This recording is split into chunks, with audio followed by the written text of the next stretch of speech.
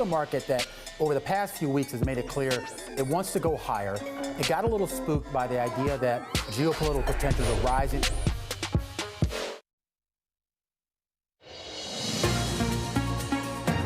This is Bloomberg Daybreak Middle East. Our top stories this morning. Rising infections across the US and Europe continue to pressure markets. President Trump appears resigned to waiting until after the election to get coronavirus stimulus package.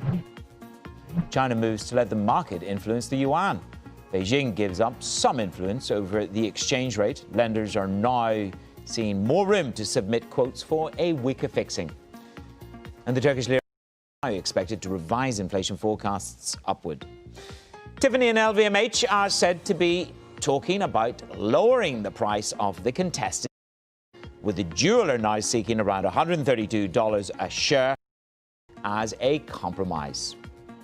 So how are Asian markets taking all the moves in the yuan, a liberalization in the currency, a ratcheting in COVID risk around the world? Annabelle Drewers is in Hong Kong. Annabelle. Thanks, Manus. Well, you said it, that ratcheting in COVID risk, also this deadlock that we're seeing on US stimulus. It is certainly feeding into sentiment here this afternoon in Asia. We have the broader MSCI Asia Pacific Index building into the afternoon session, trading around 0.1% to the downside. Japan, it is the biggest laggard for us here today, off around 1/3% right now. Hong Kong also building into its second day of declines. China, though, one of the bright spots for us. It is up around 0.8% right now. India, well, it started the day in the green, but it's now reversed those gains to trade around 0.5% to the downside. That is despite the pace of new virus infections slowing there, and research out from Bloomberg Economics saying that the recovery from the pandemic, that's in terms of the economy, could have started as early as September. And big earnings day in Japan. What have we got? That's right. Well, for want of a better word, there are a slew of earnings coming out in Japan after the market closed there today. Among them, we have Nomura, Sony, Hitachi, Asahi as well. These are just 30 minutes away. Now, there are lots of different elements to watch out for, but I'll highlight Sony in particular. Bloomberg Intelligence, it says that it could benefit again from being a stay-at-home stock. They're expecting a lift in demand for home entertainment to deliver another strong quarter in sales of game software downloads. Toyota Japan Airlines, they'll close out the week for big earnings in Japan. OK, thank you very much for the roundup there. The very latest on the markets with Annabelle Drewers there in Hong Kong. Let's turn to the equity markets here in the region. We've had a slew of bank earnings. We've had discombobulation in Egypt over CIB. But the earnings come hard and fast. Provisions top the agenda from Saudi to the UAE. The man that tracks all the numbers, it is Yap Ma, head of equity research over at Arkham Capital. He joins me now. Great to have you with me this morning, Yap. Can we start just with the broad perspective? I like the title of your paper. For MENA Bank Strategy, it's about survival of the fittest, and inherently in that, it's about who's the best provisioned to take losses and who's the worst. So can you differentiate the camps for me as a jumping off point? Who's got the buffers and who's naked with the tide out? Yeah, exactly. And we do see quite a big variance in buffers, and we're running it against standard ratios of 1% on stage 1 loans, performing loans, 12% on past due loans, and about 60% on their impaired loans.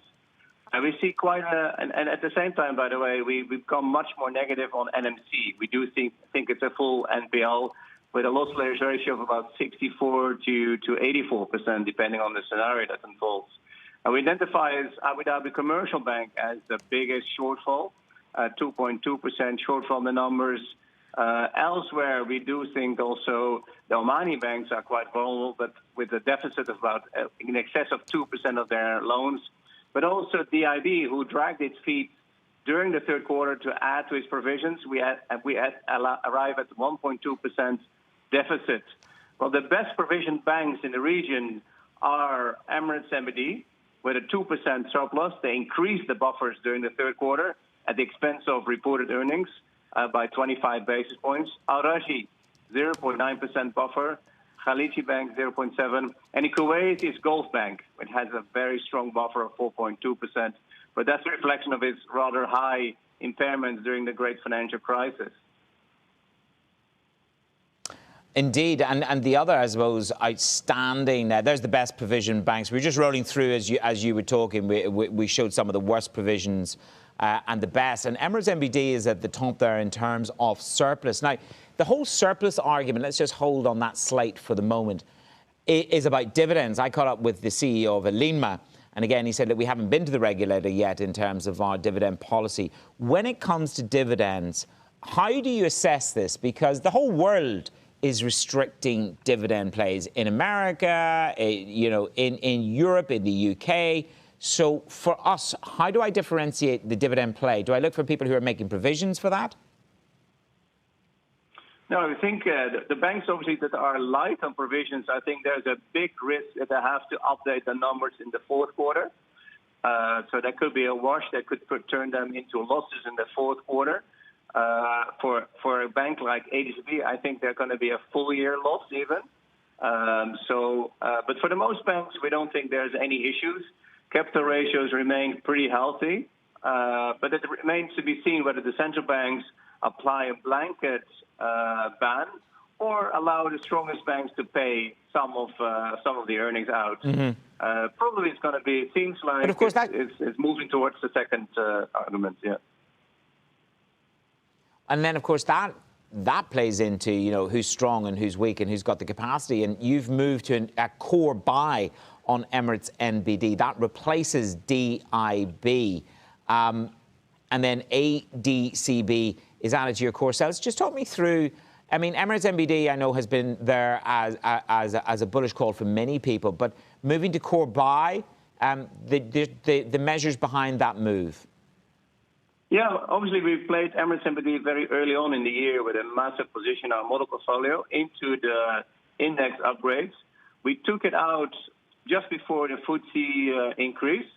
And then the third quarter results, the stock was sold off very heavily, about 10% of that, on an EPS shortfall of 6%, mainly because they added more to provisions than people expected.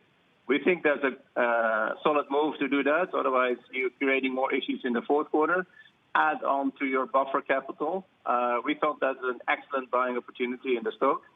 Whilst for DIB, they delayed the FOL increase to 40% and dragged their feet. They preferred to have a headline number over 1 billion dirham for the third quarter rather than address the provision in a short provision shortfall, basically. So we took it out and we swapped the two. ADCB we added because of the very large NMC exposure, 1.7% of their loans, which is turning to be a bad loan. Yep, and you were with me on the day that some of that information came to pass. A couple of other things I quickly want to get through. We've got CIB. I want to understand your narrative on CIB. You make a very clear point about the capital buffer, and you're not expecting a major financial gap to appear when the central bank tell us what's going on. Yeah. So we think there's probably going to be some provisions for some loans that were granted in the past. But the impact probably can be met with existing provisions. We think CIB is one of the most over-provisioned of banks. We didn't actually mention it before, but it's 3.5% over-provisioning. So that's probably the highest or second highest in the region. Also, their absorption capacity is just massive. I mean, operating earnings are as much as high as 50% of their loan book because loans are very low vis-a-vis the balance sheet total. And capital buffers are also extremely strong. The bank has deleveraged over the last 3-4 years dramatically, and capital ratios are about double the levels that used to be the case just 3-4 years ago. So we think the bank is extremely well positioned to handle this. So we're kind of confident with the stock. And then, yeah, can we just, I mean, the theme, obviously, I caught up with the Alinma CEO, but the other major bank that we're looking at is obviously NCB. The impairments there dropped by 43%. If I look at the conversation I had with the CFO of HSBC yesterday, if I look at, everybody's idiosyncratic, isn't it? The Americans are provisioning hugely. Here we are with NCB. The impairments are dropping by 43%. What does that signal to you? Yeah, NCB already updated its credit loss models last quarter. And our assessment is kind of flat in line where we think it's needed. So we may see a bit of a spike in the fourth quarter. But also NCB did phenomenally well on margins because of the growth in the mortgage side, as well as the balance sheet growth was just very, very strong. NCB, I think, is still attractive at these levels, by the way. A 45% price-to-book discount to Arazi, thanks to the Samba merger, which takes that ratio down. And it becomes the most efficient bank within the kingdom. Okay, Jaap Maar there on the banks, the very latest news flow coming through. Head of Equity Research at Arkham Capital. We thank you for dissecting the market for us. Much more to come right here on Daybreak Middle East. This is Bloomberg.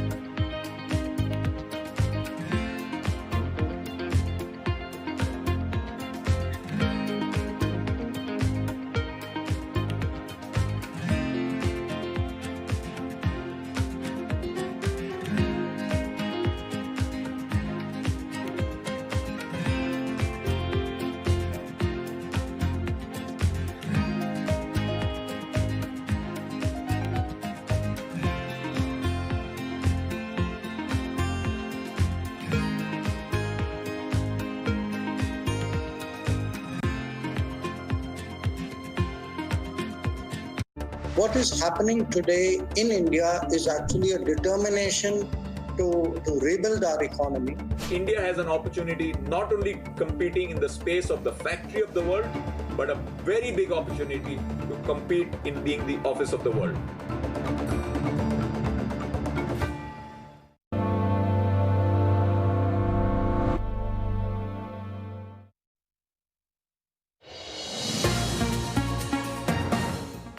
Let's dig into our regional markets now a little bit more depth. Our equities reporter resident in Dubai, Felipe Pacheco, is with me.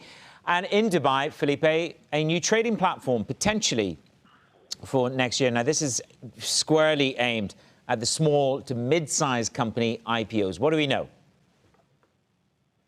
Good morning, man. As well, what we know, some details that were published yesterday by the government of Dubai, along with Nasdaq Dubai, that yes, there's this plan to launch this platform next year called Growth Platform that is basically aimed off just attracting smaller businesses to go ahead with an IPO. These companies, they have to fulfill a few criteria that are much lighter than those that you would see in the other exchanges here in the UAE, Menace. And that includes, of course, they need to be valued below $250 million. They have to have a minimum operating history of 1 year compared to 3 years for the other segment of Nasdaq Dubai. They need to offer at least 25% of the shares, and they can be based pretty much anywhere. They don't need to be here in the UAE or even in the GCC. That's an interesting approach that both the government and also the stock exchange itself are taking to smaller businesses, man. Out there that are seeking for funding, that they want to attract investors, and this, of course, could be a bridge for this connection to happen. When exactly this is going to take off, if as soon as it's available in early next year, we're going to see IPOs happening. I think that's pretty much the next question we have regarding this topic. Now, we've been through a couple of big barnstorming IPOs in Saudi Arabia, haven't we? But they're going to make some changes, and this is to do with liquidity and flow in terms of the first day of trade. Take me through them. That's correct, Menace. We had an announcement made by the Saudi exchange earlier this week. They are basically allowing the stocks on their first day of trade, the stocks just after the IPOs, the debuts, to actually climb beyond 10%, which is the current limit set for pretty much all of the shares trading in the Dow. They said that for the first 3 days of trade, the new stocks will be able to climb as much as 30%. That's a quite significant change, man. It's because if, for example, if we look at Bin Daoud, that has been the most recent trading stock in the Dow, it climbed for 10% in the first 3 days. This means that there's been a lot of interest. All of the IPOs that we are seeing in Saudi have attracted a lot of demand. We see a lot of retail activity in the kingdom happening in these recent deals. So it would be interesting to see if people that haven't been able to actually get all of their orders in an IPO, if they would be doing this right at first in the market, and we would see pops in the first day of trade, as we've seen with Bin Daoud. And for example, I'm sure you remember Aramco last year. It was a very, very successful first day of trade. And if they came to market today, well, they would be able to climb 30%. Felipe, thank you so much. Felipe Pacheco there. Very latest on markets. Mandarin Oriental is in the process of reopening its hotels across the globe, with some locations seeing business return to levels not seen in months. At the height of the pandemic, 3/4 of the properties were shut. The CEO, James Riley, says the company is now seeing good recovery in parts of the world, especially Asia. Tough second quarter. We went through a process of reopening many of our hotels in the third quarter, and I was hoping to see a period of rebuilding in the fourth quarter. But I have to be honest, particularly in Europe and the Americas, the resurgence of the pandemic is meaning that progress towards rebuilding is slow. I think in Asia, we are seeing some good progress being made, but much less so in Europe and North America. How many of your hotels are open right now and residences? They're all open bar 2, whereas at the height of the pandemic, we had 3/4 of them closed. So how are you pivoting the business? Are you preparing for a day when there will be significant business travel again, or do you imagine that it's going to be so long before that day comes that you need to do something else about your business model? Well, my focus for the group has for some time been on leisure travel, and I believe at the luxury end of the market, leisure and business leisure has been absolutely at the heart of luxury travel. So I've been seeing business travel gradually declining as a proportion of our business for some time. And I think all the pandemic's done has accelerated that trend. So as a group, I would characterize us as focusing very much on leisure. Some 60% or more of our business would be leisure, about 20-25% maybe business, and then 20% or so group. But that business segment is going to be slow to come back, and is going to come back particularly only, I think, in areas of the premium element rather than the volume of business travel. Where have governments been the most helpful? I think in Europe, there's been the greatest help, where there's been a lot of support for colleagues who've not been able to come to work because of restrictions actually requiring the closure of hotels or the significant fall in volumes of business. We've also seen significant help coming from the Hong Kong and Singapore governments and from the Japanese government. And there's obviously been some support from the US government in terms of increasing the payments that colleagues have received for a period at least. So those are the principal territories in which we've seen help from government. But in any case, in all cases, it can only go some way to make up the losses that we experience as hotel owners during a period when we're seeing occupancies into single digits. Single digits, wow, that's really incredible. Can you give us an idea of what occupancy levels are in various regions? Well, at the moment, they vary significantly, but what I can do is highlight that at the height of the pandemic, we got down to a point where we only had 200 guests globally. And as I say, we had less than 25% of our hotels open. Today, we're getting up to much better levels. So in China, we're up to normalcy, and we're seeing 80 and 90% occupancy on a fairly regular basis. In a property like our Hong Kong property, our original Mandarin here in Hong Kong, we get up over 50% occupancy at the weekends and 20 to 30% during the week. And it varies then from territory to territory between those that are still in single digits because there is very weak and soft demand, or that those properties have a higher proportion of business travel, to others that are able on a regular basis to get into the 20s and 30s. But there are very few, other than those I've named, that are higher than that, with the exception of resort properties, where particularly in the Mediterranean, our resort properties have done very well over the summer.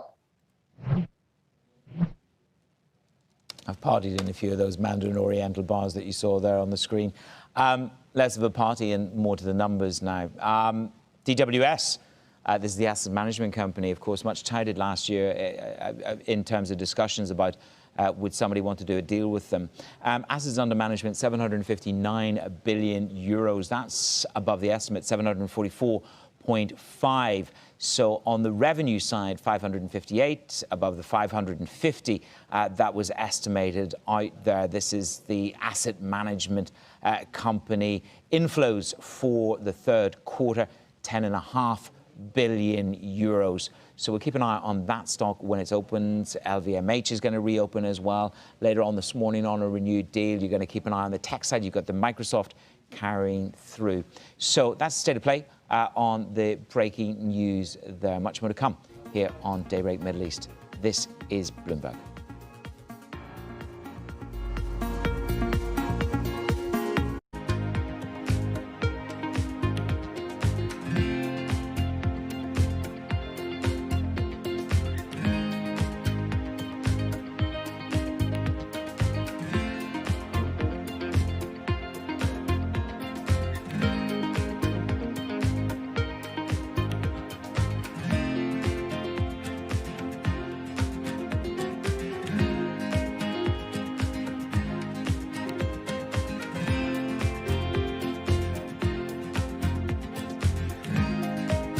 The 2020 presidential election is in the home stretch, and a handful of states will decide who occupies the Oval Office.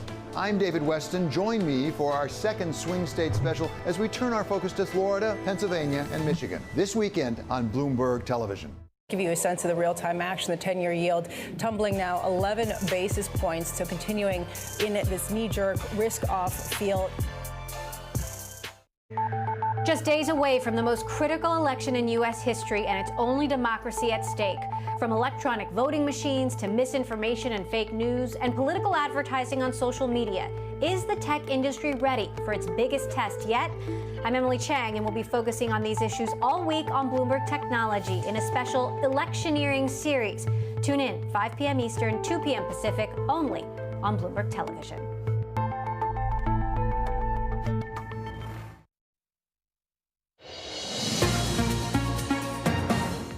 Carnage continues in the Turkish lira, with the currency weakening past 8.2 to the dollar in today's trade. It's a new slide. It adds to the longest stretch of weekly declines for the lira since 1999. We bring in the big guns, the managing editor for emerging markets, Justin Carrigan. This attack on the lira, Justin, is it because they didn't raise rates, or is it because of the political angst with Europe? Well, short answer is, Manus, it's a bit of both, but the big part of it is the disappointment, as you said, that we didn't get the rate increase that the market had been largely positioning for last week. There was a tweak, if you remember, to the rates corridor, which was a positive. The central bank lifted the rates corridor, but left the one-week repo rate unchanged. And I say everybody, apart from a couple of people that we spoke to, had expected an increase, particularly after the previous meeting had ended with an increase.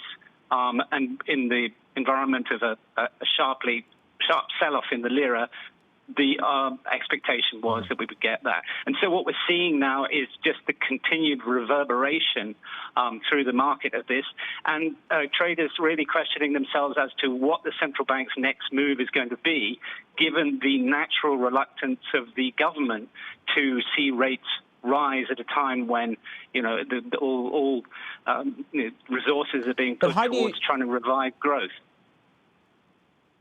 How do they stop the flow, Justin? Because the argument would be Barat al-Bayrak is basically saying, the finance minister is saying, look, we're not in the market for capital controls, and he's calling it a competitive lira depreciation, a competitive lira move. Is it? Right.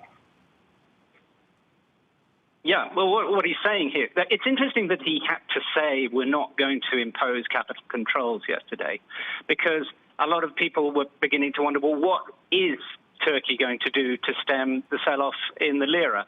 What Al-Bayrak seems to be indicating here is we'll just let it go as low as it wants to, in order to revive exports and get growth back again. But and added to which, that there aren't many other resources that Turkey can turn to, given the fact that the country's foreign reserves are largely depleted. And just very briefly, we've written some great stories on this. These moves, when they come, these outside moves when they come, Justin, typically 30-35%. Do you think there's a real risk the central bank steps in and hikes rates? That would seem to be a possibility now. But you see, here we are. We have Murat Özal, the central bank governor, in a rather difficult position, because he knows that President Erdogan doesn't want to raise rates. As I said, growth seems to be the priority. But that's what's really needed to shore up the currency, because his predecessor, that's to say Özal's predecessor, was exactly in this situation 2 years ago. Eventually had to raise rates and lost his job. Yep.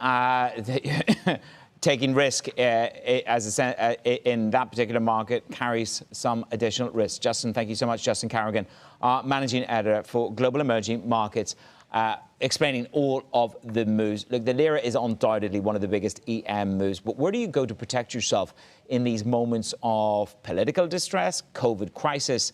Is it the Bitcoin move? You're at a 3-year high. Is that really a protective move? Is that delivering more protection? This is the equity market as it stands at the moment. You're looking at paring back just ever so slightly on its losses, 33.63, as we see a number of calls coming through from the marketplace, which I will take you through in just a moment. But undoubtedly in the US, it is about the hospitalizations and the dissipating risk of a blue sweep.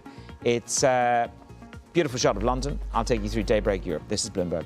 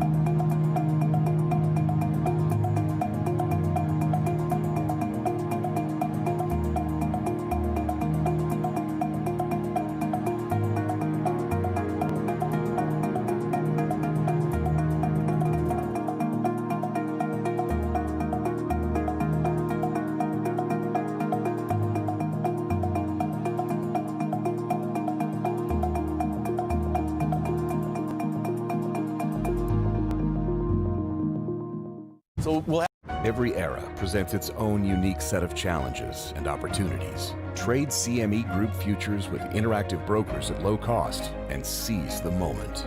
Start investing today at interactivebrokers.com.hk. It's really a reminder, isn't it, just how sensitive the markets are to any commentary about trade. We did see some pressure on the yuan, we did see some pressure on the futures. That is now being reversed.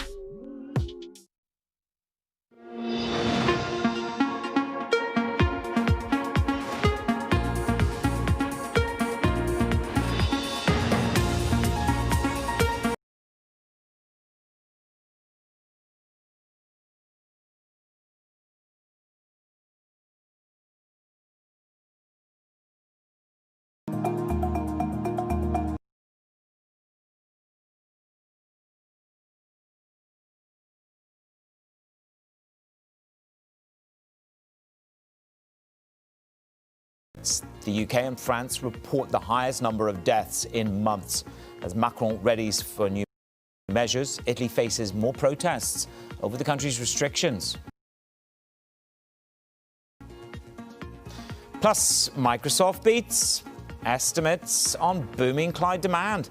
It's another big earnings day in Europe. Numbers fall from Deutsche Bank in just a moment. We speak to the CFO.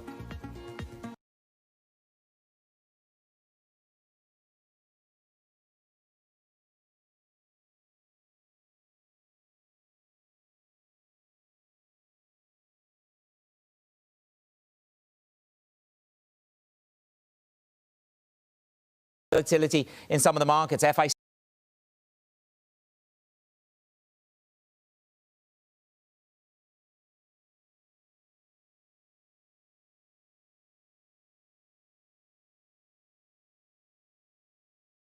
details.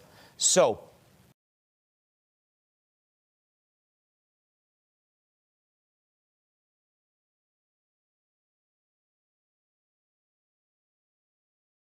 $5 billion. The net income, let me just get to the net income. They come so hard and so fast on these numbers. Let me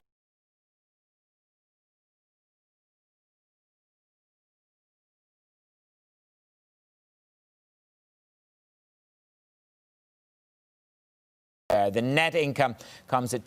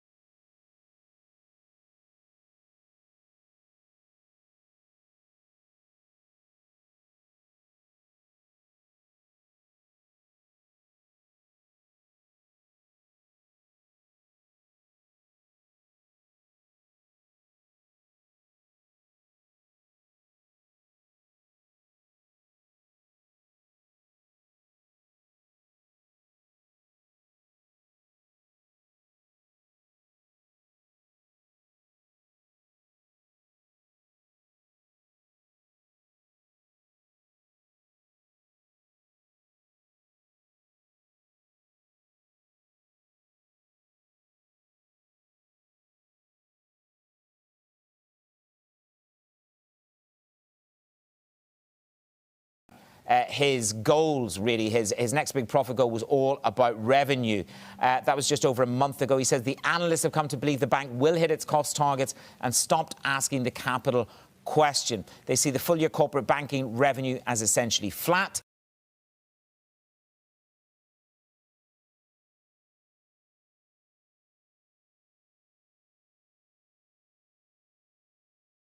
On a pre-election stimulus deal with 6 days to run. Europe's COVID resurgence accelerates. The UK and France report the highest number of deaths in months. Accelerates the measures. Italy faces more protests over the country's restrictions. And Microsoft beats booming cloud demand. In another big earnings day for Europe, Deutsche Bank's debt traders snap a losing streak. We talk to the CFO. Are you assessing the right risks? MUFG, my guest host, says fiscal isn't coming. That is not something that we need to preoccupy our minds. The changing complexion of the percentages of Biden's lead over Trump it's diminished by 30%, gone from 10% over to 7 points over. That's a 30% drop. It's not just 3 percentage points. There you go. Translating into markets, this is COVID risk in the United States of America. This is global COVID risk. This is a reassessment of bubble territory, according to Einhorn. This is perhaps a less blue sweep narrative coming to bear on the equity and the dollar trade. You've got European futures down by 1.37%. That is ground zero for COVID risk, where we are running out of options. France and Germany and Italy have to ratchet their COVID response mechanisms. What will that mean? Stocks 50 down 1.37%. Roll it up. Where do you go? Well, if you're a millennial, I am not a millennial, in case anybody has not noticed that factual statement. Would I buy Bitcoin? Does Bitcoin appeal to me as a store, as a haven? Probably not. To the Turkish lira, that is no haven for anybody. Busting moves above 8.2 as the dam breaks on defense of the currency. The yuan, the Chinese, the PBOC have removed the CCF. You can IB me if you understand the definition of CCF, the counter-cyclical smoothing factor introduced in 2007. Let's roll it on and talk about that move from the PBOC. It is yet another attempt to curb that strength in the yuan. Well, is it? That is the question. It's the second time in a month that the central bank, they've intervened in this currency rally. After it made it cheaper to short the currency on October the 10th, it advanced past 6.6. We put Chinese currency back where it was in June 2018. That's when the trade talks broke out. Here we go. Derek Halpenny is with me. Derek, counter-cyclical factor. I got it right. It's been abandoned, yes. Thank God, because now I won't have to work it out. Now I won't have to work it out. What does it mean? 2 attempts by the PBOC to weaken the currency. Do I take it seriously? Well, it is a big step. It essentially is a message to the markets of the potential increased flexibility of the currency going forward. The counter-cyclical factor was essentially that component that allowed for an adjustment outside of what would be the dollar movement variables more generally in the broader financial markets. So in that context, the removal of that is a message of greater flexibility going forward. And that could be quite significant because, like if you, like us, have a view of the US dollar weakening in 2021 and you extrapolate that broad dollar forecast into dollar CNY, to me, it certainly reinforces the prospect of dollar CNY moving lower in 2021. And if you're talking about a 5% devaluation of the US dollar, that takes you down to 640, 630 in dollar CNY terms. So the key thing is it's going to allow greater flexibility. OK, 5% drop in the dollar is going to have repercussions all the way around. Let's get to our positioning hats. I look at dollar yen sub 105, and that was a big break point for us, a 104, Sorry, we are 104, 104.20. We're kissing 104. You got yen on the move higher as my haven. Does yen outperform as a haven relative to treasuries? A lot of people decried treasuries that weren't behaving themselves. So in terms of haven, and I know that you have a view on Swiss, but if I have to choose my haven in this arena, is it yen over Swiss, over treasuries? Well, I think what COVID has done, it has dramatically changed the flows in relation to outflows from Japan to the rest of the world, which, you know, historically those outflows, the less hedged they are, the greater the impact on weakening the Japanese yen. And when I look at the cross-border flows now, for example, the life insurance sector, which people look at quite closely. On a 12-month basis, the life insurance sector in Japan have been net sellers of foreign bonds on a record scale. And, you know, that tells you that there has been this retrenchment, and the collapse in global yields has resulted in this stalling of outflows, number one. Now, I think those outflows will reemerge, and they're starting to reemerge. But of course, the cost of hedging has now come down dramatically as well. And in this world of uncertainty, which is certainly going to continue for a time yet, the appetite for hedging is going to be a lot greater, given on top of that you have the cost of doing that being much cheaper. And that to me is going to put and continue to put upward pressure on the Japanese yen. You know, I think in 2021 we should expect levels below 100 in dollar yen. And in that sense, the yen is a steady, reliable source of haven. The Swiss franc is as well, but of course, you know, they've been intervening aggressively. We're going to get the currency report from the US Treasury Department. It's been parked at the moment, but it will be released at some point after the election. And, you know, the Swiss have blown completely the last criteria in relation to being cited as a currency manipulator. So there is a high risk that it could be cited when that report comes out.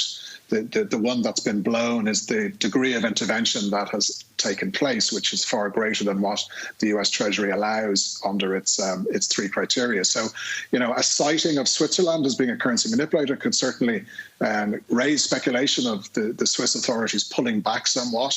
And that, of course, could put upward pressure on the Swiss franc as well. So those two currencies still remain the most reliable, and I don't think that's going to change. Derek, we got to leave it there. We didn't get to the RBA, but you can come back you can come back on again. Now that I've got you adjusted to your time zone, you're welcome back on Daybreak Europe any day. You don't want to go to those later shows, Derek.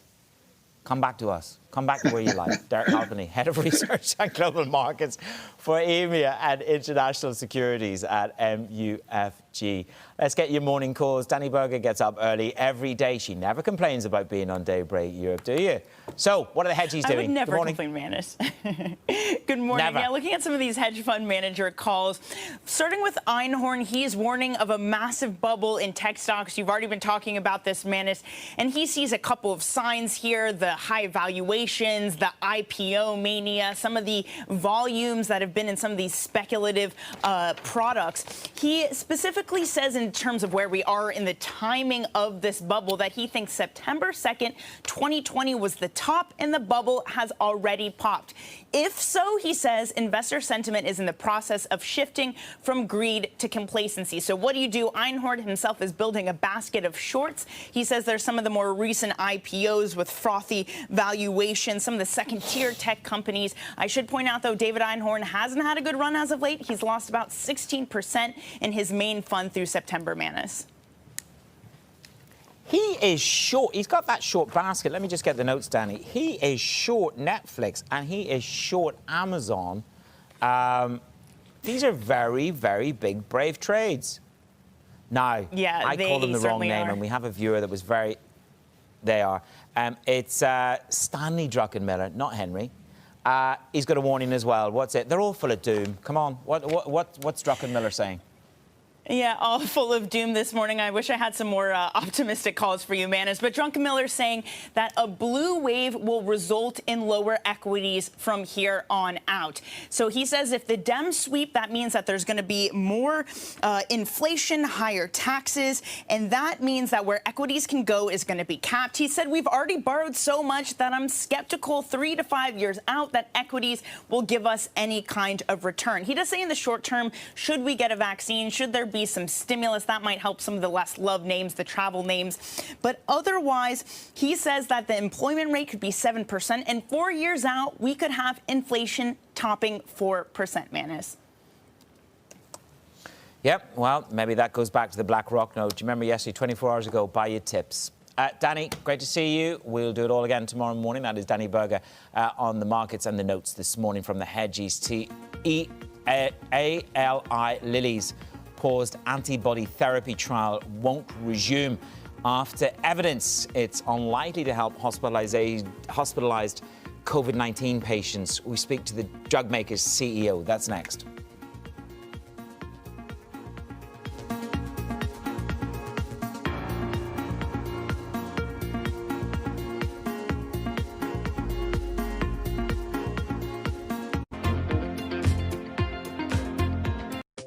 Korea became a global leader in sustainability, in part by supporting technologies that make green growth a seamless part of everyday life. The country continued this tradition with a Green New Deal designed to make Korea's post-pandemic economic recovery greener for people and businesses. Hyundai's Ioniq brand exemplifies this commitment by offering a personalized approach to clean mobility that makes it easier for drivers to live a green life. In terms of user experience, we need to think about how they use the car in their lifestyle. Ioniq users value the practicality of their life. With electric vehicles designed to fit every lifestyle, Ioniq is changing expectations of the modern car. There have been revolutionary technology advances that changed people's lives, like computers, internet, and mobile phone. I believe the next platform that will change the human's life is the car.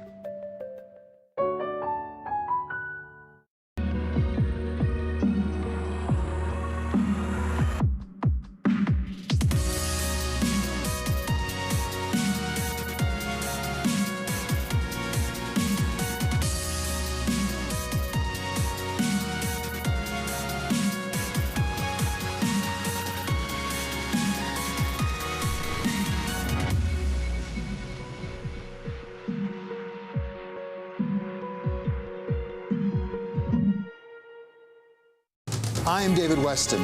Bloomberg Television is reinventing one of the most iconic brands in financial television for a new audience. Join me to see the news program for the clever investor. This is Bloomberg Wall Street Week. This is a market that over the past few weeks has made it clear it wants to go higher. It got a little spooked by the idea that geopolitical tensions are rising.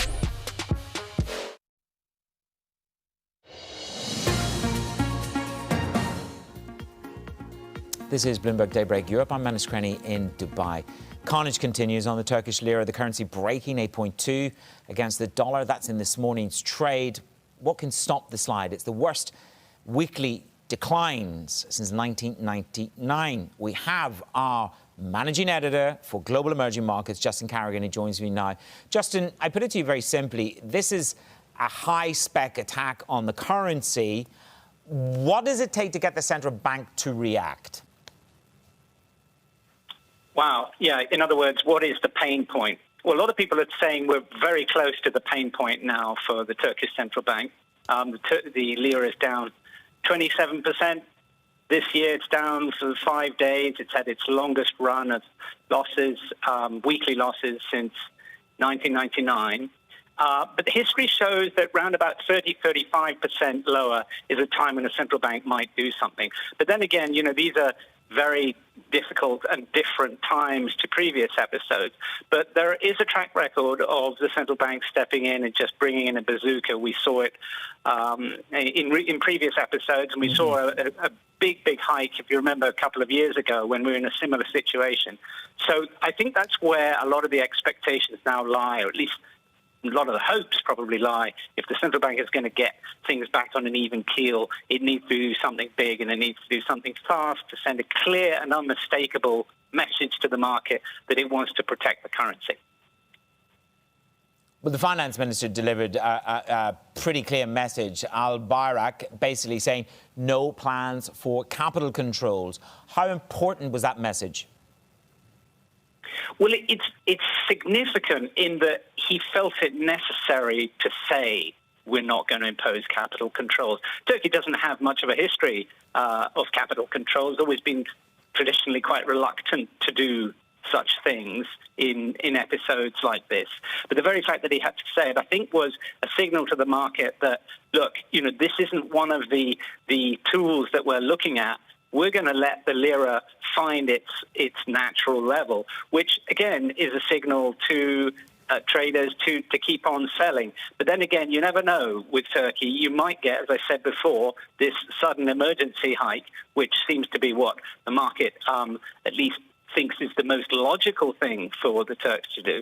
And then, of course, we're in a very different place. That would send a big shock through markets, and as I said, would probably hold up the lira for a while. But the backdrop is still, very negative. We hear about the spats with Europe, the sanctions, so the possibility of sanctions with the US, and so on and so forth. So there's a lot of other things going on that are negative for the lira.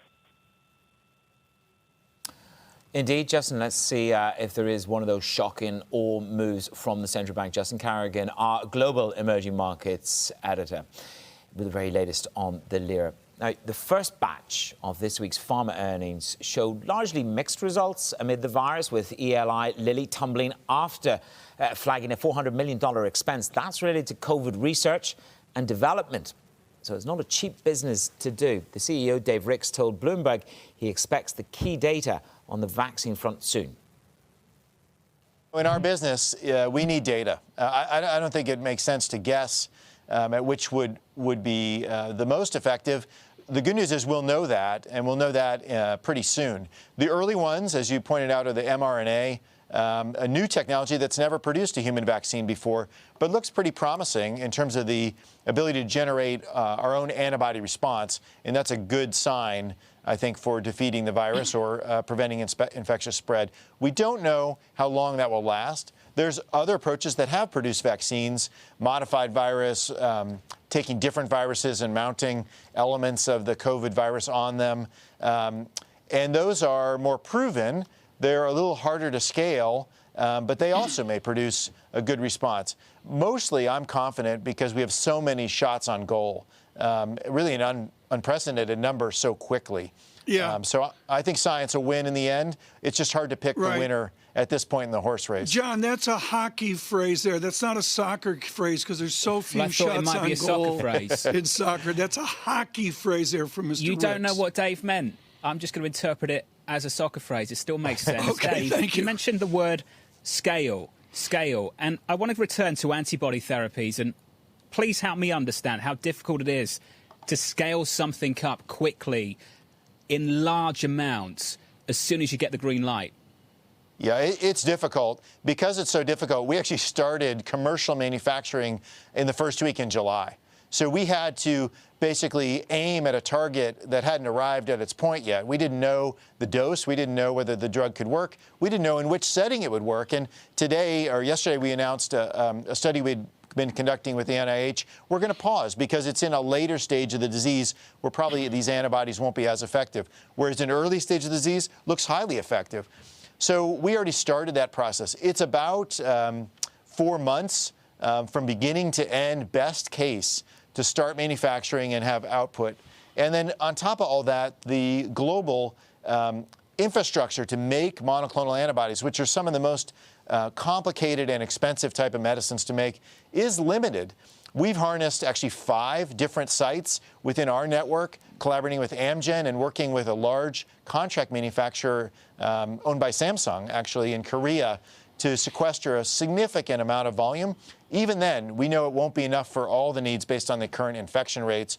So we need to work on lower doses and then concentrating these important therapies where they can make the biggest impact. For us right now, we think that's high-risk patients right as they're diagnosed. There's also a question of profitability. And your latest earnings report, which just came out, said that you expect to spend $400 million on COVID therapies, exploring what could potentially work. And there's a natural cap to whatever you can charge for these remedies because there is a public health need and benefit right now. How profitable can these therapies actually be based on the human interest here? Yeah, so today we announced earnings. It's a good point. That's why I'm on, which showed another solid quarter. We grew revenue and profit amidst this pandemic we're in. And really, I think it shows the resilience of a company like ours. As we think about pricing and access, our first priority is that patients pay nothing. We know that if there's an out-of-pocket costs, that economics will start to differentiate who gets the drug. And we think that health status should be the only factor considered. So we're working with governments to procure and sell our medicines and distribute within their markets. In terms of pricing, what we're thinking about carefully is to create a price that immediately creates value, not just for us, but for the system, meaning it saves money, direct costs very quickly. And we've demonstrated we can reduce hospitalization risk in high-risk patients between 70 and 80%. In the U.S., a hospitalization stay for COVID is about $22,000 per person. So there's ample room to share that value, assuming the drug is approved. So we're working on the exact price. It won't be as profitable as other products, certainly. We expect to have a modest return for shareholders based on our modeling today. Breaking news coming from Angela Merkel. This is additional measures coming through in Germany. There is a new level of lockdown coming through, closing bars, restaurants, not lockdown. It's additional measures, closing bars and restaurants for 1 month. So this is the very latest attempt by one of the major countries in Europe to try and regrasp control over that. As I said, European equities have been under pressure this morning, demonstrably underperforming their US counterparts, down by 1.5% on the Euro Stoxx 50, relative to a 0.5 percentage point drop for the American equities, as you can see there. So 3 times the impact on the equity market here, as I say, in response to that. What comes next from Spain and Italy will be closely watched. Coming up on the show, we're live to Frankfurt. We've given you the numbers from Deutsche Bank. Well, what do they mean? They beat on the headlines. They swing to profit. We discuss the numbers. This is Bloomberg.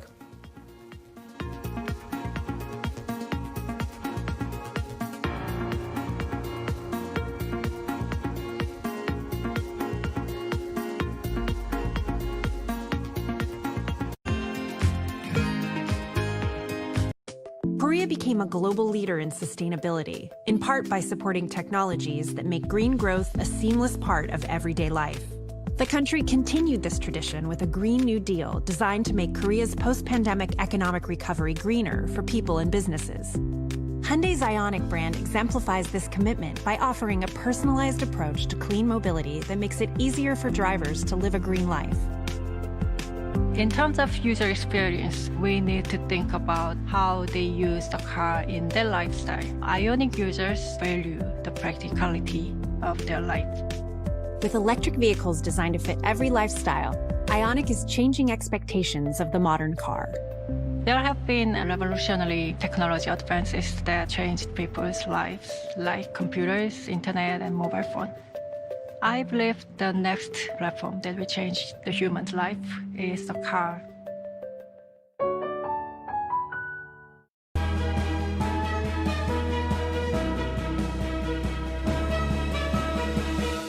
Give you a sense of the real-time action. The 10-year yield tumbling now 11 basis points, so continuing in this knee-jerk risk-off feel.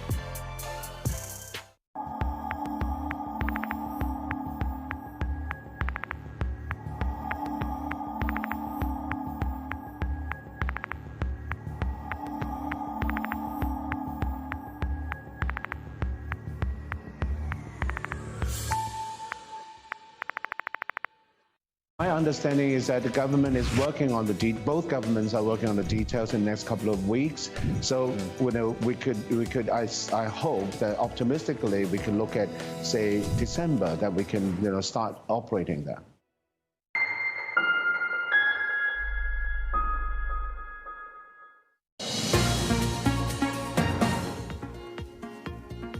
It's Daybreak Europe. I'm Manus Crony in Dubai. Deutsche Bank has hit the tape. They've delivered their numbers.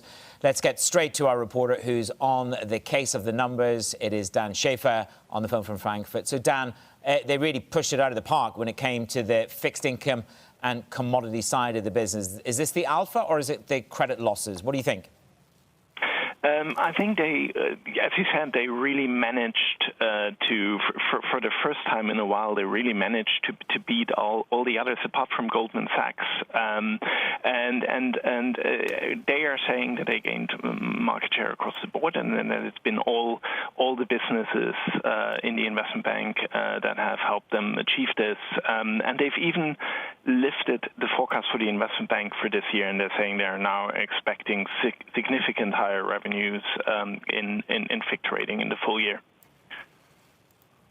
If the stock re-rates sufficiently, it could make a suitable bride for UBS, couldn't it? Dan, good luck. We look forward to do the interview, Dan. Well done. He caught up with the CFO. We will have that interview for you very shortly. He is our bureau chief, of course, in Germany. So James von Molk will indeed join the Bloomberg team. You'll hear that interview very, very shortly. Just to recap in terms of where we are on risk, we've had Derek Halpenny with me this morning talking about the propensity for a 5% drawdown on the dollar. Dollar-yen will go below 100. The Swiss face the risk of being currency manipulator tagged after this election. With that in mind, markets are repricing risk. They're repricing the blue sweep. There is one red headline. It affects everybody at home in Europe. It is in Germany to close bars, restaurants, etc. for 1 month. This is Europe potentially running out of options on how to get ahead of the virus crisis. Anne-Marie Horden and Jonathan Farrow take you through the European market open. This is Bloomberg.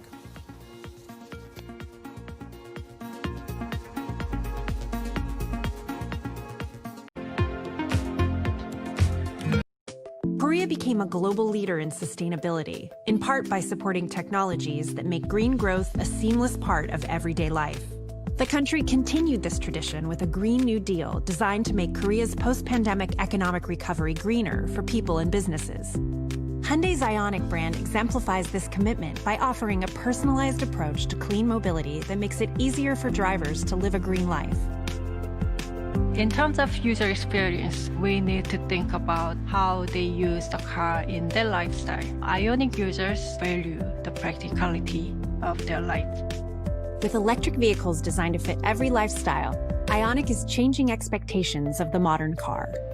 There have been revolutionary technology advances that changed people's lives, like computers, internet, and mobile phone.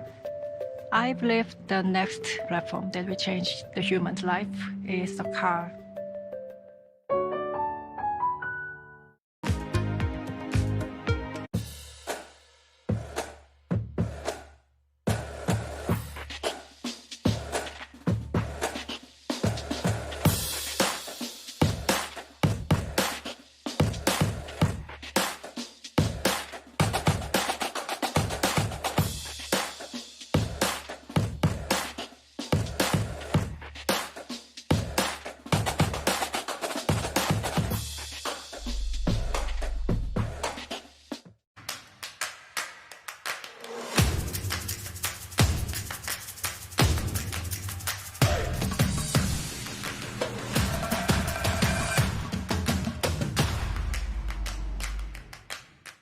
Well, it's really a reminder, isn't it, just how sensitive the markets are to any commentary about trade. We did see some pressure on the yuan, we did see some pressure on the futures. That is now being reversed.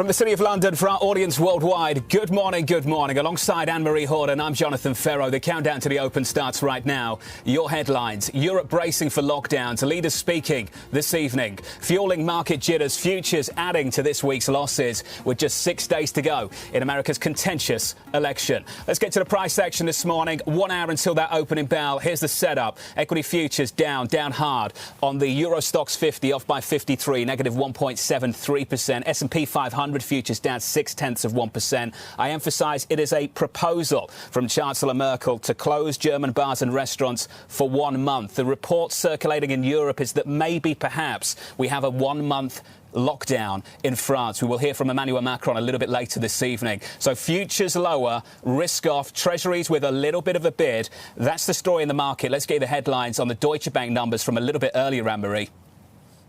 Yes, certainly. They absolutely crushed expectations, Jonathan. When you look at the debt trading, it jumped 49%. The only other 47, excuse me. The only other Wall Street bank that did better was 49% at Goldman Sachs, and that really helped them offset those bad loans provisions. The thing is the bank crawling back market share, or is this just really a one-off, Sean? Let's get to the CFO himself, James van Molk of Deutsche Bank. This is what he had to say in our interview. We continue to trade well despite some of the headwinds in the environment. Of course, two of our businesses, the private bank and the corporate bank, are fighting through the interest rate headwinds, but they're doing quite well in executing on their strategies and offsetting that headwind. Of course, there are uncertainties, as you say, in the macroeconomic environment, and that is something that we factor in as we manage our businesses, as we manage our risks, importantly. But we remain quite confident in our outlook and the way we're managing through this pandemic. And importantly, as we've talked about consistently, it's supporting clients, supporting the economy, as we all navigate a very, very unexpected, unusual environment. Okay. As you said, you're managing the risks. How hard would Deutsche Bank be hit if there would be another wave of lockdowns across Europe and elsewhere? Well, look, we've built in some conservatism into our numbers. We've taken an overlay, as we call it, an adjustment, more conservative in our provisions, and we think that prepares us well for the uncertainties that lie ahead. We're not seeing a deterioration in the portfolio beyond what we expected in this environment. And while we're all, of course, subject to the direction of the economy and potential impact of more sort of distancing and protection measures in the economy, we think the second quarter experiences showed us that the households and corporates are relatively resilient, and governments are in a position to support the economy through this period of uncertainty. Okay. You, throughout the year, you continue to say that you expect a pre-tax profit in the full year, which most analysts for a long time didn't believe the bank. Now you're at 846 million in the first 9 months in terms of pre-tax profit. So the question now is, how big is the pre-tax profit going to be? Will it exceed 1 billion? Well, look, we're continuing to work through our restructuring. So this quarter, we had pre-tax profits of almost 500 million, and that was burdened by about 350 million of restructuring and severance charges and what we call transformation charges, as well as a burden from the CRU, the Capital Release Unit, wind down. Obviously, we expect that to continue into the fourth quarter as we continue to execute with discipline on this transformation of the company. But of course, 850 million of pre-tax profit over the first 9 months puts us in a good position to deliver on our objective of being profitable in the pre-tax line for this year. FIC revenue at Deutsche Bank has risen by 47% in the third quarter. Has this good momentum continued in the fourth quarter as well? Look, we're continuing to see client engagement in the business as the environment, as we always expected, normalizes a little bit. But obviously there's still uncertainty in the outlook. There's still events ahead of us, whether it's the US election or Brexit, that causes there to be some volatility in the market and still events. We've done very well, as you say, 47% year on year. And that's been quite consistent over the last 4 quarters. We're up in our FIC business in high double digits. We've basically doubled rates revenues now for 4 quarters in a row. And so for us, the sustainability of these revenues is a key factor, and we think a significant amount of it will stick. The Deutsche Bank CFO, James Van Molke, there following earnings. The stock doing quite nicely this morning, up by around about 3%, expected to gain through the market open in about 55 minutes' time. The price action really not good this Wednesday morning. Following 2 days of losses in Europe, we add to that this morning. Equity futures are lower as we approach that opening bell. The story out of Europe not encouraging. Chancellor Merkel proposing to shut bars and restaurants for up to a month. Emmanuel Macron speaks a little bit later this evening. He is exploring, reportedly, a 1-month lockdown. Joining us now is Bloomberg's Maria Tadeo in Brussels. Maria, this is accelerating quickly. Can you walk us through what's being proposed, what's being considered, and what's being decided? Yeah, look, and it's moving very fast. And a lot of this, you could argue, is a reaction to the numbers that we had yesterday, both in terms of cases and deaths, which were high in France, I would say. When you look at Emmanuel Macron today speaking at 8 p.m., there has been a lot of speculation as to what measures we could see tonight. Now, these are all measures that are being speculated. I just really want to stress that it's not official, and we'll have to wait for him to speak tonight. But the idea is that the French government would now be inclined to go for a 4-week lockdown that would start on Friday to tame that rate of infection. They have been concerned about the numbers that we have been seeing over the past few days and have decided to go for that option. It's a complete shift. It's a real U-turn from everything that we had heard until now. Remember, the idea was that this was all about testing, that this was all about tracing and tracking. It wasn't about locking people in their houses. But of course, that's now changing. And Emmanuel Macron would be inclined, according to reports not official yet, to take what is a very, very draconian measure. When you look at the situation in Germany, we understand that Angela Merkel today will say she favors shutting down hospitality for 4 weeks. That would start in November. But I also want to stress that this has not been agreed with the German regions. Germany is a very decentralized country. But again, it's this idea that Merkel has become concerned about the rate of infection over the past few days. The idea that we're picking and reaching numbers that were modeled only to take place and happen later on in the winter. So she is now inclined to take on draconian measures right now to avoid more infections heading into the flu season. Maria, good morning. Switzerland yesterday also saying that a national lockdown has to be added back on the table. Their intensive care units are really struggling over the next few days. How receptive are Europeans around the continent to all these new measures? Well, Anne-Marie, to me, really, this is the question at this point, and we talked about this. The measures in March only worked because people respected them, and there was a good reason for it. No one was ready for coronavirus. It was completely unexpected, but the social context has changed now. For weeks, and I really want to stress this, politicians, governments repeated this was about testing. Europe was ready for the second wave. Hospitals were in a good shape. Clearly, the picture is very different. You know, if you look at countries like Italy, we have seen 3 days of protests. We hadn't seen this at any point during the pandemic. This is problematic for governments because, again, the measures only work if people respect them. You need to keep them on your side. The problem is that when you whiplash them pretty much every week, then that translates into that anger. And you also have to factor here that this is really having an impact on unemployment numbers. We are seeing that pretty much on a monthly basis, and it's having an impact on your personal finances. So clearly that anger is boiling, and those measures are not helping. Maria, I want to touch the market action of this morning. As we approach the opening bell in Europe, we roll over once again. CAC 40 futures off by 1.7%. This following a really tough session yesterday. The DAX hammered on Monday. SAP a big part of that. Rolling over on Tuesday again. Wednesday this morning, down 210. We shave more weight off the equity benchmark in Frankfurt, Germany, down by 1.73%. Maria, a couple of months ago, the happy talk around Europe was palpable. We were talking about a fiscal agreement. Whatever happened to that package in Europe? Where is it? Why hasn't it been ratified? Well, it's late and it's becoming problematic. And you do hear from the European Commission that Europe could be headed into a double-dip recession. That is now a real risk. And the recovery fund needs to be ready by 2021. But it's not clear that we are going to get that. There is pressure building on governments and the European Parliament to get to a deal. But I would stress this is problematic. Countries like Spain and Italy are clinging on to something that may not be operational by the start of 2021. That was the whole idea. I would also point to the fact that the forecasts that we have seen right now from the European officials and the European Commission probably don't mean a lot now. If you head into a lockdown, if you head into very restrictive measures, this could be headed into a much bigger recession than we had anticipated, and the money is not ready to be distributed at this point. So again, this is something that I would keep very much in mind going forward. Maria Tadeo in Brussels, thank you so much for that update. We'll have more throughout the morning from Maria. Now let's get the Bloomberg First Word News with Laura Wright. Laura, good morning. Good morning, Anne-Marie. China's economic recovery is showing mixed signals. While remaining broadly steady in October, small businesses are becoming more cautious, with the property market also weakening. As the world's largest exporter, China is exposed to a worsening outlook in the rest of the world. The domestic economy generally remains robust, with car sales soaring. The US has seen a surge in early voting. With nearly a week left to go until Election Day, over 70 million votes have already been cast. That's over half the total number from the 2016 election. States have been expanding mail-in ballots or absentee voting in response to the pandemic. Britain's young and minority workers are more likely to lose their jobs after being furloughed. That's according to a survey by YouGov for the Resolution Foundation.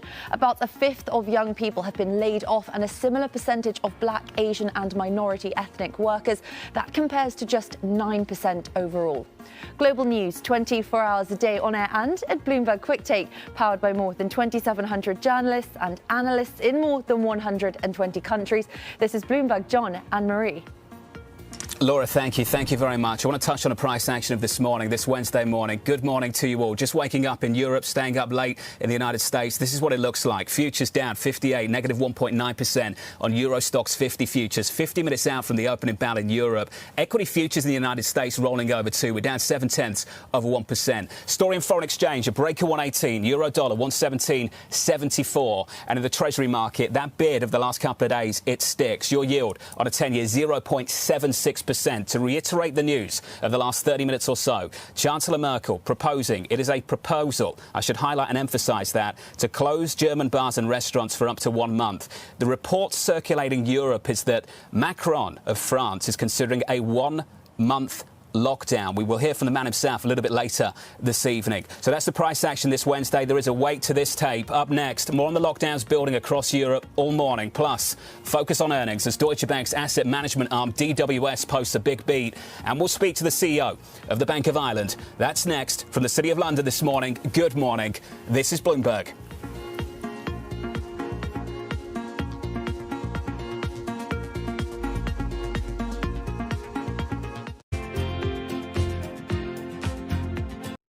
Korea became a global leader in sustainability, in part by supporting technologies that make green growth a seamless part of everyday life.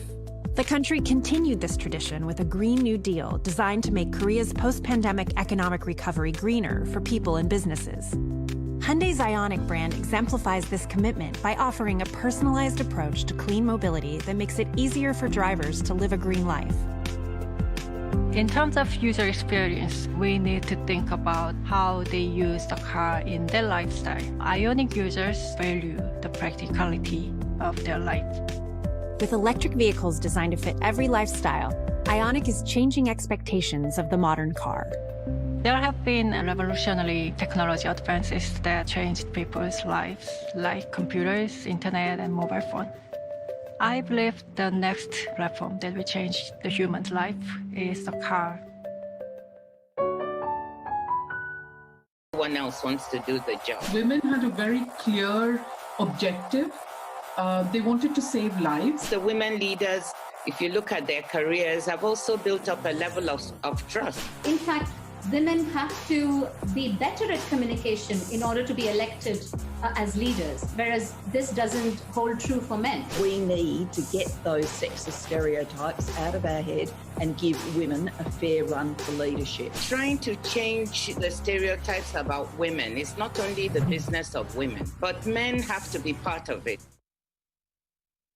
Everybody knows the COVID epidemic is certainly a major thing in the whole world, also certainly in China. And so this has served as an accelerator for our business.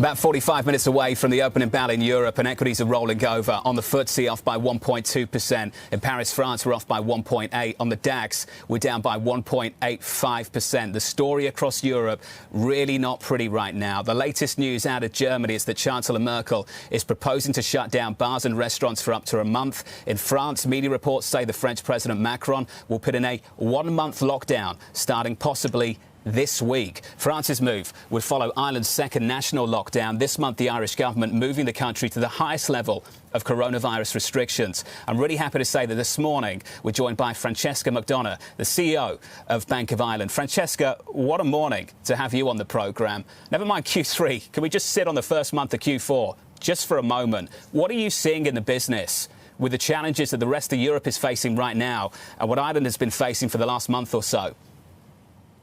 Sure. Well, it is a mixed bag. There's some good signs, but there's also a lot of uncertainty and some negativity. Ireland is 2 weeks into a 6-week increase in restrictions. So it's not a full lockdown. Non-essential retail is closed and people are staying within a close perimeter of their home. But schools are open, construction and manufacturing are open, and banking as an essential service is obviously helping our customers during a period of uncertainty. We've seen consumer optimism be at an all-time low, which is not surprising. And that's because of the uncertainty both of increased restrictions in Ireland, but also, of course, the uncertainty of Brexit. On the other hand, we've seen GDP data come out stronger than many people were expecting. And that, I think, reflects the sort of international nature of the Irish economy. And also, we're seeing that house prices and the housing market, which is a really important part of Ireland's GDP, being surprisingly resilient. We're the largest lender to the Irish economy. We lend to about 40%. We have relationships with about 40% of businesses and households. And that gives us really good insights. There was some optimism, I think, as we came out of summer. Now there's a lot of uncertainty, but the economy so far is showing a high level of resilience. Francesca, what we've seen in the UK is some banks in England tightening lending standards. We heard from the ECB yesterday that they're seeing a similar theme across the continent.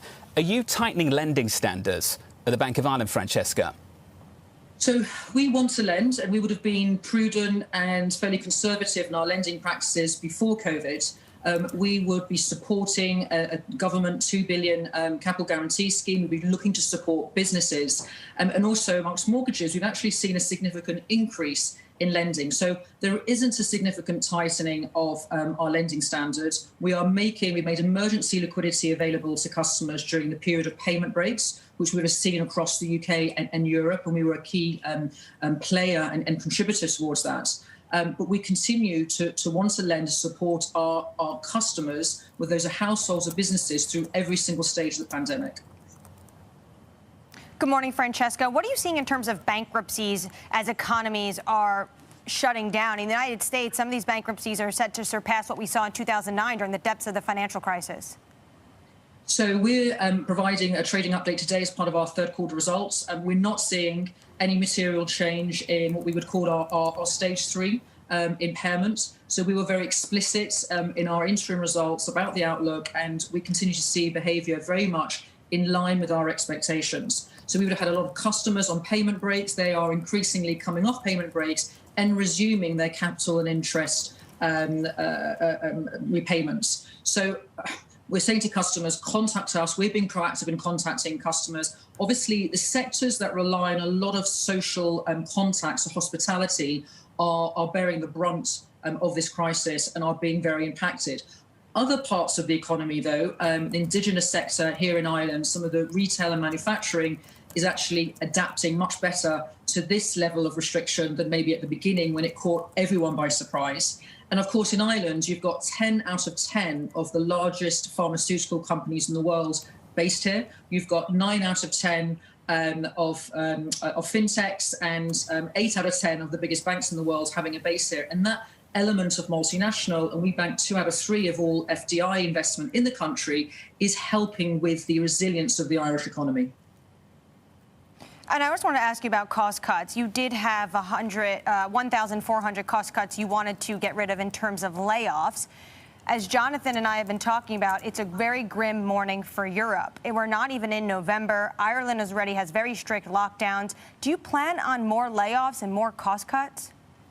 So what we're reporting today is a successful implementation of a voluntary redundancy scheme. So we would have seen an acceptance level amongst colleagues, and it was voluntary, and there were enhanced terms that will help us reduce our staff costs by 14% over the next couple of years. So that's, I think, a really fair proposition to our colleagues, but also of value to our shareholders. The payback on that redundancy program has been very good. This is independent of COVID. There'll be fewer people working in banking in the future than in the past because of automation, digitization, and changes in the way customers choose to engage with banks. And that COVID has arguably accelerated some of that shift to digital, but this isn't COVID-related redundancies, and they have been voluntary. And we've been on a multi-year trajectory of improving our efficiency. So we would have taken about 10% of our cost base out in the last 2.5 years, and that will continue. And we stay focused on that strategic objective independently of COVID. Francesca, thank you for your time this morning. We appreciate it here at Bloomberg. Francesca McDonagh there, the CEO of Bank of Ireland. I want to turn to the price action quickly and reiterate the breaking news of the last 60 minutes or so. 40 minutes away from the opening bell in the City of London, we roll over. Futures negative on Euro Stoxx 50 futures, down by almost 2 percentage points. The S&P 500 not immune, though we do have some relative outperformance. S&P 500 futures down around about 0.8%. The news this morning, Chancellor Merkel proposing to shut down bars and restaurants for up to a month. The reports this morning that Macron of France is exploring a 1-month lockdown. We will hear from him later this evening. That is weighing on this market. It is pushing just a little bit of risk aversion worldwide. In the bond market, 10-year yields unchanged at 0.76%, almost down a basis point. And in foreign exchange, there's the break in the euro, a 117 handle, down 0.2% at 117.73. That's the price action this Wednesday morning. Here's the Bloomberg Business Flash with Laura Wright. Thanks, John. LVMH and Tiffany are in discussions to cut the price of their contested takeover deal. Sources tell Bloomberg Tiffany is looking for around $132 a share, down from the original price of $135. Tiffany will also likely want a guarantee that LVMH won't back out again. The luxury giant pulled out from the deal in September due to a request from the French government. Aston Martin is forging closer ties with Daimler to survive a downturn in the auto industry. Mercedes-Benz will help the British carmaker bring hybrid and electric vehicles to the market. In return, it will become a major shareholder without spending cash. Aston Martin is also raising a total of about £1.3 billion through bond and stock offerings. Credit Suisse is starting a new advisory group to focus on mega deals. According to a memo seen by Bloomberg, the effort will focus on high-priority banking clients to grow revenue and market share. The bank plans to hire outside bankers as well as transfer some internally. That's your Bloomberg Business Flash. John and Marie. Laura, thank you. Thank you very much. Coming up on this programme, we'll wrap up earnings from this morning, including Deutsche Bank beating estimates. That conversation around the corner with equity futures lower this Wednesday morning. Good morning. You're watching Bloomberg TV.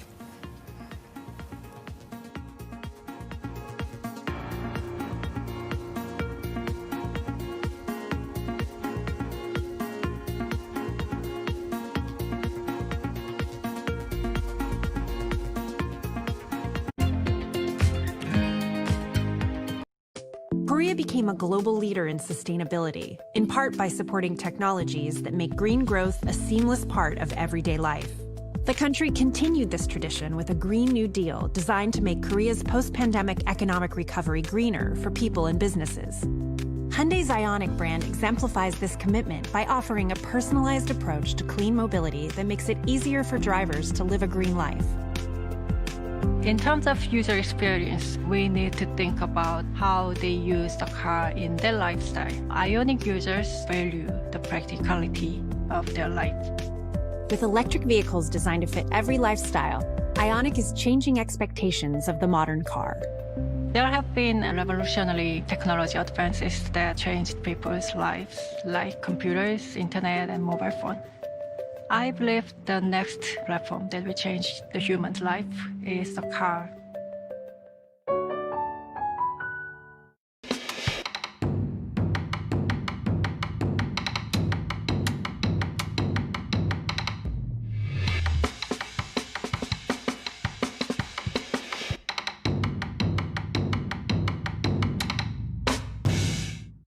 What is happening today in India is actually a determination to rebuild our economy. India has an opportunity not only competing in the space of the factory of the world, but a very big opportunity to compete in being the office of the world. The 2020 presidential election is in the home stretch, and a handful of states will decide who occupies the Oval Office. I'm David Weston. Join me for our second Swing State special as we turn our focus to Florida, Pennsylvania, and Michigan this weekend on Bloomberg Television.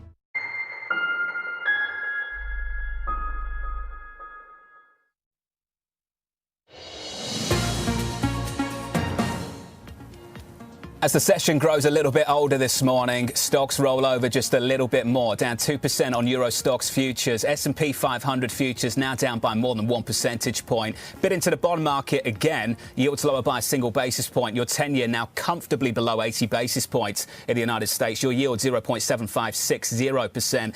The epicenter of the concern, it is not about US politics and stimulus. It's about restrictions and potential lockdowns across Europe. A euro that breaks 118 in the last couple of days. 117.72 euro dollar, down 0.2%. That's the headline price action with your movers with about 35 minutes until the opening bell. Here's Danny Berger. Hey, Danny. Hey, John, the earnings continue unrelented in Europe. Deutsche Bank, the headline really here is them absolutely demolishing expectations when it comes to their debt trading. Revenue jumped 47% in the segment. If you want to find a Wall Street lender who had something even close to that, the only bank that beat them was Goldman Sachs. Otherwise, it's almost double of what their U.S. peers saw in terms of debt trading. That helped them beat expectations all around, posting a profit of 182 million euros. Analysts had expected a loss. We also spoke with Deutsche Bank CFO James von Moltke. He was upbeat on the state of the economy. Take a listen. We think the second quarter experiences showed us that that the households and corporates are relatively resilient, and governments are in a position to support the economy through this period of uncertainty. So you have that optimistic outlook. You have earnings numbers which were strong. So now the question remains, after the biggest restructuring for Deutsche Bank in 2 decades, are they finally taking back market share, or was this just a one-off? Danny, what about Deutsche Bank's DWS? Raking in fresh new client cash. What's behind the moves? Yeah, good news for Deutsche Bank on all fronts. So client cash coming in about 10.6 billion euros of new client money, 10.5 rather. The estimate was for 3.32 billion euros. So that's also nearly double the inflows they had at this point last year. Really, it is all about passive strategies for DWS. About 60% of the flows were due to index tracking strategies. And that really sets DWS up as easily the second biggest ETF platform in all of Europe. And if I can plug a little bit, we're going to dive into some of those numbers and what it means for the greater ETF market later today on ETF IQ. Look forward to that, Danny. Thank you. Danny Berger there. Coming up, 30 minutes away from the opening bell. Futures lower. This is Bloomberg.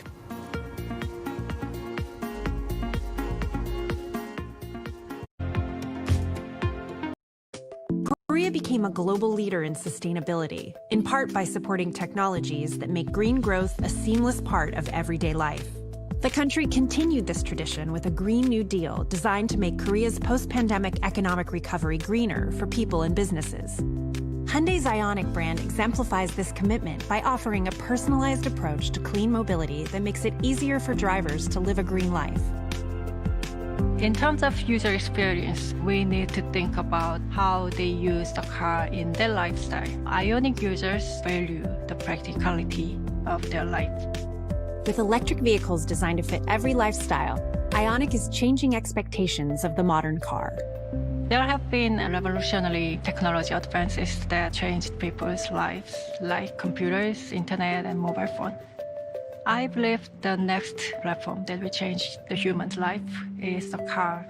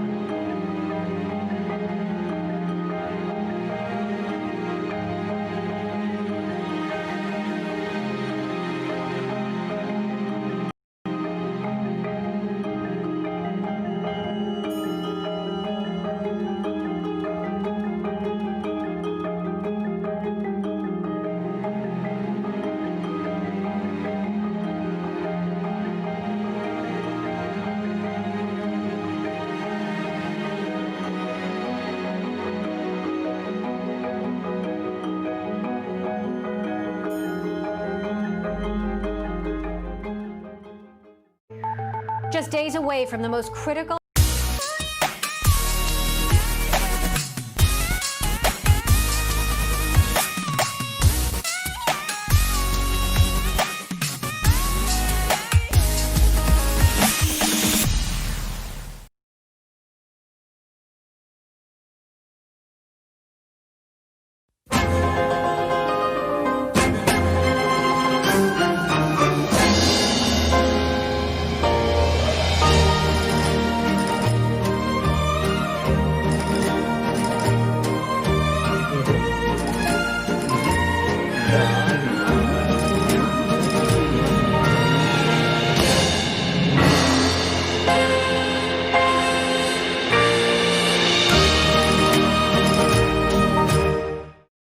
Europe.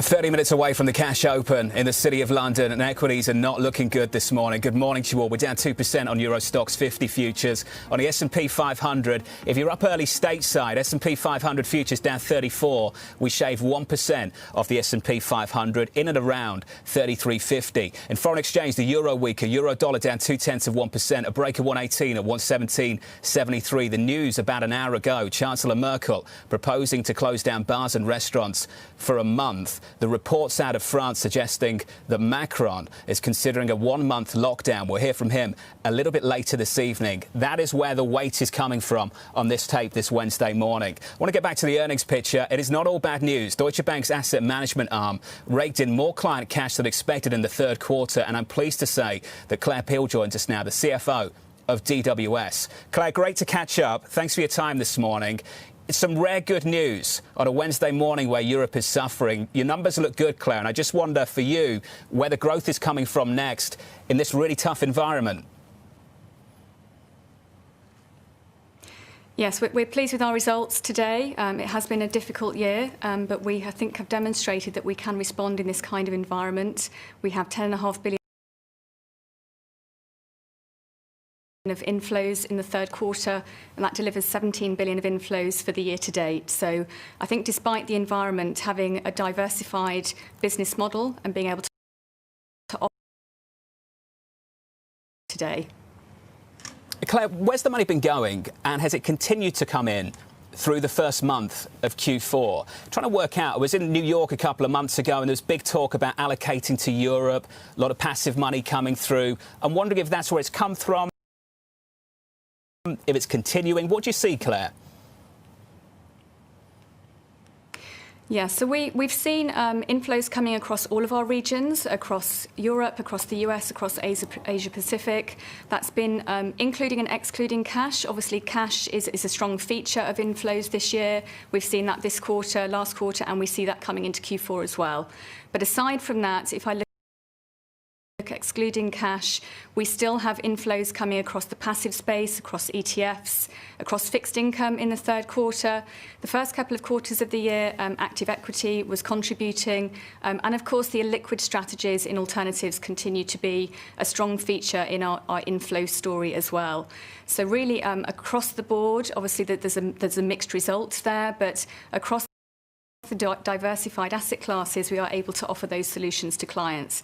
And I should say that ESG, of course, is a strong thematic there. So a third of our inflows across in other asset classes as well.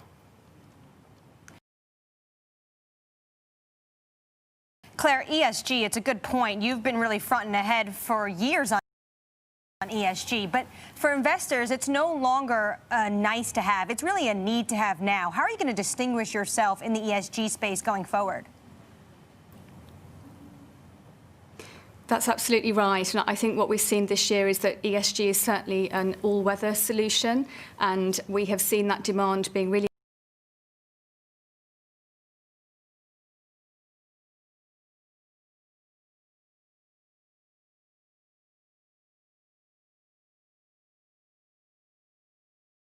And if I look purely at the new product launches that we offer ESG equivalents for, then again, a third of those inflows from those product launches is coming from ESG thematics. We have just put in place a group sustainability office and a group sustainability officer.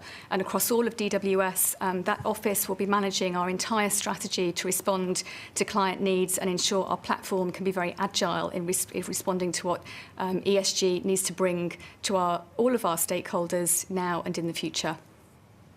Claire, you also mentioned your ETF platform. You're the second biggest in Europe. The only other biggest one is BlackRock, but there's a lot of space between you two. Could you ever start to compete with them in terms of biggest in Europe? And can you do that organically, or are you going to have to go out there and buy another company for that? Yes, so we're number 2 in the ETF space in Europe. That's in terms of our size of AUM. But I think importantly as well in terms of inflows this year. So if we look at who is collecting new money from inflows in the ETF space in Europe, we're second there as well. And I think that demonstrates the organic ability to grow, obviously to some degree. We've had 13 billion of inflows across 2 quarters in the ETF space. That's global. But I think having a really broad product suite, being able to respond to the product trends, enables you to grow organically to some degree. Certainly, there's a big space between those spots, but we're quite comfortable with the way that we're developing in the ESG space the ETF space in Europe. Claire, are you actively looking for a dance partner at this point, at a time where there's some serious consolidation in your industry? We always have an eye to what's going on, of course. We're always scanning the environment on the M&A space and what could be the right partner for us. And we think of that through the lens of distribution channels, through product channels, through platform channels. But I think as we've demonstrated this year, we've had to make sure that we are fit and healthy, that we're meeting our near-term targets, and we are meeting those targets a year ahead of schedule, that we're efficient and that we're resilient. That's been our focus this year, but we are indeed keeping a very close eye on what inorganic opportunities could look like in the future, and we will be turning our eye to growth and to transformation and the next phase of our evolution at DWS. Claire, I imagine that public relations is very, very happy with that answer. I know you can't see me, but I am sitting here smiling. I'll follow up on the parent company, Deutsche Bank, or at least the majority owner. Are they supportive of you finding a dance partner? Have you had that conversation with them, Claire? Well, I think our majority shareholder has been vocal as well in saying that they are, very supportive of DWS finding the best way to develop shareholder value, the best way to grow. I think they've been quite vocal in that regard as well. But we won't move into M&A for the sake of M&A. We will look at acquisitions or partnerships that are right for us, that can develop our shareholder value, that don't cause disruption, but really can help us on that journey forwards. I think there's an alignment. I didn't expect deal talks to be announced on this programme anyway. Claire, I do appreciate your answer, though. Claire, thanks for catching up. Appreciate your time this morning. Solid results. The CFO there of DWS. Thank you. 23 minutes away from the opening bell. We shape up as follows this morning. Markets lower as Europe's virus outbreak intensifies. The region's leaders responding. Germany's Chancellor Merkel proposing closing restaurants and bars for a month. In France, Emmanuel Macron announcing new lockdown measures perhaps as soon as this evening. Mark Cudmore, MLive Managing Editor, joins us right now. Mark, your take on things in Europe and why this isn't bleeding more heavily through the rest of the world into the United States and US markets? I think it will bleed into other markets pretty soon. I think what's happening in Europe is currently the epicenter of the next wave of the virus. But you can see the global numbers are rising. Trends show that we're seeing, the 7-day, 14-day, 21-day trends in the global numbers are rising very rapidly. We expect to break 500,000 a day later on this week. And I think it's becoming a problem in more countries. 7 countries saw record fatalities overnight.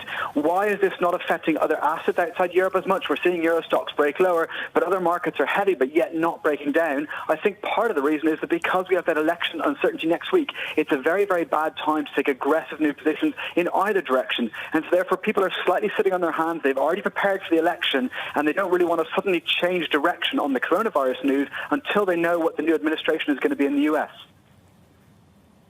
Good morning, Mark. Does the idea of a blue wave now just start to lose its mojo in these markets, given the COVID-19, the resurgence of fresh restrictions is really coming to the forefront, especially in Europe? And as you say, we could potentially see more of this in the United States. So I think there's two aspects about this that people are really focused on this morning. One is people are noticing the narrowing polls, and I think that there's a little bit of a confusion between the fact that we're narrowing the polls in the Senate race to meaning that Biden won't win. It still looks like Biden has a clear advantage on the presidential side. It's the Senate race which is more difficult. But of course that throws the idea of aggressive stimulus into doubt. Will a Republican-run Senate, will they approve a really, really aggressive stimulus package at the start of a Biden presidency if he did win? So I think that's one issue. The other thing that's kind of coming into focus at the moment is that people are suddenly questioning, hey, what does a Biden administration mean for a virus response? I think we've talked a lot about what it means for stimulus. We've talked about what it means for tax policy. But hey, is he going to suddenly start pushing lockdowns? Is that going to kind of change consumer behavior in the US? And is that something we need to consider about, given that it will be still almost 3 months from now before he takes power, even if he does win? Mark, before we let you go, I want to turn to the FX market quickly. Euro-dollar is to me, particularly over the last month. The euro's had a break at 118, at the moment 117.75, but on the month, we're positive by about 1 percentage point. Mark, it's pretty clear what's playing out in Europe right now. We appear to be sleepwalking into more lockdowns across the continent, and yet the euro has been pretty resilient, Mark. Why? I think there's two different time span dynamics here you've got to think about. So one is the backdrop is still quite positive, euro versus dollar. A lot of these kind of longer term drivers, whether you look at current accounts, whether you look at the exploding debt in the US, whether you look at percentage of euro and US dollar assets owned in global FX reserves, like whichever way you look at it, there is certainly a tailwind structurally in the next couple of years probably going to be for the euro versus dollar. Now in the short term, I actually am more worried about the downside in the euro dollar, and that's because I think people have got over-positioned along these longer-term dynamics. And in fact, they're not going to change in that kind of space of a month or so. So therefore, any shock makes it more likely we see a sharp move to the downside rather than to the upside in euro-dollar. So just to reiterate, I think the longer-term picture is still for euro-dollar to test much higher over the next year, but I think short-term, I'd be more worried about the downside. Hey, Mark, appreciate you getting on the phone this morning. It's a busy one for us here in Europe. Mark Cudmore there of Bloomberg MLive. Let's get you some first-word news. Here's Laura Wright. Thanks, John. Coronavirus is showing no signs of slowing down across Europe. The UK and France have reported the most deaths since the first wave of the pandemic. And Italy and Greece have seen record numbers of new cases. In Paris, President Emmanuel Macron is readying new measures to control the spread of the disease. He plans to hold a televised address this evening. In Germany, Chancellor Angela Merkel is proposing tougher restrictions on movement and contact. That includes closing bars, restaurants and leisure facilities until the end of November. She'll also urge citizens to avoid non-essential travel. According to local media, she'll make the proposals later today at a meeting with state premiers. Italy's government has approved a new relief package to help the sectors hit hardest by the latest restrictions. The measures are worth about €5 billion, including tax relief and targeted aid. The news comes amid growing protests and unrest across the country. Hundreds gathered in Rome last night after violence in Milan and Turin. Global news 24 hours a day on air and at Bloomberg Quick Take, powered by more than 2,700 journalists and analysts in more than 120 countries. This is Bloomberg. John and Marie. Laura Wright in London, thank you so much. Now, just under 18 minutes away from your market open, Danny Berger here with your morning calls, looking at some of the big names in the hedge fund managers. Danny, let's start with Einhorn. What's his warning on the tech stocks? Emery, Einhorn is saying that there is a, quote, enormous bubble in tech stocks. He has a couple things he points to as indicators, the IPO mania, some of the volumes in more speculative instruments, and really just the high valuations. Now, in terms of where we are in this bubble, he says that he thinks September 2nd, 2020 was the top and the bubble has already popped. He goes on to say that if so, investor sentiment is in the process of shifting from greed to complacency. So what is he going to do about this? He says he's going to add more shorts to his tech call. He already is short big names like Netflix and Amazon, but he's also adding some more second-tier names as well. Danny, it makes you wonder, if we go through a rough patch again in this economy, a second dip perhaps, particularly in Europe and elsewhere, where the vulnerability is in this equity market, is it in growth or in the more cyclical parts of the equity market? What's your take right now? So when you look at sort of the overvalued names, this is the easiest where it's the sentiment hit comes in. There's so much froth in some of these tech names with a lot of the more retail Robin Hood type crowd chasing after these names. But look, the death of value has been talked about for a long time. There are a lot of investors waiting on the sideline to get any sort of cyclical bump, be it in stimulus, be it on perhaps a blue wave and hopes for those stimulus. So I think in the short term, you could see some more of those cyclical names start to outperform. However, with the coronavirus pandemic continuing to rage, the economy coming under pressure, it's really difficult to see how the more growthy stories, some of the more safe names, can't continue to really lead the next leg of the rally higher. Danny, thank you. We'll catch up with you in just a moment. To turn to equity futures, about 16 minutes away from the opening bell, we do break down big time this week in Europe. Monday, Tuesday and into Wednesday, down 62 on Euro Stoxx 50 futures, off by 2 percentage points. The United States is not immune to this. We're down 35. We're negative around about 1 percentage point there. And the bid into the bond market lower by another basis point on a 10-year yield to 0.7543%. Up next, 6 days to go.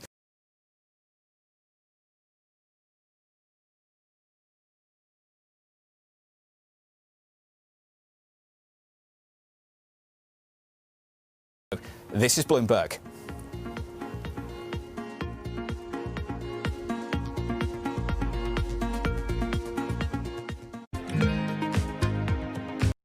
Korea became a global leader in sustainability, in part by supporting technologies that make green growth a seamless part of everyday life. The country continued this tradition with a Green New Deal designed to make Korea's post-pandemic economic recovery greener for people and businesses. Hyundai's Ioniq brand exemplifies this commitment by offering a personalized approach to clean mobility that makes it easier for drivers to live a green life.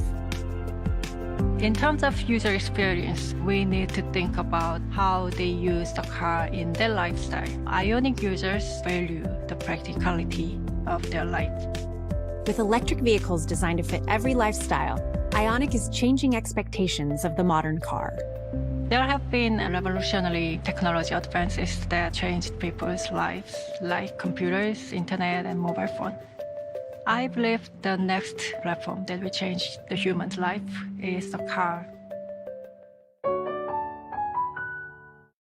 For that mixture. Growth is a way to stay competitive, delight more and more consumers. Welcome to the best of Bloomberg Technology. I'm Emily Chang. They've moved the needle by acknowledging that they have to monitor the content. What is one word of advice you'll take with you? Learn how to listen. And that is certainly something that has served me well. Ankiti, where do you go from here? It's a huge market. It's a huge opportunity. I want to go 100x from here. Our philosophy is to partner where we can and stand apart when we should.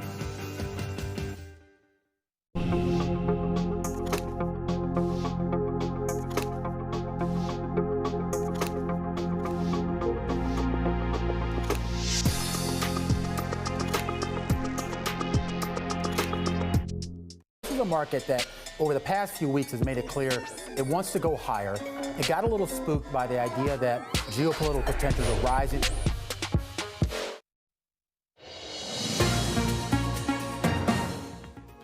Once again, Michigan is going to answer the call of history and show the world that Sleepy Joe Biden, his dark money donors, and his corrupt special interests, and by the way, there's never been anything like this. The past few months, there's been so much pain.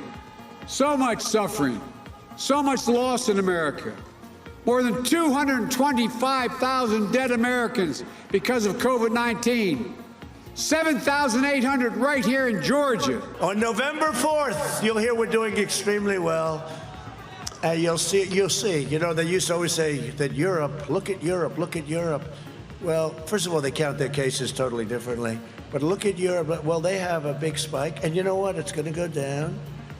And we had a spike in Miami, we had a spike in Texas, Arizona. It's all way down to very low numbers. Everybody knows who Donald Trump is. Let's show them who we are.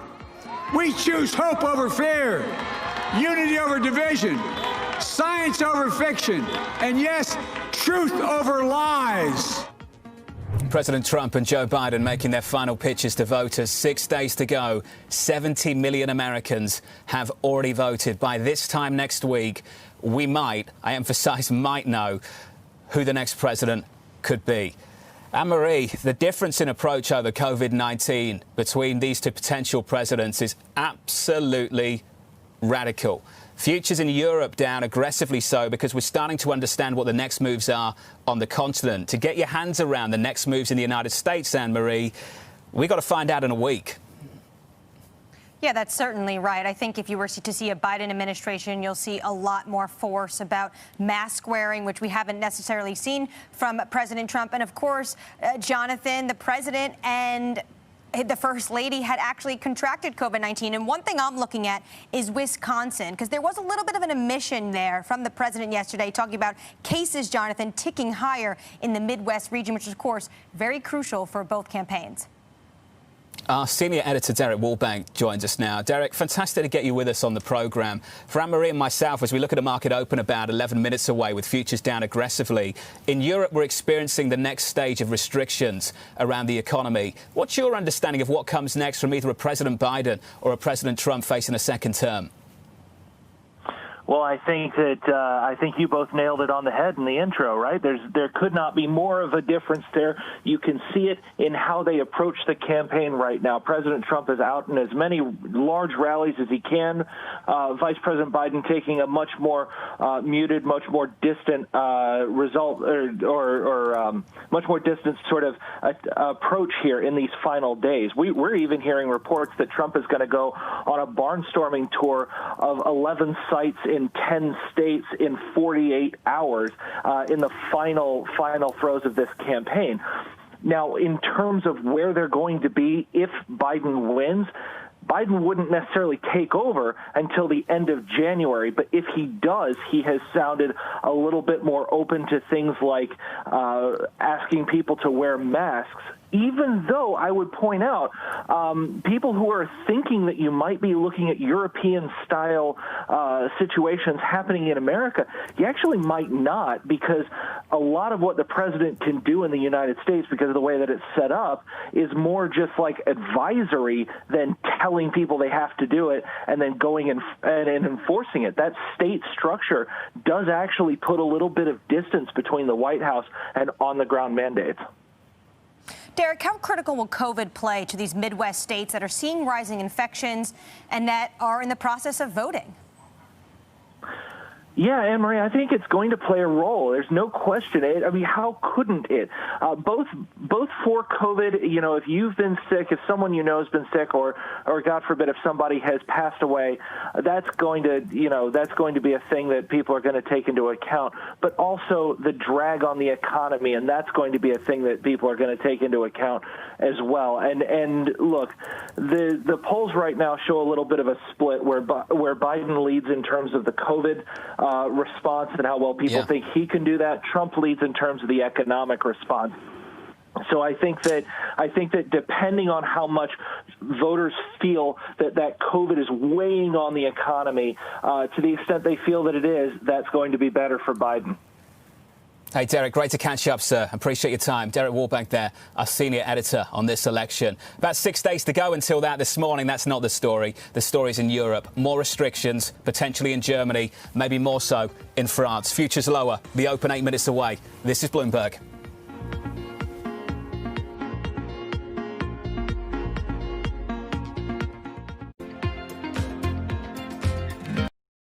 Korea became a global leader in sustainability, in part by supporting technologies that make green growth a seamless part of everyday life. The country continued this tradition with a Green New Deal designed to make Korea's post-pandemic economic recovery greener for people and businesses.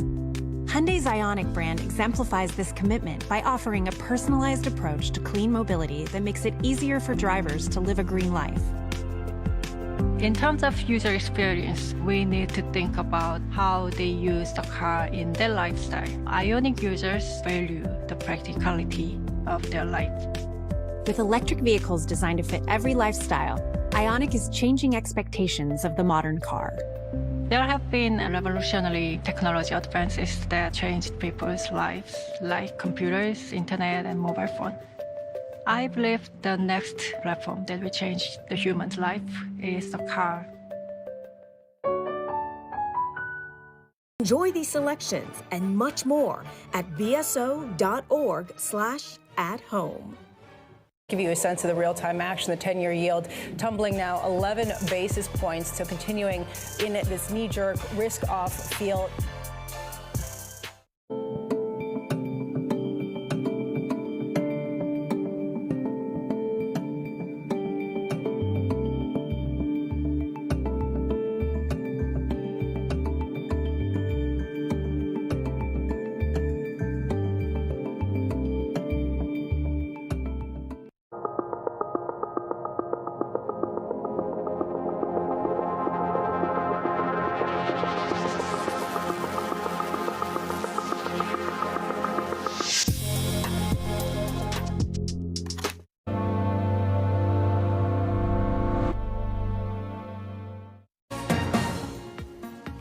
Six minutes to go until the opening bell in the City of London this morning. Good morning. Equities down 2% on Euro Stoxx 50 futures with your movers ahead of the market open. Your stocks to watch. Here's Danny Berger. Hey, Danny.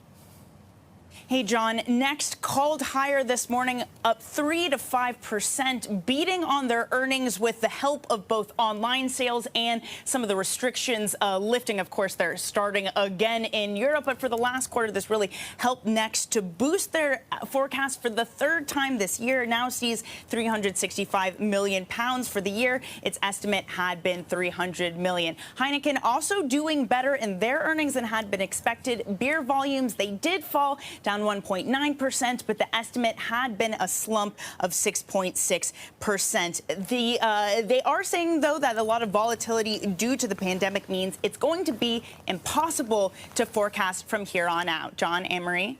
Danny, thank you so much. And we should note, coming up in the next hour, we'll be hearing more about Delivery Hero from the CFO, Emmanuel Thomas. That interview shortly after 8 a.m. UK time. Jonathan, markets, a brutal morning if you're waking up in Europe.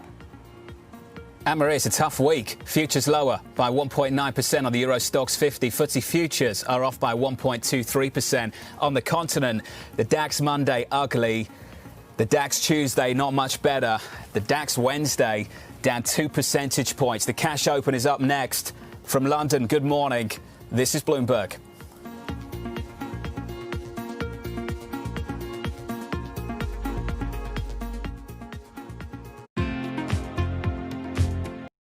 Korea became a global leader in sustainability, in part by supporting technologies that make green growth a seamless part of everyday life. The country continued this tradition with a Green New Deal designed to make Korea's post-pandemic economic recovery greener for people and businesses. Hyundai's Ioniq brand exemplifies this commitment by offering a personalized approach to clean mobility that makes it easier for drivers to live a green life. In terms of user experience, we need to think about how they use the car in their lifestyle. Ioniq users value the practicality of their life. With electric vehicles designed to fit every lifestyle, Ioniq is changing expectations of the modern car. There have been revolutionary technology advances that changed people's lives, like computers, internet, and mobile phone.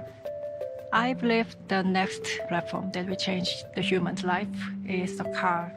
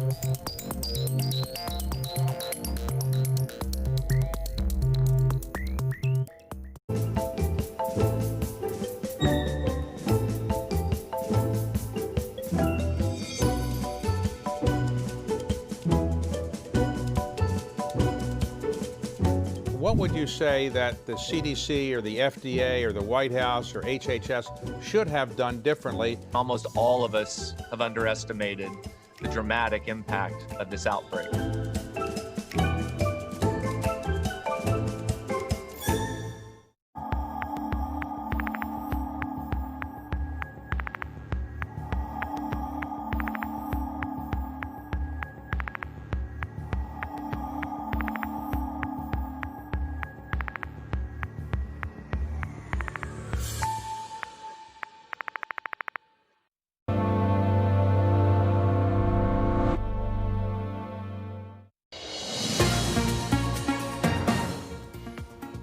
One minute away from the opening bell in Europe, your headlines this morning. Europe bracing for lockdown, to leaders speaking later this evening. Fueling market jitters, futures adding to this week's equity losses with just 6 days to go in America's contentious election and seconds away from this opening bell. Let's get to equity futures. Not pretty. I've said it repeatedly through this morning. As this session grows older, the losses grow larger. Equity futures down 2 percentage points on Euro Stoxx 50 futures. FTSE futures down by 1.3%. DAX futures where the pain is.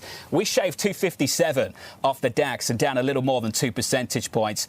Anne-Marie, caution, concern about more restrictions, not just in Germany, but also in France this morning. Yeah, UK and France, Jonathan, reported their highest COVID death tolls yesterday. You'd think 6 hours from the U.S. election, that would be the top story, but it's not. It's front and center, and it's Europe going in reverse. You know the story here. We get the opening bell. Germany takes a while to open up, but I can tell you, it's not a secret, when it opens up, it's not going to look good. The FTSE opening up by around about 0.1% into negative territory, and then we keep rolling over. Let's give that a couple of minutes and give it some space. Look at the bond market this morning. A bit into the front end of the Bund curve. We're down a basis point on a German 2-year, negative 80 basis points. That ECB news conference this Thursday just gets bigger and bigger and bigger. We don't expect anything from Christine Lagarde, but wow, is the pressure building on the ECB president to do more. Keep an eye on Italy. BTP's going the other way this morning. BTP's lower, Italian bonds lower, softer. They head south, yields heading north, up 3 basis points at the front end in Italy. And over in Switzerland, they've got their own problems. Anne-Marie talking about that earlier in the week. At the front end there, that's where the bid is too. So look at the equity market. The FTSE now down by more than 1 percentage point. But there's the pain. Mainland Europe, Spain off by 1.5. The CAC 40 in Paris, France down by 2. And a story out of France is that Macron is considering another round of lockdowns, potentially 1 month. We'll hear from him later. I don't want to speculate. That's not my job. The reports are out there. You can read them for yourself. Chancellor Merkel is making the proposal. It is just that at the moment, the proposal to shut bars and restaurants for up to a month. So equities bleeding red in Europe. The FTSE MIB in Italy down by almost 2 percentage points. Commodities rolling over as well, Anne-Marie, this morning. Brent crude just about holding in there above 40. Yeah, one thing with the commodities market, Jonathan, at least the oil market, was, of course, we had those stockpile data out of the United States. That risen. But this demand story is not going to bode well for the Brent or WTI contracts. WTI right now down more than 3%. We're under $39 a barrel. And as Europe goes backwards, that demand picture is going to get very, very difficult. And, of course, we're still waiting for the DAX to open. As Jonathan's been saying, that proposal from Merkel could be really key. And, we're going to be waiting to hear what Emmanuel Macron has to say this evening. Jonathan, I know you don't want to speculate. I think there might be some nuances. If you close for a month, what does that mean? Do schools get to stay open? What kind of essential work gets to stay open? Why they take a potentially harsher lockdown? Well, let's get to Brussels to find out. Bloomberg's Maria Tadeo standing by. Busy morning for you, Maria.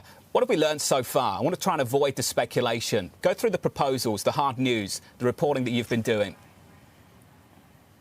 Yes, look, let's not speculate. I do want to say that nothing will be official until Emmanuel Macron says it's official. That's the way he operates. So we'll have to wait until 8 p.m. European time to get that announcement. But I would say there are many reports now. There are multiple sources now suggesting that the French government has decided to take that decision to go for a 1-month lockdown. A lot of this has to do with the figures that we have been seeing this week. They have become concerned about the number of infections and the number of pressure on hospitals and have decided to go for a draconian measure to shut down everything for 4 weeks. The tension in the story is that there seems to be a debate in the French government as to who is going to be allowed to continue to operate, which industries are going to be given the green light to continue to operate over the next 4 weeks, and what to do with high schools, because this is also a point that is key for many parents who are now going to be told you have to go back home and work from home. It's very difficult to do the two things at the same time. It's very difficult to have an economy that can operate on a normal basis or something that looks like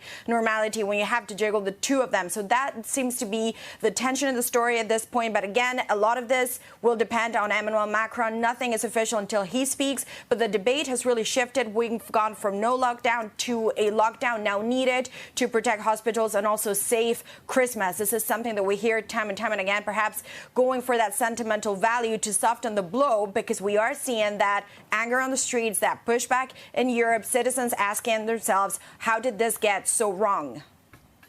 Right, we saw those protests again overnight in Rome, especially in Piazza del Popolo. You saw garbage pails on fire. Maria, I just want to bring to our viewers, the DAX has opened up now. We're down 1 9/10%. That's the story you outlined so well in France. What is going on in Berlin? What is Merkel looking at? Well, Anne-Marie, again, this is just an idea that Angela Merkel is floating, but we know that Angela Merkel still carries a lot of weight and a lot of power on the German regions. Germany is a very decentralized country, however, but Angela Merkel is putting out this idea that for the next 4 weeks, starting November 4th, all hospitality, all bars, all restaurants should be shut in Germany. Now, Angela Merkel has been concerned about the trajectory of the virus, the fact that we are seeing numbers now that were only modeled to take place going into the winter season, so later on during the year, but we are seeing those numbers already in late October, and she has decided to go for that decision again, but it will have to be agreed with the regions nonetheless. It's the biggest economy in Europe. This is going to hurt, and it's going to probably really change sentiment across Europe, because we are seeing restrictions that are becoming more structural and also longer in time. This is not just a situation of 1 or few days, about a few weeks, but potentially longer. Maria, great work, as always. Stay close, won't you? Much more still to come out of Europe with Maria Tadeo. The price action looks like this 5 minutes into the session. That's the sector story. Here's the index level. The Stock 600 down by 1.4%. The FTSE off by 1.2%. Losses on the DAX Monday, Tuesday, Wednesday. It continues. We're down by 1.9%. If you lift the lid on the Stock 600 and get back to that sector story, the pain in banks. We were down 1.4% on the bank index on Monday. On Tuesday, off by around about 1.7%. And on Wednesday, we're down by more than 2 percentage points. It's a rate story. It's a bit into the bond market again, and it's about the inability of the ECB to hike interest rates anytime soon with an economy that is really facing a double dip now. Joining us now, I'm pleased to say, is John Rowe, Legal and General Investment Management Head of Multi-Asset Funds. John, what a morning for it, sir. Your read, please, on the news coming out of Europe this morning. Yeah, so the lockdown measures should be expected. We've got an R that's above 1, and so we are going to get this increased caseload until further actions are taken. I think what has really surprised investors has been the reluctance of governments to take measures that are known to reduce the virus but have limited direct economic impact. So in particular, we've seen this huge spike in caseloads between 11 and 29-year-olds, which has been very heavily linked to the return of education through September and October. And it would seem like secondary schools and universities would be an obvious place to start from a bringing down R with limited economic impact, but there's a real reluctance to do so because of the concerns over the social and development angle for those age groups. So, John, tell me what you're doing this morning. Industrials, financials, energy, bottom of the pile, big sell-off in Europe, more restrictions coming potentially. Have you been de-risking around European cyclical names? So not really around cyclical names. Some of those are already so beaten up. So in particular, say we take travel and leisure, you might assume that would have done very badly as this virus load picks up in the last couple of months. But actually, it's been one of the best performing sectors because around 80% of it is still closed in one form or another. And so from that perspective, the ability or the potential for it to be harder hit is is more limited. So actually, arguably for that sector, it's more about the vaccine timing than it is about the path between now and the vaccine timing. What I would say is we've been aiming for those sectors that are particularly unloved, so travel and leisure a good example, European telecoms another, where really we think that investors already have so much negativity towards the sector that provides a helpful tailwind for us going forwards. What we have been doing, equities, there's a lot of uncertainty, but when you look at the pricing in options, for example, it doesn't actually suggest that much negativity until maybe today. So actually, it was more around uncertainty than around investors being particularly concerned in one direction or the other, which may take a view on equities very difficult. What we've been doing instead is looking for positions where we can be negative, but in a way that gives us more of an asymmetry in the payoff. So we can get a large payoff if things get worse, while only missing out on a limited payoff if things get better. So that would be things like European and US investment grade credit, and equally short inflation, which is actually in the US's case and also in the UK's case higher than at the start of the year. John, it's quite contrarian how long you are in travel and leisure. We've had a terrible year for the sector. It's down more than 2% this morning as Europe continues to announce fresh restrictions. Europe is going in reverse.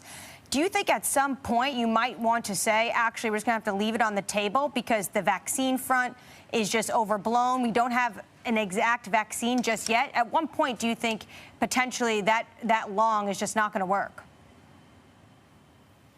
Yeah, so we only put the long on in the third quarter, so we actually missed out on the period where it was the worst performing sector. So it really is a kind of deep value contrarian view. And we have a basket of these laggards which that trade sits in. So actually, for us, if you'd said in advance the market's down 2%, what do you think's happened to travel and leisure? I think the instinctive view is it should be 4 or 5. I mean, this is a sector that's at the heart of the pandemic. So actually, almost the fact that it's broadly in line with the market is a kind of, in some ways, a surprise, I would have thought, to investors, and does highlight how much negativity is already baked in. That is one sector where the timing of the vaccine is arguably more important than the shorter term path.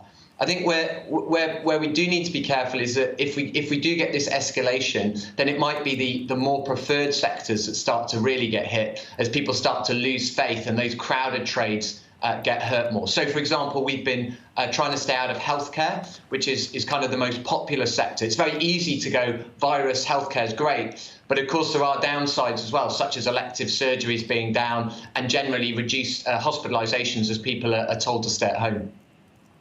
Hey, John, great to catch up, sir. I know you're going to stick with us to talk the United States. John Rowe there of Legal & General Investment Management. I want to turn to the price action just briefly. We're about 10 minutes in. You can see the pain at the sector level and the index level. The FTSE 100 down 1.5%. The DAX off by 2.3%. Switch up the board and turn back to the sectors just briefly. I want to talk about the bond market and what's happening with banks. This is the bond market right now. Bunds-bid yields lower by 2 basis points to negative 63 basis points. I want you to take a look at Italy this morning because I think this is a really important development in the last 6 months. The Italian bond market has been really resilient, and what we face this morning is potentially some really choppy times ahead for the European economy. What we're not talking about is significant, though. We are not talking about redenomination risk and breakup risk. And when you turn to the Italian bond market, a little bit of softness maybe relative to bonds, but not the sell-off that you might have seen 6, 7, 8 months ago. And if there's a silver lining to a very dark cloud in Europe this morning for ECB President Christine Lagarde, it's that fact right there. That's the price action. Coming up on this programme, we talk US assets with just 6 days to go until the election. Alongside Anne-Marie Hordern, I'm Jonathan Ferro. 11 minutes into this session, equities heading south. This is Bloomberg.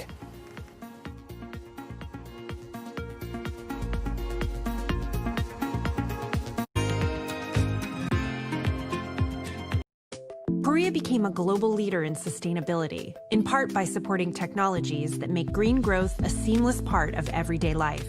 The country continued this tradition with a Green New Deal designed to make Korea's post-pandemic economic recovery greener for people and businesses. Hyundai's Ioniq brand exemplifies this commitment by offering a personalized approach to clean mobility that makes it easier for drivers to live a green life. In terms of user experience, we need to think about how they use the car in their lifestyle. Ioniq users value the practicality of their life. With electric vehicles designed to fit every lifestyle, Ioniq is changing expectations of the modern car. There have been revolutionary technology advances that changed people's lives, like computers, internet, and mobile phone. I believe the next platform that will change the human's life is the car.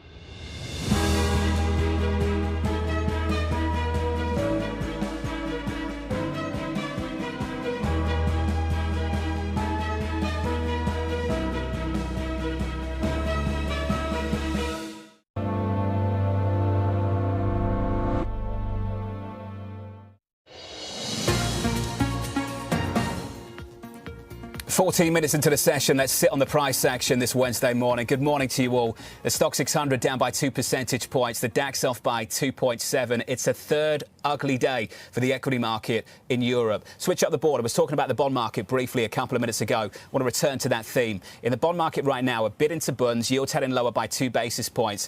And this is the story I want to talk about in Italy at the moment.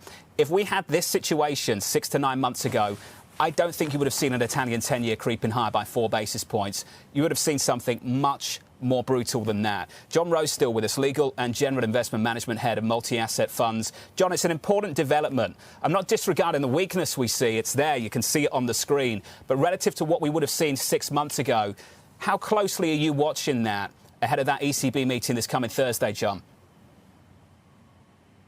Yeah, it's been a huge change. I mean, the way that Europe came together in its virus response with the recovery fund was it answered a really fundamental question that investors had, which was, next time we get a real downturn, do we get the fragmentation and the infighting in the Eurozone, or do we get them actually pulled together and come up with a response that really helps those countries that most need it? And the recovery fund was a resounding, it will come together. And a lot of this has been funded by Germany, particularly if you allow for the rebates that some of the other countries have received, while countries such as Italy are receiving quite high payouts relative to other countries. It shows that necessary solidarity and increases the belief that actually crises could bring the European Union closer together rather than cause it to fragment, and hence, as you say, take us away from that discussion around the breakup of the euro.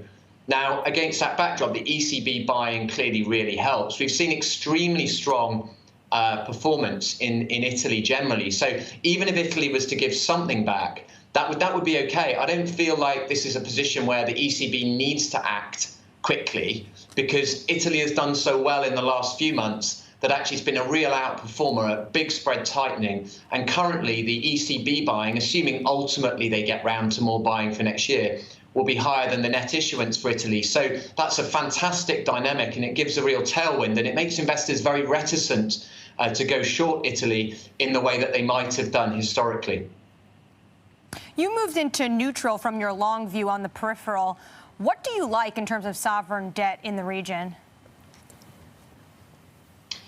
So we like, in particular, in the region, and we particularly like Croatia. And the reason we like Croatia is actually to do with European convergence again. So Croatia's on the way to joining the Eurozone. And as it meets those milestones, and we would expect Croatia to be at the short end of the time period it takes to join the euro from here, so around 2 years. And as it gets closer to that, we should see more convergence with Eurozone countries. So, for example, euro-denominated Croatian debt still trades at around 150 basis points over bunds, whereas Slovenia, which has already joined, trades at more like 50 basis points over bunds. The dynamics in those countries are not that different, and we see that as a real medium-term convergence play. Other than that, we still have some sympathy for Cyprus. We think there's some relative spread tightening to come there. But in peripherals generally, we have exited that side because we were just concerned that the spread tightening on Italy in particular had been so extreme this year. John, it's been huge, and I have no idea if this continues, but certainly at the moment, I'm sure Christine Lagarde is happy with what she sees.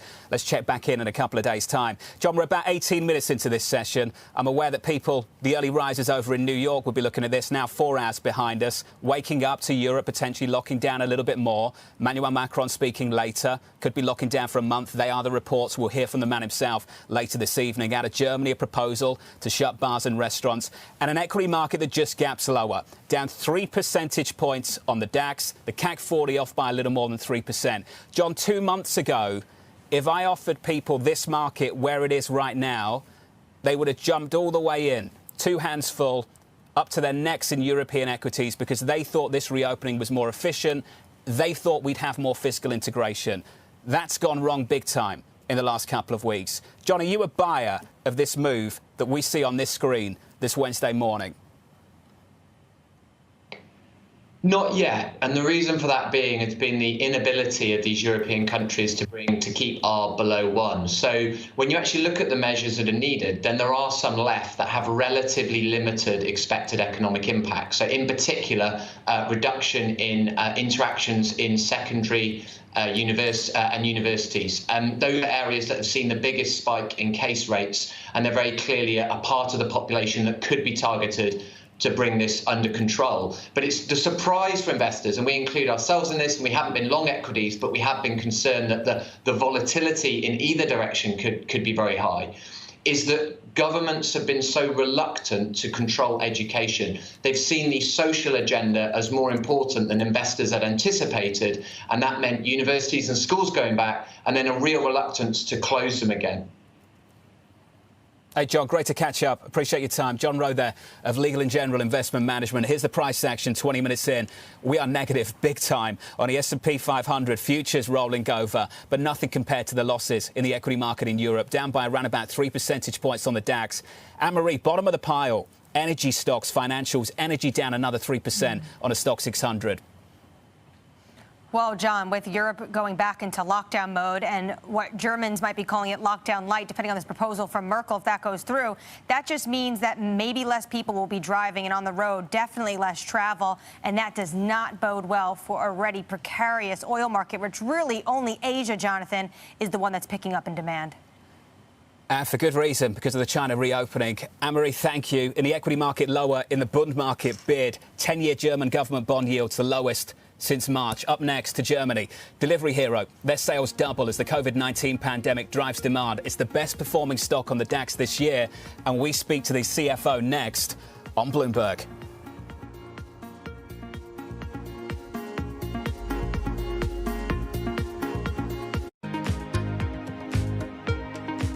Every era presents its own unique set of challenges and opportunities. Trade CME Group futures with Interactive Brokers at low cost and seize the moment. Start investing today at interactivebrokers.com.hk.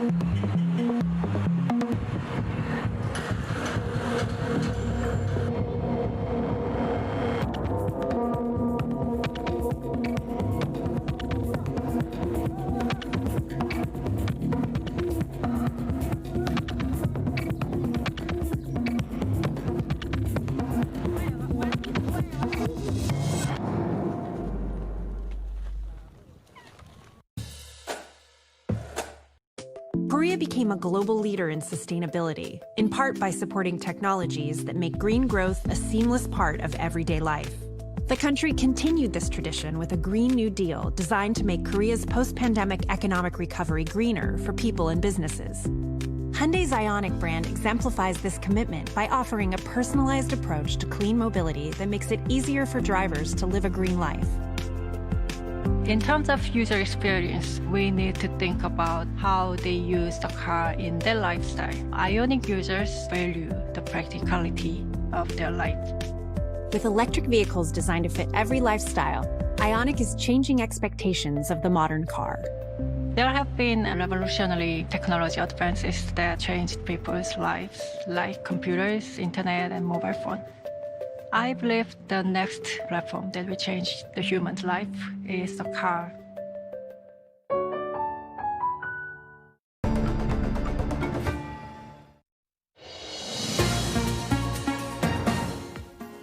It's a continent facing difficulties, an equity market breaking down, off by 3% on the DAX. A bid into the bond market, yields the lowest since spring. A bid into the US dollar, the euro. It's the breakdown many of you have been looking for. Euro dollar 117.54. A rare bright spot on the DAX this morning, Anne-Marie, and it's been a bright spot all year. Yes, certainly. Delivery Hero is the only stock on the DAX, which is down more than 3%. Delivery Hero is in the green, up 1.5%. Their sales doubled as the pandemic really drove demand for food delivery service. And right now, we're joined by the CFO, Emmanuel Thomasin, at Delivery Hero. Emmanuel, very good morning to you. In Germany this morning, Angela Merkel is looking at this proposal, potentially a month of closing restaurants, closing bars. How are you preparing for that potential demand? Well, in general, we manage COVID-19 pretty well. We are part of the ecosystem, and our focus is to make sure that we can have the supply in terms of restaurants and riders. The first 6 months have been quite crucial for us. We onboarded a lot of restaurants to compensate the losses of diners, but so far, Delivery have been able to clear up the ecosystem, the restaurants, and as I said, the riders. So the lockdown is not a good news, but I think we're going to manage the situation and help the restaurants. How have demand trends changed given these lockdowns in Europe?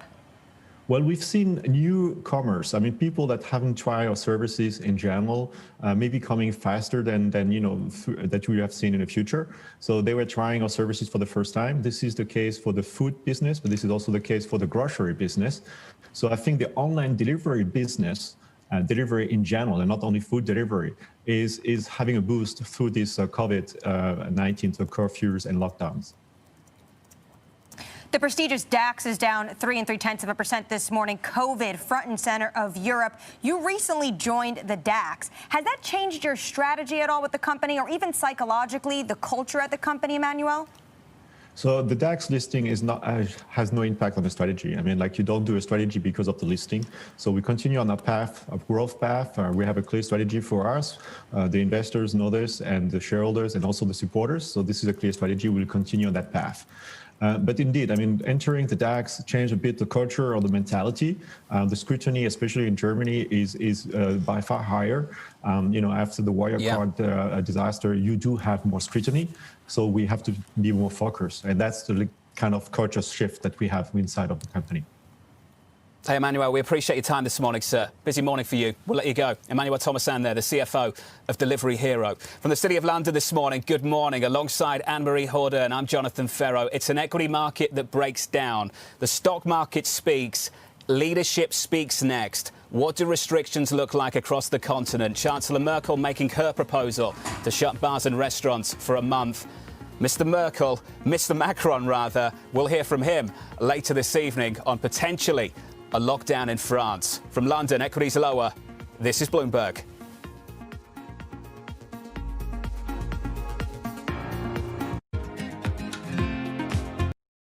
Korea became a global leader in sustainability, in part by supporting technologies that make green growth a seamless part of everyday life. The country continued this tradition with a Green New Deal designed to make Korea's post-pandemic economic recovery greener for people and businesses. Hyundai's Ioniq brand exemplifies this commitment by offering a personalized approach to clean mobility that makes it easier for drivers to live a green life.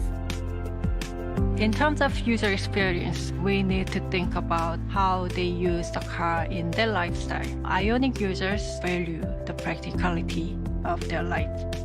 With electric vehicles designed to fit every lifestyle, Ioniq is changing expectations of the modern car. There have been revolutionary technology advances that changed people's lives, like computers, internet, and mobile phone. I believe the next platform that will change the human's life is the car.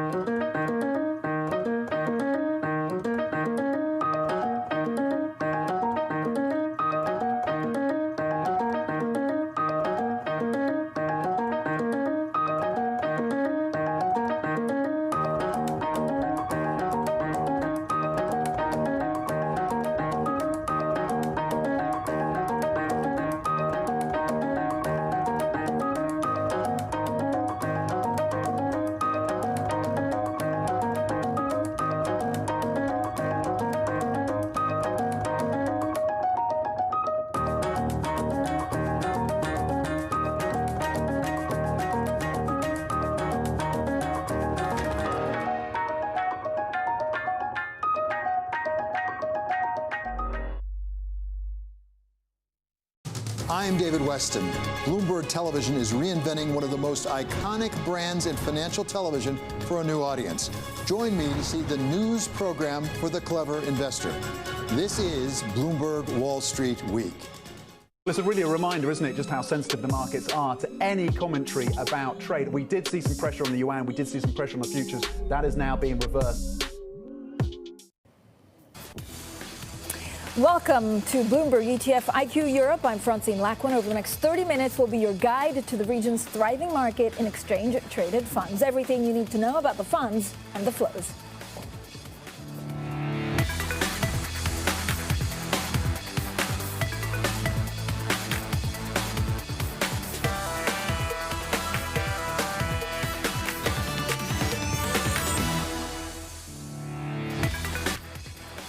Despite mounting virus restrictions and an imminent U.S. election, European investors keep adding ETFs. The region's market sees inflows of 4 billion euros in October. Xtrackers owners DWS reports a buoyant third quarter. Move over low cost. Europe's cheaper ETFs lose out to more exotic and expensive new products so far this year. We ask if the low cost revolution has run its course. And China's new export. The country takes another step to opening up its ETF market. We'll discuss what it means for investors. Well, first up, let's take a look at which countries and sectors have been attracting the money. Danny Berger has the details. Hi, Danny. Hi, Francine. Well, over the past week, one of the biggest changes we've seen in the month-to-date flows is really the prominence of these flows into UK tracking funds. You'll see the United Kingdom first on the leaderboard when it comes to the one-month flows into ETFs, over $550 million worth of inflows. Now, if you dig underneath the surface, a lot of what's been getting that money are gilt tracking ETFs, which is a very interesting proposition at this moment. HSBC, for example, saying that the BOE has run its course of what it can do for QE. So next on the docket, they say, will be negative rates, but still investors piling into those funds. So while the UK is enjoying this plethora of inflows, what has been on the other side? That is Germany. By far, German tracking ETFs bleeding funds, $514 million worth of outflows. Really, the German story for outflows comes from U.S.-based ETF investors. One iShares ETF, EWG is its ticker, is really where the lion's share of these outflows are coming from. So perhaps that has to do with currency exposure or just a way for U.S. investors to play the rising coronavirus counts in Europe in general. But when you look at the outflows, you have Germany, you have Spain, you have France as well. And this is also, again, tied to the story of the economic concern over new shutdowns. Well, what will Emmanuel Macron announce in terms of what France will have to do to combat their highest coronavirus cases since April? So that's certainly part of the story. Now, looking beneath these numbers as well, you can really see, though, that the net inflow still is positive for the 1 month out. So the overall European concern over coronavirus still hasn't really thrown ETF investors off from investing in the overall market, Francine. Danny, earnings from DWS, the company behind Xtrackers, Europe's second biggest ETF operator. What exactly did they say? So Shirley, this quarter, again, it was all about passive flows. You can see their net inflows, 10.5 billion euros, beat estimates and was higher than last quarter as well. 60% of those 10.5 billion euros came from passive products. Interestingly, their AUM, passive products only make up a quarter, but you can tell it's certainly growing with importance of their total AUM. Now, that means they still sit second, by far second, to BlackRock, who's the biggest ETF provider in Europe. We spoke with DWS CFO earlier, who said that their organic growth still looks fine in terms of getting more market share. Here's what she had to say. If we look at who is collecting new money from inflows in the ETF space in Europe, we're second there as well. And I think that demonstrates the organic ability to grow, obviously to some degree. We've had 13 billion of inflows across 2 quarters in the ETF space. That's global. But I think having a really broad product suite, being able to respond to the product trends, enables you to grow organically to some degree.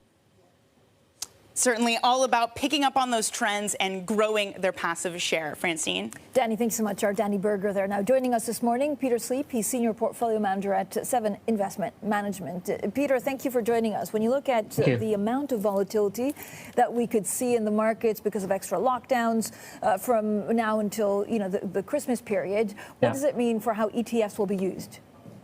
I think ETFs will be used for macro purposes. Flows will follow performance, and if you have good performance in fixed income, you will see flows into fixed income. If you have poor performance in equities, you will see flows out of equities. And I think you've seen that already this year.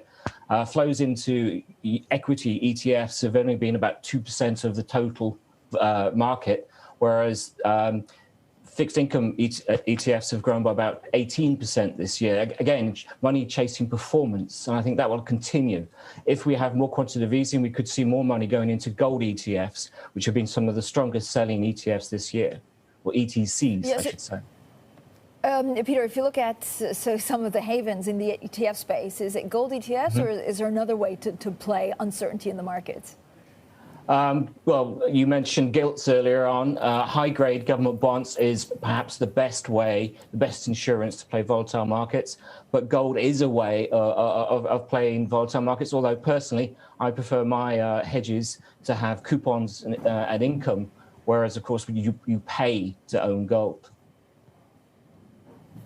Peter, thanks so much. Peter Sleep there at 7 Investment Management stays with us. Now, coming up, after years of grabbing market share, lower cost ETFs have been losing out to more exotic and expensive new products. We'll bring you that story next. This is Bloomberg. A lot of is on the markets, European equity.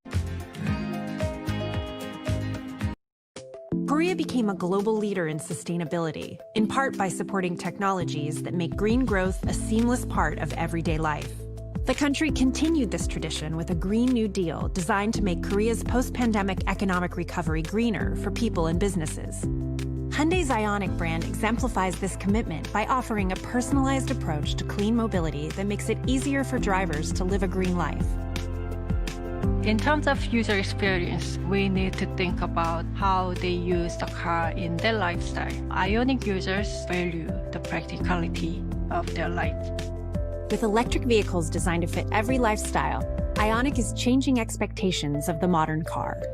There have been revolutionary technology advances that changed people's lives, like computers, internet, and mobile phone. I believe the next platform that will change the human's life is the car. Every era presents its own unique set of challenges and opportunities. Trade CME Group futures with interactive brokers at low cost and seize the moment. Start investing today at interactivebrokers.com.hk. Wants to do the job. Women had a very clear objective.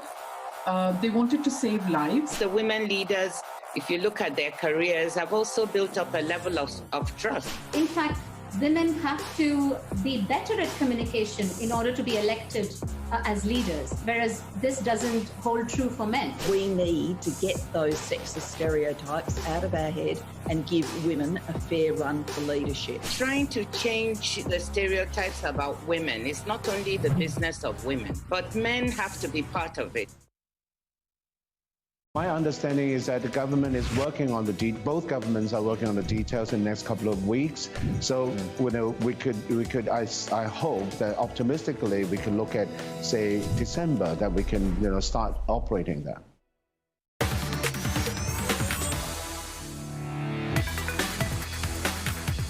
This is Bloomberg ETF IQ Europe, everything you need to know about the funds and the flows. I'm Francine Lacqua. Now, is the overwhelming dominance of low-cost products in the ETF market starting to come to an end? Well, flows to the most expensive ETFs, costing 61 basis points or more, have risen this year to 6% of the industry total. That's the biggest share in 5 years.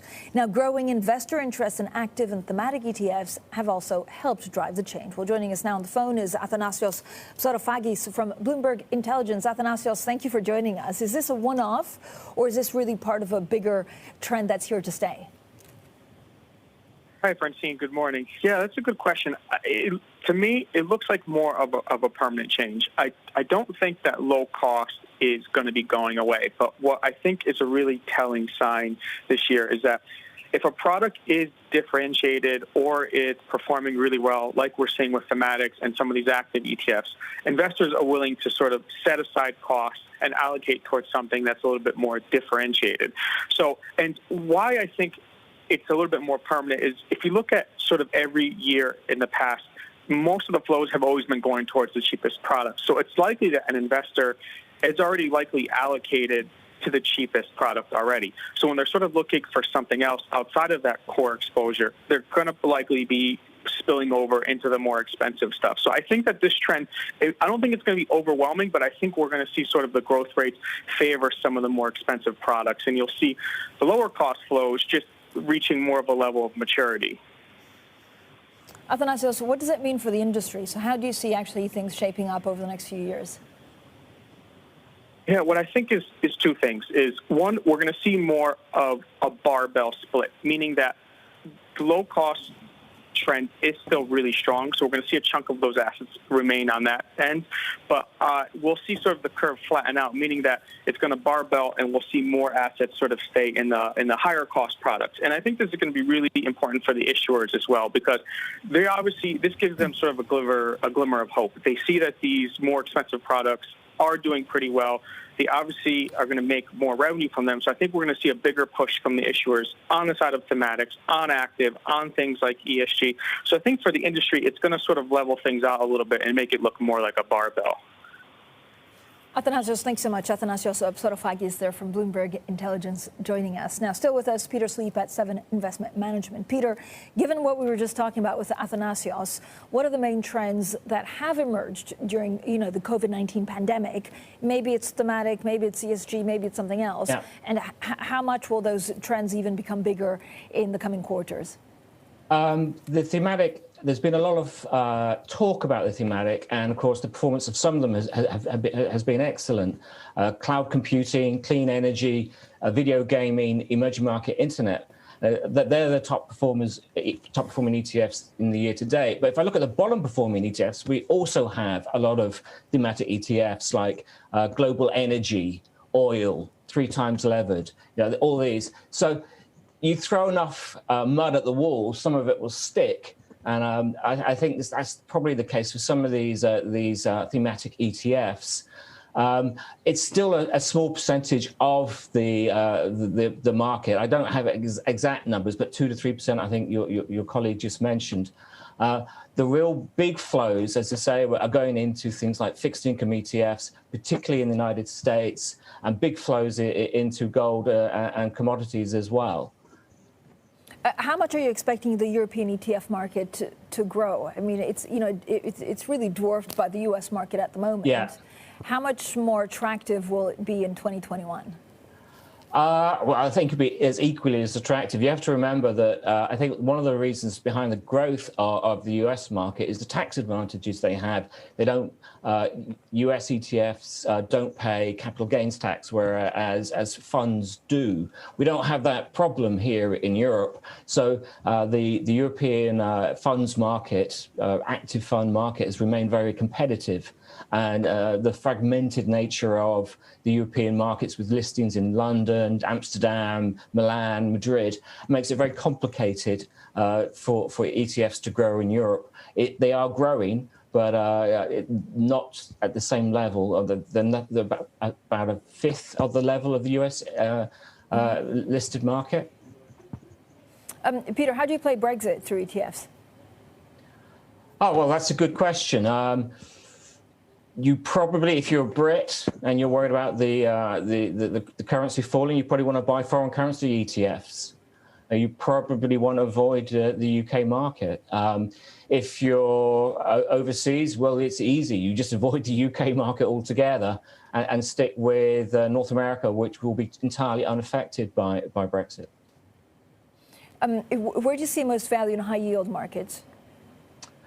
Well, we own a US high yield is, of course, the place to be. And there's some interesting niches developing in places like Asian high yield, which unfortunately is not represented by the ETF market. So you have to buy that in an active manner. All right, Peter, thanks so much. Peter Sleep there at 7 Investment Management stays with us. Now, coming up, ETFs in China nearly doubled in value in the first half of the year. The market still less developed than in Europe and the US. We'll discuss that next. This is what the markets are doing. European equities down. Asian stocks were also down. A lot of concern about the impact of this worsening pandemic on economic activity in some parts of the world. The dollar is advancing. Treasury yield pretty much steady, the yen strengthening, but you can see the DAX and the CAC down some 3.3%. This is Bloomberg.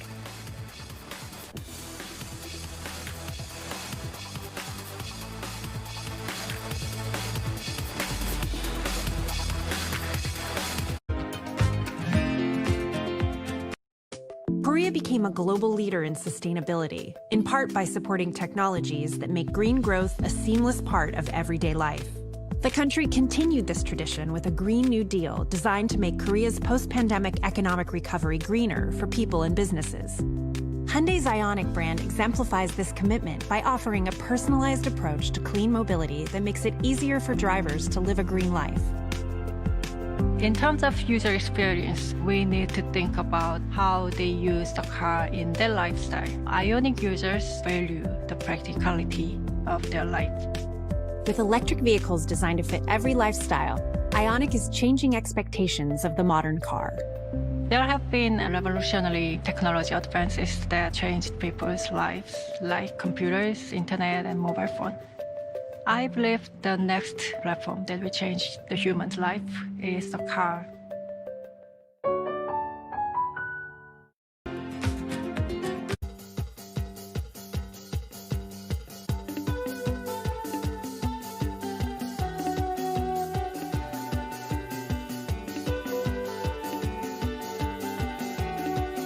This is Bloomberg Best, your weekly review of the most important business news, analysis, and interviews from Bloomberg Television around the world. Ken Burns, welcome to Bloomberg Big Decisions. We have always been a mixture of things. We are always stronger for that mixture. Growth is a way to stay competitive, delight more and more consumers. Welcome to the Best of Bloomberg Technology. I'm Emily Chang. They've moved the needle by acknowledging that they have to monitor the content. What is one word of advice you'll take with you? Learn how to listen. And that is certainly something that has served me well. Ankiti, where do you go from here? It's a huge market, it's a huge opportunity. I want to go 100x from here. Our philosophy is to partner where we can and stand apart when we should.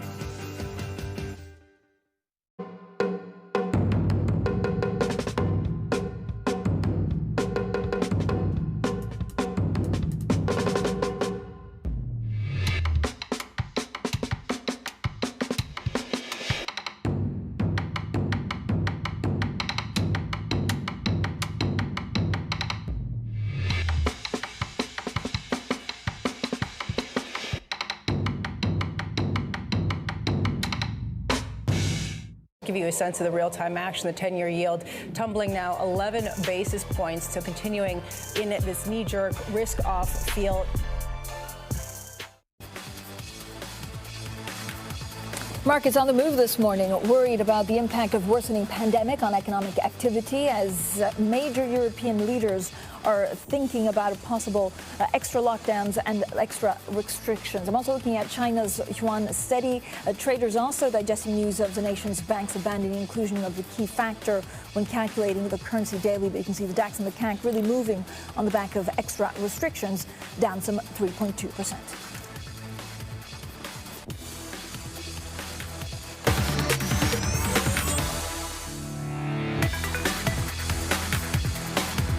This is Bloomberg ETF IQ Europe, everything you need to know about the funds and the flows. I'm Francine Lacroix. So could China become the next growth region for ETFs? Unlike markets in Europe, the US and Japan, China, the world's second largest stock market, isn't yet overrun by exchange-traded funds. But a rule change making Chinese ETFs directly accessible to overseas investors could drive inflows. So-called feeder ETFs will help lower tracking errors and get round caps on foreign ownership. Well, still with us, Peter Sleep at 7 Investment Management. Peter, how do you play China? How do you get, is it even worth getting into Chinese ETFs right now? I wouldn't buy Chinese onshore ETFs. I think there's going to be tax disadvantages if you're a British investor and maybe a US investor. I think you're probably best off buying ETFs on China issued in your region of domicile, Dublin or Luxembourg, just to keep your tax affairs straight. And the Chinese mainland ETF market is it's only 150 billion. Which, if you put that in context, it's half the size of SPY, Spider S&P 500 ETF, the largest ETF in the US. So it's a very small market, and most of it is money market funds. The 5 largest ETFs in mainland China are money market funds. So you're much better off buying a China ETF domiciled in Dublin and listed on your local market. Peter, when you look at a lot of the volatility coming in Europe because of lockdowns, because of restrictions, first of all, do you play it differently to April and May when we had the restrictions through the ETFs? Has the market changed since the first lockdown? Has the market changed? No, I think the market is the same in terms of how do you play it. Given that China is fully functioning and is enjoying GDP growth, that may be China may be an attractive market to invest in. That's one of the reasons why I mentioned Chinese high yield or Asian high yield, because Asia is working again, whereas perhaps Europe and North America is not fully functioning. Peter, do you, again, when you look at some of the restrictions in Europe and lockdowns, will people go into ETFs instead of stock markets because it just gives that a little bit buffer? Like, how do ETFs play out if there's a big stock rout in the next couple of weeks? Well, I think we found in February, March, that ETFs performed very well. Bond markets in particular dried up very, very rapidly, whereas bond ETFs kept on trading and was perhaps the only liquid part of the bond market. So I think ETFs are a good tool for you to manage your liquidity and to manage your portfolios. All right, Peter, we'll be right back with you. Peter Sleep there. Now let's take a look at this week's winners and losers. Here's Danny Berger with your ETF leaderboard. Hi, Danny.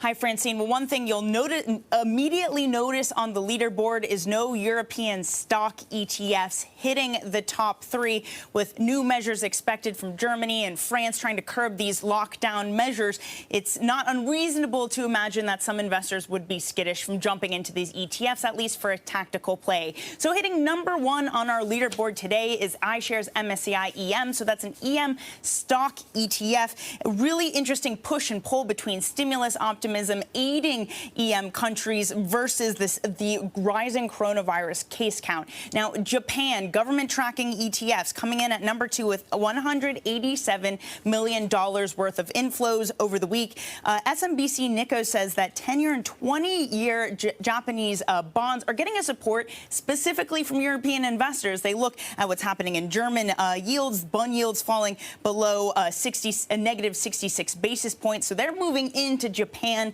to get that yield, certainly playing out in the ETF market. And that last one there, the euro overnight, that's tracking the euro overnight index, that measure of cash. Now, part of this might just be the cash glut in the system. We've seen overnight rates fall to record lows for other measures.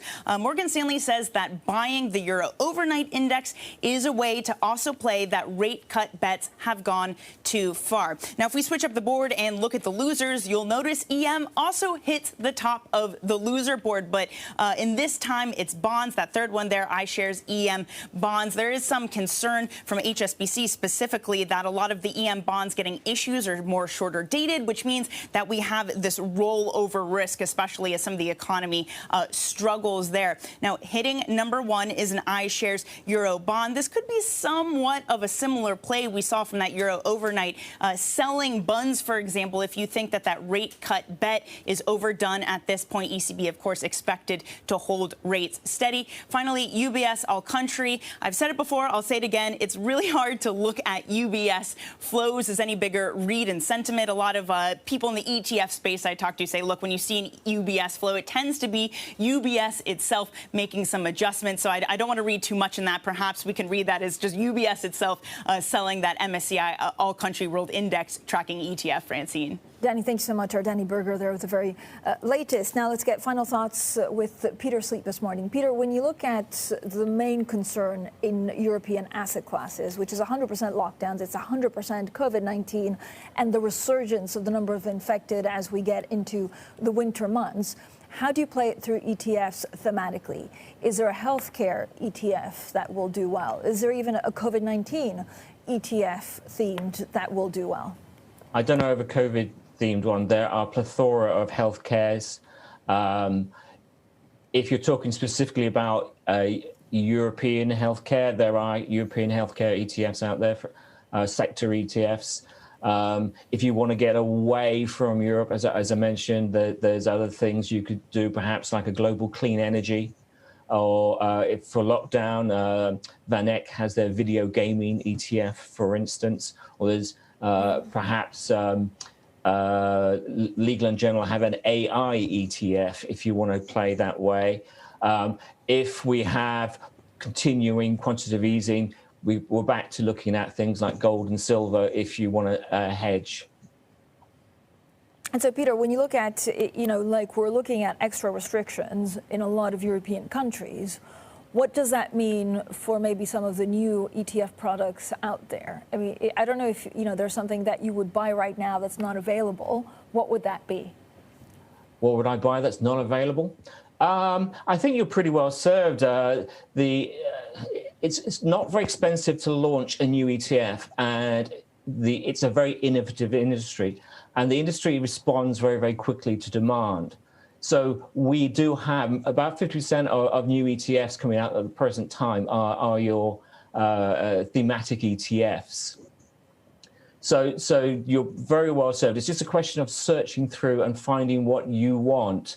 Now, personally, I prefer to be fully diversified. So I would perhaps go for a global equity or a global fixed income type product. But for those who want a little bit more excitement, then you have these video gaming. There's even something like a Christian ETF or a Catholic ETF you could go for. So there's a plethora there. I would personally, though, as I say, try and stay fully diversified and trust to the mathematics of it. Peter, thank you so much. Peter Sleep, their Senior Portfolio Manager at 7 Investment Management. Now, that's it for Bloomberg ETF IQ Europe. You can watch the show every Wednesday at the usual time of 9:30 a.m. London time. We'll have, of course, plenty more on the funds and the flows from Europe, but also elsewhere in the world. This is Bloomberg.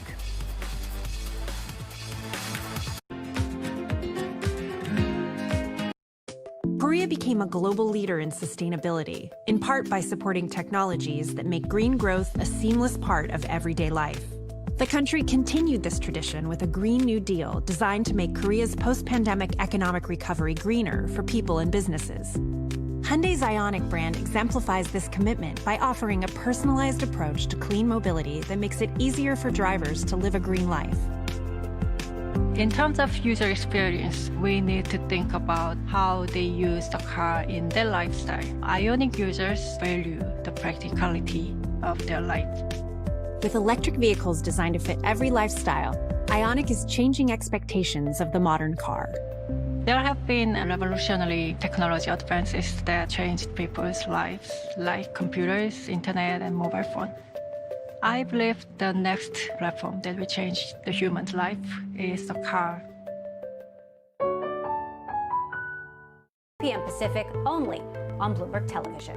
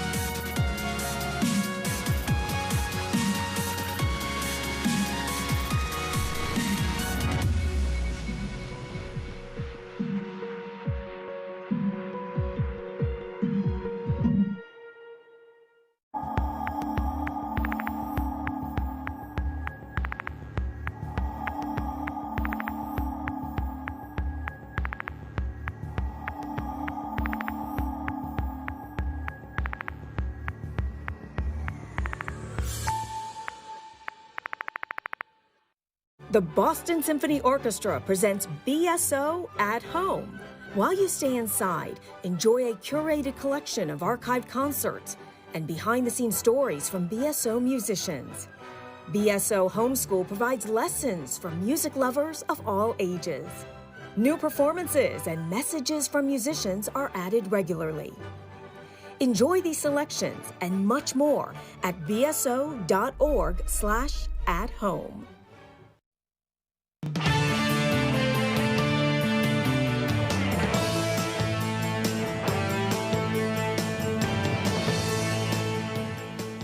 Europe in the red. The FTSE, CAC and DAX all down more than 2%. Emmanuel Macron is expected to announce a one-month lockdown tonight. Germany closes restaurants and bars for 1 month as well. Record turnout with less than a week away until the elections. More than half of the 2016 vote is already in, with 69.5 million Americans mailing in ballots or casting in person. And Deutsche Bank swings to a profit. The German lender lifts its outlook after debt trading beats Wall Street peers. Well, good morning, everyone. A heavy news flow this morning. This is Bloomberg Surveillance. I'm Francine Lacqua in London. Tom Keene in New York. Tom, I know it's 6 days from the election, so we'll really talk about some of the minutiae and the voting. I want to focus, of course, on Florida, Georgia, but also Ohio. But we also need to look at European leaders, with Emmanuel Macron, Angela Merkel, for so many months saying they will not go back into a lockdown. The numbers speak for themselves, and they have no choice but to reimpose extra restrictions. Yeah, I agree. There's a real shift there as well. In the United States, it's about the two different candidates and the two different approaches. Really stark yesterday with the president fired up in Lansing, Michigan. And to your Georgia, Francine, the emotion of Mr. Biden attending Warm Springs, Georgia, which resonates with Franklin Delano Roosevelt. What I would suggest, Francine, is markets on the move and different than yesterday. Yeah. Yesterday, less correlated, and today there's dramatic correlation. Notice the VIX out at a strong 36.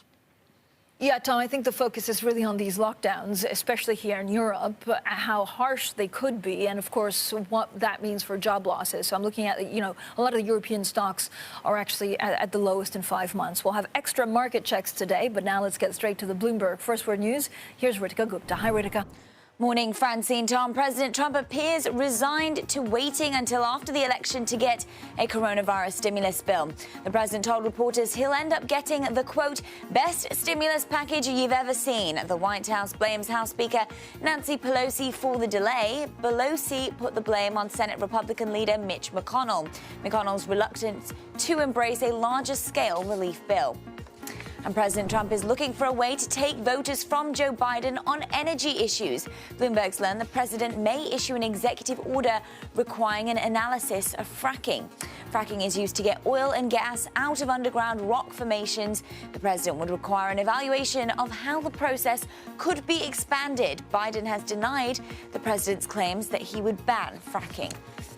France has reported its most deaths from coronavirus since April, and President Emmanuel Macron is preparing new measures to control the spread of the disease. On Tuesday, the French government reported 523 deaths. It also says the number of patients in intensive care may rise to the peak level of the first wave. And the CEO of Johnson & Johnson says that everyone missed how bad the coronavirus outbreak would be. Alex Gorski was interviewed for the latest episode of The David Rubenstein Show. All of us have underestimated the dramatic impact of this outbreak. I mean, if you would have asked most people 8 or 9 months ago if you would ever see the kind of impact that we're seeing around the world right now, few would have gotten it right. But I think there are lessons to be learned. First and foremost, I think, is the importance, David, of global public health. And I think going forward, we're going to understand much better that, if we don't have global public health security, we don't have national security, we don't have economic security, and we will not have security as societies. Don't miss David Rubenstein's full conversation with Johnson & Johnson CEO Alex Gorski tonight at 9 p.m. New York time. Global news 24 hours a day on air and at Bloomberg Quick Take, powered by more than 2,700 journalists and analysts in more than 120 countries. I'm Ritika Gupta. This is Bloomberg. Francine, Tom. Ritika, thanks so much. To start the hour, let's go through the data very carefully. Our equities, bonds, currencies, commodities, futures deteriorate, negative 44. Dow futures under 27,000 and the VIX out a solid 3 points, 36.15 on the VIX. I don't usually do percent on percent, but that's an 8% move on the VIX. Don't correlate that to price, but there it is. Yields do come in. We've gone from that 0.80 level on 10-year yield to a 0.76 as well, with the tendon curve flattening. I think oil speaks volumes, with Brent crude moments ago under $40 a barrel, a $37 on West Texas. We're not there yet, but we'll get there. On foreign exchange, the litmus paper of the global system, dollar stronger. Yen resilient here versus euro. Euro-yen clearly shows weaker euro finally giving up. John Farrell's been very good about the resiliency of the euro. Swiss franc really doesn't move all that much. And Francine, I've got to come back to the headlines at about 3:30 New York time of Turkish lira and the central bank scrambling to protect lira. It's not getting done. Turkish lira crushed rapidly from that 8 level out to 8.26 lira. It is unraveling. Extra long market checks today, Tom. I thank actually Tanya, our producer, who alerted me to the fact that Brent was below $39 a barrel. Yeah, once in a while she does this something is good. really amid a flight in risk assets. So that's, first of all, let's start actually with European stocks. So they're dropping to a 5-month low, and this is really because of coronavirus infections going higher, tougher lockdowns adding to the worries of this economic hit from a pandemic. So the talk I hear more and more is this a W-shaped kind of recovery, and what that means for job losses, what it means for central banks, and also forecasts. Haven assets, Tom, as you were saying, such as treasuries, the dollar and the yen, they're rising. I'm looking at the VIX, a measure of U.S. equity volatility, climbing to the highest level since June. And you're absolutely right. Crude oil, again, oil declining below 39 briefly, now at $40 a barrel amid the flight in risk assets. So we'll have extra market check and extra long market checks throughout the day. Joining us now to talk about the markets and to talk about possible lockdowns is Geraldine Sundstrom, PIMCO Portfolio Manager, Asset Allocation. Geraldine, thank you as always for coming on Surveillance. When you look at the extra lockdowns or extra restrictions in Germany, in Italy, in France, what does it mean for the kind of recovery that you're expecting, and what does it do to yields? Well, these are very sobering news for all of us in Europe, and it's unclear how the pandemic is going to develop for this winter in the Northern Hemisphere. In terms of markets, of course, there is some unsettling situation. PIMCO had warned that it would be, we went down the elevator, it will be up the staircase with bumps along the way, which means that you have to keep quality in portfolio regardless of which asset class you're looking at. Safe government bonds belong to portfolio, higher grade credit, and when it comes to quality, a fair dose for equity, a fair dose of quality. So I think, you have to remain prudent. And that said, also look a little bit out on the horizon and differentiate the short-term volatility and all the sad news that we're going to confront with probably a better outlook sometime in 2021. Geraldine, what does it mean for central banks? If you look at the trend that we're looking at, which is more lockdowns, so more economic pain, will the lift come from, a stimulus, fiscal stimulus, or once again, will it be left for central banks to do more? I think both fiscal and monetary will have to be utilized and they will have to cooperate. Of course, if there is, more fiscal stimulus to deal with a second wave of pandemic, this also means more issuance of treasury bonds and government bonds throughout the world. So there will be a tendency for curve to steepen. And we will have to see if central banks step in to keep the situation under control, which means that other safe haven like gold could benefit. Geraldine, I want to congratulate you. As you mentioned, PIMCO's absolutely nailed this vector of lower and lower yields and the sluggishness that's out there. Do you envision a new regime of new, greater negative yields in Europe? I see Swiss 20 today. I see the German 2-year really begin to test recent, larger negative yields. Do you envision new, larger negative yields? It's totally possible in the sense that people will run for safe assets if the pandemic development continue this way. But this will probably be, for a few months, and then things will normalize again. But certainly over the medium term, we don't think that yield will be going up very high. Regardless, this is going to take years to be absorbed. And central bank will have to help for this recovery.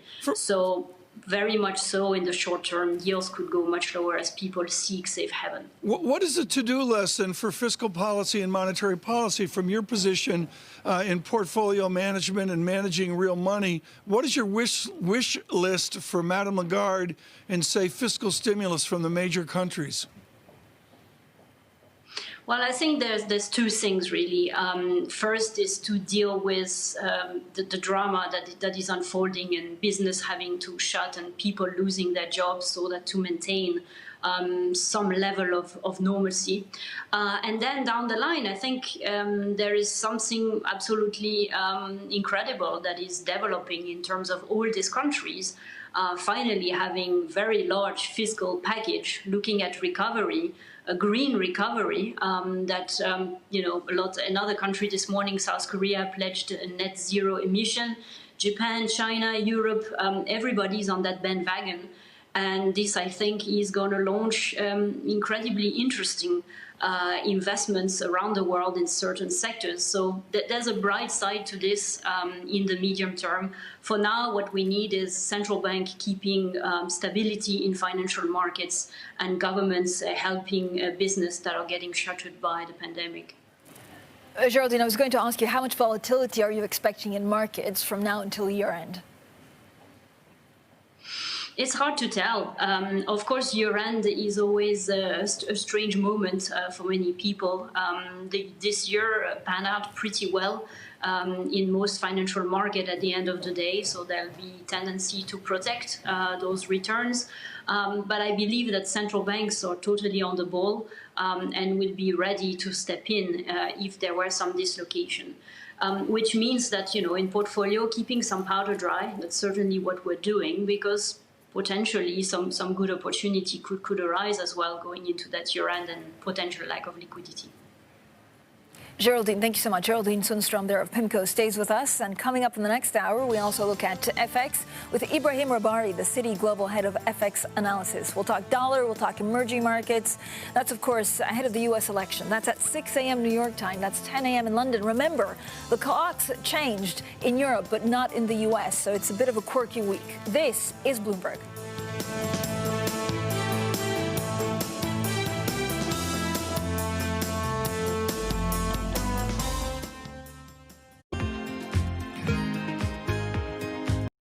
Korea became a global leader in sustainability, in part by supporting technologies that make green growth a seamless part of everyday life. The country continued this tradition with a Green New Deal designed to make Korea's post-pandemic economic recovery greener for people and businesses. Hyundai's Ioniq brand exemplifies this commitment by offering a personalized approach to clean mobility that makes it easier for drivers to live a green life. In terms of user experience, we need to think about how they use the car in their lifestyle. Ioniq users value the practicality of their life. With electric vehicles designed to fit every lifestyle, Ioniq is changing expectations of the modern car. There have been revolutionary technology advances that changed people's lives, like computers, internet, and mobile phone. I believe the next platform that will change the human's life is the car. They wanted to save lives. The women leaders, if you look at their careers, have also built up a level of trust. In fact, women have to be better at communication in order to be elected as leaders, whereas this doesn't hold true for men. We need to get those sexist stereotypes out of our head and give women a fair run for leadership. Trying to change the stereotypes about women is not only the business of women, but men have to be part of it.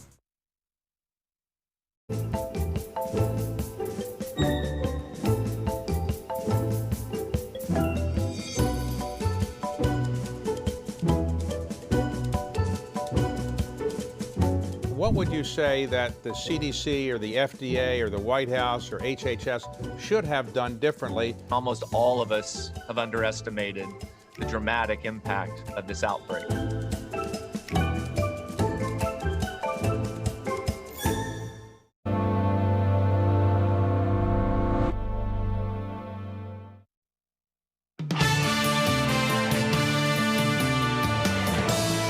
Everyone, Bloomberg surveillance, terrific news flow this morning. Francine Lacroix in London, Europe really challenged, I'm going to say clearly on the equity markets, worser, that's a sophisticated term, worser off than the United States, but maybe that will amend as we go towards the U.S. morning. I'm Tom Keene in New York. With us, Geraldine Sundstrom of PIMCO. We've been talking here of those dynamics across assets and particularly within the fixed income space. I need to understand, Geraldine, and this goes back to Mr. Gross sitting in the basement of the Pacific Investment Management Company, clipping coupons off bonds as his first job at PIMCO. Geraldine, this is a few years ago. I want to go back to the idea as you stagger into 2021, how you clip a coupon or how you find total return. How do you do it? Well, in terms of fixed income, we favor the higher yielder safe haven, like the US, Australia, or Canada, which still very high quality bond with a positive coupon. That's probably one place to start. I would say that potentially inflation-protected treasury could be an attractive fixed income asset in the medium term. And then go for high-quality credit. In the securitized world, there are still relatively more attractive yields. But of course, we can't hide the fact that this is getting increasingly complex, and you have to go into parts of the fixed income that are more structured, a little bit less researched, or less liquid to find yield. How do you asset allocate to the European banks? If they were on sale a month ago, they're on further sale today, as John Templeton would have said years ago. What do you do with the EU banking system? I think in the credit space, they are attractive in the sense that the capitalization of this bank are relatively robust. And I think central banks have shown that they've been more willing to help the pain of the negative interest rates. And that really would be it. Not much interest for now from the equity standpoint. They could have a bounce at some point for sure, but a lot of profit growth in the medium term will be challenged by protracted low interest rates and challenged by fintech, digital currencies, and other things. So I think really differentiate the fact that credit is probably a safe place, but if you look for strong profit growth, I think some other sectors are more attractive than financials for equities. I was going to ask you, Geraldine, I was going to ask you, how do they actually, these banks, adapt to these protracted lower for longer interest rates? And actually, are we going to see the limit of negative rates? Is that it for what the ECB can do? Well, certainly there can be more operation to try to help with the negative interest rate tax that there is now, and the ECB has been moving on this path. And then I think banks have to reinvent themselves a little bit. We are seeing this in the results of some banks in terms of trading activities, IPO, M&As. There's lots of things going on, and probably there will continue to be quite a few things. And then they will have to embrace certain things like more digital ways of doing business in terms of asset management and other things. So it's about embracing the digitalization of the world, and certainly certain banks are going to be better than others at that. Is there another industry, Geraldine, where you could actually see value on the credit side? I think we like mortgages and things that have to do with the housing market. This has been a very resilient part of the credit sector, presumably and surely because governments have stepped in to protect the income of household, and in fact savings rates are relatively high. So we think that this is an area that you can still get good yields even in the higher quality part of mortgage or non-agencies as well. So I would say this is another area that we like in terms of credit. Geraldine, there's an underlying theory to this. You've been writing about disruption over the summer.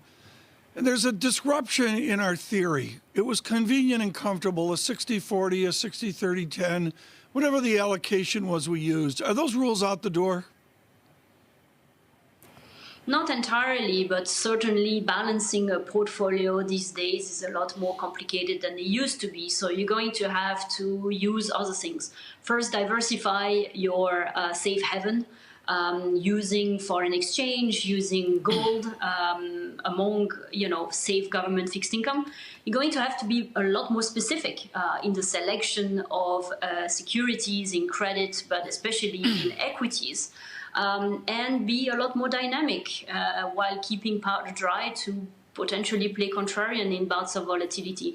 So I think a lot more active management is going to be necessary, because disruption really creates winners and losers, and finding this differentiation is paramount now in portfolios, especially with the recovery program that governments are putting in place, which are green and digital, and there are clear winners and losers coming out of those recovery packages. Geraldine, thank you so much. Geraldine Sundstrom, an update there with PIMCO in asset allocation, writing some really nice essays. You can see them at the PIMCO website. Let me do a quick data check here. We're going to nail this in a couple of minutes as well. Futures -41, Dow futures -420. Simply Europe does worse in their mid-morning, in the early morning of America.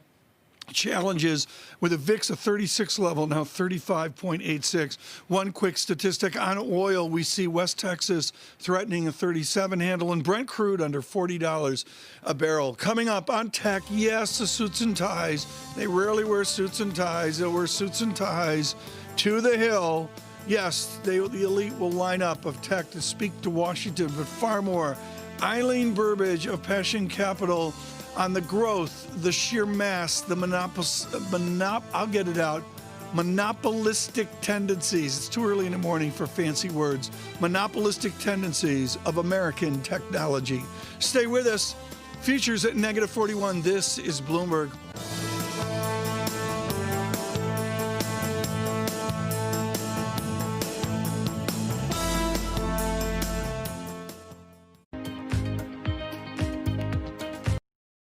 Korea became a global leader in sustainability, in part by supporting technologies that make green growth a seamless part of everyday life.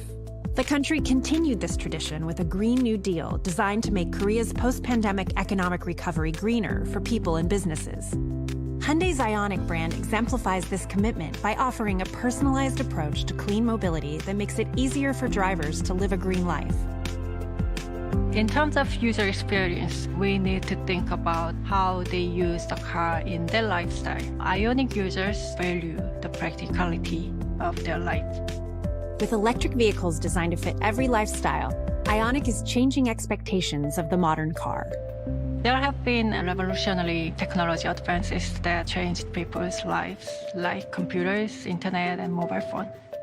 I believe the next platform that will change the human's life is the car.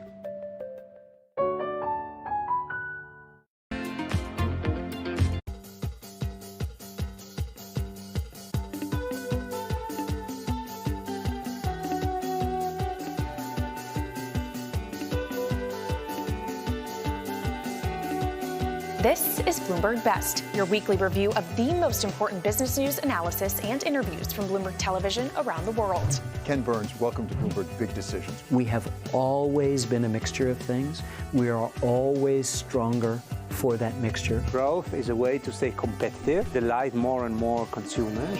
Welcome to the Best of Bloomberg Technology. I'm Emily Chang. They've moved the needle by acknowledging that they have to monitor the content. What is one word of advice you'll take with you? Learn how to listen. And that is certainly something that has served me well. Ankiti, where do you go from here? It's a huge market. It's a huge opportunity. I want to go 100x from here. Our philosophy is to partner where we can and stand apart when we should.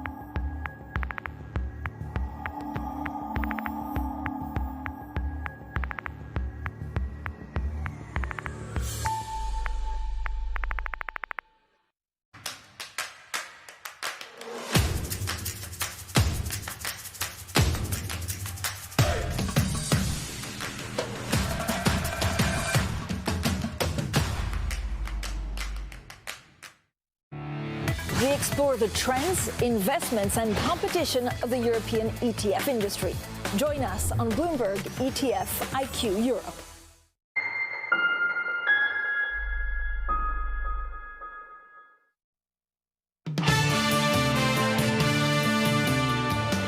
This is Bloomberg Surveillance. I'm Rishika Gupta with your Bloomberg Business Flash. JP Morgan says a surprise win by President Trump next week could benefit U.S. stocks and the dollar. The bank strategists say a Trump victory would also hurt Asian assets. Joe Biden is currently leading in the polls, but Wall Street firms have recently cautioned against assuming he will win the election. Booming cloud demand is driving Microsoft's sales. The company's quarterly revenue rose a better than expected 12%. That's due in part to corporate demand for cloud computing services to support employees working from home. It was Microsoft's 13th straight quarter with a double-digit gain in sales. And that's your Bloomberg Business Flash. Tom Francine. Thank you so much, Ritika. A lot going on in the markets today. Now, partly is because we're 6 days away from the U.S. election, but really a lot of the focus in Europe and also the same in Asia was on these extra restrictions or lockdowns that we could see as soon as today in Europe. So Angela Merkel of Germany moving to shut bars and restaurants for 1 month. We could see a similar, if not more aggressive stance from Emmanuel Macron of France. And that's really hurting a lot of the European stocks. They're down between 1.5% and 2%. I'm also looking at some of the things in terms of risk assets. So oil declining below $40 a barrel amid this flight in risk assets. VIX up, and if you look at U.S. equity volatility, so VIX up, and I'm also looking at the dollar and yen rising, Tom. Very good. Coming up on Generous Electric, Lawrence Culp with an interesting update. This is Bloomberg. Good morning.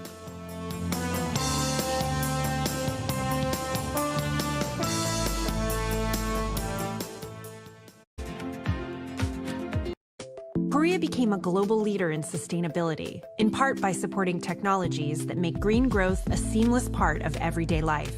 The country continued this tradition with a Green New Deal designed to make Korea's post-pandemic economic recovery greener for people and businesses. Hyundai's Ioniq brand exemplifies this commitment by offering a personalized approach to clean mobility that makes it easier for drivers to live a green life. In terms of user experience, we need to think about how they use the car in their lifestyle. Ioniq users value the practicality of their life. With electric vehicles designed to fit every lifestyle, Ioniq is changing expectations of the modern car. There have been revolutionary technology advances that changed people's lives, like computers, internet, and mobile phone. I believe the next platform that will change the human's life is the car.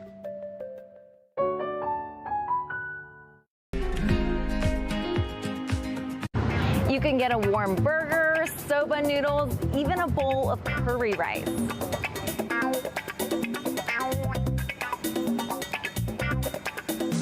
In a city like Tokyo, vending machines seem to be everywhere. There are literally millions in Japan, and it's a big business, selling $44 billion of goods in 2016. With COVID-19, those sales are slowing down, which means getting rid of unprofitable machines.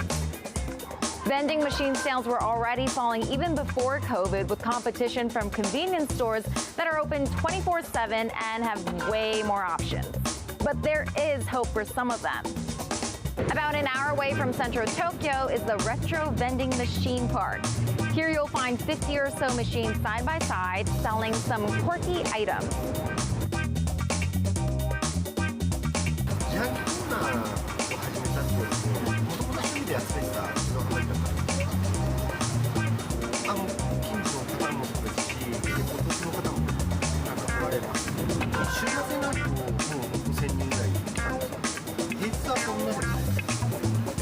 Turning vending machines into tourist attractions may not be a solution for bigger business, though, since it requires labor and efficient distribution. Saito says it takes 5 people a day to restock his machines, just in time for lunch. Everybody knows the COVID epidemic is certainly a major thing in the whole world, also certainly in China. And so this has served as an accelerator for our business. This is a market that over the past few weeks has made it clear it wants to go higher. It got a little spooked by the idea that geopolitical tensions are rising.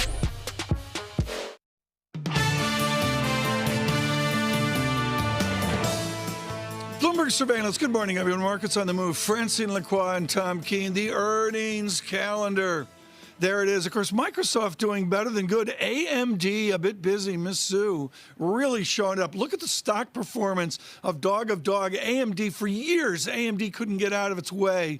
And the engineer from the Massachusetts Institute of Technology, Miss Sue, has just done a miracle job at AMD. They acquire Xilinx. We move forward to the fun and games of technology. Yes, Amazon and Apple front and center there. Maybe Google. It's not Alphabet. It's Google. Eileen Burbidge knows. knows. I only call it Google. It's not. It's never going to be Alphabet. Worst name changing ever. Eileen Burbidge is qualified to speak to us on tech. She's Tim Cook's worst nightmare. She's not upgraded her iPhone since an iPhone 7. She's really almost like back to the flip phone. She joins us now with Passion Capital Partners. Eileen, let's rip up the script here. Is that shell game going to continue? Are we still going to be fools across all of technology and feel we have to upgrade with the technology? I'm afraid that's probably the case. And I have to defend myself a little bit. I have an iPhone 10, so not quite as bad as the iPhone 7, but I think I'm going to be a ways up from getting the 12. But yes, I think, we like these dopamine hits, right? And these tech companies, they're counting on that. We like new, shiny things, whether they're in our ear or whether they're to hold in our hands. And so I do think human nature is working in their favor. To the regulation ballet today, and Eileen, I go back to Michael Mauboussin in this iconic paper for Credit Suisse years ago on the network capabilities, the way these companies will build out. Michael was dead on about the mass of these big companies. How monopolistic are they? I mean, I think that word has so much room for interpretation. Do they hold a monopoly or have some sort of, unfair market position with things like search queries or surfacing content? Absolutely. Is it impossible for others to compete with them? I don't think so. I think the rise of whether it's a TikTok, whether it was an Instagram years before that, Twitter before that, when we thought that, Google was going to own the world, there's always entry. There's always entry points. The smarter ones will continue to be acquisitive and use M&A to enforce their internal innovation and to compete against the upstarts, but there's always room for competition. So I think it's yes and yes in answer to your question. Eileen, we know that the heads of America's biggest internet companies today will testify, and they will probably invoke protection of 230, Section 230, that basically says they need to regulate their own sites. When will regulators crack down significantly on a lot of these massive tech companies? I think it's going to take a while. I really do. I think nobody really knows how to get this balance just right. Who's going to, moderate the platforms, then who's going to moderate the moderators, who's to say what's conservative or biased or left-wing or radical. And I think there does need to be continued scrutiny and conversation, though. I think it's the right thing for there to continue to be dialogue. The question is, given how much money the big tech companies throw at lobbying, whether or not we ever actually get anywhere, or we just continue sort of spinning around in circles. But we really absolutely do need the companies to take more responsibility and accountability, and we need the regulators to hold them to that account. But will they start policing content a lot more? They've started in certain cases, but is that like 2% of what's out there, or will it grow? Yeah, I was going to say they already do it, and I think one of the outcomes of, this global pandemic and COVID-19 is all of a sudden you realized, oh, actually, if a platform does want to take down misinformation that's affecting people's health, it actually can do that. And funny enough, maybe they chose not to do that when it was about certain demographics' mental health. And so there is the technology. I do think they need to be pushed to employ it. I think the question is then how far they go and who's the one to judge. But I do think we need to keep talking about that. And you're right, it's not to any great degree. We're finally seeing evidence that all along we knew they could do this if they wanted to. So now they need to apply it a little bit more broadly and judiciously as well. Eileen, there's a lot of talk about diversity. You came out of Urbana at Illinois. Lisa Su came out of MIT about at the same time, and yesterday we had the triumph of Lisa Su in AMD as well. I want you to talk right now about this burgeoning reality of women in engineering in executive positions seem to really be able to get it done. How did she tame the AMD beast? Well, I can't speak about her techniques, but I think it's right. I think we really can get it done. I think women, I think ethnic minorities, I think a lot of underrepresented groups have probably been used to working harder to prove themselves than maybe the sort of dominant demographic. And I think it's brilliant that, we're getting more space to do that and more recognition about those efforts. But I think that's just, people from all walks of life. And that's why increasing diversity and having greater inclusion at decision-making roles is so important, and because it produces results. Eileen, is there anything given we're all working from home for a big amount of time, given we're seeing extra restrictions and lockdowns in European countries and elsewhere, are there any unicorns, maybe in Europe or elsewhere, that you'd be looking at as next? Wait a minute, let me translate this. Eileen, Francine needs a stock tip. What do you have? I'm sure I can't give a stock tip, but I do think since we're going to see all the results for the big tech companies coming out this week, and you'll see, you already spoke at the top of the hour about Microsoft.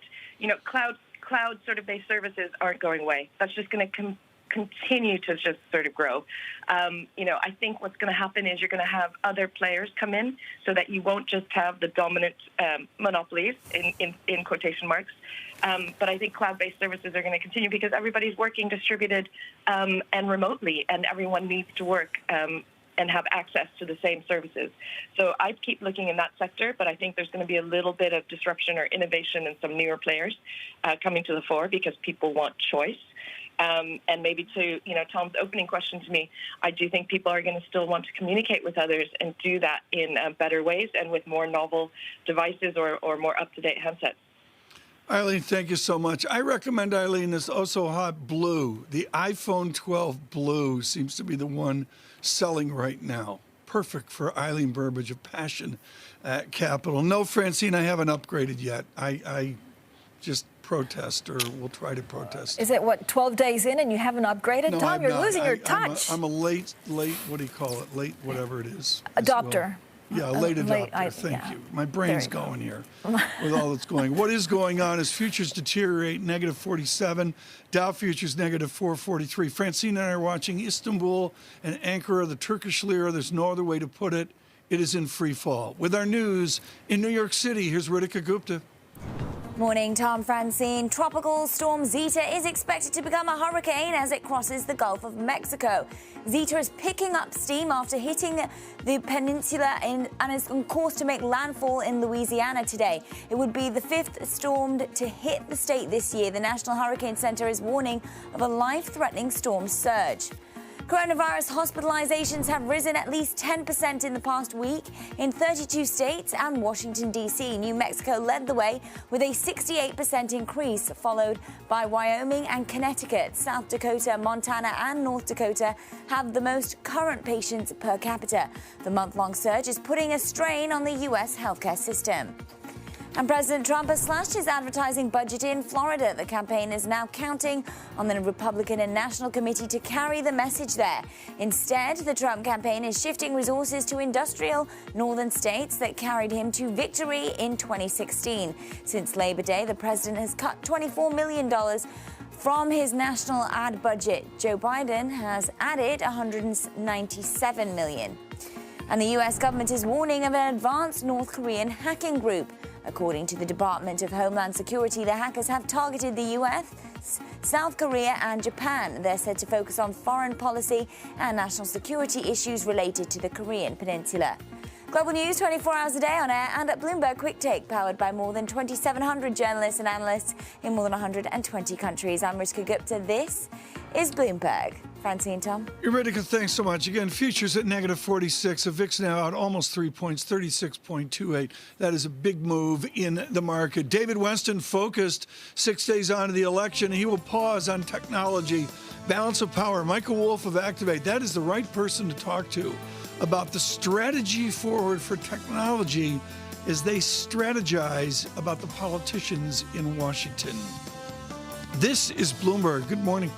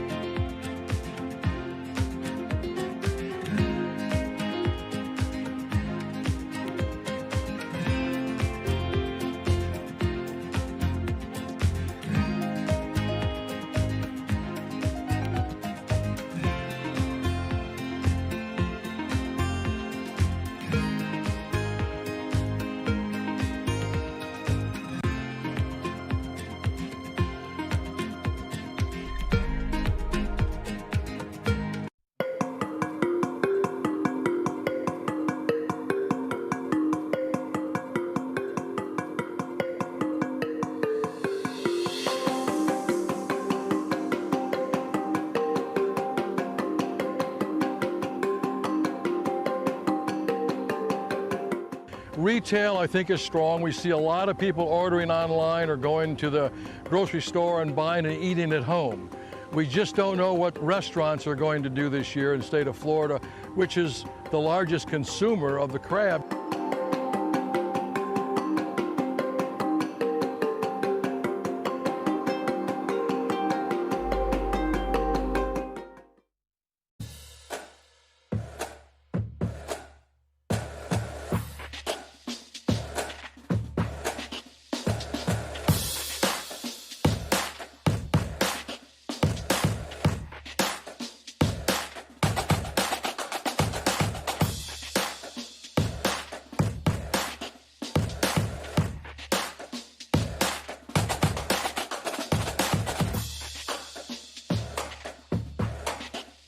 The 2020 presidential election is in the home stretch, and a handful of states will decide who occupies the Oval Office.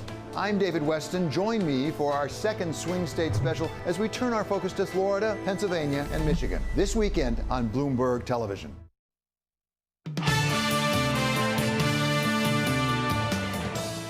We've basically doubled rates revenues now for 4 quarters in a row. And so for us, the sustainability of these revenues is a key factor, and we think a significant amount of it will stick. We think the second quarter experiences showed us that the households and corporates are relatively resilient, and governments are in a position to support the economy through this period of uncertainty. CFO talk from the head of Deutsche Bank, Mr. Moltke, von Moltke, rather, I should say, having really quite a good day. Here's what you need to know, and Daniel Schaefer just did fabulous work on this over the last 12 hours. If you want to buy 6 bedrooms, 5 baths, 26,000 square feet on 4 acres in Frankfurt, you got to pony up $11.3 million. That through Sotheby's this morning. To do that, usually you've got to have a good year in a hedge fund, or you have to get a bonus or plural boni out of your bank. Daniel Schaefer joins us now from Bloomberg on the only theme that matters in banking in Europe today. Who's right, Daniel? UBS, base pay up, lower bonuses, no bonus, or Deutsche Bank saying, wait a minute, we got to keep the troops? Who's got the right equation? I think it's a matter of the overall pay that people will get. That is the big question. With the UBS, obviously, they just seen big disparities in terms of the base salary, particularly among some of the more senior ranks within the investment bank. So they decided they want to change it and increase the base salary while cutting bonuses. And Deutsche Bank, and we just heard James von Moltke there, the CFO, they are saying we really need to be able to reward our top performers for outperformance, which is actually what is UBS saying as well. We want to use the bonus in the future more to reward outperformance and not to change differences or to alleviate differences in base pay that people have. So this is the crucial thing for both banks. They need to compete with the US banks amid this trading boom and to be able to keep their talent, their top talent. But Daniel, what I don't understand, or where I'm still trying to get to the bottom of, so UBS was saying they want to increase actually their basic compensation and maybe make the bonus smaller. What does a banker nowadays want? Do you want a smaller bonus so that actually if you jump ship, it's not deferred, or is it is it more advantageous tax? I mean, what's the composition of basic pay versus bonus that is gold dust to bankers? Yeah, I mean,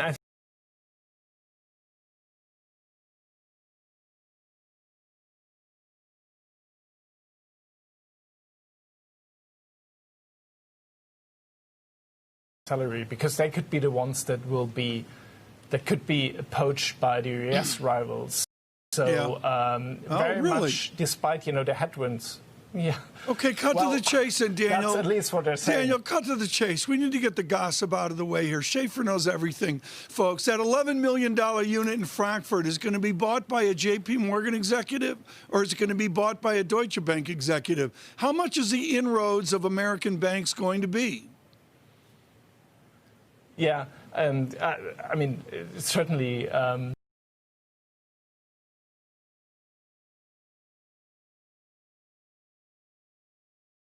The question is how many people will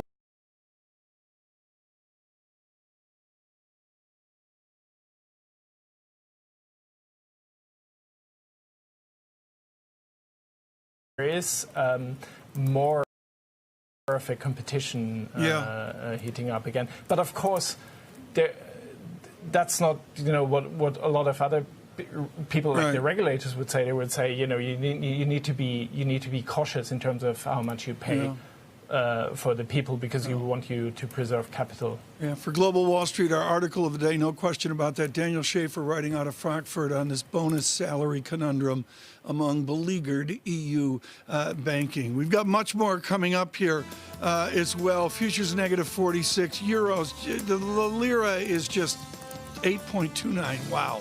Weaker lira. On Puma, or Pumbaa as the kids called it, Jorn Goulden will join us, their chief executive.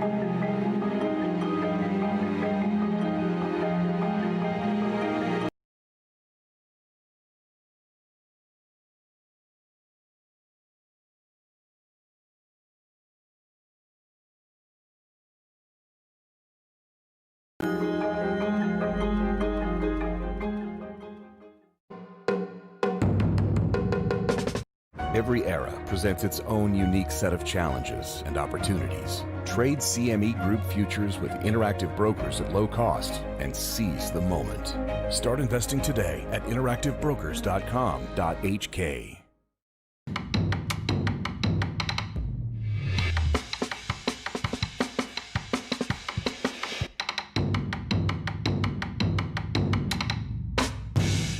Give you a sense of the real-time action. The 10-year yield tumbling now 11 basis points, so continuing in this knee-jerk risk-off feel.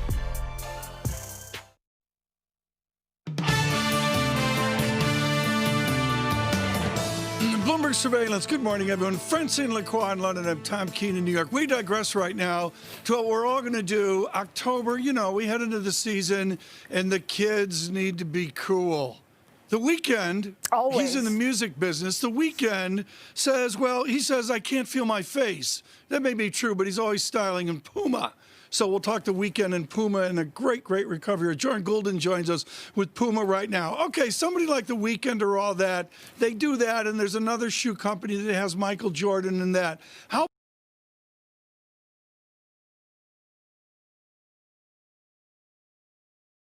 big is the celebrity thing, Bjorn?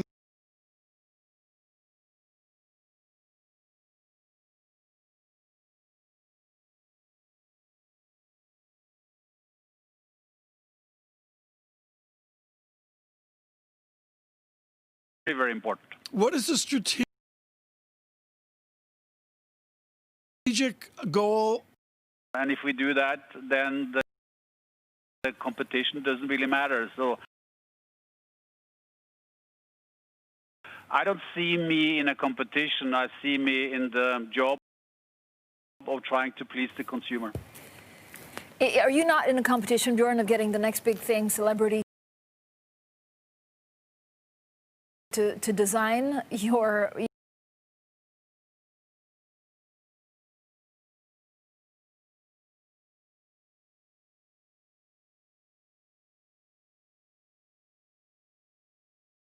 months, and as you probably know from the football side, we signed a partnership with Neymar.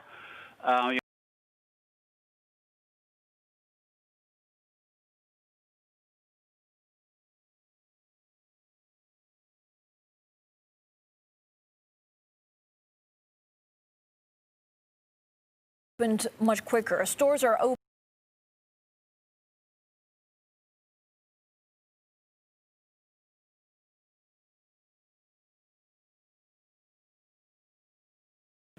And therefore the Q3 was weaker from a development than many people thought. That was caused by a lot of inventory from all of us and a high level of discount. You will see China growing again at a stronger pace in Q4. Other parts of Asia, which are very dependent on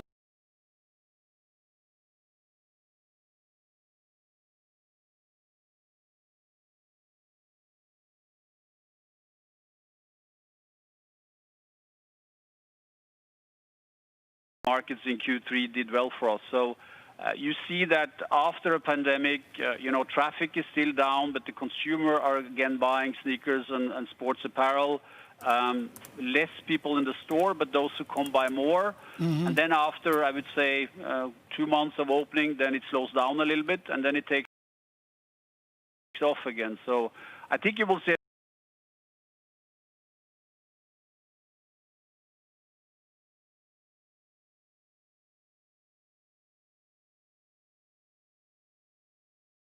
and et cetera, et cetera. Is the digital shift from stores to Amazon and the rest, Zappos, and also at the same time this crushing frustration that you can't get the cool pair of shoes you want.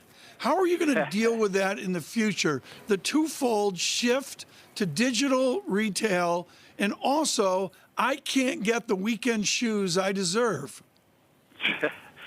Well, I mean, the future is going to be a combination of digital and stores, and you won't see everything switching to digital. But it's obvious that the communication with the consumer is more and more digital. But you also see that the consumer wants to see physically product. That's why you will see a combination of both. I don't think it's either or. It's how you combine it in a multi-channel approach. Bjorn, we were talking in the break and kind of making a joke about it. You know, if you're working from home, do you wear shoes? Do you not wear shoes? Do you wear Puma? Do you wear something else? What surprised you the most about how people wear your products and shop your products during a pandemic? Well, barefoot is bad, so I hope people wear shoes. If not, the business will be down. I think what you have seen over the last couple of months is that, first of all, people do actually do more individual sports. People go walking, hiking, jogging, and therefore they need new shoes. You've seen a big upshift in activities like yoga and different fitness level that you can also do at home. And that's not only good for footwear, it's also good for, training gear in general, fitness gear. What has been tough is, of course, team sports. I mean, soccer has been tough because there has been restrictions in many countries that you're not been allowed to practice. But in general, I think people are still very sports interested. You see that on the television ratings. And people want to do something good for themselves, and that's why I'm very optimistic about our sector. My recommendation is sign up all of Tottenham. Thank you so much. Bjorn Gulden, thank you so much, with Puma, a resurgent Puma in design, their chief executive officer. It is something to be expected and that when your currency craters like the lira is cratering, you better get out front and start messaging. Mr. Erdogan has had an exceptionally fractious set of months on politics and on economics, and today we see him speaking as well in Turkey, and also a large body of headlines coming out off of the Turkey inflation report. The head of the central bank in Turkey says instrumental independence is at hand for the central bank.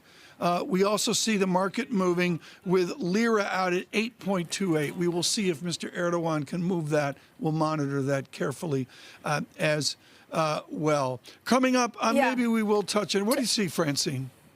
Yeah, Tom, I just want to make it clear that there are two stories to Turkey, and we can't lose sight of it. First of all, there's this massive rift between France and Turkey. I mean, if we look at the pictures of President Erdogan live, again, this is after Turkey really assailed France and French products because of the satirical magazine Charlie Hebdo for mocking President Erdogan in the front page. And then there's the inflation story, and that leads us to the Turkish lira story. So two big stories coming out of Turkey, Tom. Coming up, Ibrahim Rabari of Citigroup. We will touch on this on foreign exchange, but particularly on a new resurgent dollar. Futures deteriorate, -47. Stay with us. This is Bloomberg.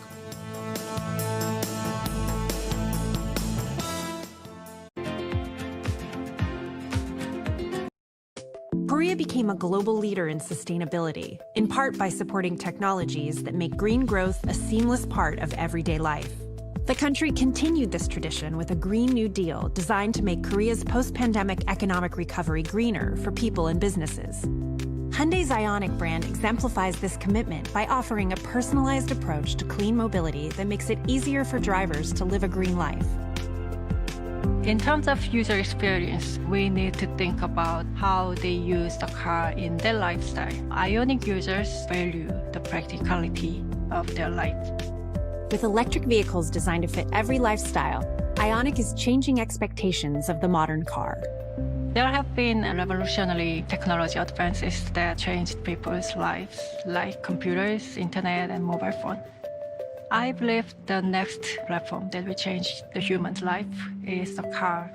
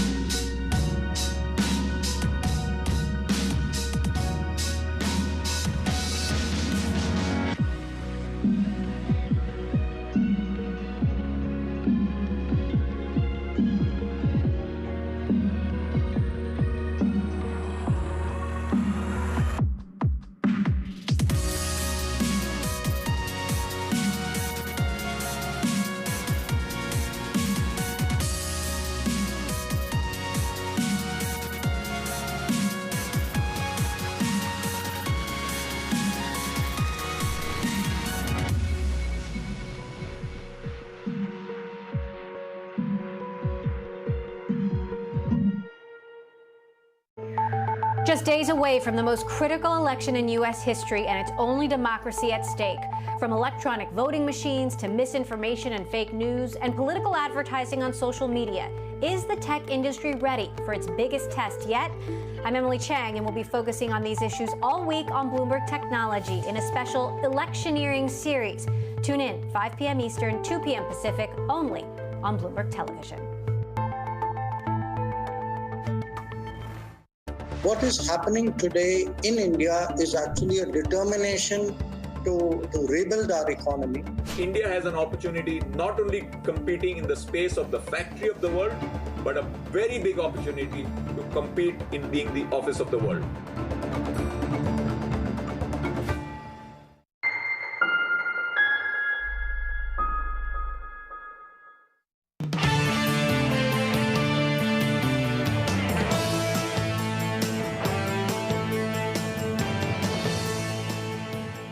This morning, there is continued market uncertainty. Yes, equities, they are weak and weaker now. Futures at -45, but now joined by lower yields, a stronger dollar. The yen strengthens. The Swiss franc, to the most part, does not.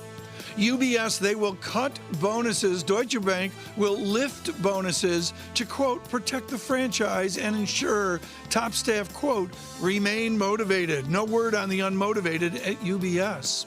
And Biden, well, he visits Warm Springs, Georgia, the home of FDR. Trump visits Lansing, Michigan, and says, quote, 3 weeks in, Joe's shot.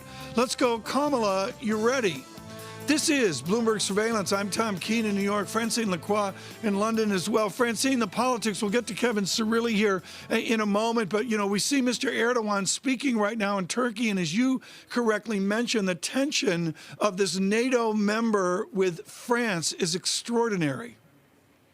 Yeah, it's extraordinary, Tom, and it's something that's been brewing, I think, over the last, I would say, 2 weeks. This is the very latest coming actually out of France. So after they put President Erdogan on the front cover of the satirical paper, Charlie Hebdo, really Turkey erupted with this Turkish-France feud, and, Erdogan had asked all Turks to boycott French goods. So we'll see whether he addresses that in a shape or form. And, of course, the other problem is a markets concern, and this is an inflation concerns, and that goes back to the lira route that we've seen. And then, Tom, underlying all of that for European markets is extra restrictions, extra lockdowns on a lot of countries where leaders had said that they would not go in a second wave of lockdown. And that's hitting a lot of markets. And we'll have to look at what that also means for forecast for GDP going forward. And, of course, it is idiosyncratic until it is not. We'll go into a full data check here in a moment. Mr. Cirilli standing by on the festivities 6 days out. Right now, with our first word news in New York City is Ritika Gupta. Morning, Tom, Francine. President Trump appears resigned to waiting until after the election to get a coronavirus stimulus bill. The president told reporters he'll end up getting the, quote, best stimulus package you've ever seen. The White House blames House Speaker Nancy Pelosi for the delay. Pelosi put the blame on Senate Republican leader Mitch McConnell. McConnell's reluctance to embrace a larger scale relief bill. President Trump is looking for a way to take voters from Joe Biden on energy issues. Bloomberg's learned the president may issue an executive order requiring an analysis of fracking. Fracking is used to get oil and gas out of underground rock formations. The president would require an evaluation of how the process could be expanded. Biden has denied the president's claims that he would ban fracking. And France has reported its most deaths from coronavirus since April, and President Emmanuel Macron is preparing new measures to control the spread of the disease. In Germany, Chancellor Angela Merkel reportedly will propose closing restaurants and bars till the end of November. She's also expected to urge citizens to keep private contacts to an absolute minimum. And in sports, the Los Angeles Dodgers have won their first World Series in 32 years. The Dodgers beat Tampa Bay 3-1 to win the best of 7 series, 4-2. The entire series was played inside baseball's bubble in Arlington, Texas. Global news 24 hours a day on air and at Bloomberg Quick Take, powered by more than 2,700 journalists and analysts in more than 120 countries. I'm Ritika Gupta. This is Bloomberg. Francine, Tom. Ritika Gupta wearing Dodgers blue. 3-1. I would note the second run scored by one M. Betts, sliding into home, showing energy. On behalf of all of Red Sox Nation, we congratulate Mr. Betts for his World Series victory as well. We move on right now. A data check. Let's do it. Futures at -44. Dow futures -431. The VIX out almost 3 big figures, 36.29. The difference yesterday, less correlation. Today, more correlation. Yields come in from a 0.80, 0.81. The yield now 0.75. And oil, Francine, there's so much to talk about. Lira just prints 830. And look at oil, Francine, 38.07 American Brent crude under $40 a barrel. Yeah, a lot of the markets are focusing, of course, on these rising coronavirus infections after we had extra restrictions in Germany. We're about to see extra restrictions, even lockdowns in France. And this is adding to worries about the economic hit from the pandemic. So I'm looking at haven assets, Tom, treasuries and the yen rising. If you look at European stocks, be it DAX, be it CAC, they're at a 5-month low. VIX up, climbing to the highest level since June. And then you're absolutely right, oil declining amid a flight in risk assets, Tom. Very good. It is that time of year where they campaigneth and everything is drenched in symbolism. Some of the images that we saw yesterday from Trump and Biden.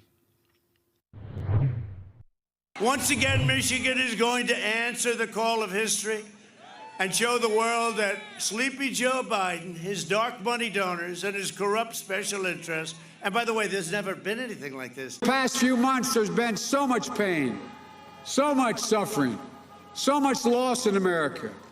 More than 225,000 dead Americans because of COVID-19. 7,800 right here in Georgia. On November 4th, you'll hear we're doing extremely well. You'll see. You know, they used to always say that Europe, look at Europe, look at Europe. Well, first of all, they count their cases totally differently. But look at Europe. Well, they have a big spike. And you know what? It's going to go down. And we had a spike in Miami. We had a spike in Texas, Arizona. It's all way down to very low numbers. Everybody knows who Donald Trump is. Let's show them who we are. We choose hope over fear, unity over division, science over fiction, and yes, truth over lies. For political junkies, a fun time of year to see it really heat up. Kevin Cirilli joins us, our chief Washington correspondent. Kevin, what is across all of the media, and frankly, in the symbolism of those images, is a Democratic Party stepping on eggshells saying, do not repeat the last week of October and the first days of November of 4 years ago. Secretary Clinton was harshly criticized for what she did and how she campaigned. What is Biden doing different? Well, he's going to the battleground states, and he's trying to flood the local media markets. And look, I mean, we always overplay this in the media, but it really is incredibly important. For the Democrats' perspective, when they did their diagnostics after the 2016 fumble that was Hillary Clinton's loss, they looked at this and said that they needed to attract Rust Belt voters in Michigan, Wisconsin, and Pennsylvania. What did Joe Biden do? He headquartered his campaign in the city of brotherly love, Philadelphia, and essentially said, I'm going to win back Pennsylvania, and I'm going to win back either Michigan or Wisconsin, and hope to make inroads in other Midwestern states. So that's been the strategy. And then at the bottom of the ticket, he got someone in Senator Kamala Harris that he feels is able to shore up the progressive activist base. And so that was his strategy. That is what he has been remarkably consistent on in terms of his strategy and his message. In contrast, President Trump, bulldozing through battleground states, has also, bear with me, been remarkably consistent in his strategy to try to really activate the Republican base. I'm struck by one thing and one thing only. The headline crossing the Bloomberg terminal in about the 5 o'clock p.m. Eastern hour yesterday. More than half of the ballots from 2016 have already been cast, Tom. 50.4% of 2016 votes have already been cast. Something like 80 million people have already voted in this presidential election. That's huge, Well, Tom. I'm glad you give me that statistic because that's a moving number. 69 million out through the 70s, and Mr. Cirilli saying 80 million right now. We'll monitor that closely with Craig Gordon in Washington. Kevin, I need you to explain the symbolism of a middle-of-the-road Joe Biden visiting to the west of Georgia on the border, Warm Springs. It's all about a broken FDR and polio, but more than that, the day of his death outside World War II. Did he succeed in the symbolism he needs to find a middle ground?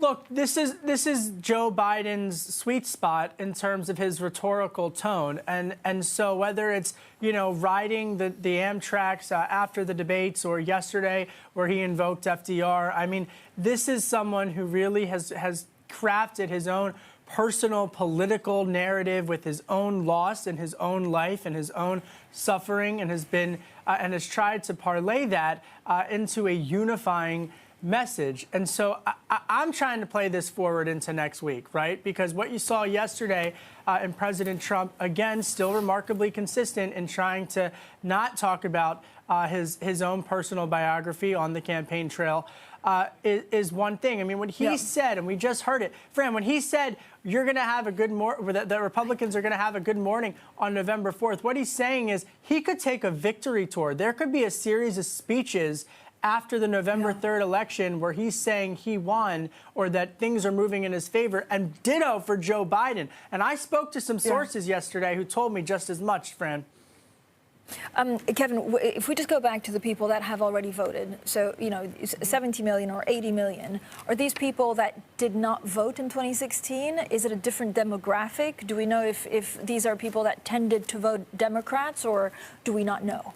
Friend, no one knows. And I've been trying to figure this out. I've been asking my sources, and I've been saying, how do we know any data about if these are first-time voters? Because that's the question right there. If they're first-time voters, who are they? Are they, or are these just political junkies, as Tom just alluded to, who were going to vote no matter what? Because if they are, then we don't know what that is. We do know specifically where they're voting from, and that's where Democrats are eager and optimistic, because they're looking at traditionally deep blue districts, and they're saying, well, they've got the turnout vote in those districts, so that might be good for them. But hey, this is a new dynamic, so if the turnout isn't up, we don't know.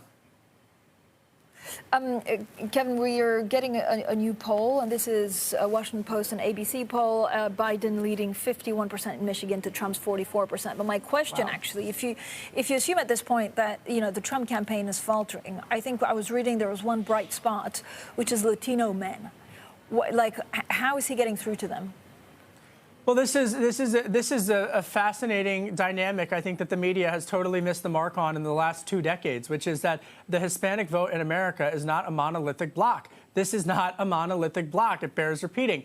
There are various different constituencies amongst Hispanic Americans, whether it's Cuban Catholics or other different types of Catholics. And the Hispanic community in Arizona is very different than the Hispanic community in Little Havana in Florida. And so that is, I think, something from an ideological perspective. On the issue of immigration, I can also tell you that's a very complex issue amongst the Hispanic community that is much more nuanced than often gets reported. Kevin Cerulli, thank you so much. Very exciting. Our chief Washington correspondent. Coming up on Balance of Power, David Weston will drive forward this conversation. Look for it. Nancy Pelosi, the Speaker of the House, she's been on often to drive forward the message. Somehow, I'm not sure stimulus will come up. We will have to see. This is Bloomberg.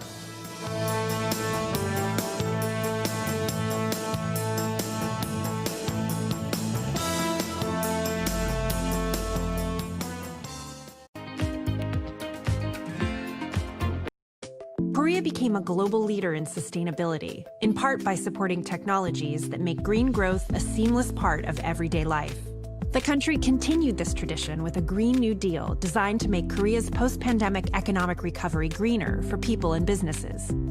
Hyundai's Ioniq brand exemplifies this commitment by offering a personalized approach to clean mobility that makes it easier for drivers to live a green life. In terms of user experience, we need to think about how they use the car in their lifestyle. Ioniq users value the practicality of their life. With electric vehicles designed to fit every lifestyle, Ioniq is changing expectations of the modern car. There have been revolutionary technology advances that changed people's lives, like computers, internet, and mobile phone. I believe the next platform that will change the human's life is the car. One else wants to do the job. Women had a very clear objective. They wanted to save lives. The women leaders, if you look at their careers, have also built up a level of trust. In fact, women have to be better at communication in order to be elected as leaders, whereas this doesn't hold true for men. We need to get those sexist stereotypes out of our head and give women a fair run for leadership. Trying to change the stereotypes about women is not only the business of women, but men have to be part of it. It's really a reminder, isn't it, just how sensitive the markets are to any commentary about trade. We did see some pressure on the yuan, we did see some pressure on the futures. That is now being reversed. So we'll have the conversations with the Bank of England in the latter part of this year, and then, we will address our policy around returning capital to shareholders at our year-end results coming up shortly at the beginning of 2021.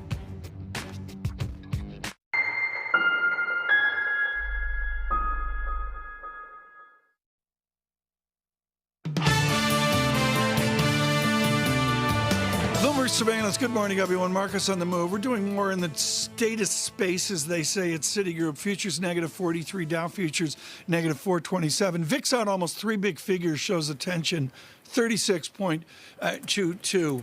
Everyone in economics leans forward when Mr. Dudley writes. We're thrilled that he writes, honored that he writes for Bloomberg Opinion, the former president of the New York Federal Reserve. He speaks today on the challenges at hand and the degrees of freedom that we have. No central bank wants to admit that it's out of firepower.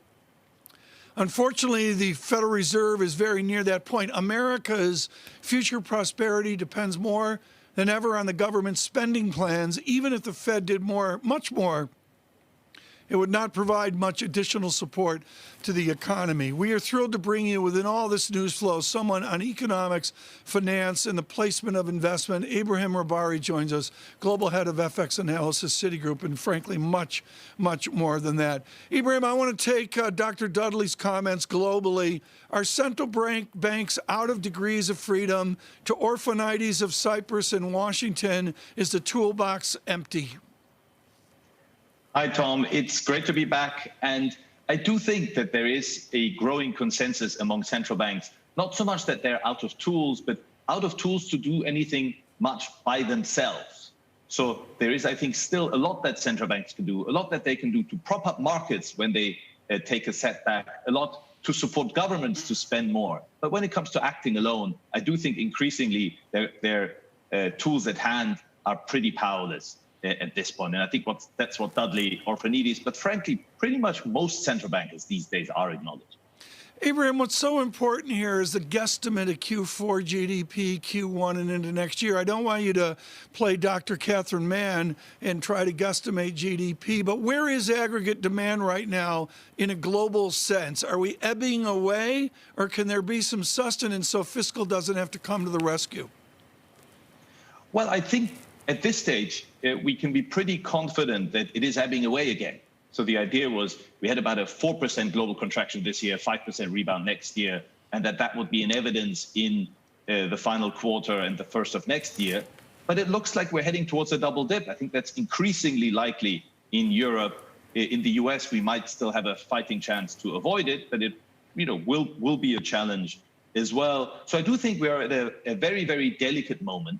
And I think it's almost inevitable that follow-on fiscal stimulus measures will be needed in the coming months. Ibrahim, if we leave the lockdowns, to one side, 1 second, we're in this frenetic final push to the election on November 3rd in the U.S. What will move on the back of a Joe Biden win? Is it, some of the emerging markets that are linked to U.S. dollar? Is it ruble on his stance on Russia? Is it Mexico, or is it something else? Yes, I think we have to distinguish between 2 or 3 cases. There's a Biden-divided government, a blue sweep, and then simply the election passing without a contested election. But the clearest outcome clearly would be a blue sweep outcome. And I think the clearest indication of that would be, it'll be a dollar move. It'll be a broad-based dollar move. And the currencies that move the most would move the most against the dollar as well. So you would expect all of the high-risk emerging market currencies, but maybe particularly the Mexican peso to move quite strongly on that kind of outcome. For the other two, we actually think that there are, for the other two outcomes, and perhaps that surprising Trump re-election case, I think the dollar trajectory is a little less clear, and maybe against fairly widespread dollar bearishness, we could see a little bit of a dollar rebound. And then again, all those currencies would look a little bit more vulnerable. And again, the peso is probably among the most common. But, the South African rand will react quite strongly as well. And then the one currency that is very much in focus these days is the renminbi. And I think the renminbi is one that would probably continue to do quite well under a Biden outcome, whether it is divided or in a blue sweep, but equally could be under pressure if we do get the surprise Trump re-election.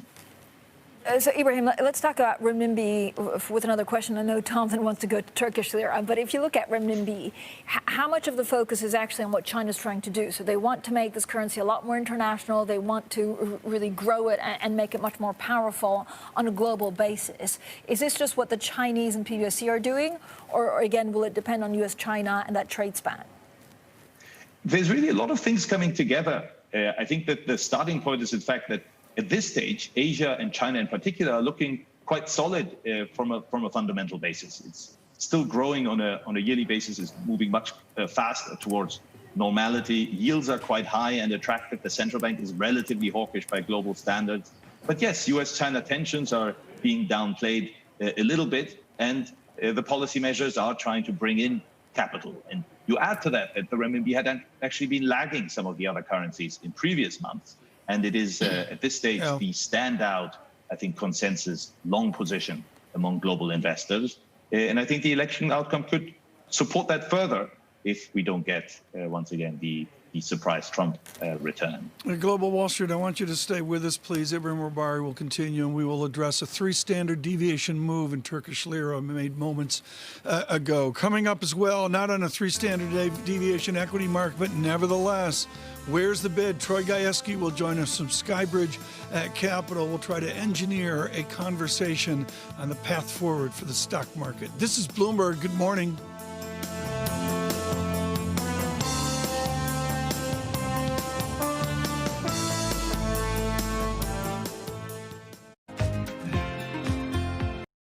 Korea became a global leader in sustainability, in part by supporting technologies that make green growth a seamless part of everyday life. The country continued this tradition with a Green New Deal designed to make Korea's post-pandemic economic recovery greener for people and businesses. Hyundai's Ioniq brand exemplifies this commitment by offering a personalized approach to clean mobility that makes it easier for drivers to live a green life. In terms of user experience, we need to think about how they use the car in their lifestyle. Ioniq users value the practicality of their life. With electric vehicles designed to fit every lifestyle, Ioniq is changing expectations of the modern car. There have been revolutionary technology advances that changed people's lives, like computers, internet, and mobile phone. I believe the next platform that will change the human's life is the car.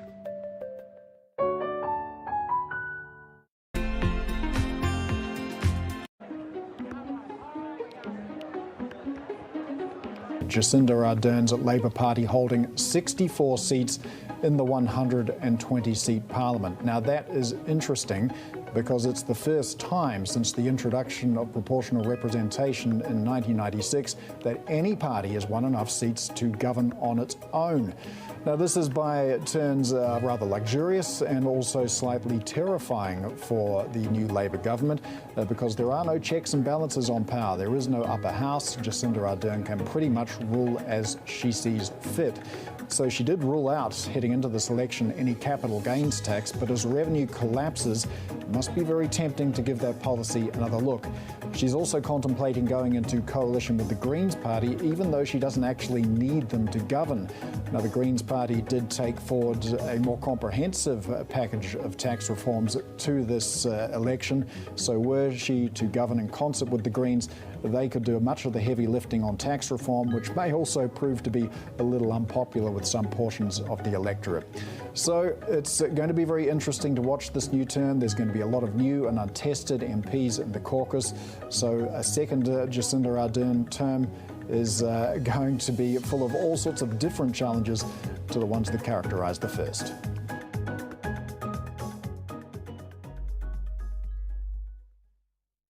The Boston Symphony Orchestra presents BSO at Home.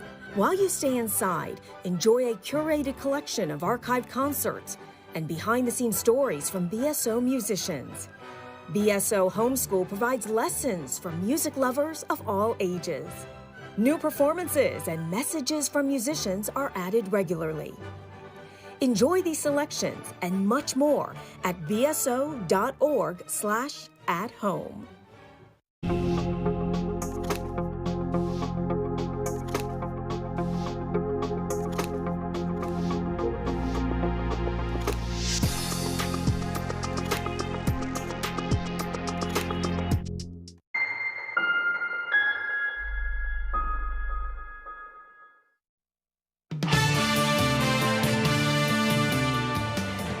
Good morning, everyone. Bloomberg surveillance, just huge news flow today. And right now, General Electric out. And this is important for global Wall Street, not only because it's GE, but Lawrence Culp is really beginning to put his stamp on the company. We'll be with him later today. We'll talk about that in a moment. GE, and they invented the idea of organic revenue growth and publishing that. It is down in this pandemic, in this global slowdown, a jaw-dropping 12%. Organic revenue year over year down 12%. But what's amazing about it is the margin contraction of 310 basis points. This press release and its attachments has Culp transparency all over it. It is amazing how he has revolutionized the presentation from GE to show the challenges. I'm going to say on a quick look, power does better than the beleaguered aviation. There's one statistic I caught here on, I don't know, page 112 or something, that the aviation fleet, Francine, parked is 26% of the planes are parked right now. Really extraordinary, Francine. Yeah, Tom, I also want to just bring you, we should do an earnings wrap, a little earnings wrap, because we've had a lot of earnings here in Europe. And it's an interesting dynamic of what out of lockdown. We could go back into lockdown, certainly if you're in France or Germany. But what people have bought in the immediate aftermath of the lockdown, and it seems that shoppers, freed of lockdowns, splashed out on beer, cars, and sportswear in the third quarter. And we saw the spending revival that could prove short-lived, of course, as European governments again tighten the rules. But it's interesting to see the dynamics, Tom, of that kind of recovery and what people spent their money on. Well, the shift from industrial to consumption there, and it is two different worlds and two different pictures. David Rosenberg yesterday really parsing out the difference between services and the mysteries there versus Mr. Culp's good producing segment. We'll have much more on GE through the morning. Just fascinating as a snapshot. Lawrence Culp on the 12 noon hour with David Weston. Futures at -44. Good morning.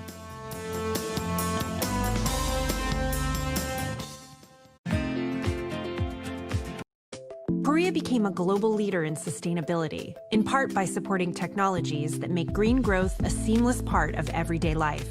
The country continued this tradition with a Green New Deal designed to make Korea's post-pandemic economic recovery greener for people and businesses.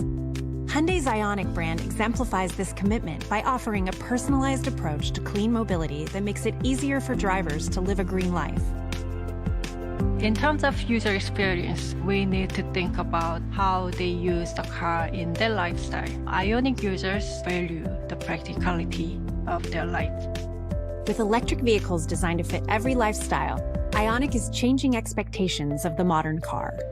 There have been revolutionary technology advances that changed people's lives, like computers, internet, and mobile phone. I believe the next platform that will change the human's life is the car.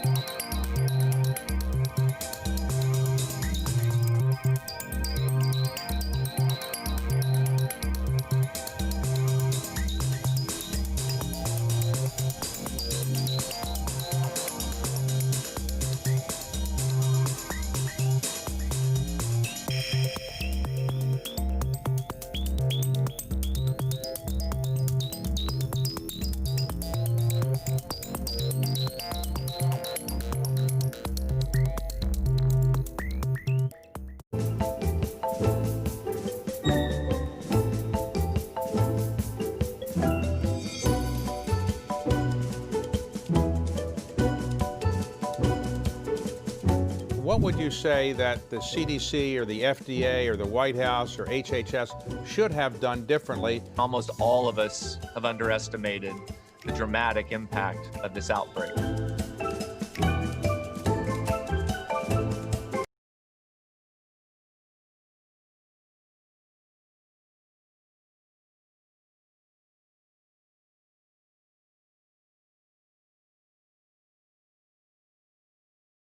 trends, investments, and competition of the European ETF industry.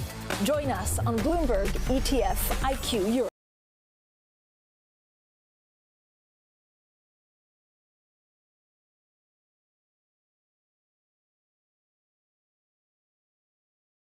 Weakening trend against a lot of these emerging Asian currencies because they handled the pandemic so much better.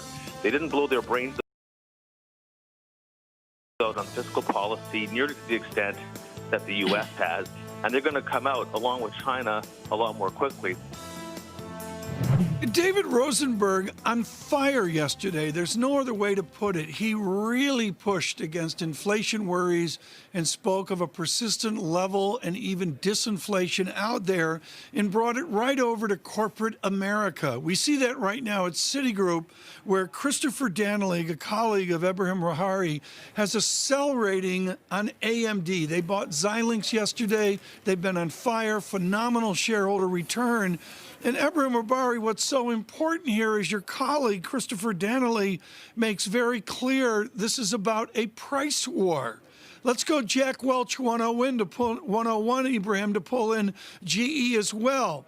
Is this disinflation going to lead to a lack of pricing power by corporations?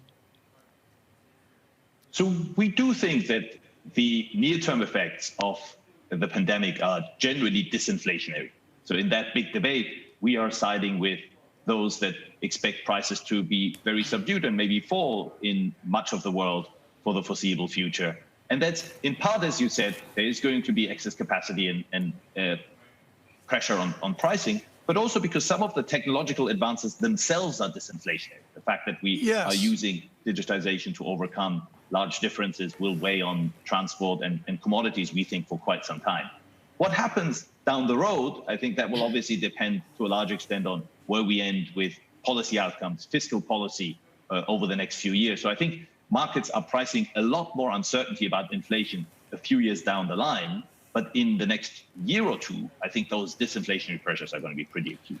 Ebrahim, and I should point out, Dr. Rahari wrote on this at length 5, 6, 7, 8 years ago with Willem Bouter for Citigroup. That was absolutely brilliant. Ebrahim, I want to turn to what's idiosyncratic, and as you know, then it doesn't become idiosyncratic.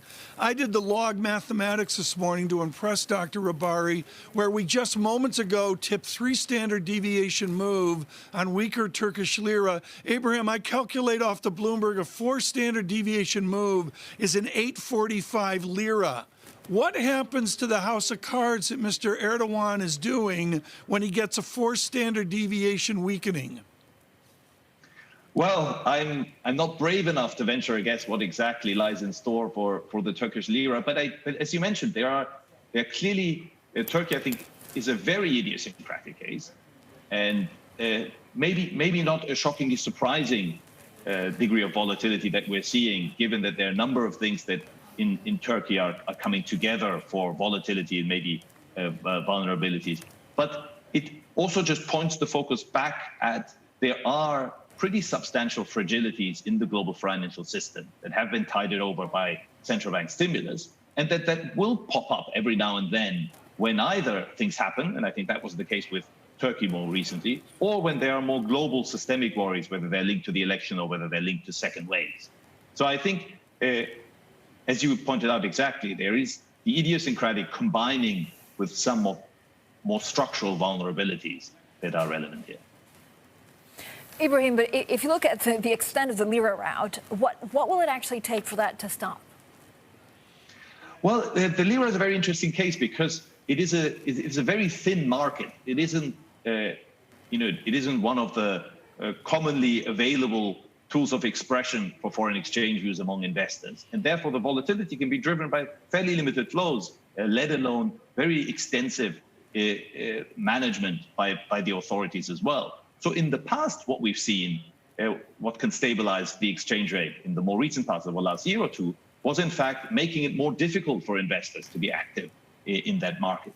But of course, the second and important plausible situation is some lessening of the political tensions that we're seeing to date.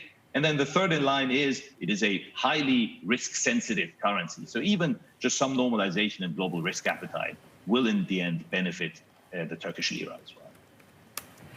Ibrahim, what happens to euro? And euro has been, supported. I don't know whether the second lockdown will have lockdown or restrictions, but that's the direction of travel that we're looking at amongst European countries. I don't know whether that moves euro or whether there's going to be a backlash and we'll see more populism because of lockdowns and restrictions and people losing their jobs, and that will impact euro, but only longer term. So we think that the judgment for us for euro dollar and the euro is that it will remain cyclical, as it will trade with global risk aversion and with the broader dollar trends first and foremost. And two, that we think those second wave concerns are also more global eventually than they are idiosyncratic. And then finally, that we think that they will be overcome, that we think that the vaccine breakthrough will come towards the end of the year, that we think post-US election, the dollar downtrend will resume as well. So we think those short-term reasons for a little bit of euro downside and euro dollar downside as well, they make a whole lot of sense. More risk aversion, more uncertainty about the US election, possibility of a bit of a dollar rebound. But we think that that will fade into the end of the year because all of these factors are mostly likely to reverse.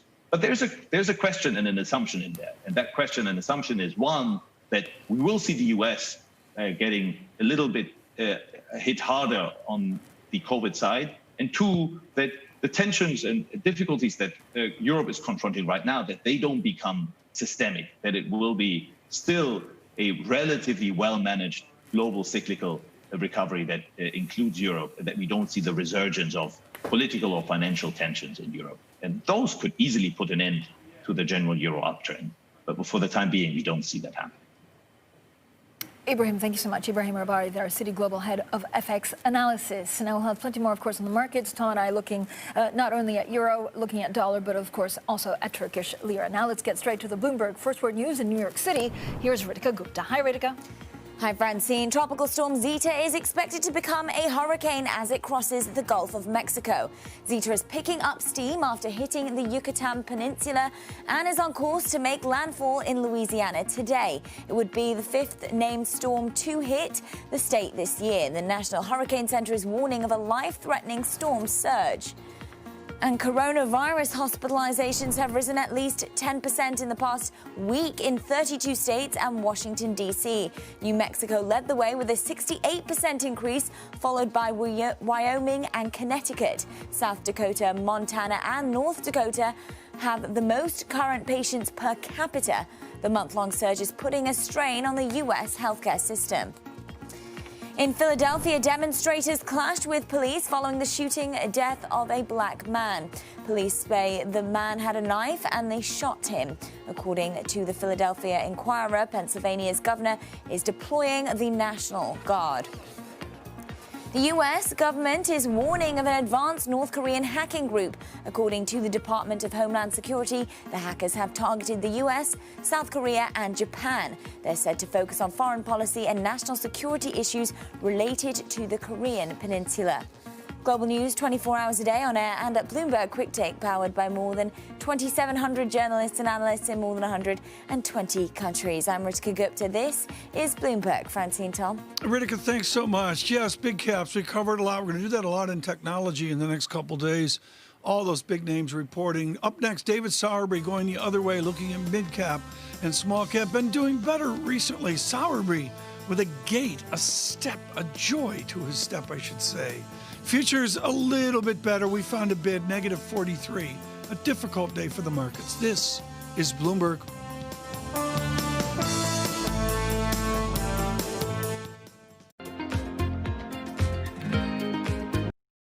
Korea became a global leader in sustainability, in part by supporting technologies that make green growth a seamless part of everyday life.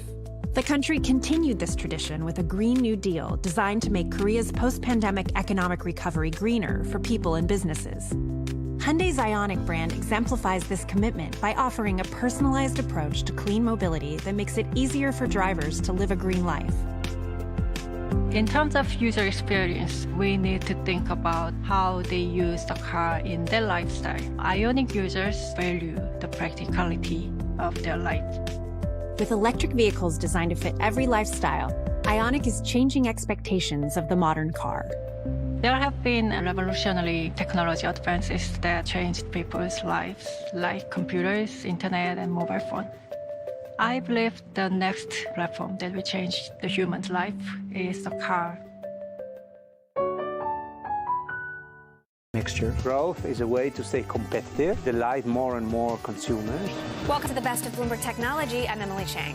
They've moved the needle by acknowledging that they have to monitor the content. What is one word of advice you'll take with you? Learn how to listen. And that is certainly something that has served me well. Ankiti, where do you go from here? It's a huge market. It's a huge opportunity. I want to go 100x from here. Our philosophy is to partner where we can and stand apart when we should.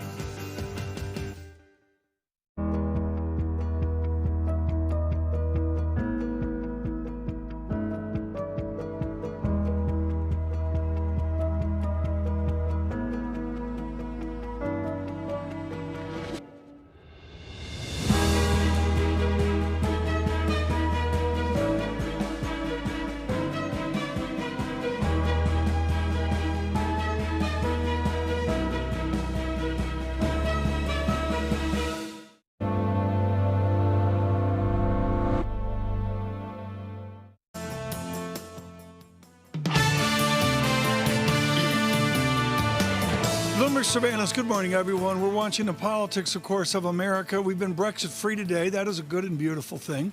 But as Francine knows, we're also watching, as she has stated, the pandemic. The statistics are just simply grim. Away from that, a lot of individual stories. I know Turkish lira has come in from an 832 to an 829. We'll see what the next 20 minutes, maybe the next 2 hours brings. Right, though, on the vaunted shift from large cap, 8, 7, 12 stocks, all reporting in the next 3 days, to mid cap and small cap. Yes, the move is finally underway, but many say in the baseball line of the Dodgers, it's the first or second inning. David Sowerby is expert on gauging the baseball game of mid caps and small caps and joins us from Ancora as well. Have we finally seen a shift, David, to a bid up on a relative basis of mid caps and small caps? I think so, because it really started at the end of March.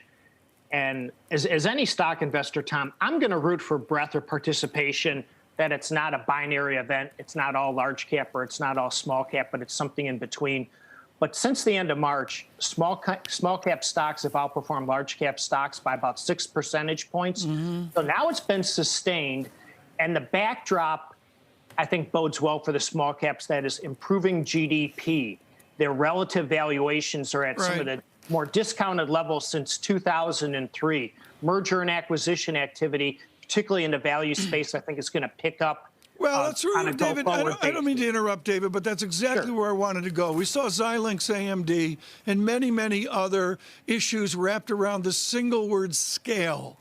Do officers and boards and in banking advisors to mid caps and small cap care about scale?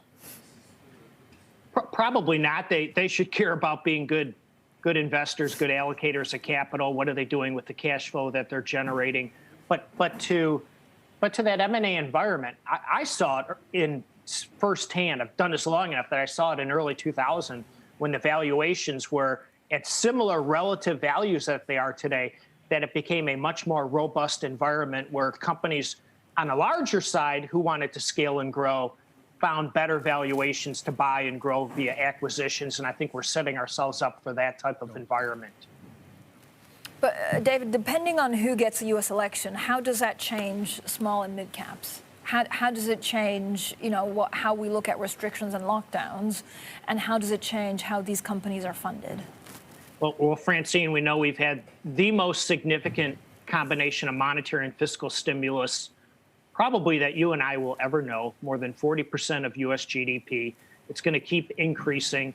That bodes well for cyclicality. This earnings season, I've seen the cyclical stocks surprise better than more of the safety type stocks. That starts to bode well for small caps. So post the election, you're going to see more stimulus. You're going to see more sugar high on Wall Street, and that in itself is going to bode better for the down cap, more cyclically sensitive small cap stocks.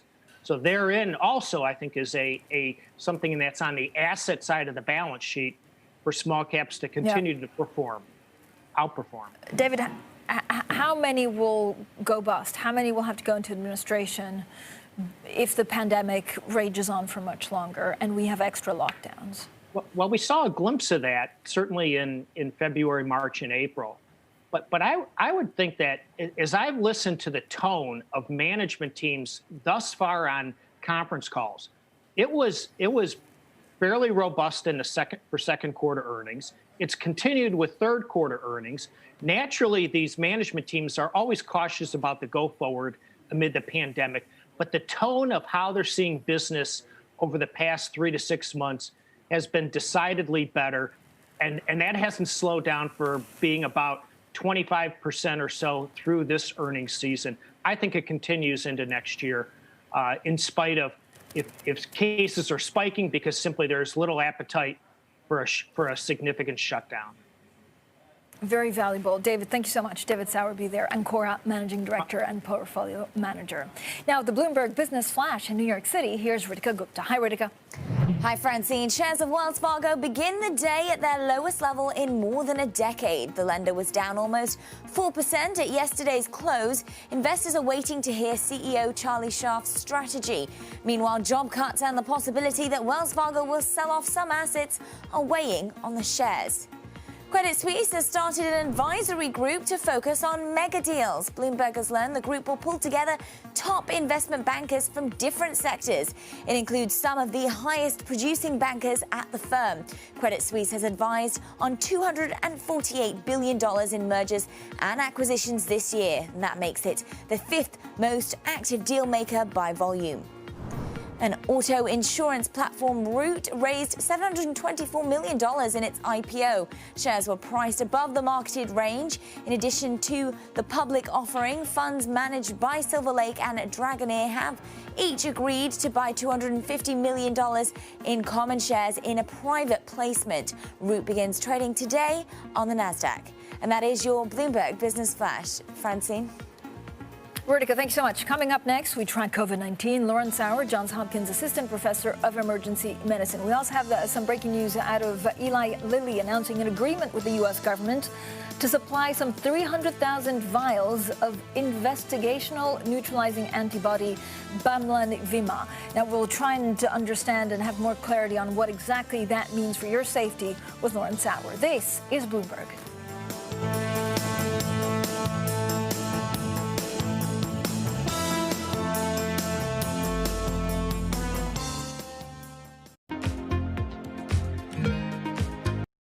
Korea became a global leader in sustainability, in part by supporting technologies that make green growth a seamless part of everyday life.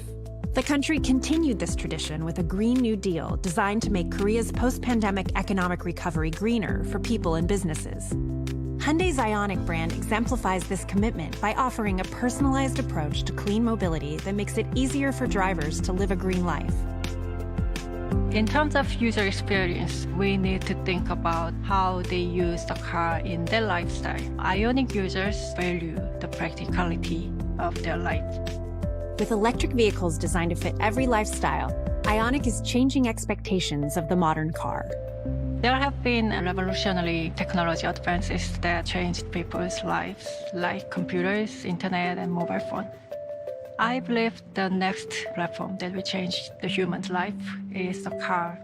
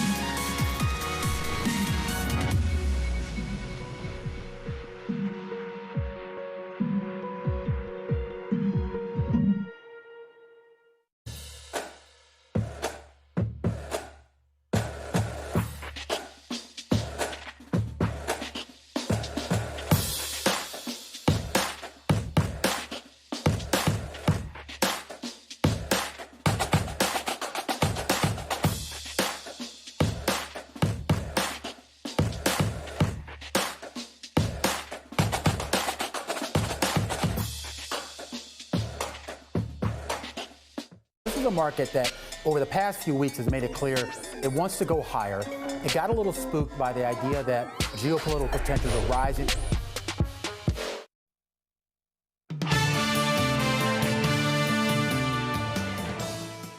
In our business, we need data. I don't think it makes sense to guess at which would be the most effective. The good news is we'll know that, and we'll know that pretty soon. The early ones, as you pointed out, are the mRNA, a new technology that's never produced a human vaccine before, but looks pretty promising in terms of the ability to generate our own antibody response, and that's a good sign, I think, for defeating the virus. All of us have underestimated the dramatic impact of this outbreak. I mean, if you would have asked most people 8 or 9 months ago if you would ever see the kind of impact that we're, seeing around the world right now, few would have gotten it right. But I think there are lessons to be learned. First and foremost, I think, is the importance, David, of global public health. And I think going forward, we're going to understand much better that, if we don't have global public health security, we don't have national security, we don't have economic security, and we will not have security as societies. Those were the chief executives of Eli Lilly and Johnson & Johnson speaking to Bloomberg. Now, you can also catch David Rubenstein's full conversation with the Johnson & Johnson chief executive, Alex Gorsky. That's tonight at 9 p.m. New York time. Now, of course, we continue to track the virus. Bloomberg has developed a unique partnership with the leading authority on COVID-19. Johns Hopkins has been at the forefront of the international response, and every day we bring you insight from experts in public health, infectious disease, and emergency preparedness. Well, joining us today is Lauren Sauer, Johns Hopkins assistant professor of emergency medicine. And Lauren, I was breaking some headlines from Eli Lilly just a couple of minutes ago, and I think we have a bit more clarity. So you rightly told me in the break, or reminded me, that actually, Eli Lilly yesterday said they were halting some trials in the antibody therapy in hospitalized patients, but they were continuing in less sick patients. And we now understand that they have an agreement with the U.S. if this were to get FDA approval, to ship them out quite quickly. So where are we on treatment of sick patients? Are we going much quicker than vaccines? Yeah, so the treatment that was paused and then just ended from Eli Lilly is a monotherapy. It's an antibody that will be used, that they had tested in sick patients, and it sounds like that they will continue to test in less sick patients. And it's basically designed to stop the virus from infecting cells in patients who already have COVID-19. That is a treatment. So it's for someone who's already sick, and we continue to make progress in the vaccine production race, and I think there are several that are moving closer and closer to finishing up their phase 3 trials, which is good to see. We'll have to wait to see what the results look like, but I know Pfizer is close. I think yesterday they said not before the election, which is reasonable and to be expected. And Moderna is still working on their vaccine. So we have several nearing the end of completion of phase 3, which is very exciting to see. Lauren, here in Europe, there are a number of restrictions, and certain countries also going into lockdown because a lot of hospitals are just battered by the number of infected and people needing hospitalization because of COVID-19. What can you tell us about the wave that we're seeing now? Is it because we're indoors? Is it because it's colder outside? Like, how much do we understand of why this is resurfacing now? I think what we're seeing in this third wave or new wave is a confluence of a lot of things. It is getting colder. People are moving back indoors. That movement back indoors is following a summer of reopenings. So people going back to school, people going back to work, bars, stores, shops reopening. So all of these things are happening as we move into a season where we move back indoors, where we visit new people for the holidays, where kids come home from college.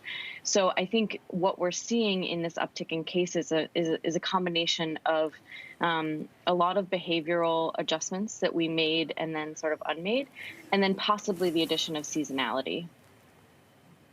What do we do better, or what has changed since March? Is there a less viral load? Because still, if not everyone, a good chunk of the population are wearing masks. Is it less, is it less contagious? Have more people have antibodies because we went through the first wave, or could it be potentially the same?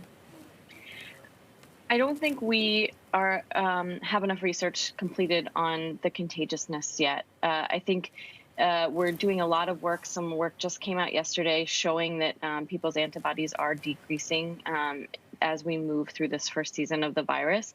The question of viral load is a really good one that a lot of people are working on. So now that we're wearing masks, there is a possibility that we're just being exposed to less virus. And we know that this works in other diseases, so it's not unreasonable to think it works here. You have to study that to understand how the viral load is impacting people's illness. But I also think that in addition to that, while it is a strong possibility, we're getting better at treating patients, and the less sick patients are going into the hospital, the younger patients and the less sick patients are going into the hospital and potentially moving out quicker, which is good because it means we're managing these patients better. We know more about the virus, we know more about how it works in the body, and we know more about how to treat it effectively.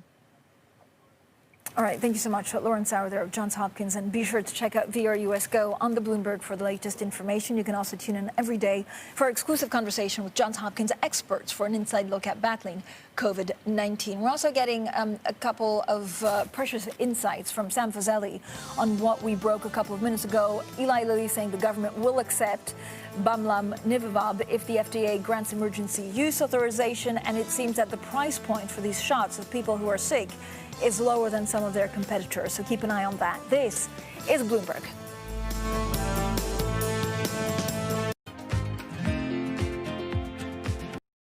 Korea became a global leader in sustainability, in part by supporting technologies that make green growth a seamless part of everyday life.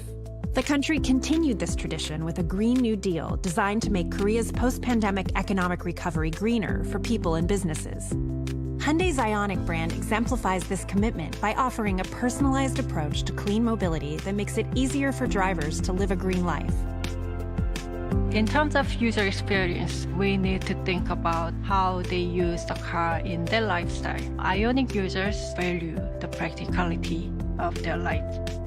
With electric vehicles designed to fit every lifestyle, Ioniq is changing expectations of the modern car.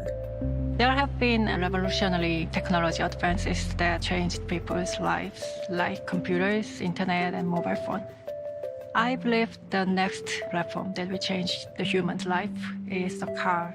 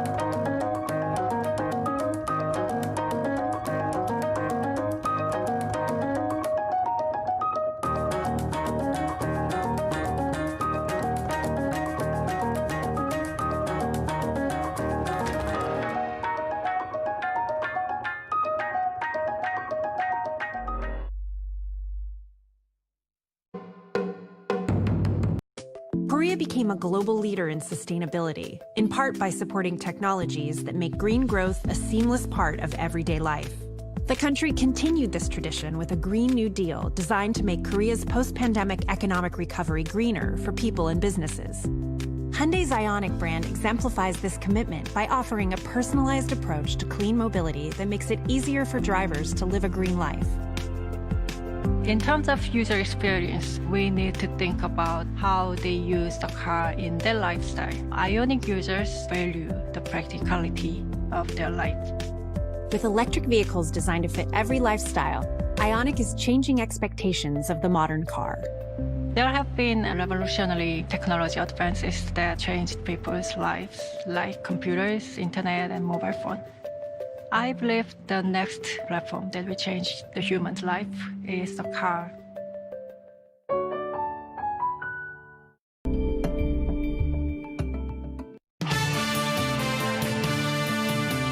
It doesn't really matter who's elected. I think the market is heading higher into next year. We're in an environment now where there's much less leverage in the equity market. We have just huge levels of debt, and we don't want to get into a debt trap. The services part of the economy is really in trouble. It's clear that we are going to see downward revisions in many businesses. The question is how strong they are. The chart may call it a double dip, but it's all the same recession. This is Bloomberg Surveillance with Tom Keene, Jonathan Ferro, and Lisa Abramowitz. From New York and London for our audience worldwide, good morning, good morning. This is Bloomberg Surveillance Live on Bloomberg TV and radio. Alongside Tom Keene and Lisa Abramowitz, I'm Jonathan Ferro. With 6 days to go, an equity market that breaks down 48 on the S&P 500. Tom Keene, more lockdowns and restrictions on the horizon in Europe. Just looking at the Bloomberg, John, we're down 6.7% SPX off that top of end of August, early September. I would also note, John, I know you're going to do it in the break, the data, but the breakdown of oil here today on global demand is really significant. Brent crude not only under 40, but well under the new lows right now, 39.71 on world oil as well. John, I think you're right. It's much more about the pandemic than it is the epsilon off the American election. A breakdown on the equity benchmark in Frankfurt, Germany, down another 3% on the DAX. The banks suffering, big bid back into the bond market. What's new about today? The euro, Tom, the dollar bid through G10 against DM. You mentioned the Turkish lira through programmings this morning as well. It's that dollar strength that returns with a bit of a vengeance this Wednesday morning. Not only a vengeance, but a vengeance through the last hour. Let me triangulate yen here, folks. This is what the pros do. You look at euro dollar, then you look at dollar yen, then you throw the dollar out and you look at euro yen. And euro yen clearly indicates strong yen, weak euro, as John describes this pullback that we've seen in euro dollar.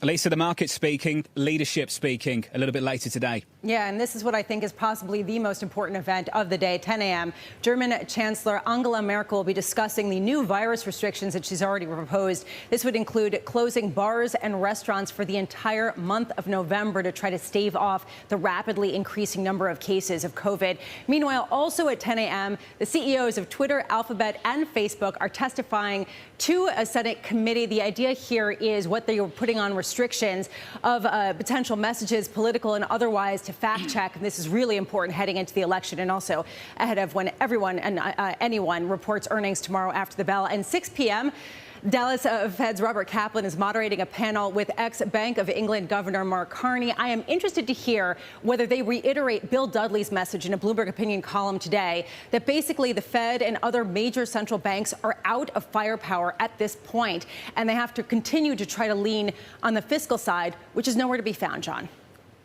Over to the politicians. Another call for that, I expect, a little bit later. The price action this Wednesday. Let's get straight to it. We shape up as follows. If you're just waking up stateside, the last few hours really quite ugly over in Europe. The feed through, the follow through, S&P 500 futures down 48 and down by 1.4%. The story out of Germany, a proposal to shut bars and restaurants for 1 month. The story out of France, you'll hear from Macron a little bit later this evening. Reports, I emphasise reports, suggesting he might go for some kind of 1 month lockdown. What that looks like, I have no idea. In the FX market, a euro lower by 0.5%. That is a weaker euro. Euro dollar 117.39. And it is a 180 from last week, Tom Keene, in the bond market. 10-year Treasury yields back to 75 basis points. Yeah, well, let's review that, John, because we were at the 6 level and then 0.70 up to 0.81, 0.83, et cetera. And as you say, we come halfway back in 2 basis points, 0.75%. The real yield is really important right now,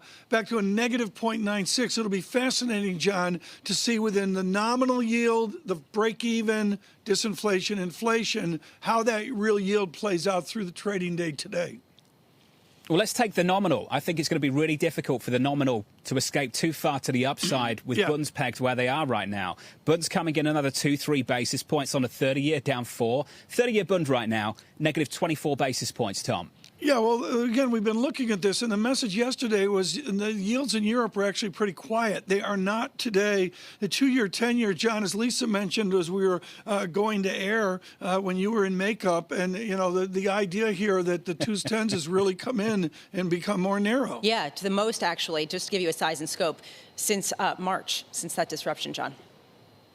Do we like my makeup today? Love, just it's for the beautiful. listeners on radio. I think is it working for you? It's very good. You like the lipstick? It's good. I can't believe we're at Wednesday 704.47, and you haven't mentioned Mr. Betts sliding into home plate, oh my gosh, scoring that second run for the Dodgers last night. We'll get there. I'll get there. Okay, I'll make you get it done. I'll get there. Don't worry about that. Troy Gajewski joining us now, Skybridge Capital co-CIO.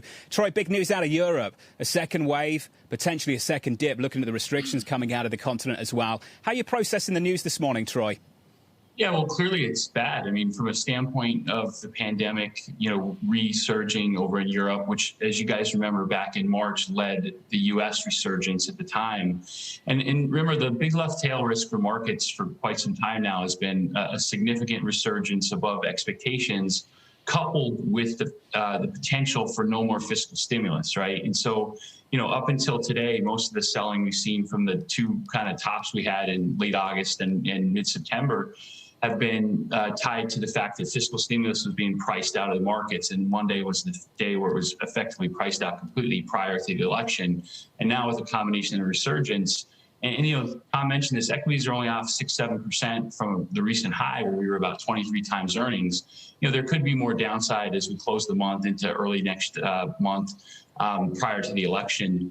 And then hopefully post-election, we'll get more clarity on the stimulus side, and the pandemic will be somewhat under control at that point. Troy, your charm is to know what people are doing with their money. What are alternative investors doing right now with their money? Are they loading up on growthiness? Are they making rotations? And is anybody making alpha? Well, I think in general, right, prior to the past 2 months, risk on was very much the mantra of the day for hedge funds. There was quite a bit of risk being taken in tech in particular, but not only there, broader beta. And as we've moved closer to the election, managers have de-risked modestly. They've taken down their gross and their net exposures. But directly to your point, the biggest concern, arguably, for the industry right now is how crowded tech names have been, because that's been such a significant profit driver. But the problem there is that no one really knows when that reversal will come. Will it be driven by higher interest rates, which look unlikely? Will it be driven by a more significant reopening of the economy? Hard to say. So in the meanwhile, growth is still favored over value, although that's starting to change a little bit. And then with regard to alpha, it depends on the strategy, right? In general, the hedge fund industry's had the best alpha year really since 2013, if not before the crisis, because you've had so much dispersion in the equity market in particular, which is still a very heavy focus. And you have had big sector winners and big sector losers. And then on top of that, many of the credit managers that got hit back in March have really made a significant portion of their losses back, and the outlook there looks good. So it has been a fairly strong alpha year for the hedge fund industry. Troy, David Einhorn of Greenlight Capital yesterday at the conference that's been going on, the Robinhood conference, said that tech was in a bubble, that it probably already peaked in September, and that he is shorting certain overpriced IPOs as he sees them, as well as other more peripheral tech companies. Are you getting on that train? Well, look, we don't have a lot of growth or tech exposure right now. We do have it through some long-short multi-strategy exposures. The problem is we're really not in a bubble per se. It's nothing like the late 90s where you had these weak, dramatically overvalued companies. In many cases had no business case. We're in a period where the strong tech names are very good businesses and continue to grow margins for the most part, but you do have very elevated valuations, right? And so when the S&P is at 23 times forward earnings and the NASDAQ's 5, 7, 8 multiple points higher, that just sets yourself up for near-term weakness. But in terms of having some significant bear market over the short term, we think is unlikely. So with all due respect to Mr. Einhorn, we could be in for, a prolonged correction, but we're in for nothing like we had, 2002, which was, 52% down peak to trough for the S&P with the NASDAQ down 80. We just think that's very unlikely. But you have to be very careful. If you're over your skis in terms of tech exposure, the next 2-3 months could be pretty painful. Well, I think the point that Einhorn's making also, you bring up the 90s, is that the 1990s shouldn't be the benchmark for whether we're in a bubble or not, because it was so crazy 20, 30 years ago. Troy, the question he's asking is whether we are moving, just in terms of sentiment, from greed towards complacency. You're looking across fixed income and the universe right now. Can you identify that shift from greed to complacency? What would that look like? Well, look, in terms of fixed income, I think you're starting to see prices adjust for worse growth, lower probability of stimulus, and that's why you're seeing the curve flatten combined with the pandemic.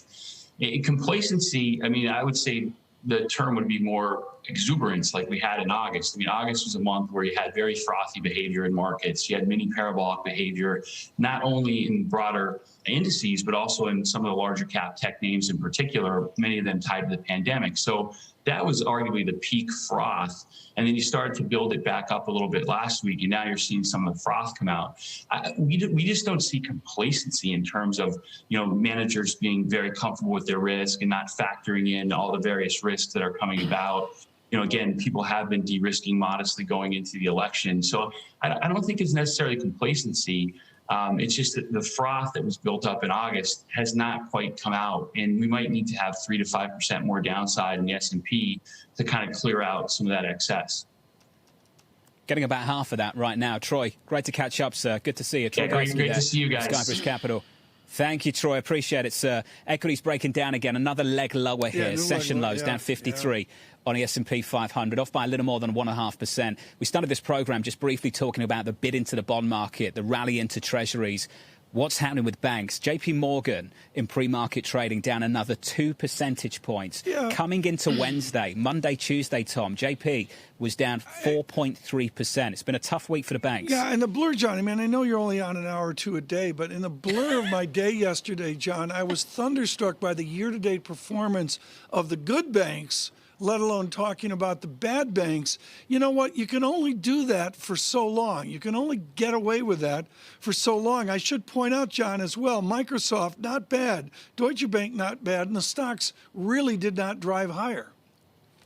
I'm going to brush off the insults this morning. And for our listeners, our audience that might not know what Tom is talking about, I'm here for the European Open. I'm also here for the US Open as well. You are here for Matthew Miller. You are doing this for Matthew Miller. I'm not complaining. Your makeup looks great.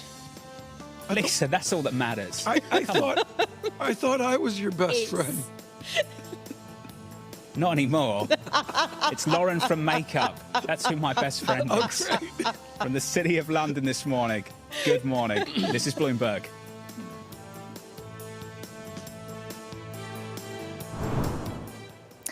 With the First Word News, I'm Ritika Gupta. President Trump appears resigned to waiting until after the election to get a coronavirus stimulus bill. The president told reporters he'll end up getting the, quote, best stimulus package you've ever seen. The White House blames House Speaker Nancy Pelosi for the delay. Pelosi put the blame on Senate Republican leader Mitch McConnell. McConnell's reluctant to embrace a larger-scale relief bill. France has reported its most deaths from coronavirus since April, and President Emmanuel Macron is preparing new measures to control the spread of the disease. In Germany, Chancellor Angela Merkel reportedly will propose closing restaurants and bars till the end of November. She's also expected to urge citizens to keep private contacts to an absolute minimum. Booming cloud demand is driving Microsoft sales. The company's quarterly revenue rose a better than expected 12%. That's due in part to corporate demand for cloud computing services to support employees working from home. It was Microsoft's 13th straight quarter with a double-digit gain in sales. And in sports, the Los Angeles Dodgers have won their first World Series in 32 years. The Dodgers beat Tampa Bay 3-1 to win the best-of-7 series 4-2. The entire series was played inside baseball's bubble in Arlington, Texas. Global news 24 hours a day on air and on Bloomberg Quick Take, powered by more than 2,700 journalists and analysts in more than 120 countries. I'm Ritika Gupta. This is Bloomberg.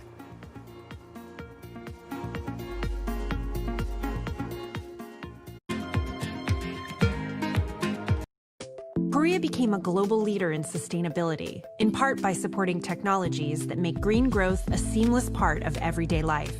The country continued this tradition with a Green New Deal designed to make Korea's post-pandemic economic recovery greener for people and businesses.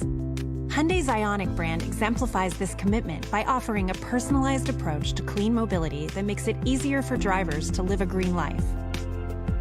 In terms of user experience, we need to think about how they use the car in their lifestyle. Ioniq users value the practicality of their life. With electric vehicles designed to fit every lifestyle, Ioniq is changing expectations of the modern car. There have been revolutionary technology advances that changed people's lives, like computers, internet, and mobile phone. I believe the next platform that will change the human's life is the car.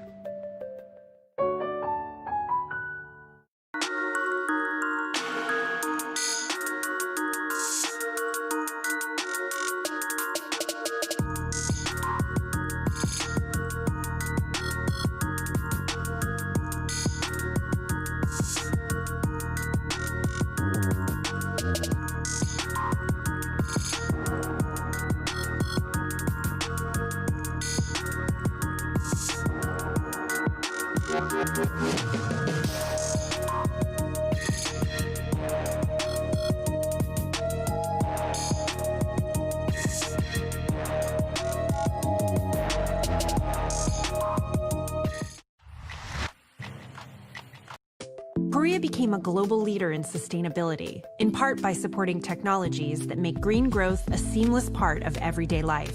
The country continued this tradition with a Green New Deal designed to make Korea's post-pandemic economic recovery greener for people and businesses. Hyundai's Ioniq brand exemplifies this commitment by offering a personalized approach to clean mobility that makes it easier for drivers to live a green life. In terms of user experience, we need to think about how they use the car in their lifestyle. Ioniq users value the practicality of their life. With electric vehicles designed to fit every lifestyle, Ioniq is changing expectations of the modern car. There have been revolutionary technology advances that changed people's lives, like computers, internet, and mobile phone. I believe the next platform that will change the human's life is the car. Election in U.S. history, and it's only democracy at stake. From electronic voting machines to misinformation and fake news and political advertising on social media, is the tech industry ready for its biggest test yet?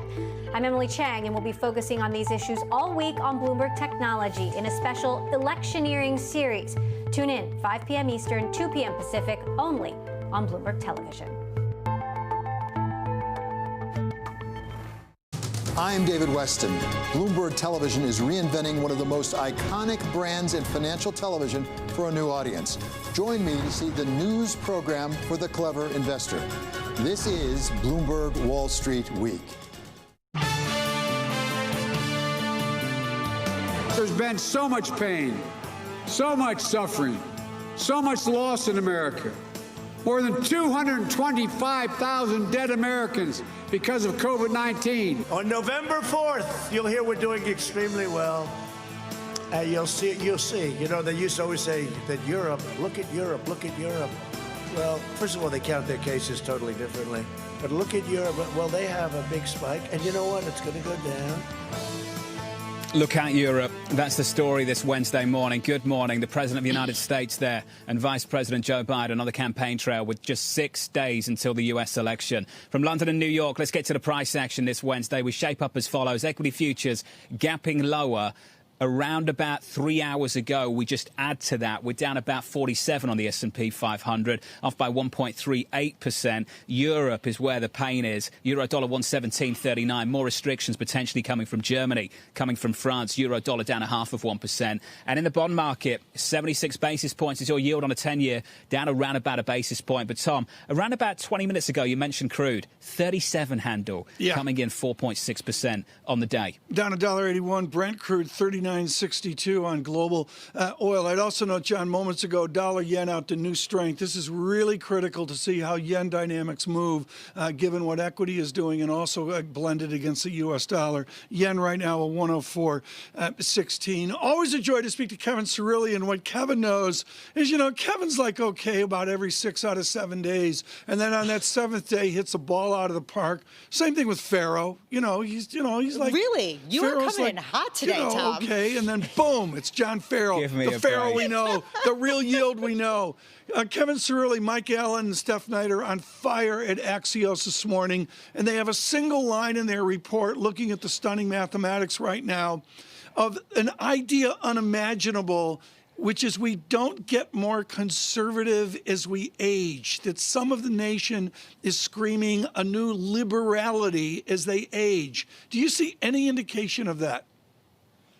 I think it's a great unknown. I think the older that you get, look, I don't know. I mean, I guess I'll have to live it in real time, hopefully. But I think that it's difficult to point that out. I can tell you that based upon my reporting, Joe Biden's campaign has really been trying to hammer home the issue of seniors and the constituency of seniors, especially in a battleground state like Florida, and that the president has struggled with seniors as a result of the COVID pandemic. Kevin, I don't mean to interrupt, but come on. We got the ceremony yesterday of Warm Springs, Georgia, which resonates, frankly, folks, years before me on the death of FDR on that afternoon, and it resonated across the nation. Is that symbolism resonating with Reagan elderly in Florida?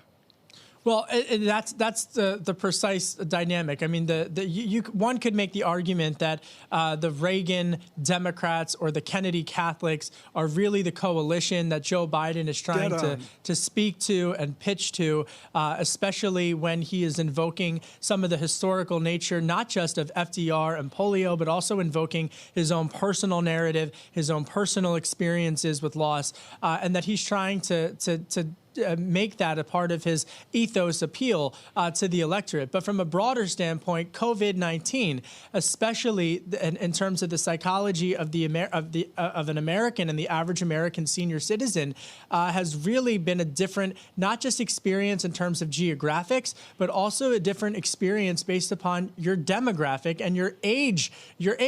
And so senior citizens have had a different experience with the COVID pandemic than younger people. And I'm not saying that from a medical perspective. I'm saying it from a day-to-day perspective. And that's what the Biden campaign has tried to tap into. Well, Kevin, let's talk about the image and which image resonates more positively with the electorate right now. The president tweeted out a side-by-side of his campaign rally, packed, lots of noise, with Joe Biden's campaign rally. Socially distant, hardly anyone there, quite quiet. Now, Kevin, what's interesting about this is that's exactly the same contrast Joe Biden wants to draw as well. The president's embracing it. Which one's more effective? Well, to your point, I mean, precisely for the Republican perspective, they feel that they want to have this issue of momentum. They're trying to drive turnout for Republicans to show up to the polls on November 3rd. We should note headlines crossing late evening, or rather early evening yesterday on the Bloomberg terminal, where you've got 50.4% of the ballots cast in 2016 have already been cast in 2020, something like 70 to 80 million Americans already having voted in this election. That's shattering records across the boards. What we don't know is if they are first-time voters. We do know some of where they're voting from, and that typically leans Democrat. But if they're not first-time voters, then we don't know whether it's going to be turnout. Speaking of turnout, very much on my radar in the battleground state of Pennsylvania, where the president held multiple rallies this week, is what's happening in the city of brotherly love, Philadelphia, where the governor had to send in the National Guard as to stop some of the racial unrest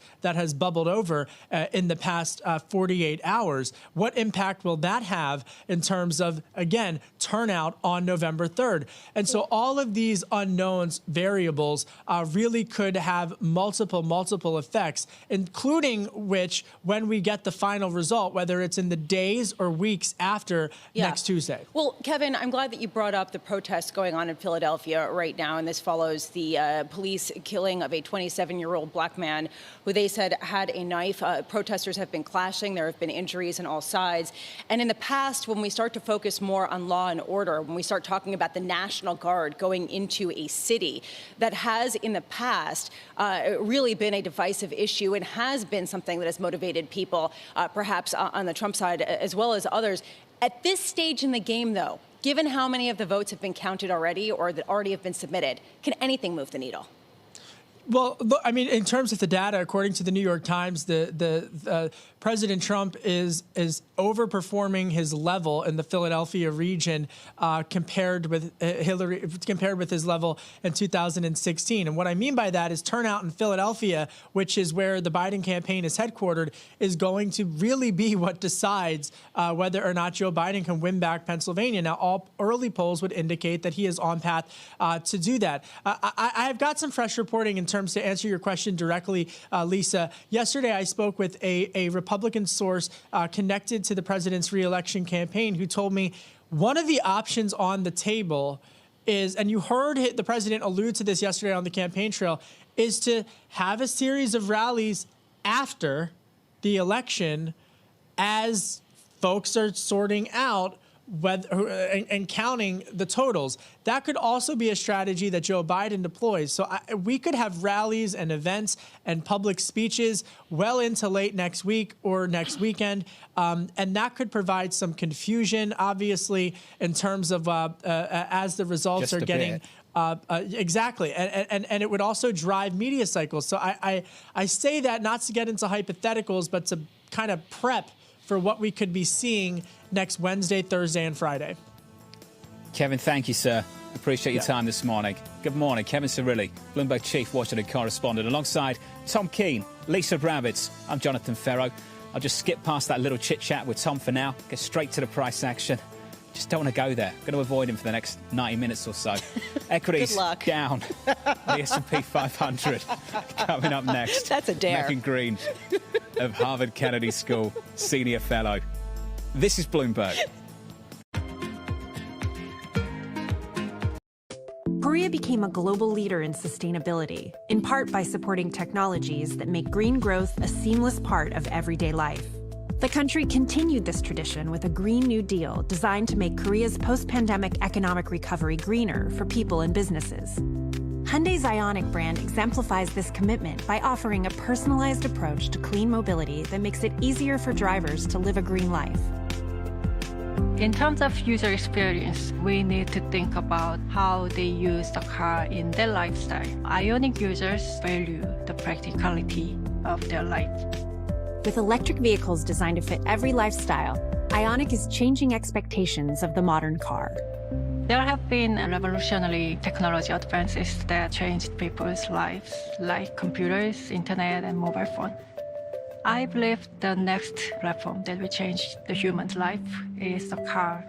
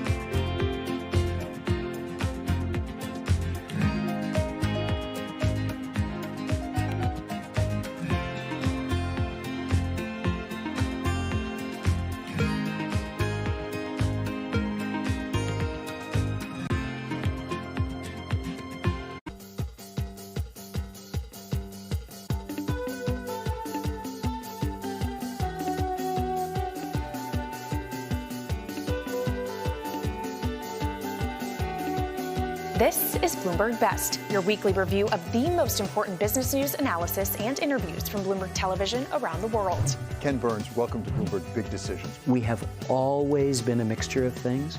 We are always stronger for that mixture. Growth is a way to stay competitive, delight more and more consumers. Welcome to the Best of Bloomberg Technology. I'm Emily Chang. They've moved the needle by acknowledging that they have to monitor the content. What is one word of advice you'll take with you? Learn how to listen. And that is certainly something that has served me well. Ankiti, where do you go from here? It's a huge market. It's a huge opportunity. I want to go 100x from here. Our philosophy is to partner where we can and stand apart when we should. The Boston Symphony Orchestra presents BSO at Home. While you stay inside, enjoy a curated collection of archived concerts and behind-the-scenes stories from BSO musicians. BSO Homeschool provides lessons for music lovers of all ages. New performances and messages from musicians are added regularly. Enjoy these selections and much more at bso.org/at-home. My understanding is that the government is working on both governments are working on the details in the next couple of weeks. So we could I hope that optimistically we can look at, say, December, that we can start operating there.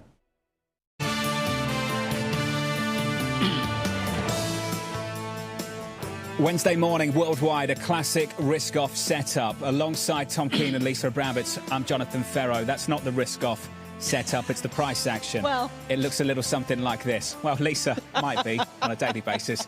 Equity futures on the S&P down 48, negative 1.41%. Keep an eye on the banks today. Over in Europe, 3 days of losses, down almost 7% on Euro banks. This week alone, we're off by 6.7%. In foreign exchange, Euro weaker, yen stronger, dollar stronger. It's just that risk aversion, really getting behind a dollar bid. Euro dollar down to 117.45. In the bond market, the US Treasury, the 10-year, 76 basis points. But I think this is probably one of the more interesting things to look at going into the ECB news conference tomorrow with Christine Lagarde.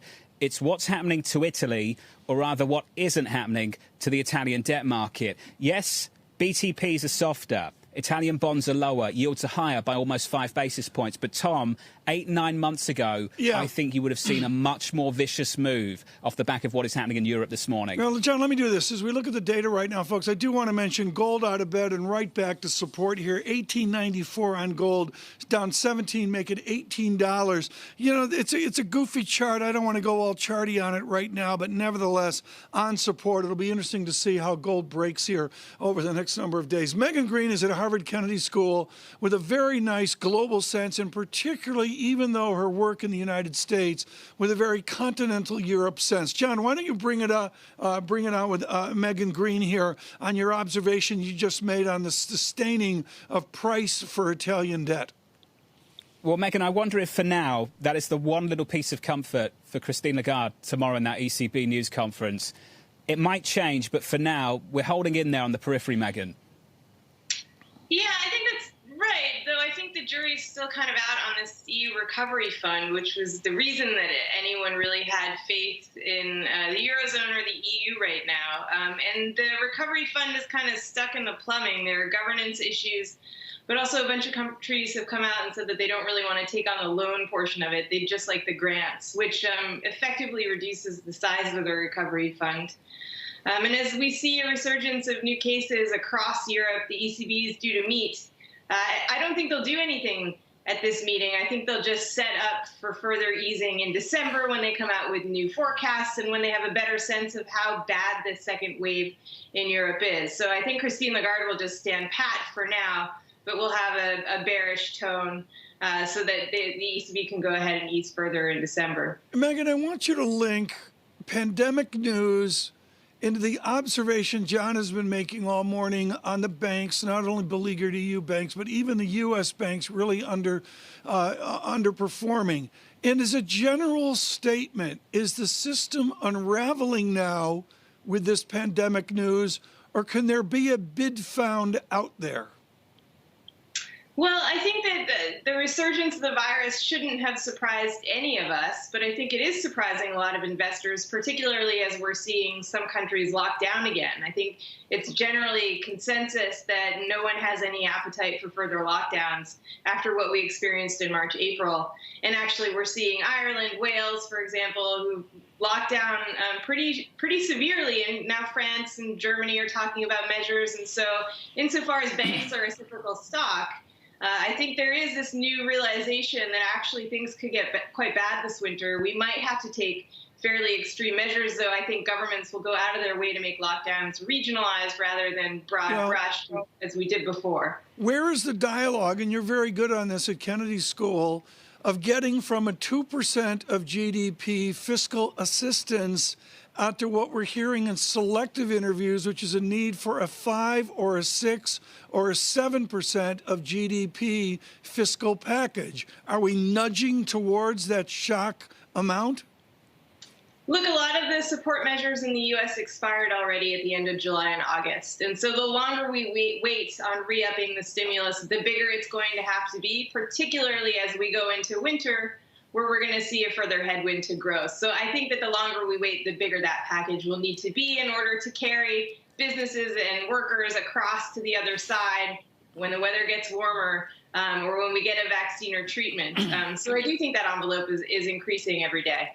You know, it's interesting as we talk about delays in the fiscal policy, people turn to the Fed and say, what more can you do for us? Bill Dudley, former New York Fed president, came out today in a Bloomberg opinion columnist and said, probably not that much, that they probably have stimulated all that they can.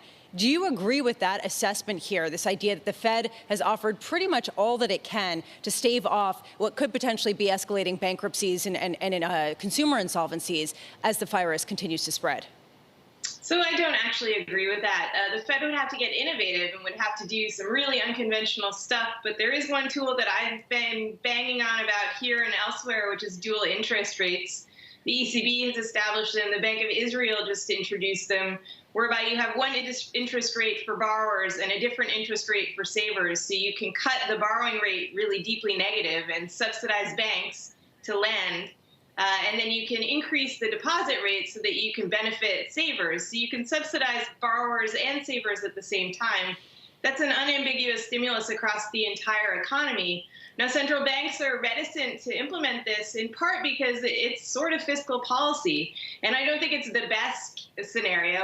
It wouldn't be my first case solution, but given that fiscal authorities aren't doing their jobs and stepping in with fiscal support, I think it's the second best solution. And this is something that the Fed can do. They're just not there yet. Just want to bring you some headlines coming out of Boeing. The workforce at the end of 2019 was 160,000. What they're looking for by the end of 2021 is 130,000. Boeing looking at the reduction of about 7,000 additional employees. Where we started the year, Tom, and where they're looking to end 2021 is a real mark on that workforce over at their company. Yeah, it is, John. And, and then you can fold this into our discussion with Megan Green. It is a 25% employment reduction since the peak of 6, 7, 8 years ago. In the 20-year chart of Boeing,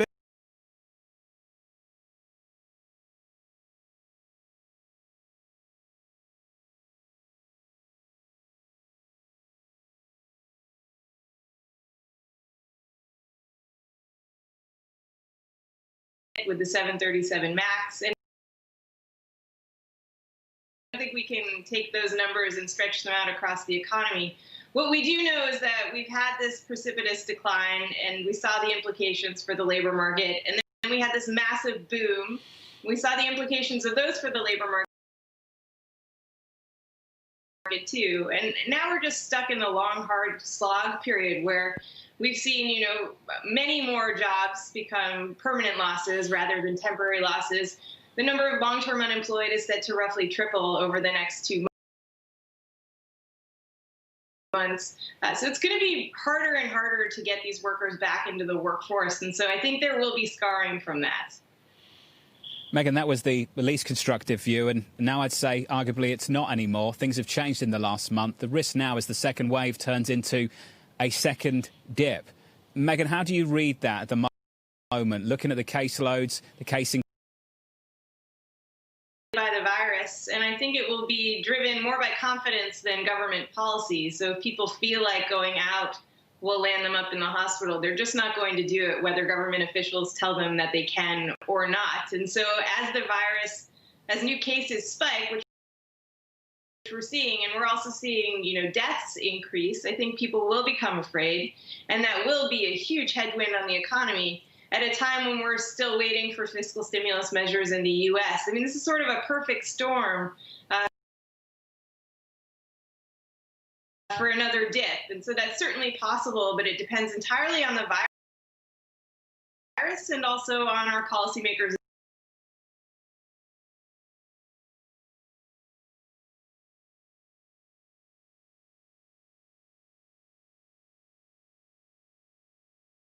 So I think the economy will look fundamentally different after this is over. Certain industries are just never coming back. Certain companies are never coming back. And that kind of dislocation takes a while to work its way through the economy, especially as workers have to retool and reskill for new jobs. And so, after the virus, if we have a vaccine or a treatment, I think that, we still will be below where we were before this crisis hit. I think potential growth is going to be fundamentally lower. And the only thing that can change that is if we have a new stimulus package with tons of innovation and infrastructure spending and things that fundamentally boost potential growth. Megan, that's great, but I didn't care about the American economy. I was asking you what happens when this is over about the Red Sox. Dave Schoenfeld over at ESPN today has them 60-1 odds in 2021. I mean, the worst pitching since 1932. What is your prescription for the Red Sox? All right. Look, the Red Sox can't get any worse than they were this season, so it's only up from here. That's the good news. See that, John? Megan, thank you. Nailed it. I love that. I love that. Megan, why did you let Mookie Betts go? What happened? Don't even start. All right. Megan Green. Look, she looks upset now. Harvard Kennedy School. Never going to come out again. That's all you have to do. Lisa, it's so easy with these people from Boston. It is true. Mookie Betts. Yeah, John, seriously. How about down. that? John, who is the Red Sox of the Premier League? The Red Sox of the Premier League. Is there an equivalent You'd have to think team? about an established club. Went a long time without winning the league. I'd say Liverpool, Tom. Really? I would say I it was did not Liverpool. know that. Went decades without winning a league I did not know title. that. Really? Well, and then they won a league title in the last couple of years. Haven't sold their best player though. They haven't let him go. John, how are you letting Tom off the hook of pivoting to London when he doesn't want to talk about the Red Sox and the terrible trade that they did in February? I was going to talk about his next birthday party and wonder if Kim Kardashian inspired him. I don't know if you've seen this, Tom, but her 40th just sounds perfect for you on December 9th.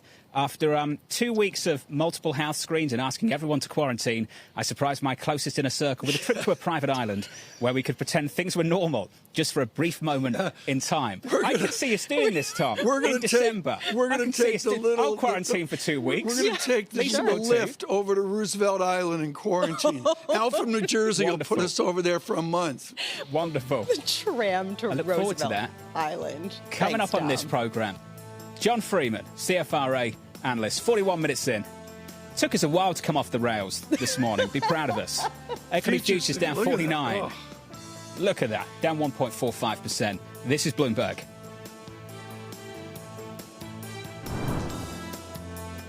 With the First Word News, I'm Ritika Gupta. Tropical storm Zeta is expected to become a hurricane as it crosses the Gulf of Mexico.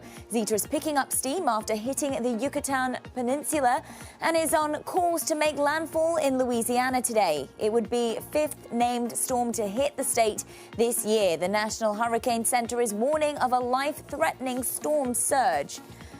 Coronavirus hospitalizations have risen at least 10% in the past week in 32 states and Washington, D.C. New Mexico led the way with a 68% increase, followed by Wyoming and Connecticut. South Dakota, Montana and North Dakota have the most current patients per capita. The month-long surge is putting a strain on the U.S. healthcare system.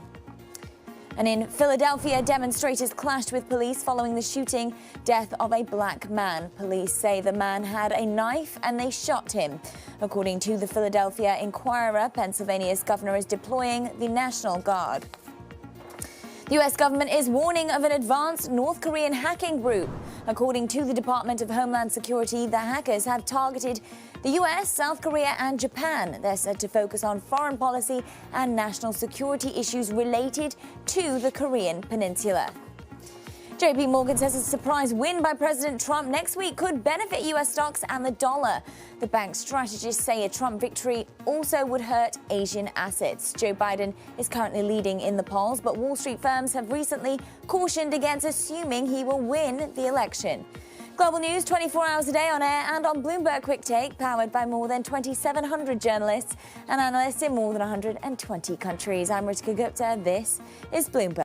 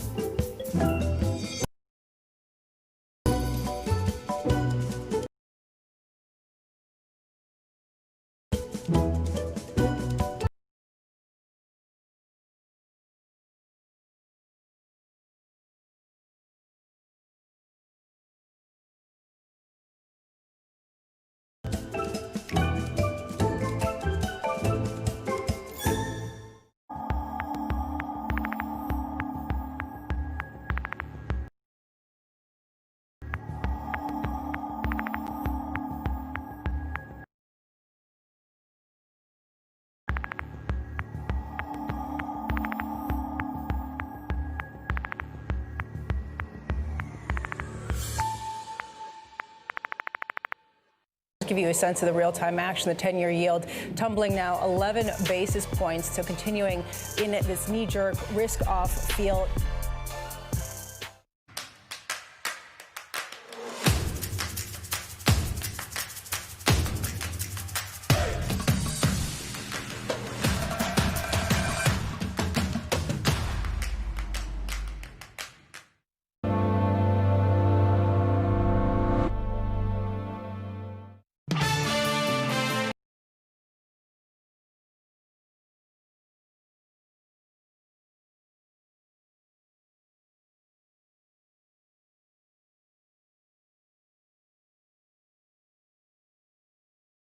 Europe. That was James on Molk.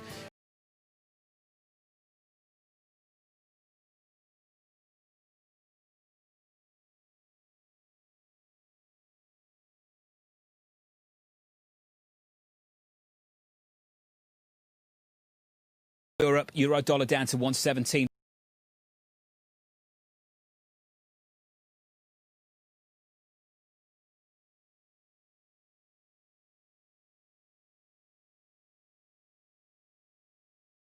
Proposal to shut bars and restaurants for a month. France, Macron, reports suggesting he might go for a 1-month lockdown. We're down by 3.3% on the day, Tom. On the week, we're off by 7.7%. And if we just shut things off right here, it would be the worst weekly loss going all the way back to spring. Back in the middle of March. This is a really important observation from Mr. Farrell, folks. The DAX is sort of the roulette wheel of Europe, like the Kospi is in Asia, and frankly, the NASDAQ 100 maybe at times in America.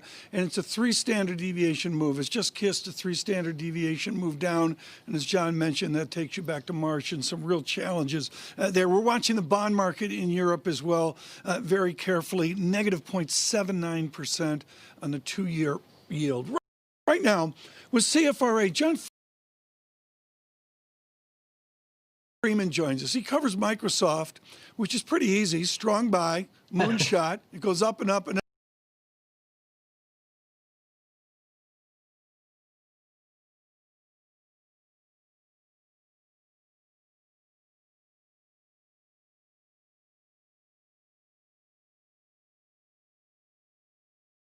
Years. Well, that's a great question. So if you look at, you divide cloud roughly into 2 big buckets. One bucket is cloud, infrastructure services. So people developing their own applications, other software as a service providers, running their software on your, on your infrastructure. That's Amazon AWS, that's Microsoft Azure, and that's Google Cloud. And those 3, I think, stay, that oligopoly with the possibility of Facebook, because it is also a hyperscaler, a provider of operator of data centers, right? So they could do it too. I've been looking for them to diversify that way, but it'll at least be a 3 company oligopoly. On the other side, though, on the application layer, well, there's just the number of competitors and players are really multiplying, and I think you're going to have actually a lot more players and a lot less consolidation than you did last time. Beautifully explained. So this goes to the margin persistency. You've got a strong buy on Microsoft, fine. Yep. It's an easy call with great respect to your skill. But the answer is, do you get a persistency of their 12% revenue lift, and do you get a persistency of cloud growth, and particularly margin sustainability? Can you fold that into the math out 5 or 10 years? Absolutely. So that's a great question. So if you're like a couple of years ago, if you notice, Microsoft really sort of their revenue growth sort of stalled for a number of years, and what that was what I call the cloud shift headwind. So when you first move your applications to cloud subscriptions, you lose that that one-time revenue license license revenue, and then you take that and you spread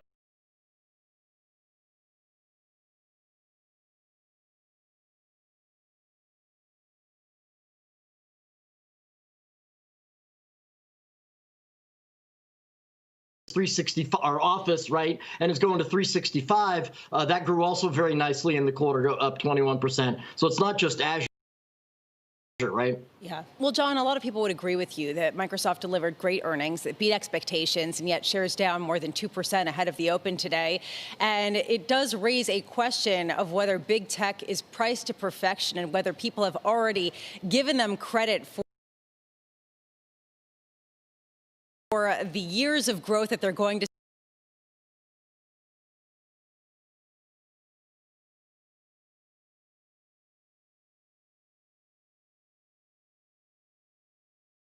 I think they can maintain, mid-teens growth for well beyond 3 years.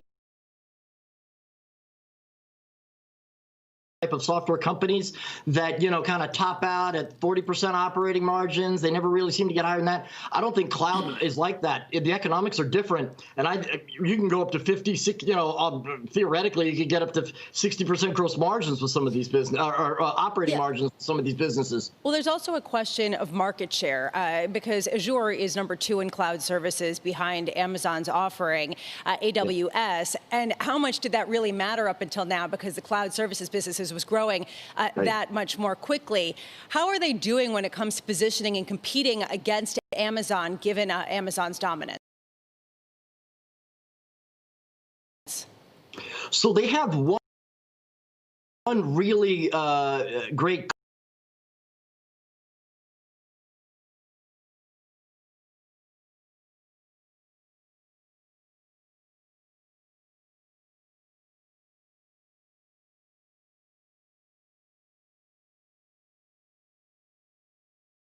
.NET framework that Microsoft has been pushing.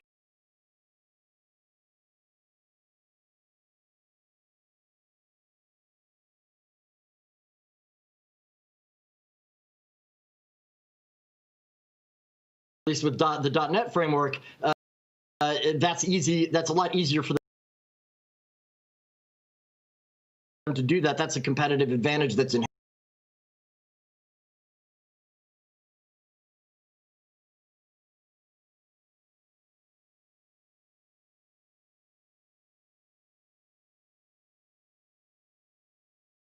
Okay.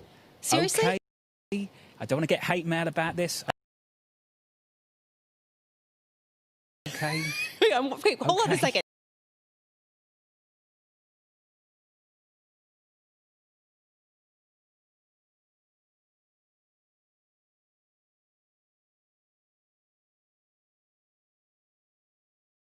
Delivering tomorrow. Big tech in this.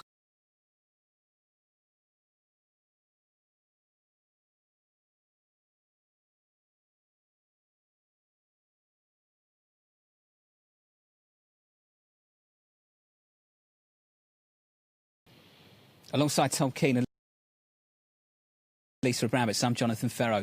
Already get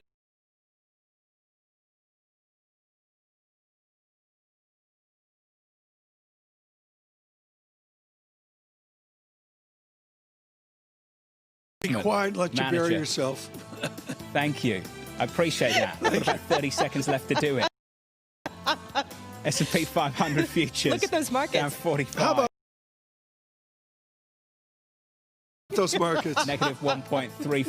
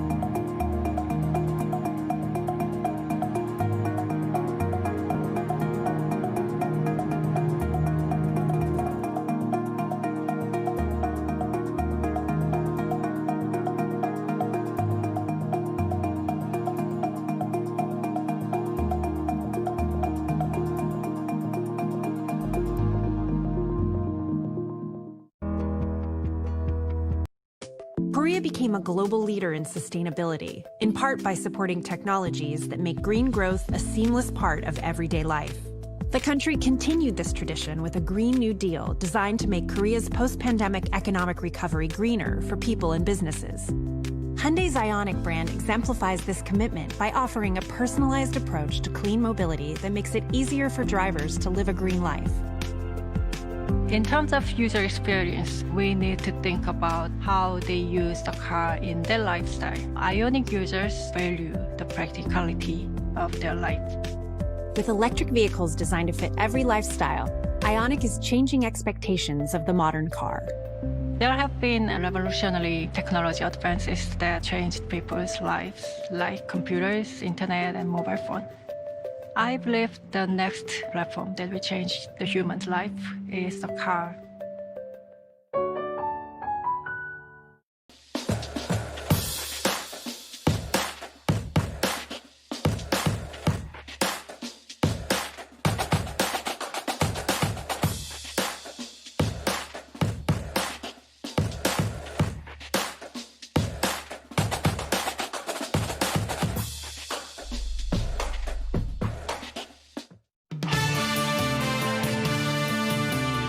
Doesn't really matter who's elected. I think the market is heading higher into next year. We're in an environment now where there's much less leverage in the equity market. We have just huge levels of debt, and we don't want to get into a debt trap. The services part of the economy is really in trouble. It's clear that we are going to see downward revisions in many businesses. The question is how strong they are. The chart may call it a double dip, but it's all the same recession. This is Bloomberg Surveillance with Tom Keene, Jonathan Farrow, and Lisa Abramowitz.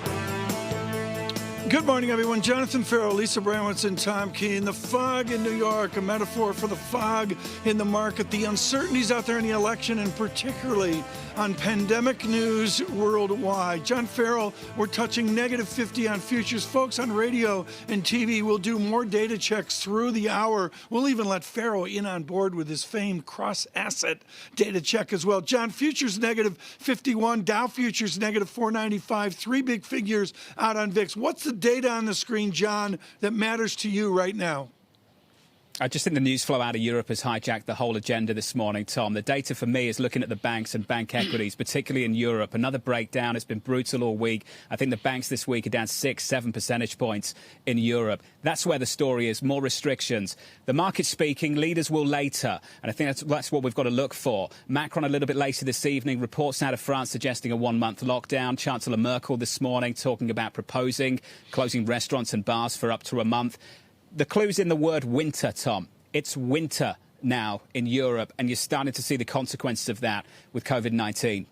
Lisa Abramowitz, your observation on the tape across equities, bonds, currencies, and commodities. The idea right now that not only is the virus increasingly severe throughout Europe and frankly throughout a lot of places in the U.S., but it's become increasingly clear there will be no fiscal support bill from Washington, D.C. We can stop talking about talks. They've all gone home. And so now the question is, how much bandwidth does the Fed have to stimulate? How much leeway do companies have to survive additional shutdowns or slowdowns? And so what I'm looking at is that you're seeing pervasive weakening in credit markets. You're seeing riskier credit deals getting pulled from market, people not wanting to buy right now, Tom. A market shift from the past few weeks. You know, in Westeros, winter is coming, and of course, John Farrow, it's coming everywhere else on this pandemic, and you see it. You mentioned the DAX earlier, and we had the carnage of Boeing here really caught up in the pandemic. John, I want to go back to the banks here before we go to Daniel Morris and see the partition between the American banks and the EU banks, and for that matter, John, for you in London with the UK banks. Describe those distinctions, John, as you see it. I would say out of the UK and Europe, the biggest news in the last week is that banks are tightening lending standards. Tightening lending standards at a time when I imagine the central banks, the ECB and the Bank of England, probably does not want them to. That's the story, particularly out of Europe in the last 24 hours. I was talking to Guy Johnson about that yesterday, and I think that's really interesting. It's not about the price of credit here. It's about the supply of it. And the banks in Europe, they're in charge of that, Tom. We're going to do the data through the hour here. Negative 51 on SPX right now, down negative 481. I do want to mention gold hammered, down $21, $18.91 the ounce, and oil cannot find a bid. Daniel Morris has seen this before with BNP Paribas, and we know his service to TIAA-CREF over the years. He's chief market strategist for BNP Paribas. Daniel, I like what you say in your note about the transatlantic partition. The PMI numbers are different. Is Europe in recession? Well, certainly the risk of that happening in the fourth quarter has gone up, is going up. We had talked about the different shapes of the recovery several months ago, and it does look more and more likely that you may well see a W in Europe, if not necessarily in the U.S. If we do get that W double dip, Dan, what does that mean for your allocation to Europe in the next few quarters?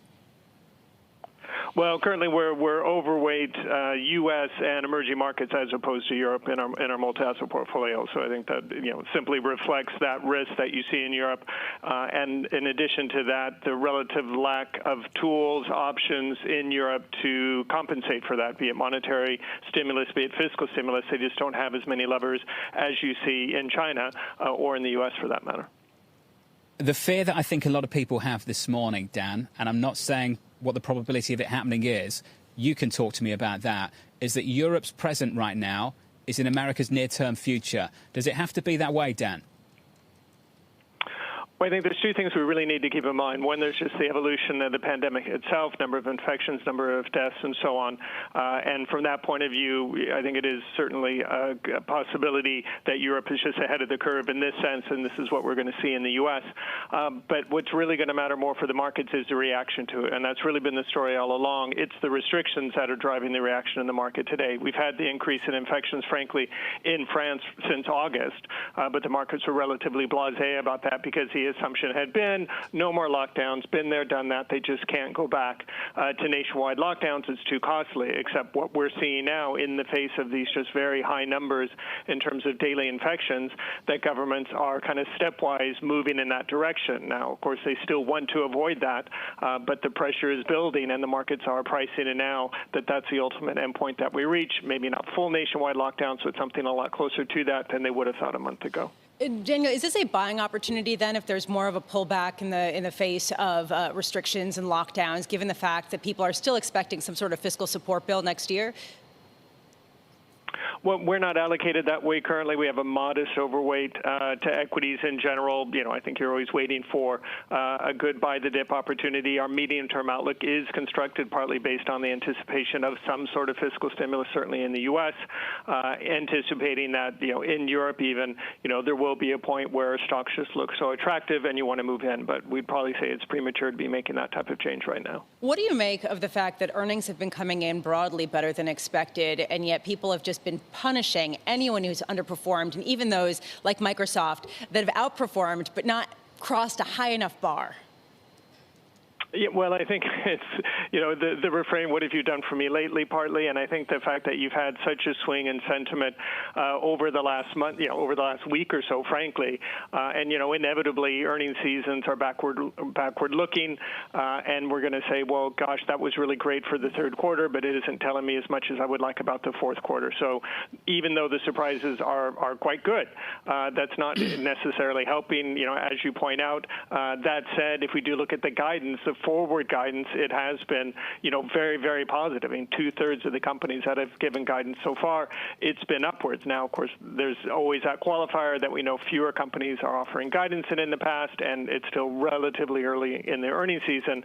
But if there is something that people or investors want to focus on to justify a more positive medium-term outlook, I think it is that guidance that companies are giving. Daniel Morris, across all of BNP Paribas Securities Research, do you see what I'm going to call an elasticity of CEOs? I mean, Boeing right now, horrific numbers. They're being elastic. John Farrow mentions they go to 130,000 jobs. Do they have a lot of room to cut costs? John loves this phrase too, right size. Do they have a lot of room to globally right size given this pandemic? I think it's going to be extremely challenging for those industries like airlines, for example, where you appreciate that, it's not just the short-term effect from the lockdowns, it's the longer-term ramifications of what's changed thanks to the pandemic. It's a change in mentality, people realizing they don't need to fly around the world for a couple-hour meeting anymore, or do they even need to commute into the office every day the way we've done in the past. So those are arguably permanent changes. That's going to hit some industries quite significantly, and there's going to be much bigger restructurings necessary than anyone would have anticipated. So I think there's without question certain parts of the economy that are going to go through a pretty wrenching change, and inevitably it's probably never going to be fast enough. But at the same time, then we also need to be thinking about, okay, where is that demand going to go? I mean, you would still believe that aggregate demand is going to continue to rise. It's just going to be spent in different ways, and we need to really focus on where those opportunities are as well. Dan, I just want to finish on the markets at a headline level and just think about the following concept. I wonder how much support is beneath this market on a day like today, and the concept of the vaccine put.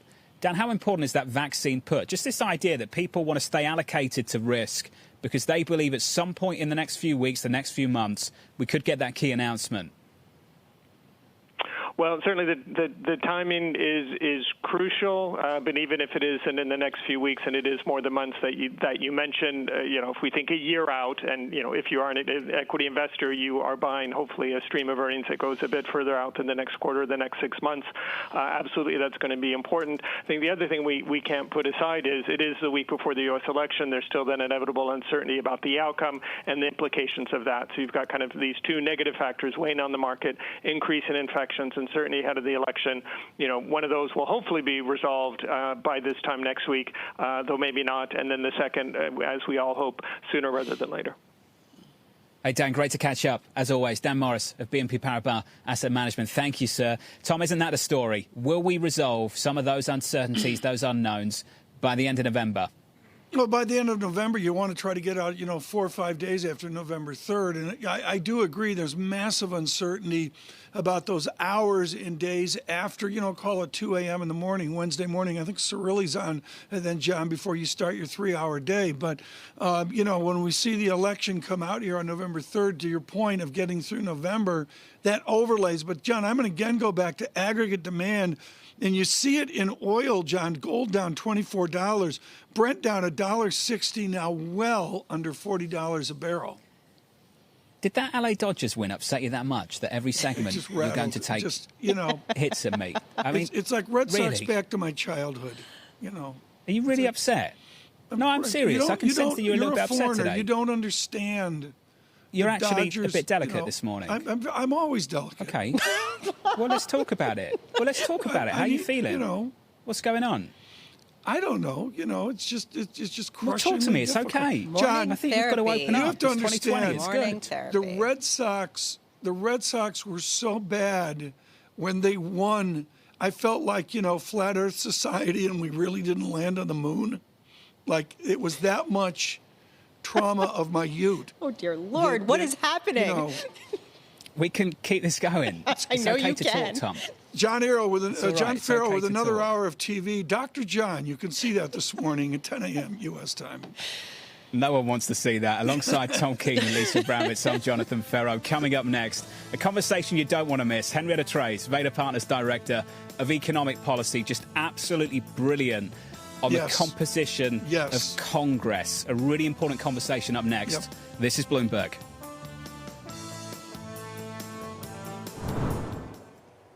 With the First Word News, I'm Ritika Gupta. President Trump appears resigned to waiting until after the election to get a coronavirus stimulus bill. The president told reporters he'll end up getting the, quote, best stimulus package you've ever seen. The White House blames House Speaker Nancy Pelosi for the delay. Pelosi put the blame on Senate Republican leader Mitch McConnell. McConnell's reluctant to embrace a larger-scale relief bill. President Trump is looking for a way to take voters from Joe Biden on energy issues. Bloomberg's learned the president may issue an executive order requiring an analysis of fracking. Fracking is used to get oil and gas out of underground rock formations. The president will require an evaluation of how the process could be expanded. Biden has denied the president's claims that he would ban fracking. And France has reported its most deaths from coronavirus since April, and President Emmanuel Macron is preparing new measures to control the spread of the disease. In Germany, Chancellor Angela Merkel reportedly will propose closing restaurants and bars till the end of November. She also expected to urge citizens to keep private contacts to an absolute minimum. And booming cloud demand is driving Microsoft sales. The company's quarterly revenue rose a better than expected 12%. That's due in part to corporate demand for cloud computing services to support employees working from home. It was Microsoft's 13th straight quarter with a double-digit gain in sales. And in sports, the Los Angeles Dodgers have won their first World Series in 32 years. The Dodgers beat Tampa Bay 3-1 to win the best-of-7 series 4-2. Global news 24 hours a day on air and on Bloomberg Quick Take, powered by more than 2,700 journalists and analysts in more than 120 countries. I'm Ritika Gupta. This is Bloomberg.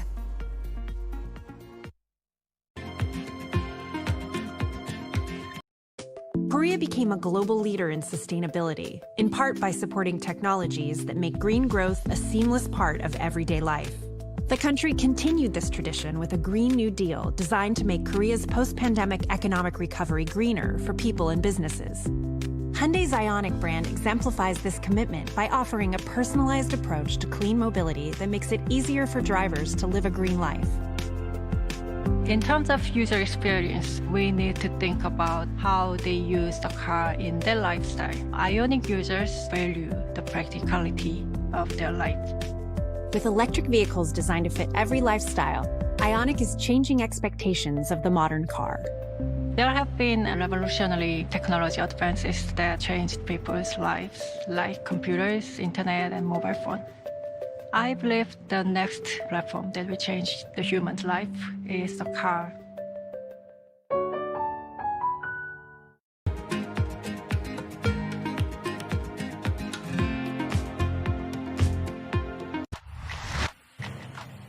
Women leaders were actually better at controlling the deaths from COVID-19.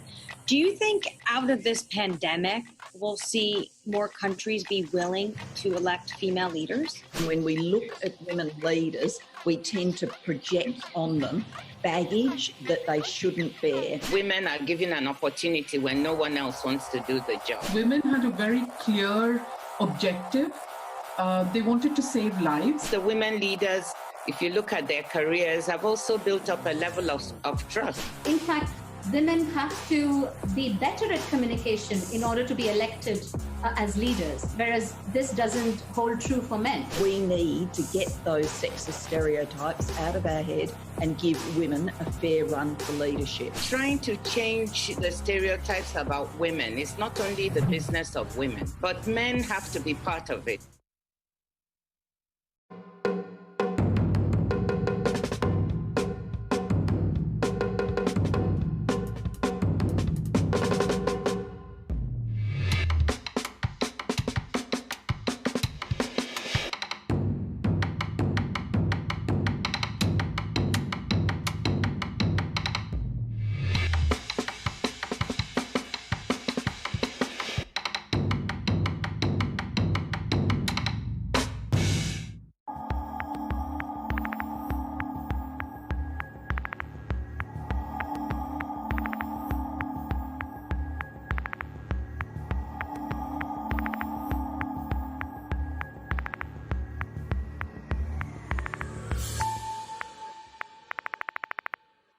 The 2020 presidential election is in the home stretch, and a handful of states will decide who occupies the Oval Office.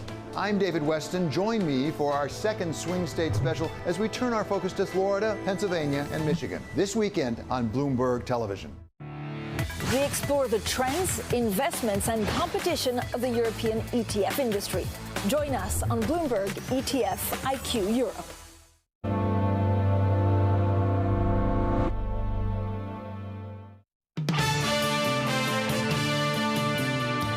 This election is a choice between the Trump super recovery, which is what we're having, or a Biden depression. Sad to say. Everybody knows who Donald Trump is. Let's show them who we are. We choose hope over fear. unity over division, science over fiction, and yes, truth over lies. President Trump and Vice President Joe Biden on the campaign trail with just 6 days until this election wraps up.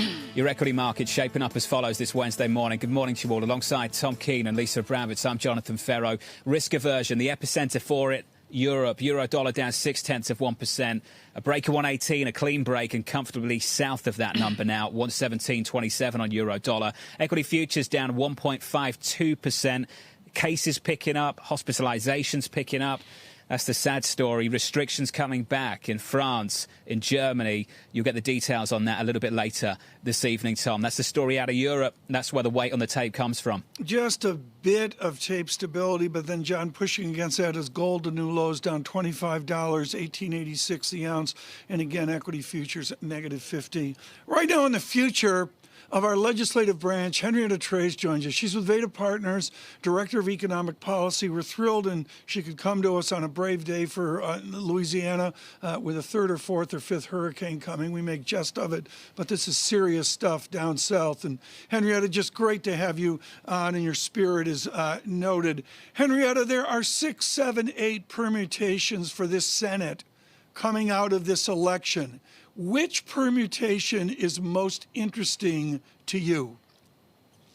I think the most interesting permutation, and the one that could have real impacts for the markets and actually move some needles, is if we have one party control in one direction or the other. So the most volatility-inducing or exciting event that would actually portend legislation happening in 2021 would be if you had a Democratic sweep. There's no chance that the House flips to Republican control. So the way that you need to see that come to pass is if Biden wins the White House and Democrats win the Senate with 50 or more seats. It's a heavy lift. The races that Democrats have to win are pretty purple and deep red states, including Texas, Georgia, North Carolina, Kansas, Iowa.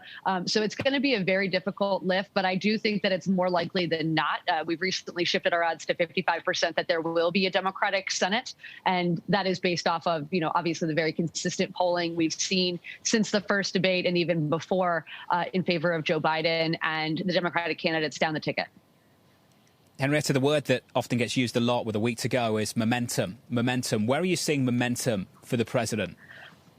You're seeing momentum for the president in some pockets of Pennsylvania. That's a very popular story right now, as you're seeing anecdotal data come out of suburb rural areas, which is where the president won the election in 2016. And then also in Florida, there has been a slew of Republican-leaning polls that have attracted a lot of attention, particularly in the state of Florida, to give the president some optimism going into the race. Florida is a must-win for President Trump. It is not a must-win for Vice President Biden. So our forecast, as our clients know, has a very strong incumbency bias. And unless Biden polls ahead in any particular state by 3.5 points or more on average, I won't give the state to him. So my assumption is that Florida goes to Trump. That has been the case for a couple of years now. And we'll see how that goes. But Florida is in a world of bad news for the president. Florida and Pennsylvania represent moderate pockets of good news, given the most recent polls from Republican-leaning outlets in the last week. Henrietta, there has been an unbelievable amount of focus on the process of this particular election, just based on all of the mail-in votes and a number of the court cases, including the Supreme Court decision recently on Wisconsin. Which battleground are you looking at from a process perspective in terms of how votes are counted, when they're counted, whether things will be counted, signatures being processed, et cetera, that you think could tip the balance? Yeah, it's definitely overwhelming. There's 300 some odd court cases pending right now, and I imagine that this will be litigated well after the race concludes. But one of these states that I encourage folks to focus on is North Carolina. North Carolina is going to start reporting at 7:30 p.m. It is a swing state, and it is a race where there is both the senator up for re-election from the Republican conference who's trailing his Democratic challenger, and President Trump and Vice President Biden are battling it out there. So in North Carolina, you could get some early indications, particularly from the suburbs. You're seeing that the suburban female voter is overwhelmingly skewing in favor of Joe Biden at this point. So because of their early reporting, their ability to count mail-in ballots early, and ultimately the fact that they're on the East Coast, so they're in the earliest possible time zone to start reporting out, North Carolina is first on my list. And then after that, I'm going to start looking at suburbs in different swing states, Arizona, Pennsylvania, Ohio, specifically Wisconsin. There was a poll out this morning from, I think, the New York Times that suggests that Biden has a 17-point lead in Wisconsin. Personally, I think that's a major outlier. That's incredibly robust numbers for Vice President Biden that the past couple of months of data don't support. But they unskewed their own polls and took a sample set that looks like 2016, and you still have Biden up 12 points, mostly driven by white suburban women. So when you're watching the polls come in, if you concentrate on those areas, you might really get a read regardless of the legal ramifications going on in various states. Henrietta, Joe Biden is one of the few people that maybe has a recollection of HHH and Scoop Jackson and the rest of them. How far are moderate Democrats on your hill away from or apart from the liberals? So far? That's such a great question. When I talk to folks on the Biden campaign and folks affiliated with his team, I hear about 2022 in every single discussion. Yep. And that's because they remember 2010, they remember the Tea Party wave, and they don't want to do that again. The gains that Speaker Pelosi has worked so hard for in the House over the last couple of years would be immediately undone by a midterm election. They don't want to do that. It's almost like they really internalized the 2010 losses and are carrying that forward with them. Between Kamala Harris and Joe Biden, you're looking at 50 years of experience in the Senate. They know what it is to be elected again and again, and you need to be a moderate. And that's what their Democratic conference in the Senate would be, more moderate than it is today. And they are obviously very moderate candidates, particularly Joe Biden. Henrietta, thank you. Always fantastic to catch up with you. Thank you very much. Henrietta Trace there, Vader Partners Director of Economic Policy. Really important point at the end there, Tom, a point that Henrietta has made a couple of times before, just how moderate that potential blue wave could be. And the Senate half of that blue wave is the important piece. And what's interesting, John, is you got 2022 for the Democrats. They're looking out to that, and, of course, the election results. And we heard the same thing on the other side, where moderate Republicans trying to reform they have an absolute mystery if President Trump loses over what the Trump brigade will be like in 2022. So it cuts both ways. Henrietta mentioned that poll. It was from the Washington Post and ABC on Wisconsin. 57% for Biden, Trump at 40%. Tom, we have seen some real outlier polls in the last few weeks, haven't we? Yeah, we have. I talked to Mike McKee about this as well. They cut both ways again. And again, it's a mystery of polling. We were talking to David Sowerby of Michigan earlier this morning. I said, have you been called for a poll? He said, no. Who gets called for a poll? Vet Bill. Not me. Vet Bill, you. We talked about you getting called for a poll the other day. Never again. Still would love to see that. I'd love to see that. Vet poll. Coming up next, he always James Foley says Jacob Javits of Rabobank, the senior FX strategist on Bloomberg. Korea became a global leader in sustainability, in part by supporting technologies that make green growth a seamless part of everyday life. The country continued this tradition with a Green New Deal designed to make Korea's post-pandemic economic recovery greener for people and businesses. Hyundai's Ioniq brand exemplifies this commitment by offering a personalized approach to clean mobility that makes it easier for drivers to live a green life. In terms of user experience, we need to think about how they use the car in their lifestyle. Ioniq users value the practicality of their life. With electric vehicles designed to fit every lifestyle, Ioniq is changing expectations of the modern car. There have been revolutionary technology advances that changed people's lives, like computers, internet, and mobile phone. I believe the next platform that will change the human's life is the car.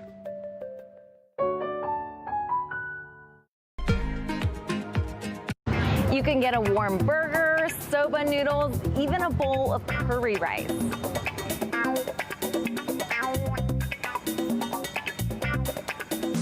In a city like Tokyo, vending machines seem to be everywhere. There are literally millions in Japan, and it's a big business, selling $44 billion of goods in 2016. With COVID-19, those sales are slowing down, which means getting rid of unprofitable machines.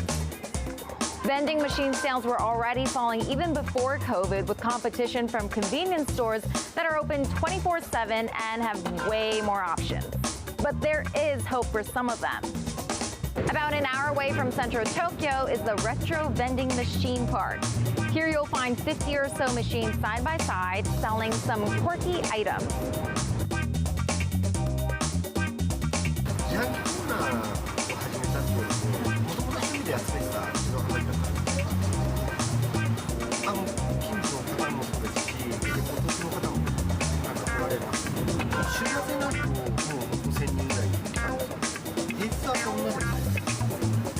Turning vending machines into tourist attractions may not be a solution for bigger business, though, since it requires labor and efficient distribution. Saito says it takes 5 people a day to restock his machines, just in time for lunch.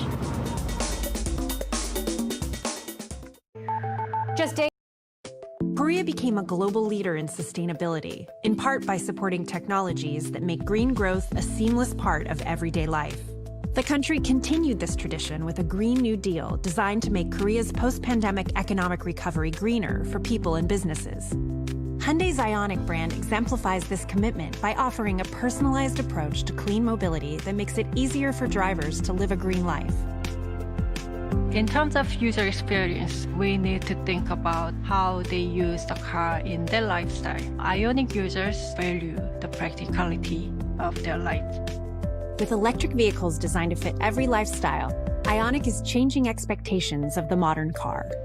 There have been revolutionary technology advances that changed people's lives, like computers, internet, and mobile phone. I believe the next platform that will change the human's life is the car. 2021.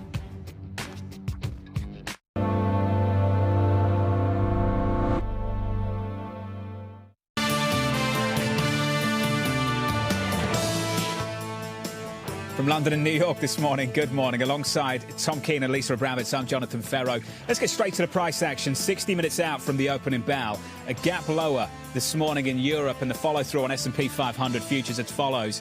Down 51, negative 1.52%. More restrictions coming in Europe potentially. A lockdown in France. Look out for Macron later this evening. Potentially a proposal from Chancellor Merkel on closing bars and restaurants for up to a month. Euro weaker, 117.25. Bonds bid, the Treasury market, yields lower by a basis point to 75 basis points. Switch up the board. Let's just take a quick look at where the German 10-year is as well, because the bid sticks there for sure. Down 2 basis points to negative 63, call it negative 64 basis points on a German 10-year, with a DAX shaving 421 off the equity benchmark and off by 3.5%, Tom, on the session. There's the stronger yen.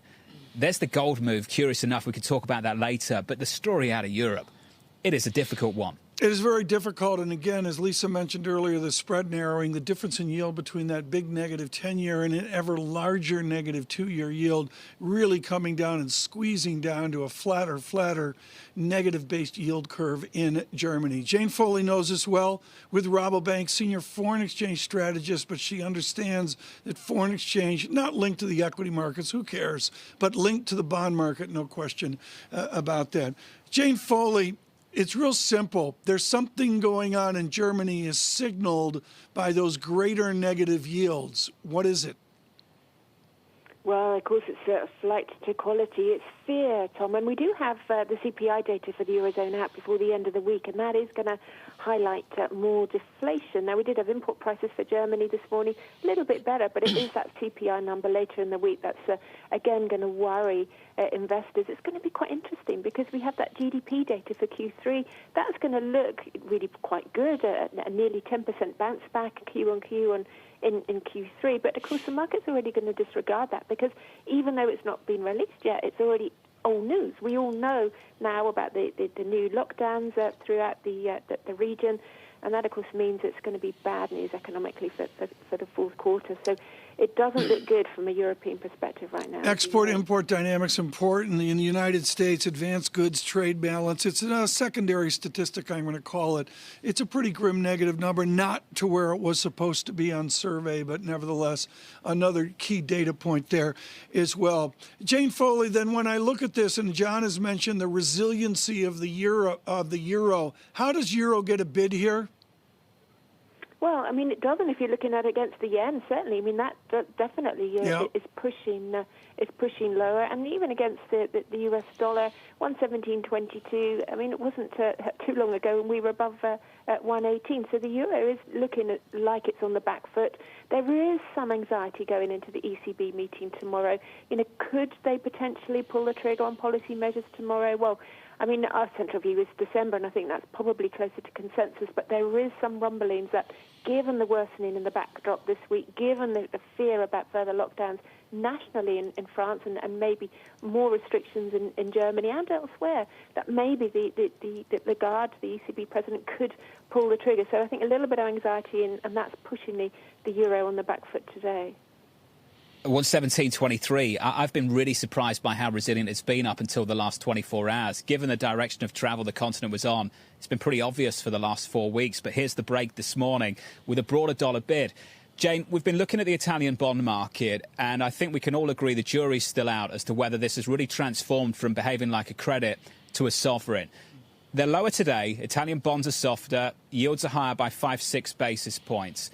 It's not dramatic, but the move is there, and I think a lot of people are focused on it. Whether we can break that positive correlation between the single currency and the periphery, Jane. If I'd asked that question a couple of weeks ago, I think people would have had confidence and said yes. I think the move that's starting to emerge this morning, just slowly as this session grows older, might be making some people nervous. Jane, what's your take?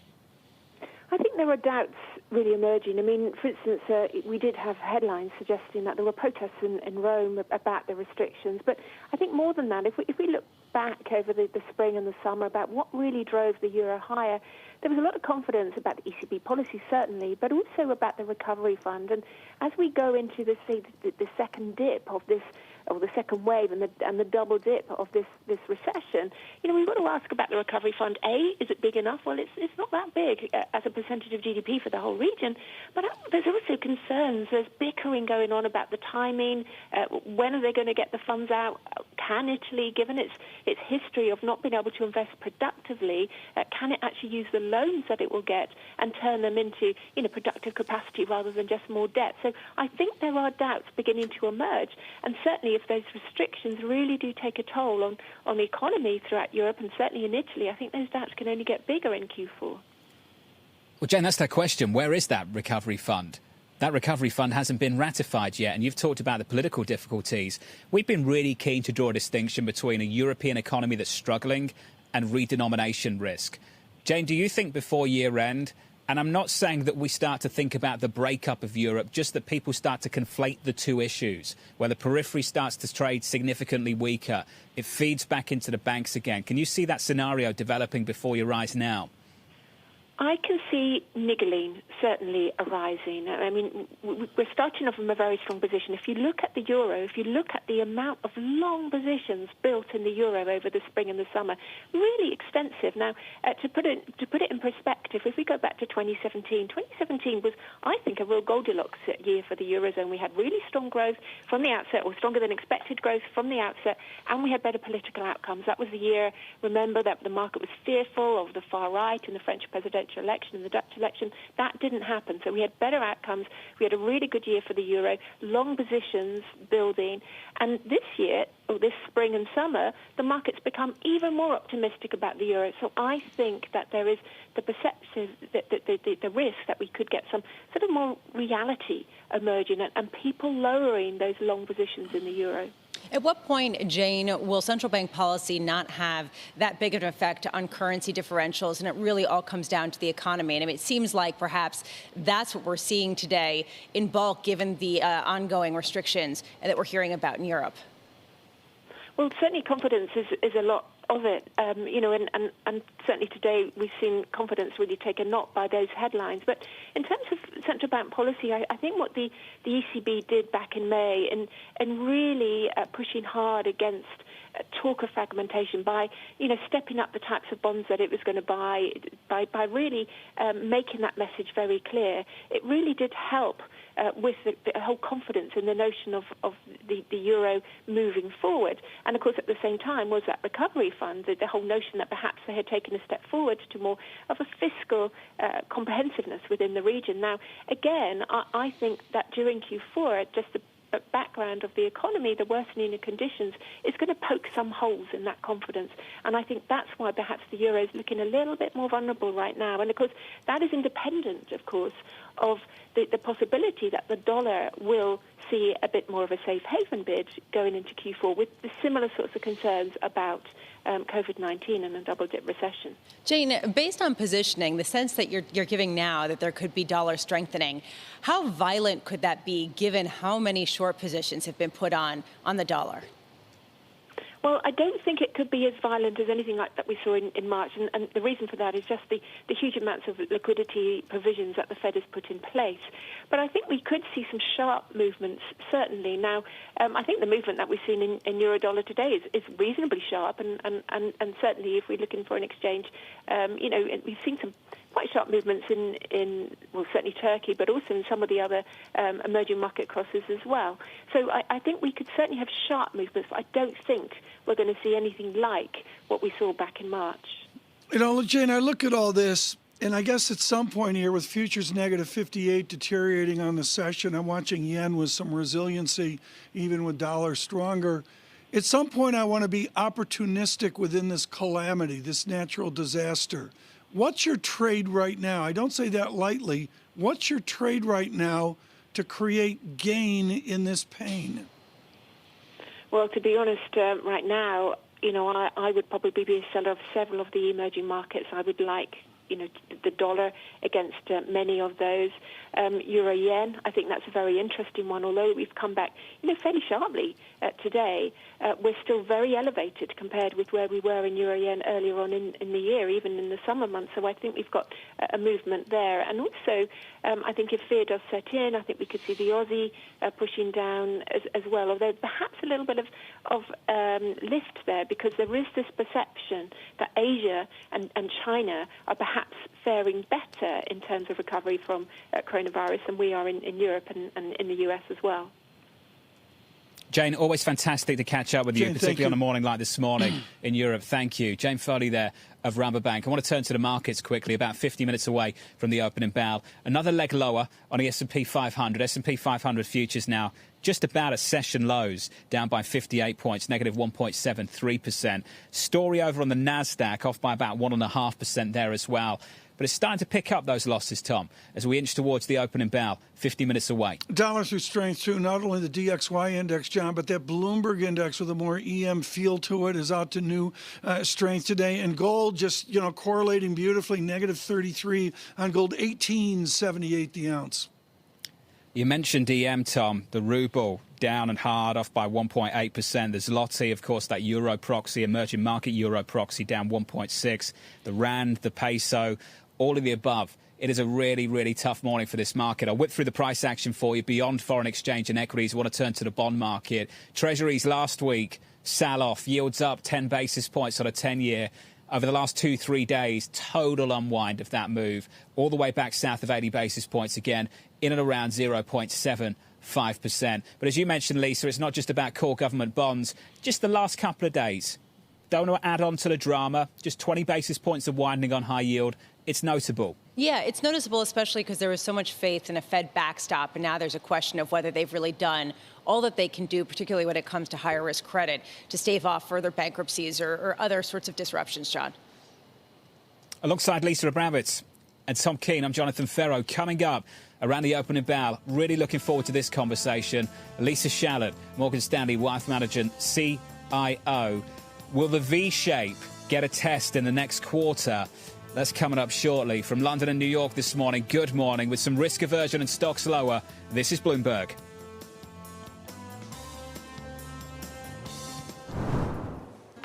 With the First Word News, I'm Ritika Gupta. Tropical storm Zeta is expected to become a hurricane as it crosses the Gulf of Mexico. Zeta is picking up steam after hitting the Yucatan Peninsula and is on course to make landfall in Louisiana today. It will be the fifth named storm to hit the state this year.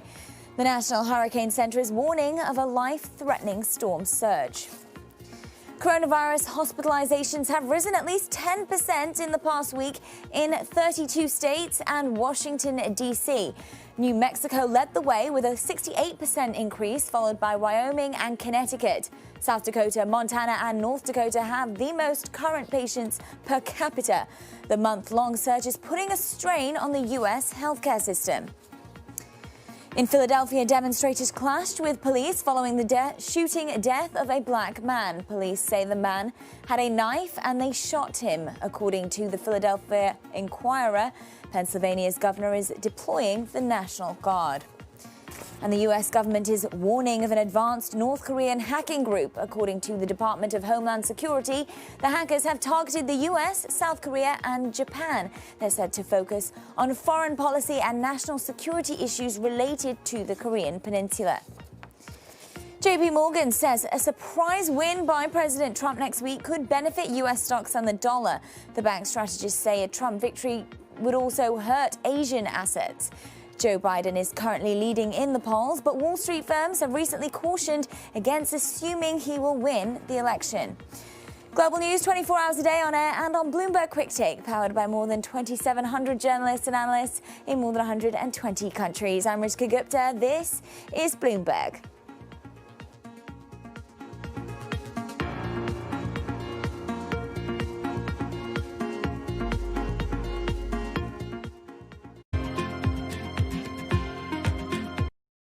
Korea became a global leader in sustainability, in part by supporting technologies that make green growth a seamless part of everyday life. The country continued this tradition with a Green New Deal designed to make Korea's post-pandemic economic recovery greener for people and businesses. Hyundai's Ioniq brand exemplifies this commitment by offering a personalized approach to clean mobility that makes it easier for drivers to live a green life. In terms of user experience, we need to think about how they use the car in their lifestyle. Ioniq users value the practicality of their life. With electric vehicles designed to fit every lifestyle, Ioniq is changing expectations of the modern car.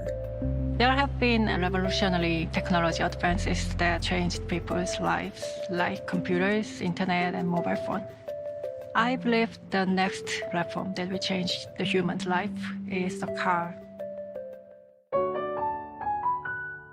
At home, while you stay inside, enjoy a curated collection of archived concerts and behind-the-scenes stories from BSO musicians. BSO Homeschool provides lessons for music lovers of all ages. New performances and messages from musicians are added regularly. Enjoy these selections and much more at bso.org/at-home.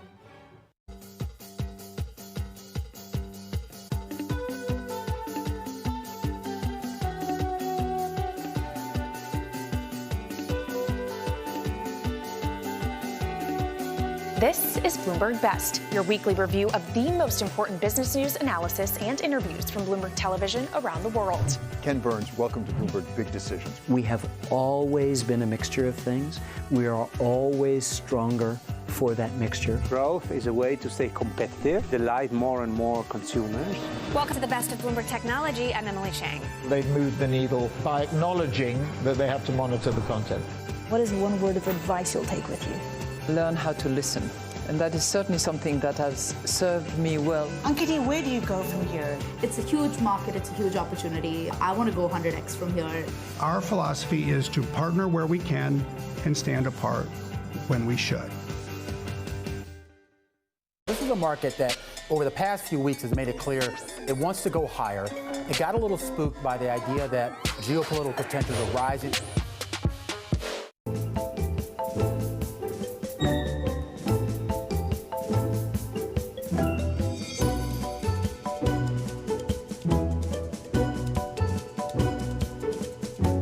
what would you say that the CDC or the FDA or the White House or HHS should have done differently? Almost all of us have underestimated the dramatic impact of this outbreak.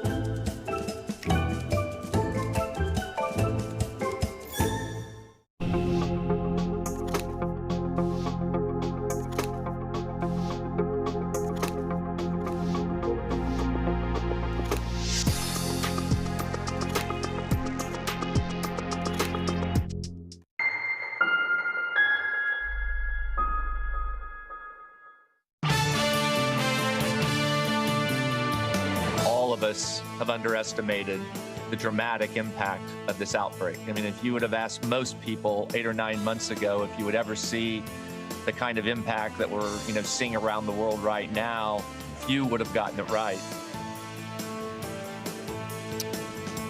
Alex Gorski, Captain Gorski of Johnson & Johnson out of West Point, someone with a really, really interesting executive career and, of course, in the crosshairs of this pandemic right now. Of course, a good conversation, peer-to-peer conversations with David Rubenstein on Bloomberg Television, and the gentleman from Carlyle Group joins us this morning. What I find fascinating here, David, besides the predictable discussion of the pandemic, is this is a guy who was at J&J and left, and then he came back to Johnson & Johnson. That's an interesting move, isn't it? You don't see that often, do you? Well, you certainly don't see it where they rise up to be the CEO very often. And so that's unusual. Remember, he started out at a relatively low-level marketing job at a subsidiary of Johnson & Johnson, did that for a while, then left, then came back and rose up to the CEO position, which he's had now for about 8 years, I think it is, and has done an incredible job. Their market capitalization now is about the 10th highest in the United States of any company in the United States, about $400 billion. There was a lethargy. You've seen this across all market capitalizations at Carlyle Group. There was a J&J lethargy, and then something changed under Gorski. What was that? Well, he diversified a fair bit. Some people would say, well, Johnson & Johnson, don't they make Band-Aids or don't they make Q-tips? But they're gigantic in so many different areas of healthcare. In fact, many people didn't realize that they were in the vaccine business, and now they're producing what may be one of the best vaccines that's coming out for the COVID virus. David, one thing that this pandemic has thrown into cold relief is there's a conundrum for pharmaceutical companies, whether to focus on simply developing the high-cost, high-return cancer drugs, other types of drugs that perhaps might not have the same sort of global benefit as a vaccine. Did he address a shift in that mentality and how to compensate pharmaceutical companies going forward to focus in a different way?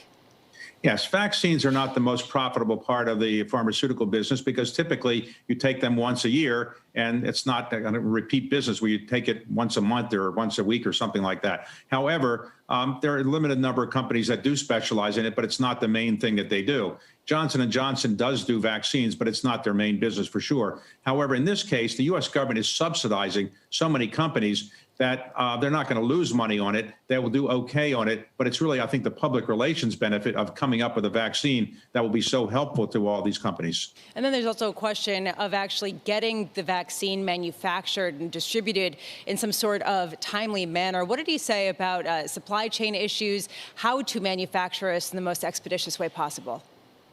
Well, the U.S. government has done something that no one had ever done before. Typically, a vaccine takes, I would say, somewhere around 7 years to develop. The fastest have historically been 4 years, let's say, for Ebola.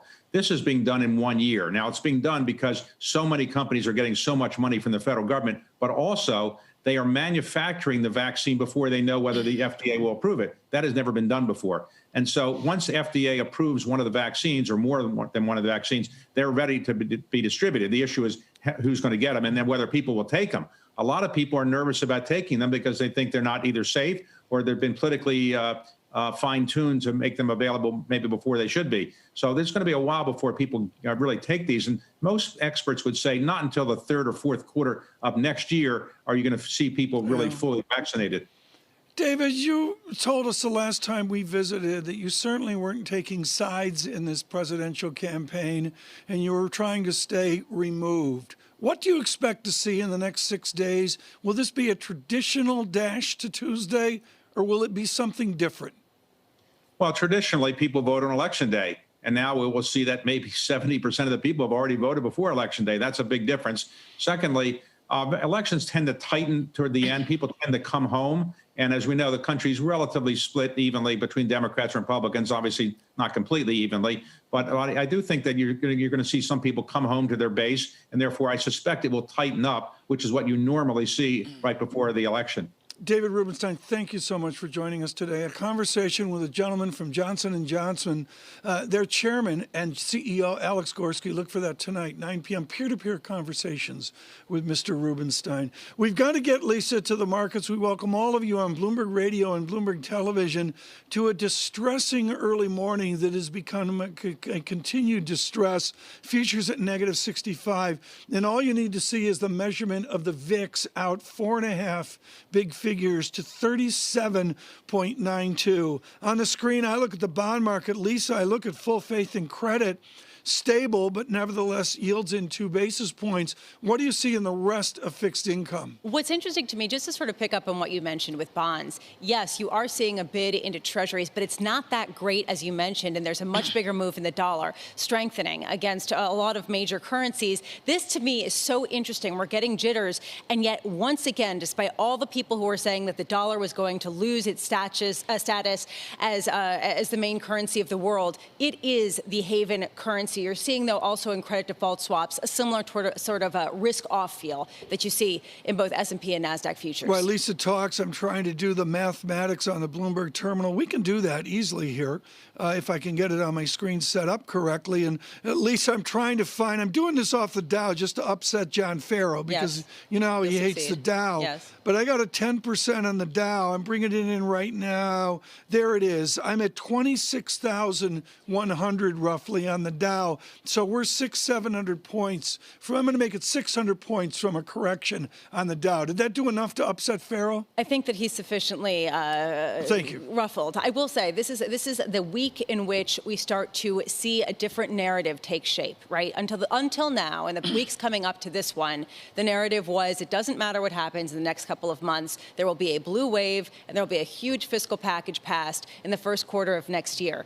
That narrative is shifting. People are seeing what's going on in Europe. They're seeing renewed shutdowns in Germany, possibly in France, and they're seeing the possibility that that could happen in the United States. They are getting nervous. And this, and across equities, bonds, currencies, commodities, this is a decisive shift and important for global Wall Street.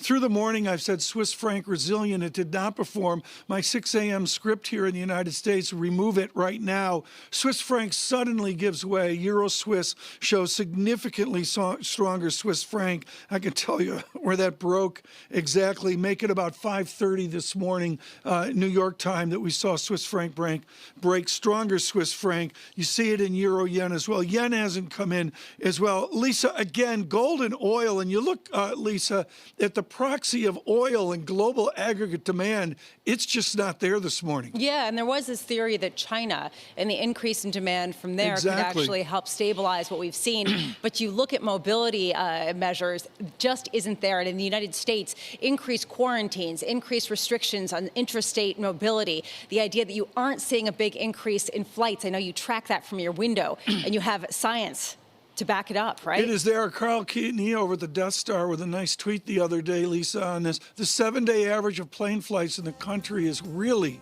pretty grim. And you saw that in the Boeing presentation at Cash Burn today. Speaking of cash burn, always a smart conversation. Can't say enough about the clarity of the GE press release this morning. David Weston, Balance of Power with Lawrence Culp of General Electric.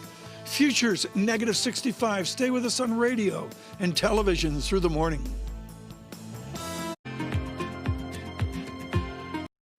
Korea became a global leader in sustainability, in part by supporting technologies that make green growth a seamless part of everyday life. The country continued this tradition with a Green New Deal designed to make Korea's post-pandemic economic recovery greener for people and businesses.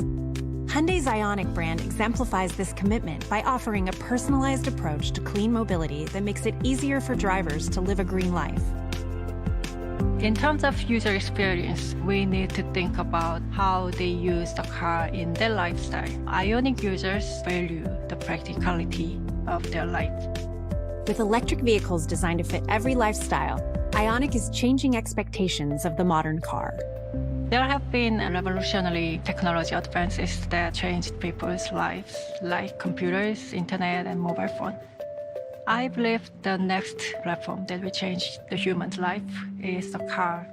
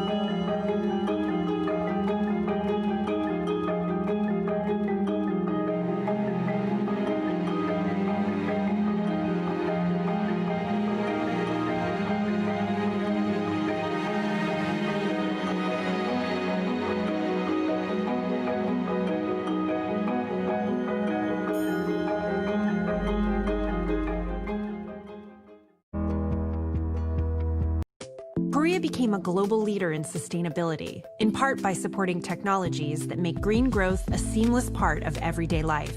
The country continued this tradition with a Green New Deal designed to make Korea's post-pandemic economic recovery greener for people and businesses. Hyundai's Ioniq brand exemplifies this commitment by offering a personalized approach to clean mobility that makes it easier for drivers to live a green life. In terms of user experience, we need to think about how they use the car in their lifestyle. Ioniq users value the practicality of their life. With electric vehicles designed to fit every lifestyle, Ioniq is changing expectations of the modern car. There have been revolutionary technology advances that changed people's lives, like computers, internet, and mobile phone. I believe the next platform that will change the human's life is the car.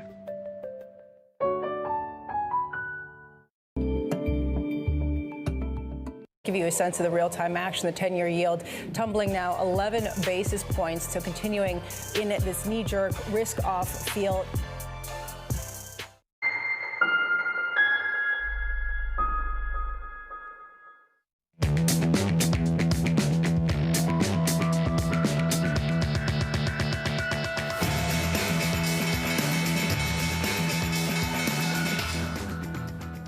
From London and New York, for our audience worldwide, good morning, good morning. The countdown to the open starts right now with 30 minutes until the opening bell.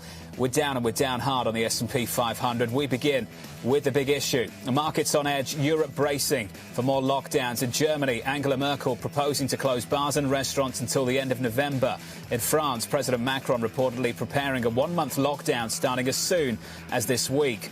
For more, let's bring in Bloomberg's Maria Tadeo, who joins us now from Brussels. Maria, it is the story of the morning in Europe, a proposal to close bars and restaurants. In Germany and France, maybe a one-month lockdown. What are you hearing? Yes, and look, it really reflects the numbers that we have seen over the past 2 days. It really highlights that the situation has now become serious, and it also shows that governments, frankly, have lost control of the infection rate. Now, nothing is official for the time being, and it won't be until the French president decides to make it official. But we do understand that one of the measures that he is seriously considering is to go for a one-month lockdown. That is 4 weeks that would go into effect from Thursday night into Friday morning. The idea here is that you would bring down the infection rate and you would provide some relief to hospitals. And over in Germany, this is a meeting that is happening right now as we speak. Angela Merkel is pitching this idea to go for a partial lockdown that would essentially shut down all hospitality in November. Again, the idea is that would cut short social gatherings and that would contain the infection rate. But what it shows here is that, one, governments, as I mentioned, have lost control of the pandemic, and then two, that we're headed for more draconian structural measures that are going to be in place for longer than expected. This is not about one or or 2 days, 1 or 2 weeks. This is going to be here for a long time. And I would just finally say the challenge now for European leaders is to really convince people that these are the right measures to take. Until now, we had heard repeatedly, no lockdowns, we were ready, hospitals in a much better shape. This is a total U-turn, and European leaders have to keep people on their side. They need to make sure they respect the rules so that they actually make an impact on the curve. But again, we are seeing pushback in some cities in Europe. This has a huge toll on your personal life, personal finances, and of course, some will be angered by the measures that are very likely going to be announced today. Maria Tadeo, thank you. That's the latest out of Europe. Here's the latest in the market. Futures gapping lower, equities down and down hard in Europe. Let's bring in Bloomberg's Sarah Ponczek for more. Hey, Sarah. Good morning, John. A reminder and a wake-up call for markets this morning that COVID-19 remains the #1 risk. And if it can happen in Europe, there are concerns that we can see further restrictions in the U.S. at some point, too. Losses in Europe spreading to the U.S. this morning. If we take a look at futures, S&P, NASDAQ, Dow futures, all down more than 1%. And your more cyclically oriented Dow, you do see a further loss down more than 2%. I also want to highlight that Russell 2000 futures as well are off more than 2%. The VIX at 37.82 at the moment, the highest since June, up about 10 points this week already. That would be the 4th largest jump for the VIX on a weekly basis so far in 2020. We also see a shift to safe haven assets. We see the 10-year yield headed lower for the 4th straight day. That after rising about 10 basis points last week, which was the most in 2 months. At the same time, we see haven currencies rallying too. Back to you, John. A little bit of disruption on your line there. Sarah Ponczek, thank you very much. 27 minutes away from the opening bell. Let's get back to that price action. Just to whip through things as follows. Equities lower, deeply negative. The epicenter for the concern quite clearly coming out of Europe. S&P 500 futures down 63. We're off by 1.86%. And as this session grows older, this equity market starts to go just a little bit further south. In the FX market, euro dollar 117.25. That's the big difference for me this time around. The concern about Europe has been there for the last month. And now we've got the break in the euro. Now we've got the bid in the US dollar. 117.24 and down 0.6. In the bond market, yields lower by 2 basis points. What a turnaround at 180 from just a week ago when we had a move of 10 basis points on a 10-year Treasury.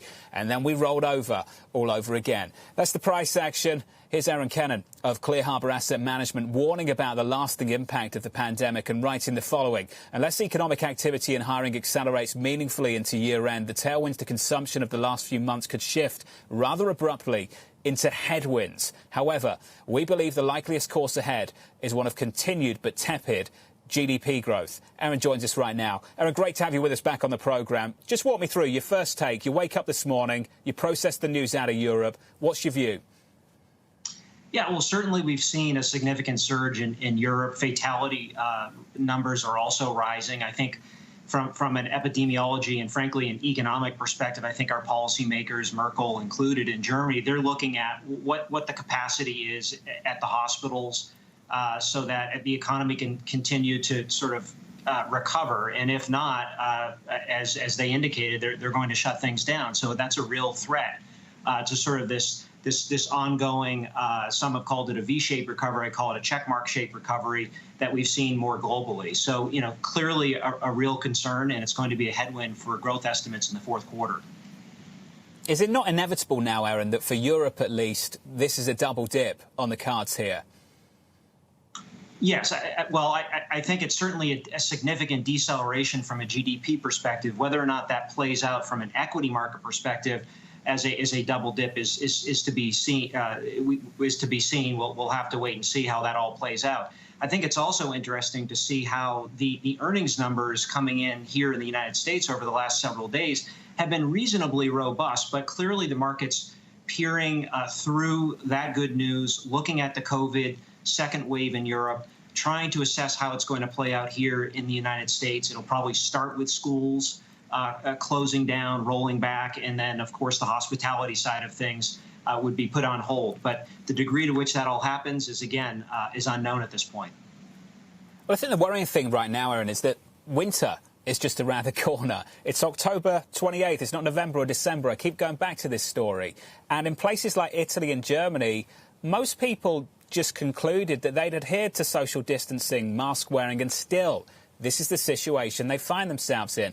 Question I've been asking for the last week or so, Aaron, is what is playing out in Europe is that in America's future? Whether you get the restrictions or not, do you end up with the consumers disengaging, the companies losing confidence, and we wake up to a picture like we see in Europe at some point in the United States in the next several weeks? Certainly.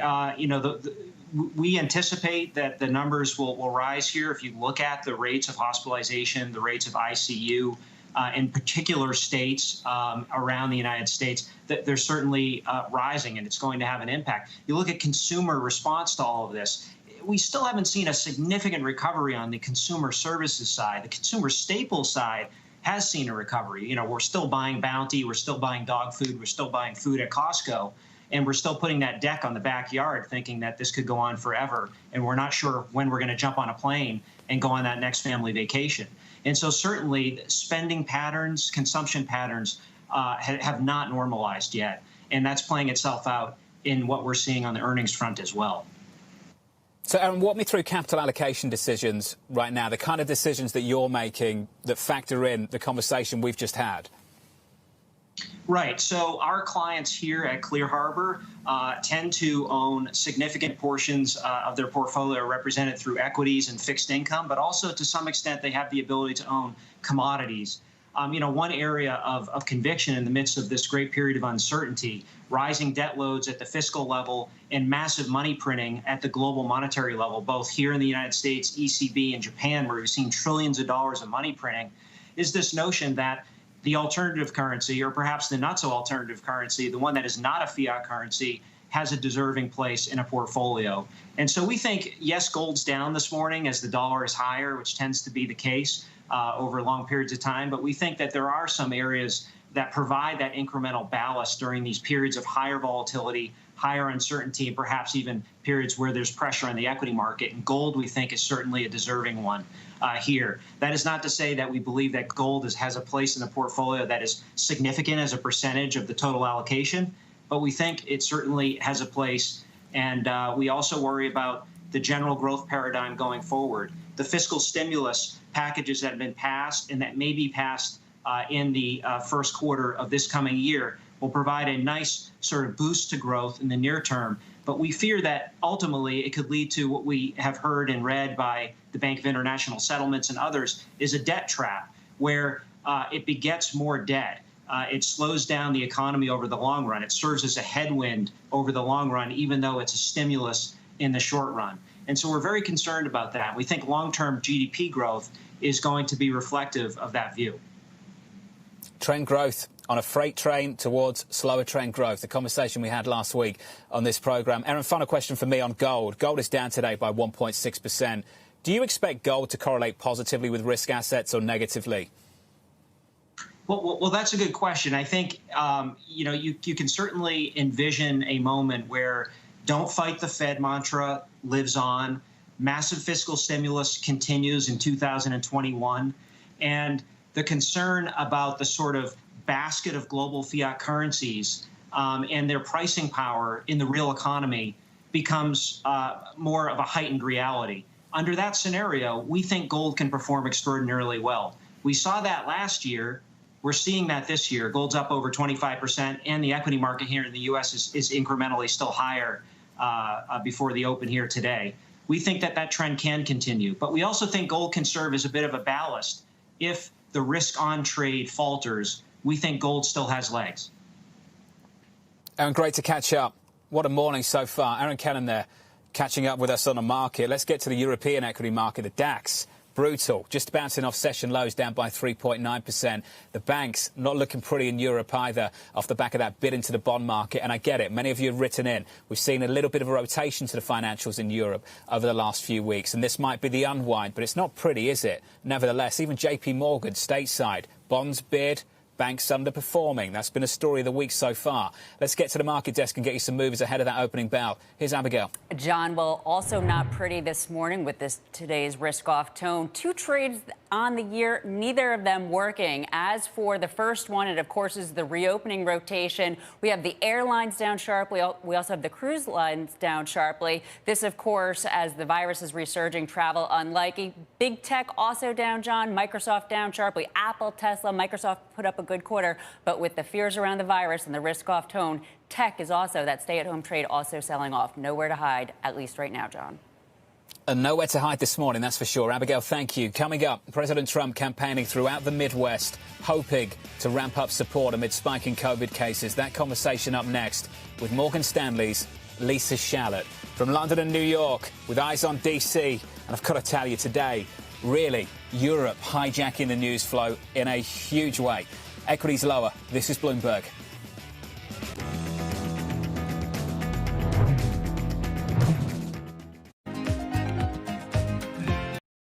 Korea became a global leader in sustainability, in part by supporting technologies that make green growth a seamless part of everyday life. The country continued this tradition with a Green New Deal designed to make Korea's post-pandemic economic recovery greener for people and businesses. Hyundai's Ioniq brand exemplifies this commitment by offering a personalized approach to clean mobility that makes it easier for drivers to live a green life. In terms of user experience, we need to think about how they use the car in their lifestyle. Ioniq users value the practicality of their life. With electric vehicles designed to fit every lifestyle, Ioniq is changing expectations of the modern car. There have been revolutionary technology advances that changed people's lives, like computers, internet, and mobile phone. I believe the next platform that will change the human's life is the car.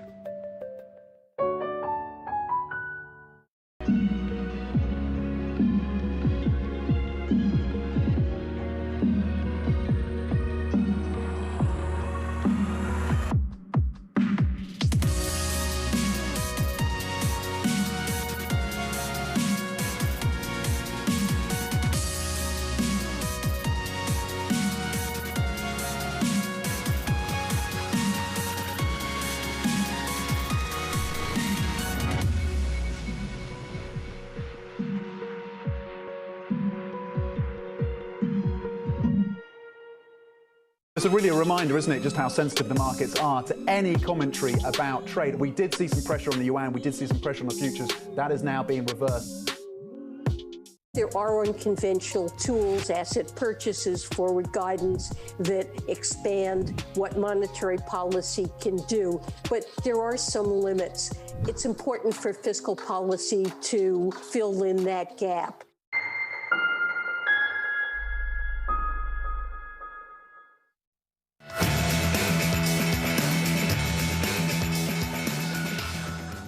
It's time to stand up and take back our democracy.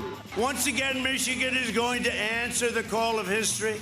And any place we can do it, here in Georgia. You're going to see a giant red wave.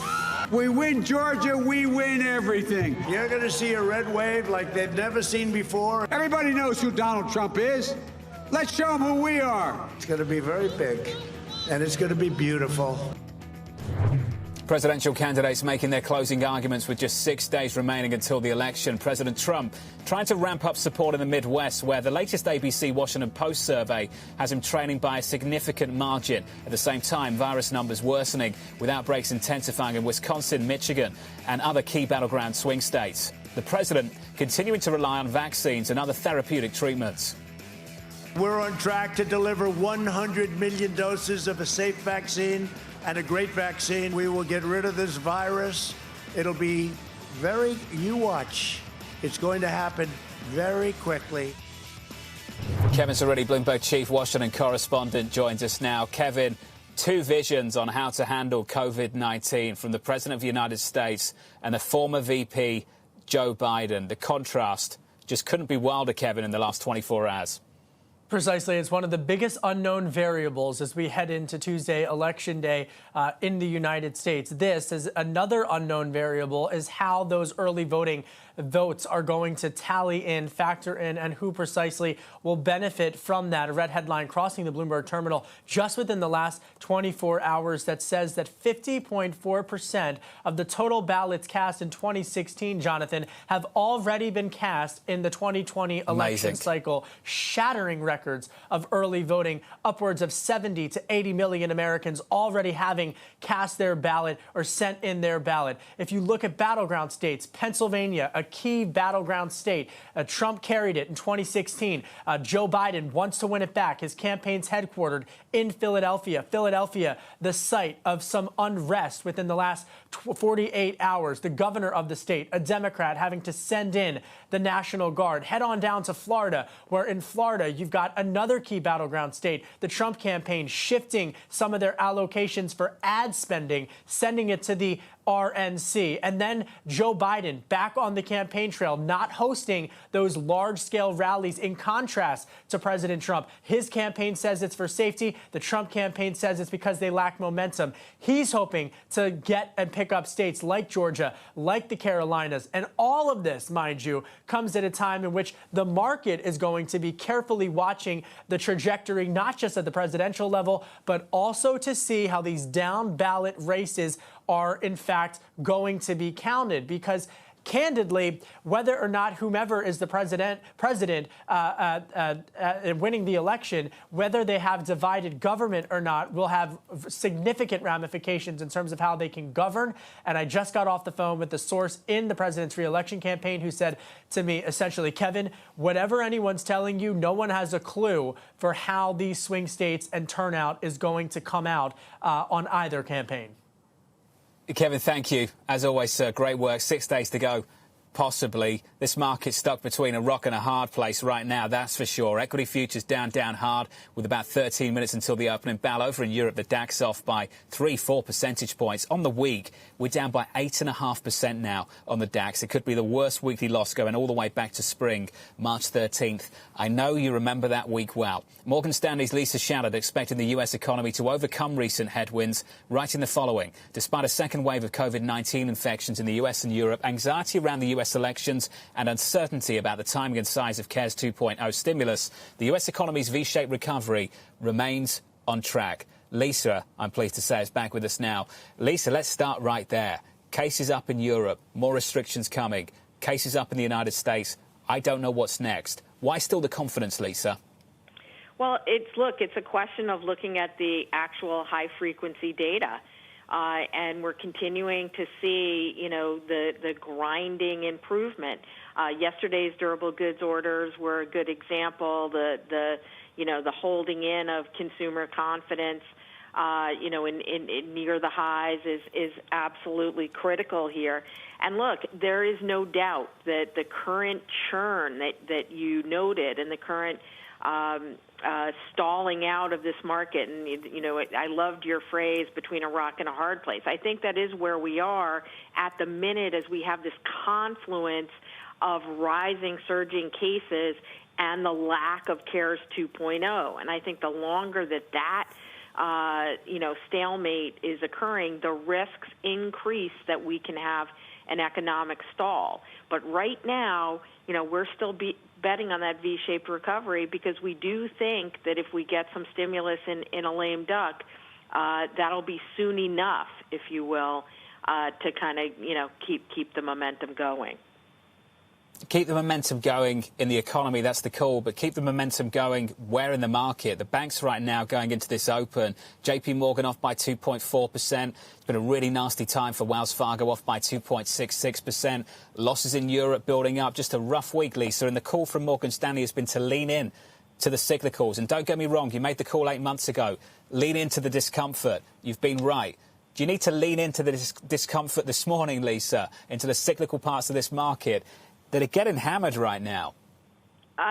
So here's what I'd say. Look, if you've got a 6 to 9 month outlook, we would absolutely be leaning in because we think that the odds continue to favor a market that's materially higher from where we are and could be as much as 10 to 12% higher than where we are right now. If you've got a 6 to 9 week time horizon, we're going to still be in all likelihood churning in this zip code around the surging cases, around the outcome of CARES, and to Kevin Cerulli's point, the outcome of CARES may hinge on exactly what we learn about the November election.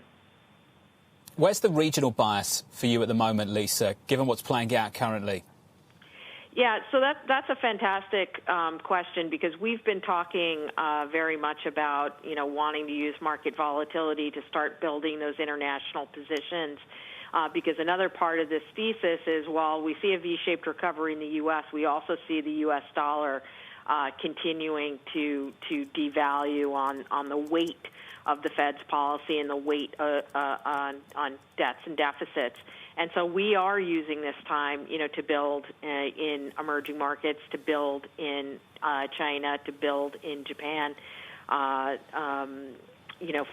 the next 6 to 9 months, when we think that those regions can actually outperform. Lisa, a constructive view. I appreciate your time this morning. It's a tough morning for many people. Lisa Shallett there of Morgan Stanley, 8 minutes away from the opening bell. Let's just whip through things really quickly for you and get through the market boards. 8 minutes away, we gap lower in Europe, the follow through to the United States negative. And as this session progresses, the losses build up. See the DAX down by about 4 percentage points, S&P 500 futures rolling over as well, paying into the banks.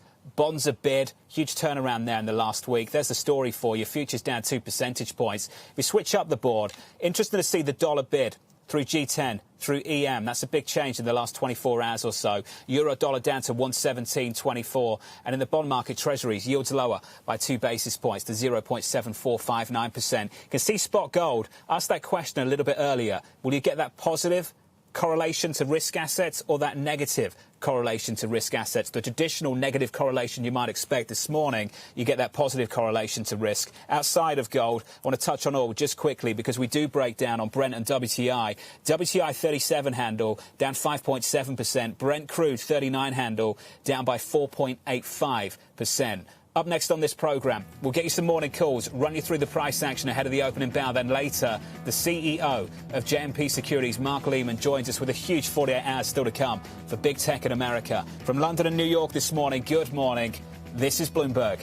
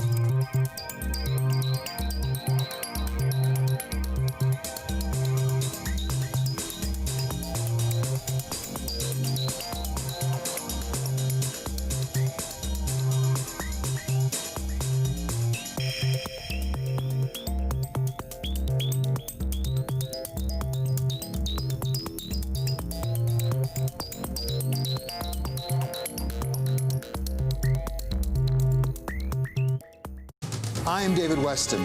Bloomberg Television is reinventing one of the most iconic brands in financial television for a new audience. Join me to see the news program for the clever investor. This is Bloomberg Wall Street Week.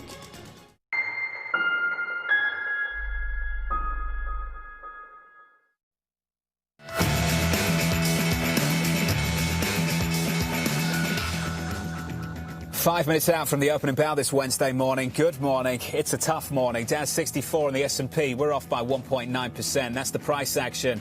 Here are the morning calls. First up, Morgan Stanley downgrading Harley-Davidson to equal weight with a $38 price target. The analyst citing the stock's valuation after jumping more than 20% following Tuesday's blowout earnings report. That stock is negative by 1.5%.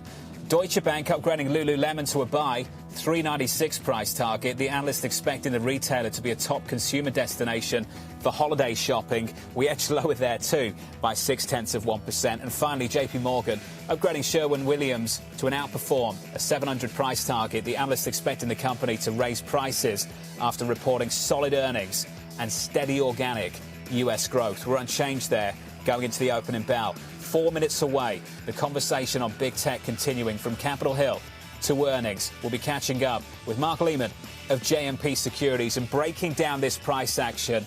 This market breaks down a little bit more. This is Bloomberg.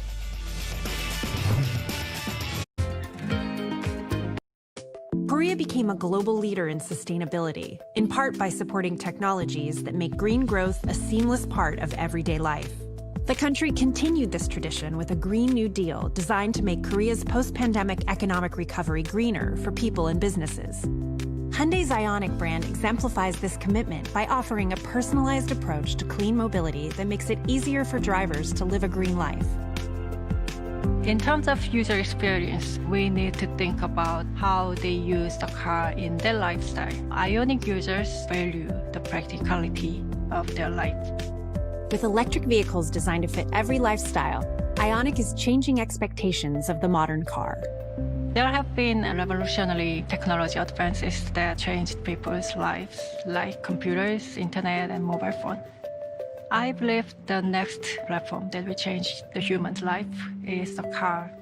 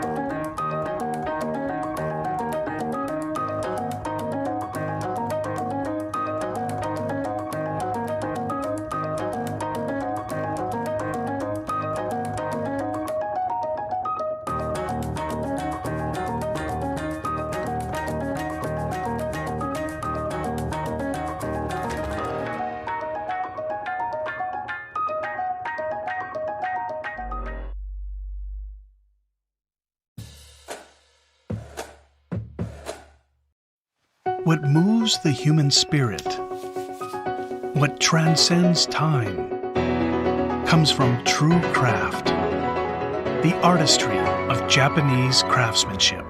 Presage, Seiko.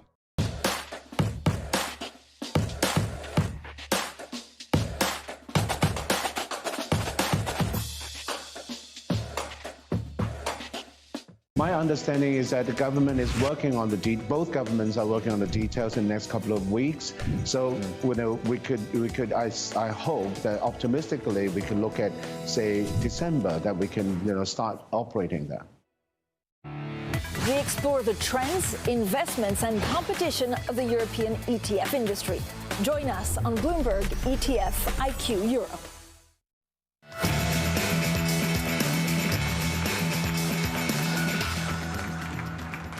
25 seconds out from the opening bell in New York City. We are down 61 on the S&P 500. We're negative about 1.8%.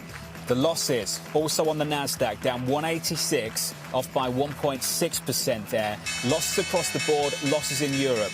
Be careful with the word lockdown. It's going to mean different things in different places. You will hear more from Chancellor Merkel later today. You will hear from Macron later today as well. The speculation is more restriction in both of those countries is coming. That's the epicenter for today's sell-off. Never mind the happy talk around fiscal stimulus. Not even a focus on the election right now. It is all about lockdowns across Europe and the European economy. Switch up the board into the bond market, a bit into treasuries. It's difficult for the banks this morning. We'll break that out for you in just a moment. Yields down by a basis point or two on a 10-year to 0.75%. It's much harder for the banks in Europe. Let me tell you that 24 hours out from a news conference with ECB President Christine Lagarde. Euro weaker, euro dollar 117.33. We're off session lows, though. That's the good news. We're down 0.5%. Here's the bad news if you're long crude. We're down 5.5% on WTI, $37 and around about 40 cents. That's the cross-asset price action this Wednesday at a market desk with your movers. Here's Abigail.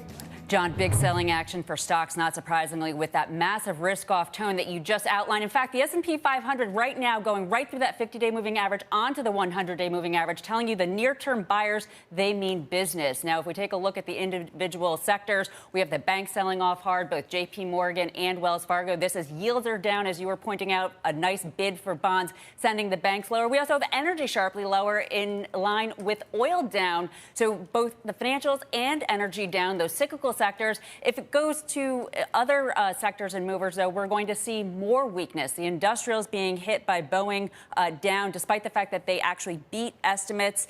They are cutting 7,000 jobs. Even so, the stock is down 1.6%. UPS down sharply, too, down nearly 5%. They beat, but they see capacity constraints in this fourth quarter, their peak season. And capital spending, they have slashed for 2021. And then finally, Microsoft down in a huge way as well. This after they beat across the board. They had a lot of cloud strength, but investors really saying, what have you done for me lately? This risk-off tone bleeding into all stocks and sectors, John. Abigail, thank you. All about the guide from Microsoft. Tomorrow, just a massive day ahead. Amazon, Apple, Facebook after the close. Right now at the open, 2 minutes into the session, we're down by 1.8% on the S&P 500. Every single sector in negative territory. Bottom of the pile. How many times have we said this through 2020? Bottom of the pile. Energy off by 2.5%. Crude hammered. IT also lower too. Information technology off by more than 2 percentage points. The Nasdaq is not immune to the sell-off this Wednesday. Joining us now is Mark Lehman at JMP Securities. Mark, great to catch up with you, sir. Some cyclical issues starting to boil up again. I just wonder, given the price of the story for the secular growth names, Mark, how resilient they will be if these cyclical issues continue to boil away. Well, I think we're going to see this kind of action into the election. We definitely have had a huge rebound, obviously, since the spring. There's lots of question marks about how post-election the market's going to handle some of the bad COVID news. I think this is not surprising.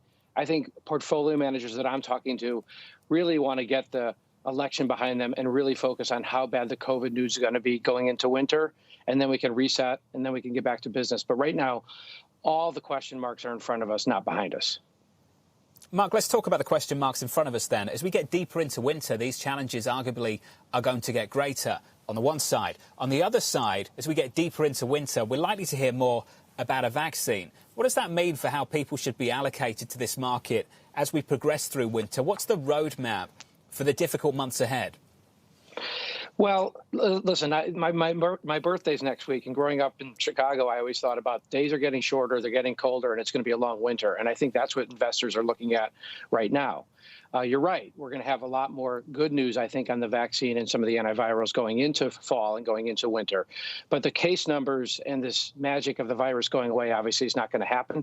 So those things are going to face investors for the near term. I do think we're going to have better news. It's taken longer than I think some of the extreme optimists had wanted or hoped, but this is what science does. It takes its time and it comes out with great product, and I think we're going to see that. I just don't think that's going to be a 2020 story.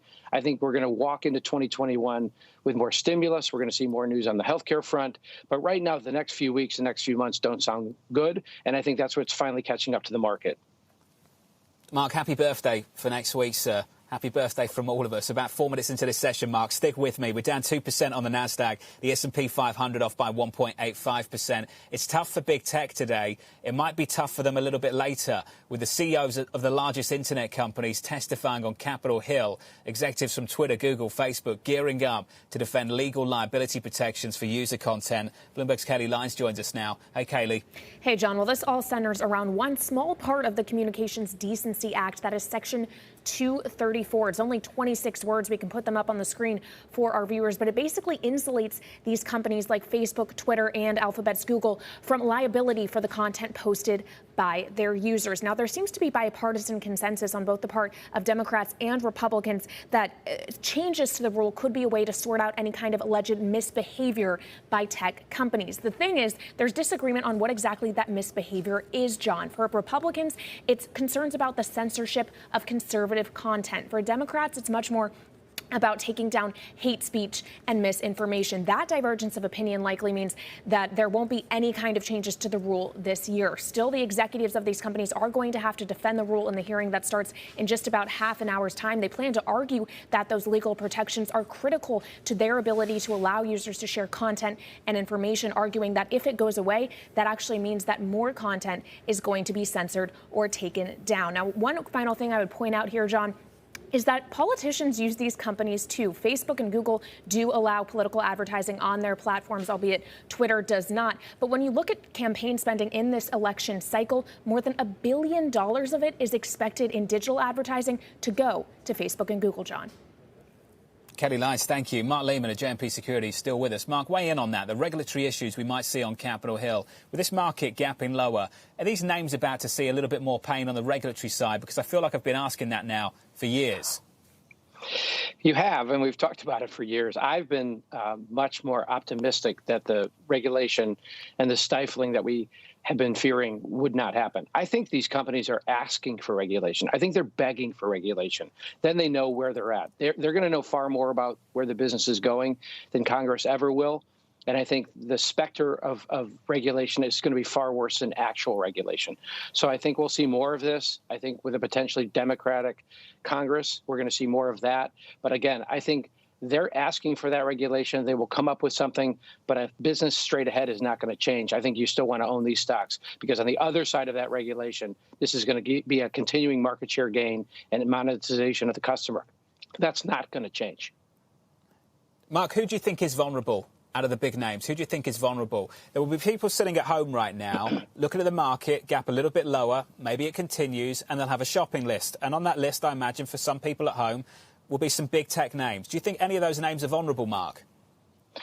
Well, I've been watching the big tech. My good friend talks about Mount Fang, the Microsoft and Tesla and add them to your Fang names. And I look at those continually. And obviously, that's the majority of the market cap. I look at Google for a long time. And it's as you look at the overwhelming market share and the overwhelming brand that they have, and frankly, the lack of productivity on some of the things that they've invested in, I look at that and have more fear of more regulation versus more upside. That, to me, is where I would be fearful. I think if you throttle back what Facebook and Twitter are doing, and you throttle back what some of the others are doing, I think that's very, very capable of showing small regulation and large upside. That is kind of how I would play it. I think Amazon continues to gain market share and mind share, and in a world where we're going to be indoors more and ordering more, Amazon's where you want to play. I also look at some of the trends that we're seeing in the overall marketplace. We're seeing online merging of old historic consumer with technology. We're seeing that in companies like Vroom. We're seeing that in companies like Peloton. That is not going to change. And those are places where if we see a market correction, you want to play because that is going to be an investable theory for a very long time. And those are great companies that are putting up more moats around them. And I think consumers want to play there. Mark Lehman, always great to catch up. Enjoy your birthday next week, won't you? Mark Lehman there of JMP Securities. Thank you, sir. 9 minutes into the session, equities down by 1.8%, as I mentioned. And as you assumed correctly, every single sector is in negative territory this morning. Energy bottom of the pile, crude down by 5%, WTI $37.46, Brent crude south of 40, a break of $40 at $39 and about 30 cents. At the market desk on energy, here's Abigail. Yeah, John, brutal selling, as you were mentioning. Energy is the worst sector on the day, down about 2.7%. That's the story on the year, down even more, down more than 50%. A huge bear market there, in sympathy today and on the year with the slide in crude oil, as you were mentioning, down more than 5%, the worst day since September 8th. So lots of the big energy names are down, including Exxon, Chevron, along with ConocoPhillips. Occidental Petroleum is also down sharply. So there's there's really nowhere to hide in the energy complex. Selling, selling, selling. That's true, too, for some of the other big areas. In fact, the biggest point drags on the S&P 500, Microsoft and Apple. Microsoft, John, as you know, they just put up a tremendous fiscal first quarter. They beat right across the board, driven by cloud strength. Apple is trading down in sympathy ahead of their report tomorrow. MasterCard and Visa both sliding in a big way. MasterCard put up a disappointing quarter, and it has everything to do with the virus. Less spending because there's less travel, John. Abigail, thank you. 10 minutes in. Down hard in Europe, off by 3.65%. The good news is that we're off session lows in Europe, but it's not great. The S&P 500 off by 1.84%. Coming up, surging cases weighing heavily on the financials in the United States and Europe. That conversation next with John Hurdle of Hurdle Callahan. Up next, right here on Bloomberg. This is Bloomberg.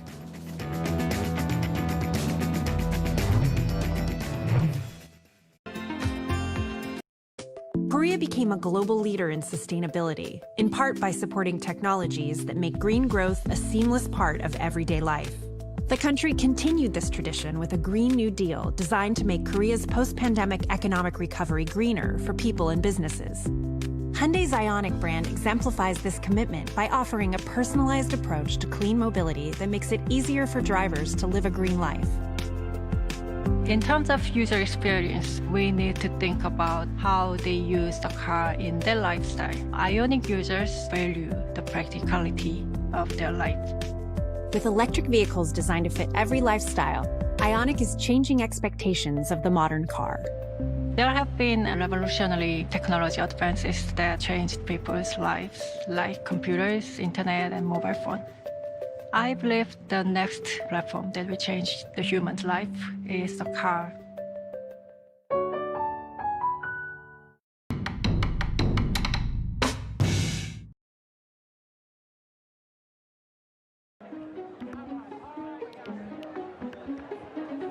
Jacinda Ardern's Labour Party holding 64 seats in the 120-seat parliament. Now, that is interesting because it's the first time since the introduction of proportional representation in 1996 that any party has won enough seats to govern on its own. Now, this is by turns rather luxurious and also slightly terrifying for the new Labour government because there are no checks and balances on power. There is no upper house. Jacinda Ardern can pretty much rule as she sees fit. So she did rule out, heading into this election, any capital gains tax, but as revenue collapses, it must be very tempting to give that policy another look. She's also contemplating going into coalition with the Greens Party, even though she doesn't actually need them to govern. Now, the Greens Party did take forward a more comprehensive package of tax reforms to this election. So were she to govern in concert with the Greens, they could do much of the heavy lifting on tax reform, which may also prove to be a little unpopular with some portions of the electorate. So it's going to be very interesting to watch this new turn. There's going to be a lot of new and untested MPs in the caucus. So a second Jacinda Ardern term is going to be full of all sorts of different challenges to the ones that characterized the first.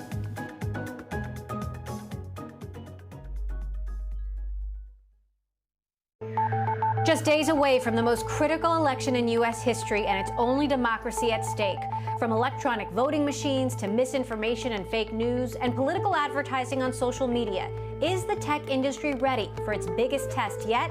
I'm Emily Chang, and we'll be focusing on these issues all week on Bloomberg Technology in a special electioneering series. Tune in 5 p.m. Eastern, 2 p.m. Pacific, only on Bloomberg Television.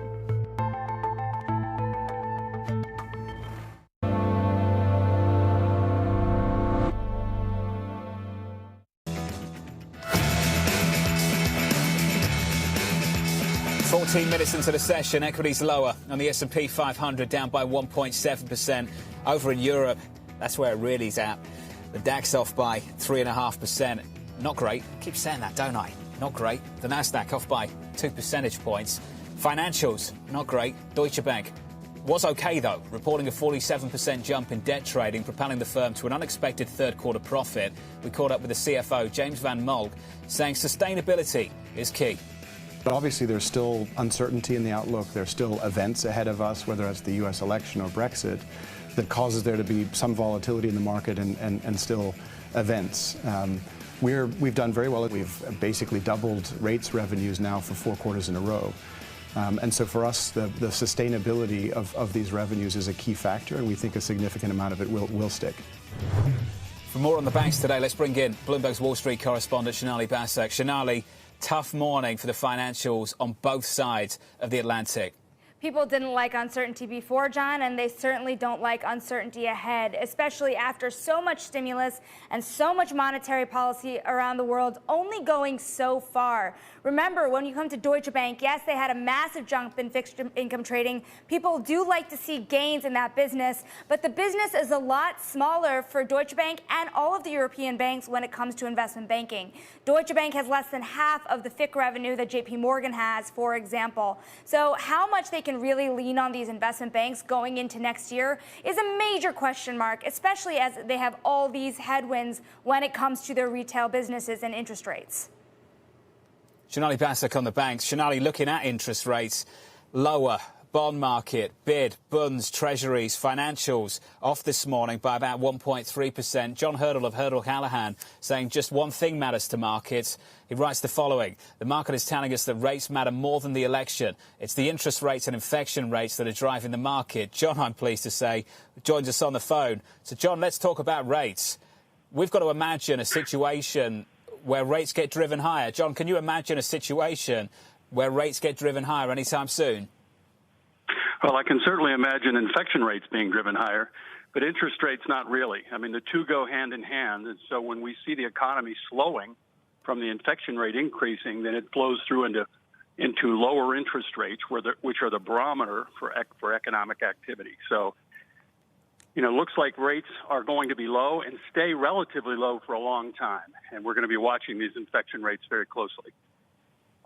If that's the epicenter, John, and I reference interest rates specifically here, if the epicenter of this market is a low-rate market with cyclical headwinds for the time being, even if you get a huge fiscal stimulus package in the last 3 months, what kind of price action are you anticipating in risk assets? Well, really, we look at more of the same. We're in a low interest rate environment that has a secular foundation. It's not just about Fed policy. It's really about global demographics and the deflationary impact of technology. So we're in an environment that is low interest rates for as far as the eye can see, which, by the way, is not great for banks, but it does support the equity market. The big issue that we have to address as chief investment officers leading our clients to success is that these low interest rates are the foundation return rates. That means lower returns across the board. So when you have low bond rates, then you have lower stock returns over the long run because the multiples are higher. John, just a quick question on credit before we let you go, sir. High yield spreads are wider over the last couple of days by 20 basis points Monday, Tuesday. I think a level in many people's minds is about 600 basis points on junk debt before they think about the Fed thinking about stepping in a bigger way. John, how are you thinking about the credit dynamic there, the fundamentals versus the bid that could come from a central bank? There's very little to do in the bond market. The bond market in general is not, if you have to be a bond investor, those are kinds of things that you want to look at. High yield is not compelling at these rates, and if they go a little higher, they'll be, less bad, but they still won't be compelling. So Fed action is interesting, but it's not really what's driving serious investors. That's more of a trading function. Serious investors are looking for long-term returns that are going to help them fulfill their missions. And that's a real challenge in this very low interest rate environment where we have relatively high PE multiples. So, John, are you saying that the playbook for the last bull market at the back end, and I say the last bull market, I mean the bull market going into the pandemic, the secular growth names, the big tech names, stay with those winners? John, is that your message this morning? So far it is. We can't really see the shift into value. I mean, basically what's happened with value is the companies like industrials and chemicals have done well in anticipation of a stronger economy in the relatively near future after we get through this pandemic. But things like banks and oils and so forth, hospitality, are still very gamey, very difficult to play, and really don't see any turn yet. So, and the things like, Caterpillar and the chemical companies and so forth have already appreciated substantially. So there really isn't any cheap things in the U.S. market that are particularly compelling today. And really, it looks like the winners that we've had in the last, recent past are going to continue to lead for now. John, always great to catch up, sir. We've got to leave it there. John Hurdle there of Hurdle Callahan. Ahead of those big tech earnings tomorrow. Stick with big tech is the message from him. Right now, big tech breaking down. The Nasdaq off by 2 percentage points. The DAX over in Frankfurt, Germany. We keep returning there, off by 3.7%. If you've managed to avoid the market up until now, here's the story. In Europe, waking up to the potential, the prospect of more restrictions for the European economy. Chancellor Merkel proposing a closure of restaurants and bars for up to a month. A whole host of reports circulating.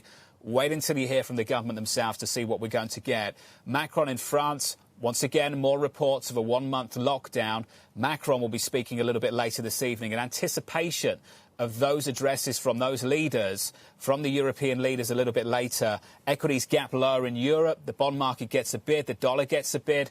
And the United States early in the session falls out of bed as well. The S&P 500 down by 2 percentage points. At the market desk with your sector price action, red, red, red. Here's Abigail. Indeed, John, it is red, red, red, and in line with that truly risk-off tone that you were just outlining both in Europe and now here in the U.S. The S&P 500 heading to its worst day, at least right now, in more than a month. We have all 11 sectors lower, so there's nowhere to hide. And 10 of these sectors are now down by about 0.9% or more. The worst sector, energy, down 3%, down 4 days in a row, the worst 4 days in more than a month. But right behind it, we have tech and communication services, think Google, Facebook, consumer discretionary, Amazon. So you have both the cyclical trade and the stay-at-home trade right on the bottom of the pile. Now, on top, if you were going to hide somewhere, it's not great, John. It's utilities, a true defense sector, down 0.3%. Those dividends look more attractive relative to bond yields, which are lower. And over the last 5 days, this is still the story. There's nowhere to hide. The worst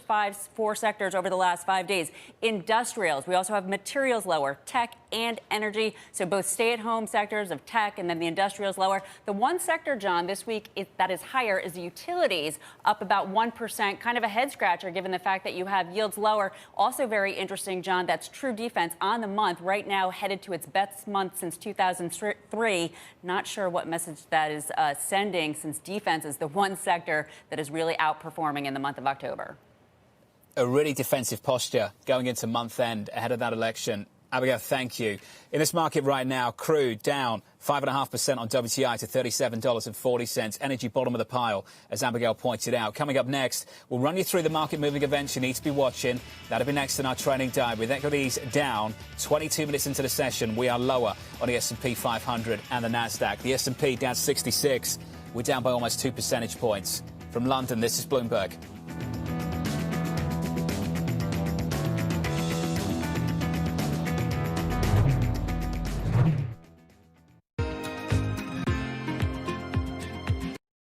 Korea became a global leader in sustainability, in part by supporting technologies that make green growth a seamless part of everyday life. The country continued this tradition with a Green New Deal designed to make Korea's post-pandemic economic recovery greener for people and businesses. Hyundai's Ioniq brand exemplifies this commitment by offering a personalized approach to clean mobility that makes it easier for drivers to live a green life. In terms of user experience, we need to think about how they use the car in their lifestyle. Ioniq users value the practicality of their life. With electric vehicles designed to fit every lifestyle, Ioniq is changing expectations of the modern car. There have been revolutionary technology advances that changed people's lives, like computers, internet, and mobile phone.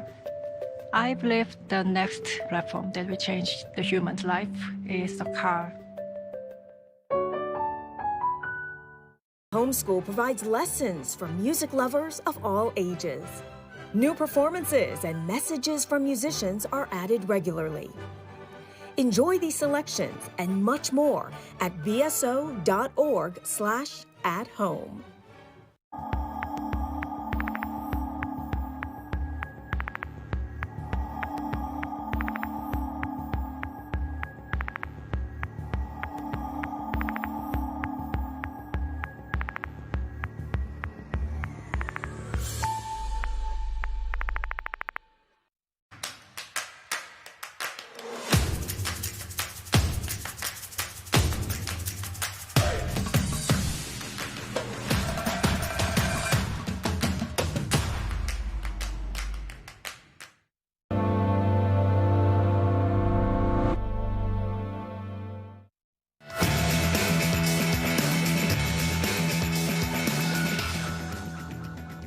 25 minutes in, it's not getting any better. We're down 2% on the S&P 500, off by 2.6% on the Nasdaq. Losses across Europe, we're off by 3.76% on the equity benchmark in Frankfurt, Germany, as we await potentially more restrictions coming from the European economy. Let's get you to the trading diary, what you need to be watching through the rest of this week. The CEOs of Twitter, Facebook, Google testifying on Capitol Hill at the top of the hour. President Donald Trump holding rallies in Arizona and Nevada this afternoon. Then we get US GDP and another round of initial jobless claims on Thursday, along with an ECB rate decision. That one just got a whole lot more important. And the biggest names in tech reporting results after the closing bell. What a 24 hours we've got coming up for you. 26 minutes into the session, equities lower, potentially more restrictions across the European economy. That's where the epicenter for today's sell-off comes from. A bit into the bond market, and the bank equities starting to struggle. Will a second wave of infections lead to a second dip in these economies? That's the big question for this market. For our audience worldwide, this was the Countdown to the Open. Catch me on Twitter at Ferro TV. From London and New York, this is Bloomberg.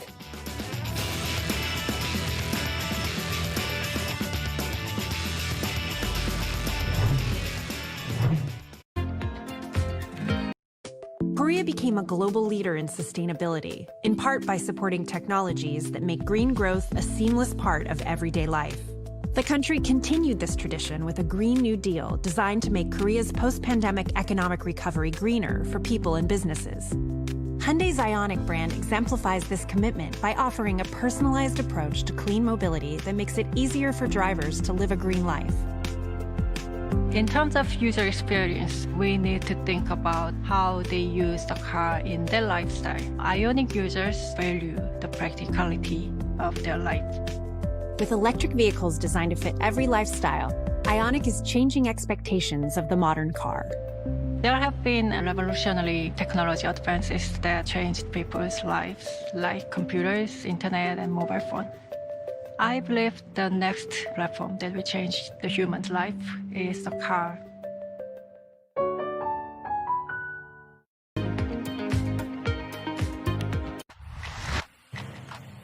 Women leaders were actually better at controlling the deaths from COVID-19. Do you think out of this pandemic, we'll see more countries be willing to elect female leaders? When we look at women leaders, we tend to project on them baggage that they shouldn't bear. Women are given an opportunity when no one else wants to do the job. Women had a very clear objective. They wanted to save lives. The women leaders, if you look at their careers, have also built up a level of trust. In fact, women have to be better at communicating and give women a fair run for leadership. Trying to change the stereotypes about women is not only the business of women, but men have to be part of it.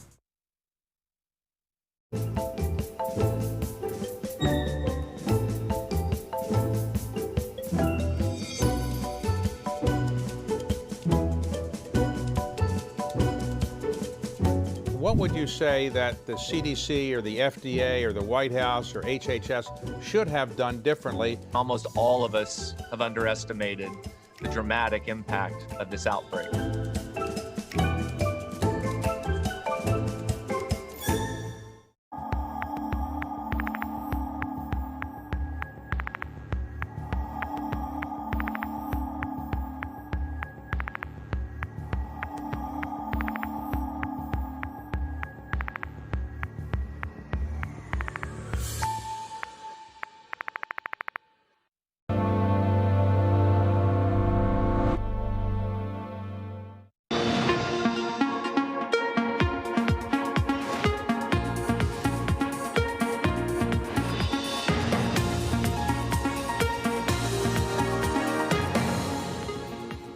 Two p.m. in London, 10 a.m. in New York, 30 minutes into the trading day in the US. From London, I'm Guy Johnson with my co-host in New York, Alex Steele. Welcome, everybody, to Bloomberg Markets. Alex, it's turning out to be quite the day. A bunch of themes that we need to focus on. You've got the tech hearings on Capitol Hill. They're going to be talking about 2:30. We're going to go to that live in this program. You've got the earnings reports. GE, Boeing, Microsoft, all on deck. You've got the narrative, obviously, surrounding what's happening with the election. And then, of course, you've got what's happening here in Europe. And it seems that that last narrative, Alex, is the one that is driving markets today. Yeah, and it's not just sort of lockdown light, which is what many are calling it in Europe, particularly maybe France. We're going to hear later from Angela Merkel on Germany as well. But also here in the U.S., you have regional shutdowns, say in Chicago, with restaurants now having to shut down as well. All of that leading to the negativity in the markets. We're picking up a lot of steam here to the downside. The S&P is right around it's a 100-day moving average. The DAX, though, well below that level at this moment. Where do you go? You go to safety. You're going to buy volatility. You're going to buy yields. You're going to buy bonds, and you're going to buy the dollar. All of that contributing to the safe haven flow here. You have 10-year yields now 75 basis points, quite a move from just about a few days ago when the conversation was actually more about reflation than anything else. And crude just getting really battered and beaten up today. You get more lockdowns, less mobility, that's less demand for those oil prices, Guy. Absolutely. So let's kind of recap where we are and what is going on. The German Chancellor, Angela Merkel, currently meeting with heads of the German states. We're going to hear from her, we think, when that meeting wraps. We're probably likely to hear from her as well tomorrow morning. We're also going to be getting Emmanuel Macron a little bit later on. Both countries moving towards more restrictive lockdowns. Let's get the latest. Maria Tadeo joins us now from Brussels.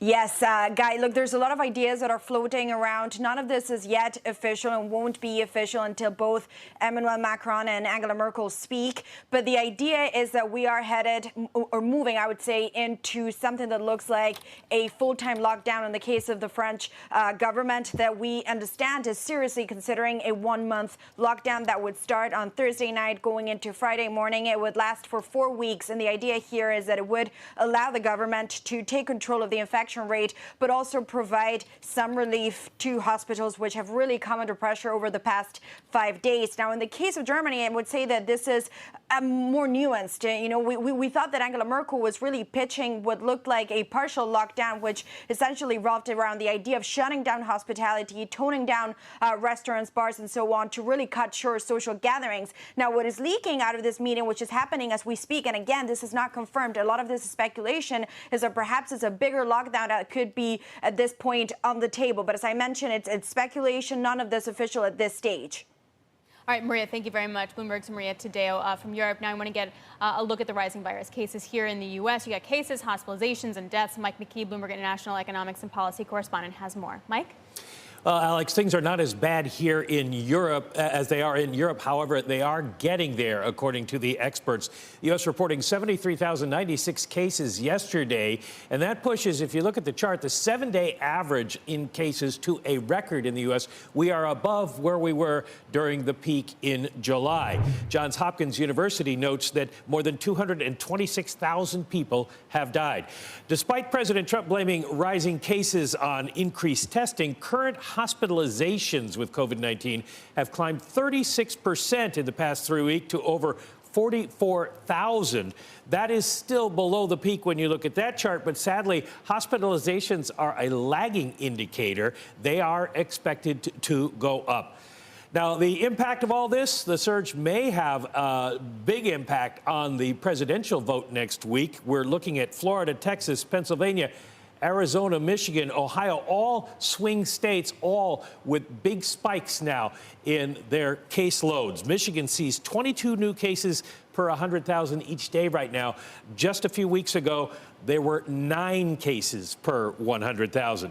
In Wisconsin, where the outbreak has been at record levels recently, we had a poll out this morning from ABC News and the Washington Post that puts Joe Biden up by 17 points because people don't think the president's doing a good job on the virus. And of course, if things are getting worse, that threatens the economy. We get GDP tomorrow for the third quarter. It's supposed to be up, according to the Bloomberg consensus, by over 30%.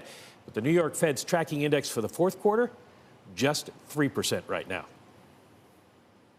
Mike McKee. On that note, we will leave it. Thank you very much indeed. Let's talk about the market reaction, which certainly here in Europe from the get-go was absolutely brutal.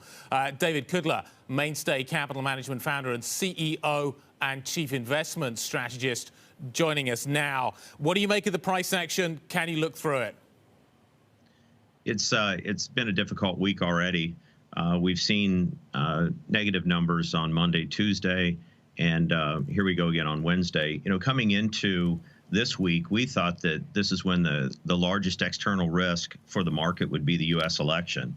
And what we're seeing now is that it's really about COVID-19.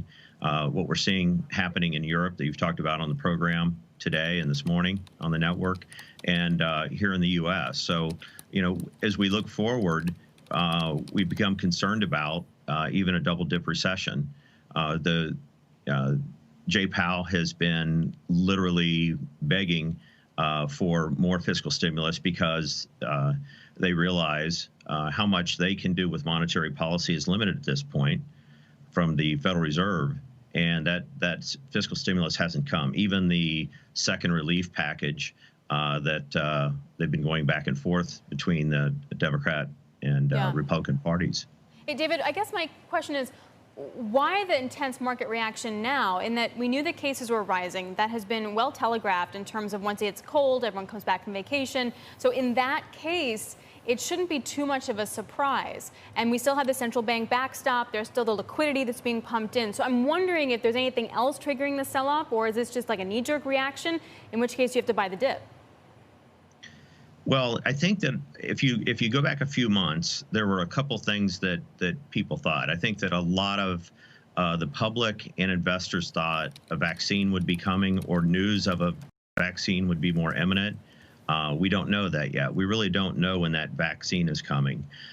They talked about there could be a second wave, but now that we're actually seeing the data, which is alarming. If you talk about how many states have seen COVID increase just recently, what's happening in Europe, I don't think it's really even a knee-jerk reaction, because we know from March and April what it means to the economy if countries or sections of countries or the U.S. start locking down again, and we're not seeing that support through fiscal stimulus from the government.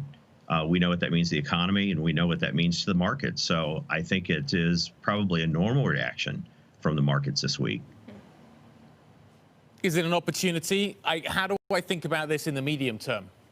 Well, I don't think it's an opportunity yet. We've been de-risking portfolios since September, early September, more for the volatility that we expect around the election. Not as much. We've had three factors from early September, that being the second stimulus package, the increase in COVID-19, potential increase in COVID-19, the fears of that, and then the election itself. And the election is upon us now. And the problem with this election is the potential for a contested election, where we don't have an election night anymore. We'll have an election week, or maybe an election month, where we're waiting to determine. In 2000, when we had hanging chads in that election, in the time it took to resolve that, the market fell 8.3%. And that was a peaceful period, while there was finally a point where Al Gore conceded the election. This period probably won't be as peaceful as that. And there's an opportunity for a risk that the market has some real indigestion that goes beyond November 3rd. Markets hate uncertainty. That's usually resolved at the point of the election. And there's a good chance that it won't be for this presidential election. So there is that risk on top of what we now have compounded, probably more than we thought we would have at this point with COVID-19. So there's some external risks that are really impacting both the U.S. market and global markets right now. Okay, so what do you de-risk? And then what do you need to sort of have on the shopping list for when you feel like it calms down? It feels like the consensus trade started to be, you want to go, sell dollar and then bet on the reflation trades, maybe the small caps getting a bid, maybe value. Where are you now? Yeah, that was interesting. In early October, with whether they were betting on a blue wave or just betting on the fiscal stimulus yet to come, there would be more with a Biden win, a little bit less with a Trump win. We saw value stocks start to resurge. We saw that reflation trade. I think now all bets are off with that. I think now, and we're actually looking at our portfolios, we pulled out our lockdown trade book. And so, we're coming back to look at things. We look at the secular growth story, so that keeps us with technology, and also some of those hedges that work. We look at Monday and Tuesday, not so much today, but gold in our portfolios, positive through Monday and Tuesday. with a couple of big down days combined for stocks, and even some of the liquid alternatives that we can look to, long short strategies, not necessarily a negative correlation to the market, but a non-correlation, one that worked very well for us during the lockdown period that we still like, an ETF called Clicks that is just long e-commerce and short brick and mortar.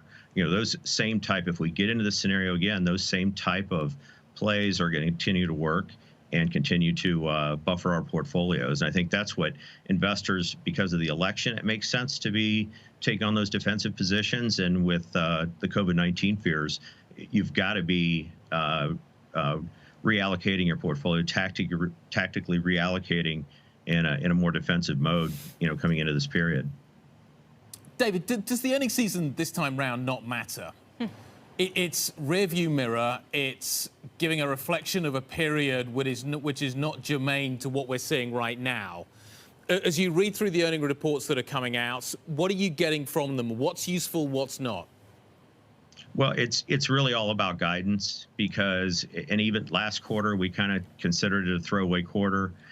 This quarter, take Microsoft, they beat on both top line, bottom line, but had weak guidance, so the stock sold off. And we see a lot of that. It's all about their future guidance, because coming into, it's like our GDP numbers. They're so far off the map from historical norms because of this period we've gone through. A lot of companies, didn't even know how to give guidance on their numbers. And so that's what I think most analysts, most investors are looking for, is some kind of realistic read on where the companies are headed going forward. And that's probably driving it more than these earnings that are impacted by so many artificial forces. All right, David, thank you for the update. We appreciate that, as we're definitely in a strong risk-off mode today. David Kudla of Mainstay Capital Management, de-risking now for the last couple months. All right, CEOs of the three biggest America's tech companies are going to be testifying before Senate Committee to Defend Section 230. For more on that hearing, we want to get to Eric Goldman, professor at the Santa Clara University School of Law and co-director of the law school's High Tech Law Institute. Professor, when I read anything about 230, your name is mentioned. What is 230? Section 230 says, in short, websites aren't liable for third-party content. It's the foundation of the modern internet, which is so dependent upon sites that allow us to talk to each other. How do we reform it? Because it's clearly not working, certainly for the political classes at the moment. What kind of reform is necessary to bring it up to date? Well, I don't agree that it's not working. It depends on what problem you think you see. What's happened is that both sides see political gold in attacking Section 230 and flexing their muscles against it. But in the end, Section 230 has been the foundation of the sites that we love and depend upon most. It's the sites that we use hour by hour, minute by minute. They're all enabled by Section 230. We need to be super careful if we're going to modify something that powerful. What are the different views on the Democrats versus Republican side? Because they both don't like 230, but they like it for different reasons. They don't like it for different reasons. Yeah, that's correct. So the Democrats' view is generally that internet companies are not doing enough to remove harmful content, while the Republicans' view is generally that internet companies are doing too much to remove content that's constitutionally protected. And so each side wants something different. Democrats want more content down. Republicans want less content down. If it is going to be reformed, what kind of reform would you advocate? Well, I really don't understand the problem well enough to be able to answer that. And even the polarity in the partisan views indicates that there's no single reform that's going to make everyone happy. In fact, there might not be any possibility making everyone happy, because everyone wants different things from the internet company. They are in a no-win position. They can't please everybody. So I really think that talking about reform is the second step in the process. The first step is to be very specific. What problem are we hoping to solve? And will Section 230 reform even solve it? It feels like in my reading that part of the issue is whether or not the Facebooks, the Google, the Twitter of the world, are they publishers of content versus platforms? And in my understanding, platforms would give them a bigger safety net than if they were labeled as publishers. How do we know which one it is? Well, we don't really care. This is one of the very common memes that has come up about Section 230, and it's just flat wrong. It doesn't understand the law. There is no distinction in Section 230 between platforms and publishers. Both of them are equally covered by the rule that says they're not liable for third-party content. The whole idea is that the statute enables Internet services to dial up or down the amount of content moderation that they choose to do. If they dial it down to 0 to act as a platform, they're still covered. If they dial it up to 100 to act as a publisher, they're still covered. So there's no platform publisher distinction law, and the reason why is because that's what enables Internet services to do the socially beneficial work of actually cleaning up content that shouldn't be online. Okay, let's talk a little bit about that. Is 230 compatible with democracy as we currently understand it? There is a great deal of misinformation out there at the moment, and there is concern that some of the algorithms that are currently used are enhancing some of the problems that we currently face. Is that a fair reflection of it? And are there specific areas in which we need to do more to understand it? You talk about dialing up and dialing down the way that it's managed. How do we make sure that the big companies are able to do that in the same way as small companies, for instance? How do we manage this process and still make it compatible with democracy? You got some really great questions there, and I think that's actually a really powerful question to pursue. What can the Internet services do to advance democracy? Now, there are two problems that they're going to face in that. First of all, no matter what happens to Section 230, many of the types of content that people object to are still constitutionally protected. The government can't ban them, even if they eliminated Section 230. So at that point, you're fixing, quote, reforming Section 230 doesn't actually address the problem because the First Amendment is going to fill that gap. Now, the more important issue is that the biggest threat to democracy right now is our own government. Our own government continues to lie to the American people in ways that create problems for the Internet services. They're not sure what to do. It's the government talking. Of course, they want to provide a space for that. But the government is telling misinformation to its own people. How can the Internet services manage that? So when we talk about democracy, what we really are assuming is that there's going to be a trusted, credible source of information that we can all look to as the lodestar of truth. And I don't think that exists anymore. The Internet companies can't manufacture that. So what would put this to rest then? Like how does this wind up coming out? If 230 isn't the problem, but that's what these hearings are going to be for, and each CEO of Google and Twitter and Facebook are going to have their own take on how to fix it, where do we end up? So where we're going to end up is that we're going to end up seeing the Internet look a lot like Quibi, or if you forgot about Quibi already, it's going to look a lot like Netflix. We're going to see the death of user-generated content and places where we can talk to each other online. And instead, we're going to get short, professionally produced content that's going to be behind paywalls. That's the end game that is clear to everybody who understands what happens when you change the liability regimes for user-generated content. We could fight that, but I don't see anyone who wants to. Here in Europe, there is a different approach being taken, and the European Union, the European Commission, is currently reviewing its new digital legislation. What do you see in Europe that works and what doesn't work? Because we're now finding ourselves in a position where the big tech companies, via their trade bodies, are basically calling for something like 230 here in Europe. What do you see happening over here? Yeah, what I see happening is exactly what I described, the Netflixization of the Internet, that we're going to see the death of user-generated content in Europe, which has already been on the wane. And really, we've not seen much innovation in Europe when it comes to user-generated content because the liability regime makes it impossible. So what we're going to see is there's going to be a few dominant players in Europe, places like Google and Facebook, who are going to continue to try to do what they do. Everyone else is going to be drummed out of the market, and it's going to be replaced by the Quibis. So how quickly can all this take place? I mean, I hear what you're saying, that where we're going down the road, it's going to be a very different landscape, or we're not going to have the same kind of free speech and community to talk to each other. When does that happen? It's already starting to happen. We're already seeing that the liability regimes in Europe are suppressing the ability for people to talk to each other, and that's coming for the United States. We can get a preview of what our world's going to look like by watching what's going on in Europe. As they continue to lock down the regulation, we're seeing the decline of engagement in Europe.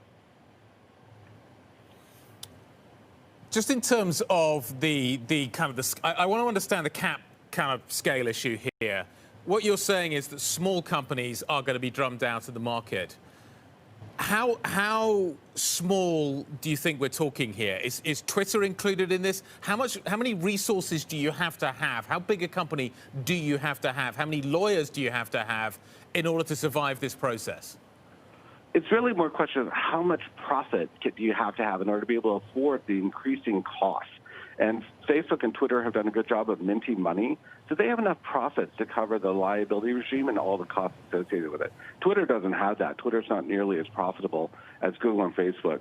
So what Twitter's going to do is they're going to shut down the ability of the average Joe to talk on Twitter, and it's only going to be celebrities and companies and brands, and they're going to be talking because they're all going to be professionally produced content.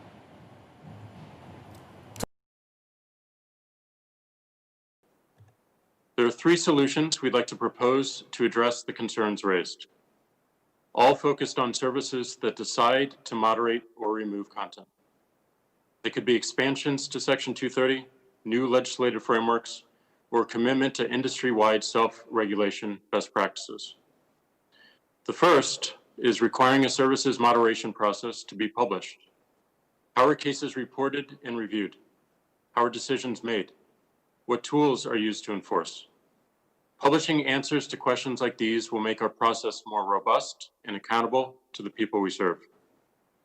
The second is requiring a straightforward process to appeal decisions made by humans or by algorithms. This ensures people can let us know when we don't get it right so that we can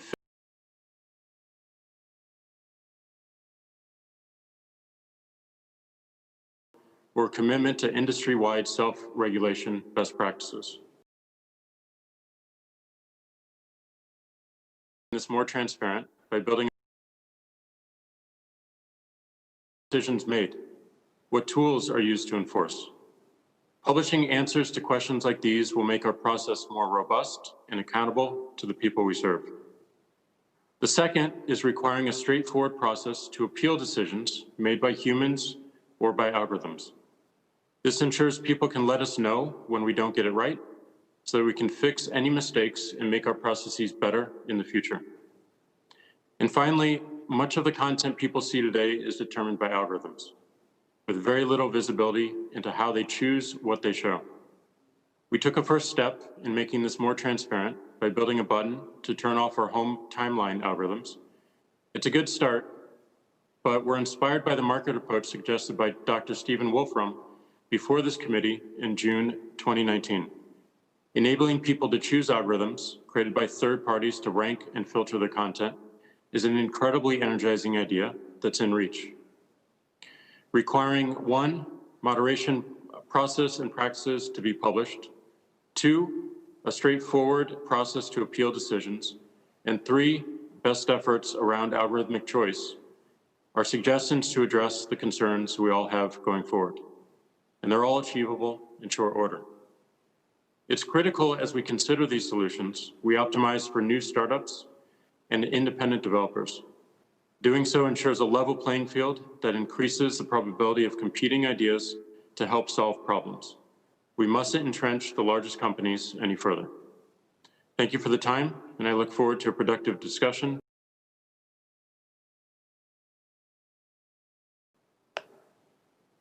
Thank you very much, Mr. Dorsey. We now call on Mr. Sundar Pichai. You are recognized for 5 minutes, sir. Chairman Wicker, Ranking Member Cantwell, and distinguished members of the committee, thank you for the opportunity to appear before you today. The internet has been a powerful force for good over the past 3 decades. It's radically improved access to information, whether it's connecting Americans to jobs, getting critical updates to people in times of crisis, or helping a parent find answers to questions like, how can I get my baby to sleep through the night? At the same time, people everywhere can use their voices to share new perspectives, express themselves, and reach broader audiences than ever before. Whether you're a barber in Mississippi or a home renovator in Indiana, you can share a video and build a global fan base and a successful business right from your living room. In this way, the internet has been one of the world's most important equalizers. Information can be shared and knowledge can flow from anyone to anywhere. The same low barriers to entry also make it possible for bad actors to cause harm. As a company whose mission is to organize the world's information and make it universally accessible and useful, Google is deeply conscious of both the opportunities and risks the internet creates. I'm proud that Google's information services like search, Gmail, Maps, and Photos provide thousands of dollars a year in value to the average American for free. We feel a deep responsibility to keep the people who use our products safe and secure, and have long invested in innovative tools to prevent abuse of our services. When it comes to privacy, we are committed to keeping your information safe, treating it responsibly, and putting you in control. We continue to make privacy improvements, like the changes I announced earlier this year to keep less data by default, and support the creation of comprehensive federal privacy laws. We are equally committed to protecting the quality and integrity of information on our platforms and supporting our democracy in a nonpartisan way. As just one timely example, our information panels on Google and YouTube inform users about where to vote and how to register. We've also taken many steps to raise up high-quality journalism, from sending 24 billion visits to news websites globally every month, to our recent $1 billion investment in partnerships with news publishers. Since our founding, we've been deeply committed to the freedom of expression. We also feel a responsibility to protect people who use our products from harmful content and to be transparent about how we do that. That's why we set and publicly disclose clear guidelines for our products and platforms, which we enforce impartially. We recognize that people come to our services with a broad spectrum of perspectives, and we are dedicated to building products that are helpful to users of all backgrounds and viewpoints. Let me be clear, we approach our work without political bias, full stop. To do otherwise would be contrary to both our business interests and our mission, which compels us to make information accessible to every type of person, no matter where they live or what they believe. Of course, our ability to provide access to a wide range of information is only possible because of existing legal frameworks like Section 230. The United States adopted Section 230 early in the Internet's history, and it has been foundational to US leadership in the tech sector. It protects the freedom to create and share content while supporting the ability of platforms and services of all sizes to responsibly address harmful content. We appreciate that this committee has put great thought into how platforms should address content, and we look forward to having these conversations. As you think about how to shape policy in this important area, I would urge the committee to be very thoughtful about any changes to Section 230 and to be very aware of the consequences those changes might have on businesses and customers. At the end of the day, we all share the same goal: free access to information for everyone and responsible protections for people and their data. We support legal frameworks that achieve these goals. I look forward to engaging with you today about these important issues and answering your questions. Thank you. Thank you very much, Mr. Pichai. Members should be advised at this point that we are unable to make contact with Mr. Mark Zuckerberg. We are told by Facebook staff that he is alone and attempting to connect with this hearing, and that they are requesting a 5-minute recess at this point to see if that connection can be made. I think this is a most interesting development, but we're going to accommodate the request of the Facebook employees and see if within 5 minutes we can make contact and proceed. So at this point, declare a 5-minute recess. Well, you've been listening to the opening statements of the CEOs of Twitter and Google. Facebook, as you just heard, Mark Zuckerberg is having some technical difficulties, but will be hopefully appearing for the Senate committee, examining whether Section 230 of the Communications Decency Act has outlived its usefulness in today's digital age. Let's bring in Eric Goldman back, professor at Santa Clara University School of Law and co-director of the law school's High Tech Law Institute. Did you hear anything that stood out to you from Sundar Pichai or Jack Dorsey? No, and I don't expect that the CEOs are going to concede much ground in their opening remarks. Their goal is to survive today, so they're obviously playing it as straight and narrow as possible. I will note that Twitter did note a zone of possible regulation, basically what we call procedural due process, trying to create more mechanisms to let people engage with the mechanics of content moderation without actually changing the decision. And I think it's interesting that Twitter is going to put that on the table early because that has a significant cost payload associated with it. Absolutely. Moderation is likely to be extremely expensive, and as we've already discussed, this therefore is likely to favor the larger companies. But let's talk about how that moderation would actually work of the content. How do these companies make sure that the moderation is neutral, that bias does not creep into this process? I think that that's a illusory goal. And once everyone understands that, it opens up the door to the real solutions. Moderation is never unbiased. It's impossible to do that. And the reason why is the decision to publish content, by definition, prioritizes some content and reduces the visibility of other content. So there's no way to eliminate bias. Now, normally when someone asks a question like that, they're thinking, how can we eliminate partisan bias? And I think that that's also an illusory goal because we don't even know how to define what's partisan or not. It's something like being anti-vax. Is that a partisan view? I don't know. How will we make that decision? And do we really want to treat pro-vax and anti-vax content equivalently? Well said. Eric, hang tight with us. Eric Goldman, Santa Clara University. Mark Zuckerberg now has connection with the Senate committee, and let's listen into his opening statements.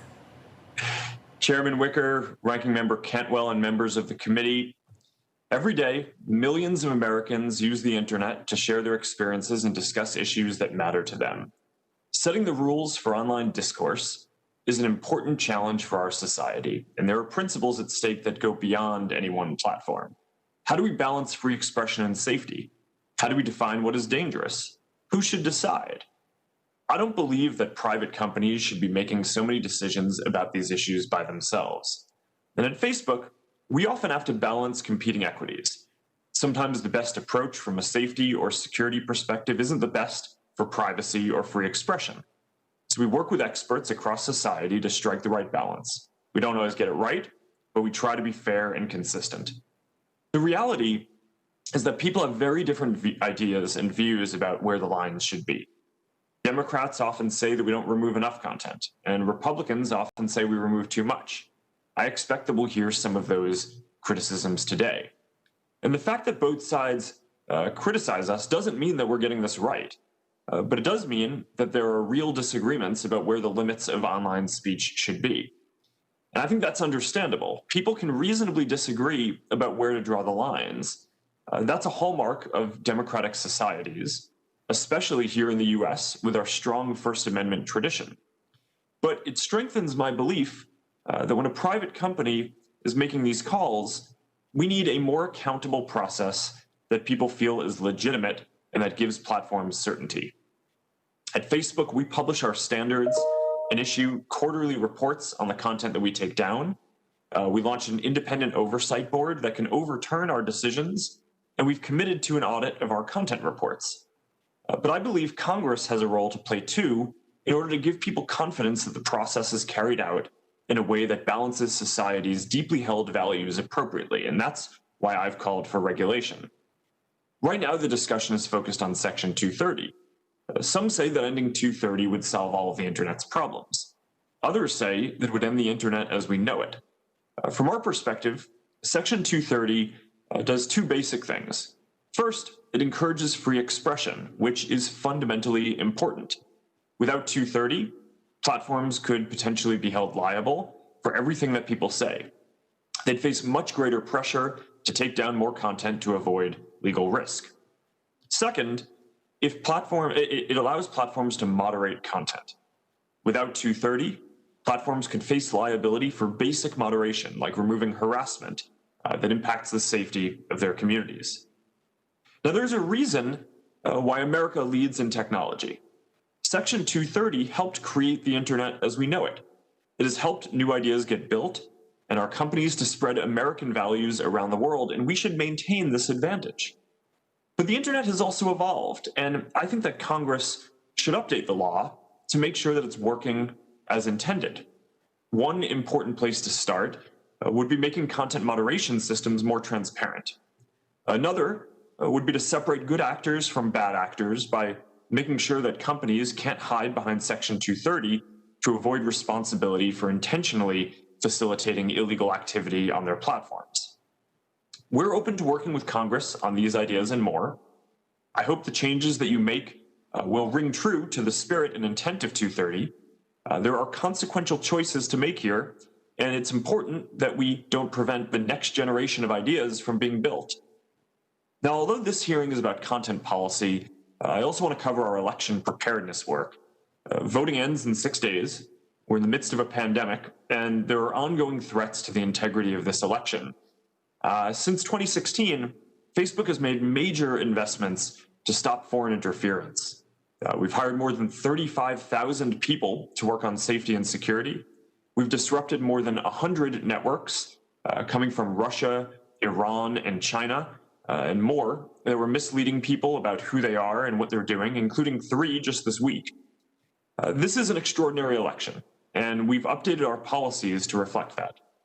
We're showing people reliable information about voting and results, and we've strengthened our ads and misinformation policies. We're also running the largest voting information campaign in U.S. history. We estimate that we've helped more than 4.4 million people register to vote, and 100,000 people volunteer to be poll workers. Candidates on both sides continue to use our platforms to reach voters. Now, people are rightly focused on the role that technology companies play in our elections. I'm proud of the work that we've done to support our democracy. This is a difficult period, but I believe that America will emerge stronger than ever, and we're focused on doing our part to help. Well, thank you. Thank you very much, Mr. Zuckerberg, and thanks to all of our witnesses. We will now, I think we're supposed to set the clock to 7 minutes, and I see 5 minutes up there, but somehow we'll keep time, so there we are. Okay, well, thank you all. Let me start then with Mr. Dorsey. Mr. Dorsey, the committee has compiled dozens and dozens of examples of conservative content being censored and suppressed by your platforms over the last 4 years. I entered these examples into the record on October 1st when the committee voted unanimously to issue the subpoenas. And thank you all 3 again for working with us on the scheduling, alleviating the necessity for actually exercising the subpoenas. Mr. Dorsey, your platform allows foreign dictators to post propaganda, typically without restriction, yet you routinely restrict the President of the United States. And here's an example. In March, a spokesman for the Chinese Communist Party falsely accused the U.S. military of causing the coronavirus epidemic. He tweeted, quote, CDC was caught on the spot. When did patient 0 begin in the U.S.? How many people are infected? What are the names of the hospitals? It might be the U.S. Army who brought the epidemic to Wuhan, and on and on. After this tweet was up for some 2 months, Twitter added a fact-check label to this tweet after being up for 2 months. However, when President Trump tweeted about how mail-in ballots are vulnerable to fraud, a statement that I subscribe to and agree with, a statement that is in fact true, Twitter immediately imposed a fact-check label on that tweet. Mr. Dorsey, how does a claim by Chinese communists that the U.S. military is to blame for COVID remain up for 2 months without a fact check, and the president's tweet about security of mail-in ballots get labeled instantly? Well, first and foremost, as you mentioned, we did label that tweet. As we think about enforcement, we consider severity of potential offline harm, and we act as quickly as we can. We have taken action against tweets from world leaders all around the world, including the president. And we did take action on that tweet because we saw it. We saw the confusion it might encourage, and we labeled it accordingly. And the goal with our labeling— You're speaking of the president's tweet? Yes. Okay. The goal of our labeling is to provide more context, to connect the dots so that people can have more information so they can make decisions for themselves. We've created these policies recently. We are enforcing them. There are certainly things that we can do much faster, but generally we believe that the policy was enforced in a timely manner and in the right regard. And yet you seem to have no objection to a tweet by the Chinese Communist Party saying the U.S. Army brought the epidemic to Wuhan. Well, we did, and we labeled that tweet, providing more information. 2 months to do so, is that correct? I'm not sure of the exact time frame, but we can get back to you on that. So you're going to get back to us as to how a tweet from the Chinese Communist Party falsely accusing the U.S. military of causing the coronavirus epidemic was left up for 2 months with no comment from Twitter, while the President of the United States making a statement about being careful about about ballot security with the mail was labeled immediately. I have a tweet here from Mr. Ajit Pai. Mr. Ajit Pai is the chairman of the Federal Communications Commission, and he recounts some 4 tweets by the Iranian dictator Ayatollah Ali Khamenei, which Twitter did not place a public label on. They all 4 of them glorify violence. The first tweet says this, and I quote each time: "The Zionist regime is a deadly, cancerous growth and a detriment to the region. It will undoubtedly be uprooted and destroyed." That's the first tweet. The second tweet: "The only remedy until the removal of the Zionist regime is firm armed resistance." Again, left up without comment by Twitter. The third: "The struggle to free Palestine is jihad in the way of God." I quote that in part for the sake of time. And number 4, "We will support and assist any nation." You've been listening to the Senate hearings with Mark Zuckerberg, Senator Pichai, and Jack Dorsey. Jack Dorsey of Twitter getting that first question there, talking about why it took them so long to label a tweet from China versus that of President Trump, really bringing up exactly what we were talking about before, which is how do you take bias out of any kind of content moderating? Eric Goldman, professor at Santa Clara University School of Law, has been very patient in sticking with us. From an investor perspective, and that's what we analyze here, is that what matters is daily active users, monthly active users, bottom line, ability to grow revenue. Does a change in Section 230 or a change in just how content is policed change the company's ability to function in what it is? The short answer is yes, and in two different ways. First, if you eliminate the standard garden variety user interactions, you just have fewer page views. So there's less activity overall taking place on site. And the second is that the liability regime should raise costs. So there's just going to be a smaller profit margin remaining for the services.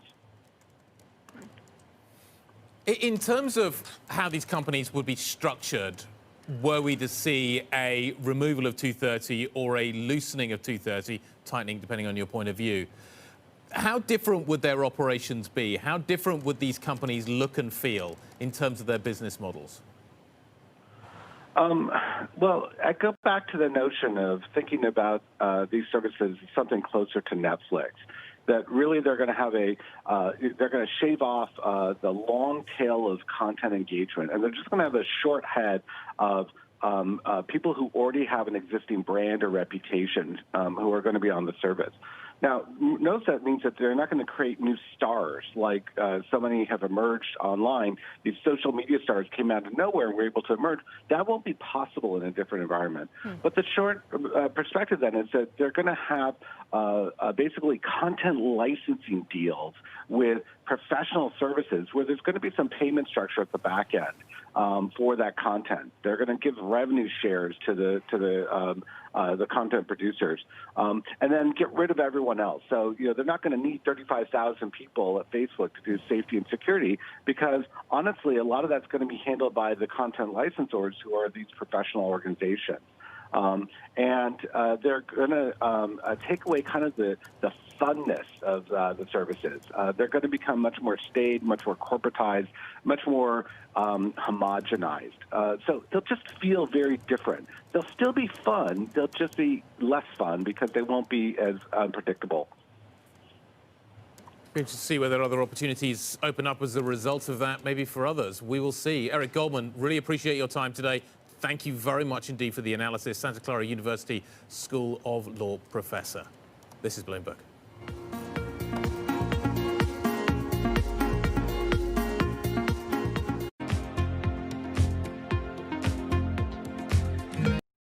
Korea became a global leader in sustainability, in part by supporting technologies that make green growth a seamless part of everyday life. The country continued this tradition with a Green New Deal designed to make Korea's post-pandemic economic recovery greener for people and businesses. Hyundai's Ioniq brand exemplifies this commitment by offering a personalized approach to clean mobility that makes it easier for drivers to live a green life. In terms of user experience, we need to think about how they use the car in their lifestyle. Ioniq users value the practicality of their life. With electric vehicles designed to fit every lifestyle, Ioniq is changing expectations of the modern car. There have been revolutionary technology advances that changed people's lives, like computers, internet, and mobile phone.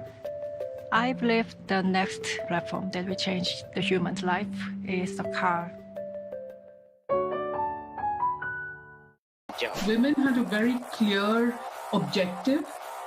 They wanted to save lives. The women leaders, if you look at their careers, have also built up a level of trust. In fact, women have to be better at communication in order to be elected as leaders, whereas this doesn't hold true for men. We need to get those sexist stereotypes out of our head and give women a fair run for leadership. Trying to change the stereotypes about women is not only the business of women, but men have to be part of it.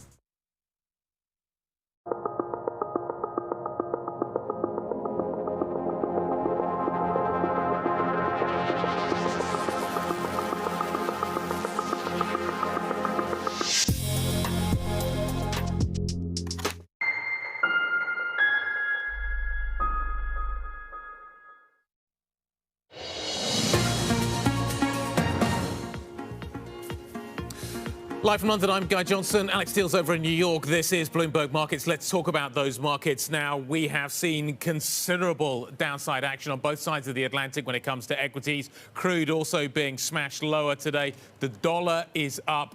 Bonds generally high-quality bonds catching a bid, particularly at the long end. Joining us now is Bloomberg's MLive macro strategist, Cameron Kreis. Cameron, your take on the price action? Well, it's all quite hideous, isn't it? I think clearly the catalyst has been the deleterious public health news out of Europe, which over the last few days, and the concomitant measures, which has sent the Euro stocks tumbling out of its range that it held for the summer and early autumn. And it seems that the S&P and U.S. markets are kind of just following along in sympathy. And what we've got going on here primarily, I think, is now a position liquidation. Because if you look at popular positions out there, they're almost all getting squeezed in terms of, long equities, in terms of short bonds, in terms of short the dollar. First of all, deleterious, that's pretty fancy, Cameron, on a day like today. You've got to keep it basic. So if you take the playbook from March and April, the idea was everything was selling off, you had panic, and then you had a liquidity issue. Are either of those present right now, which may give us an indication as to how long any kind of route may last? No, I don't think so. I mean, certainly central banks have put us in a much different place than we were back then. I mean, markets are allowed to go down. I know sometimes we forget that. But you can't, it's not a healthy market if it only goes up. If it's heads I win, tails you lose. So this is part and parcel of what markets are supposed to look like. I think the issue is that while central banks can certainly ensure that there's plenty of liquidity for financial markets, they're not necessarily the right policy vector for repairing the issues of public health and lockdowns. That comes down to fiscal policy, and unfortunately, the fiscal policymakers have not stepped up to bat. They certainly have not on either side of the Atlantic, and we're still waiting for answers on both sides of the Atlantic, as I say. What changes the narrative here, Cameron? Because it looks like the fiscal story has probably gone away until after the election. The earnings story is certainly not changing the narrative at the moment. We are certainly talking about a narrative that seems to suggest that maybe the US is kind of 6 to 8 weeks behind where Europe is right now.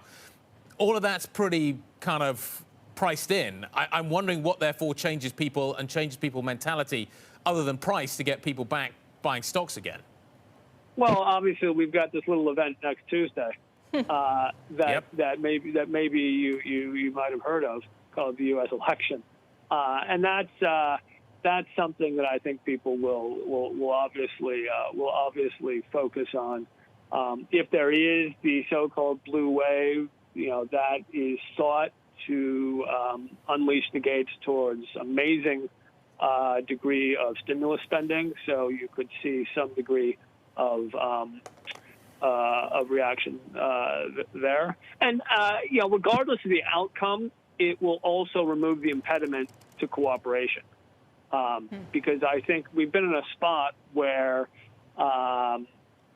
neither party really wants to give too much ground because it would be seen as sort of capitulating, which you don't want to be seen to doing ahead of an election.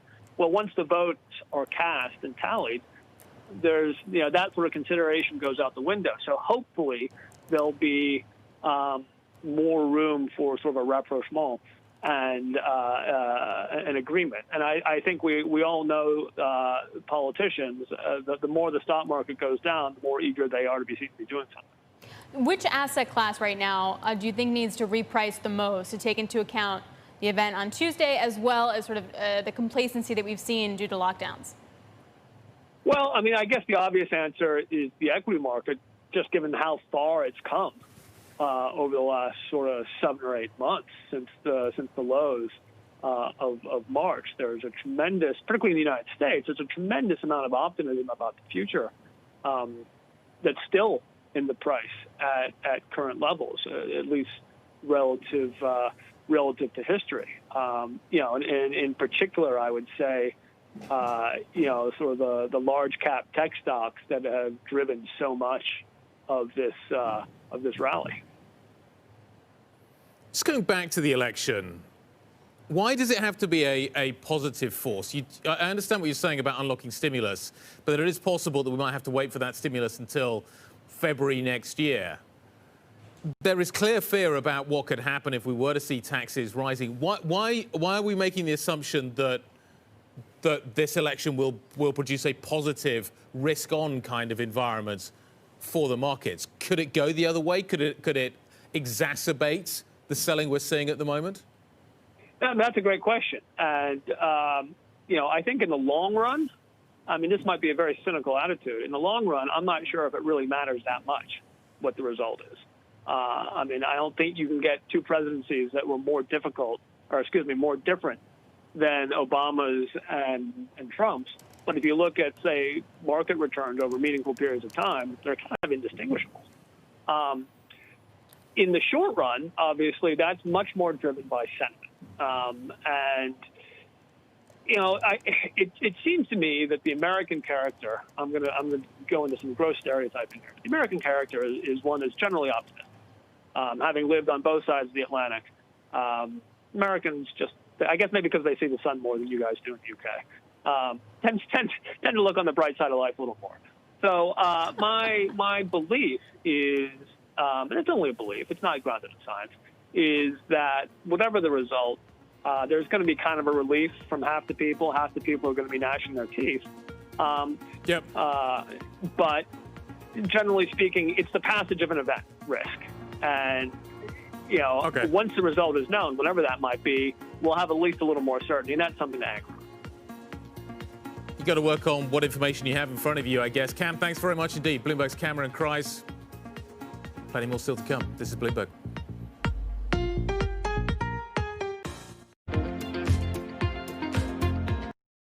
Korea became a global leader in sustainability, in part by supporting technologies that make green growth a seamless part of everyday life.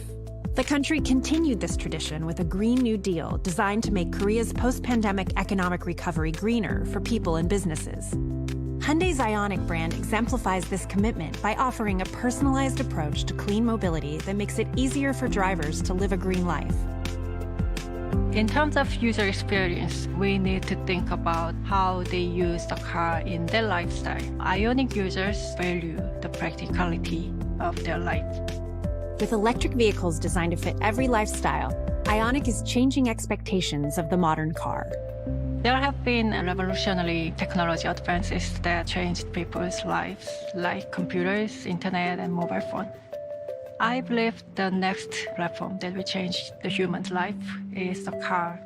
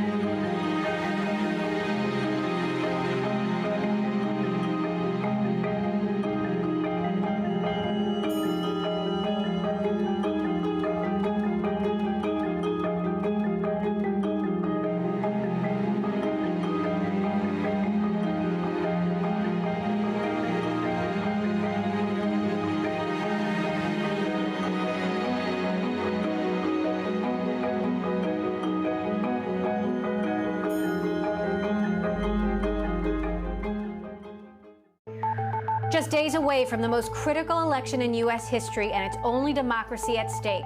From electronic voting machines to misinformation and fake news and political advertising on social media, is the tech industry ready for its biggest test yet? I'm Emily Chang, and we'll be focusing on these issues all week on Bloomberg Technology in a special electioneering series. Tune in 5 p.m. Eastern, 2 p.m. Pacific.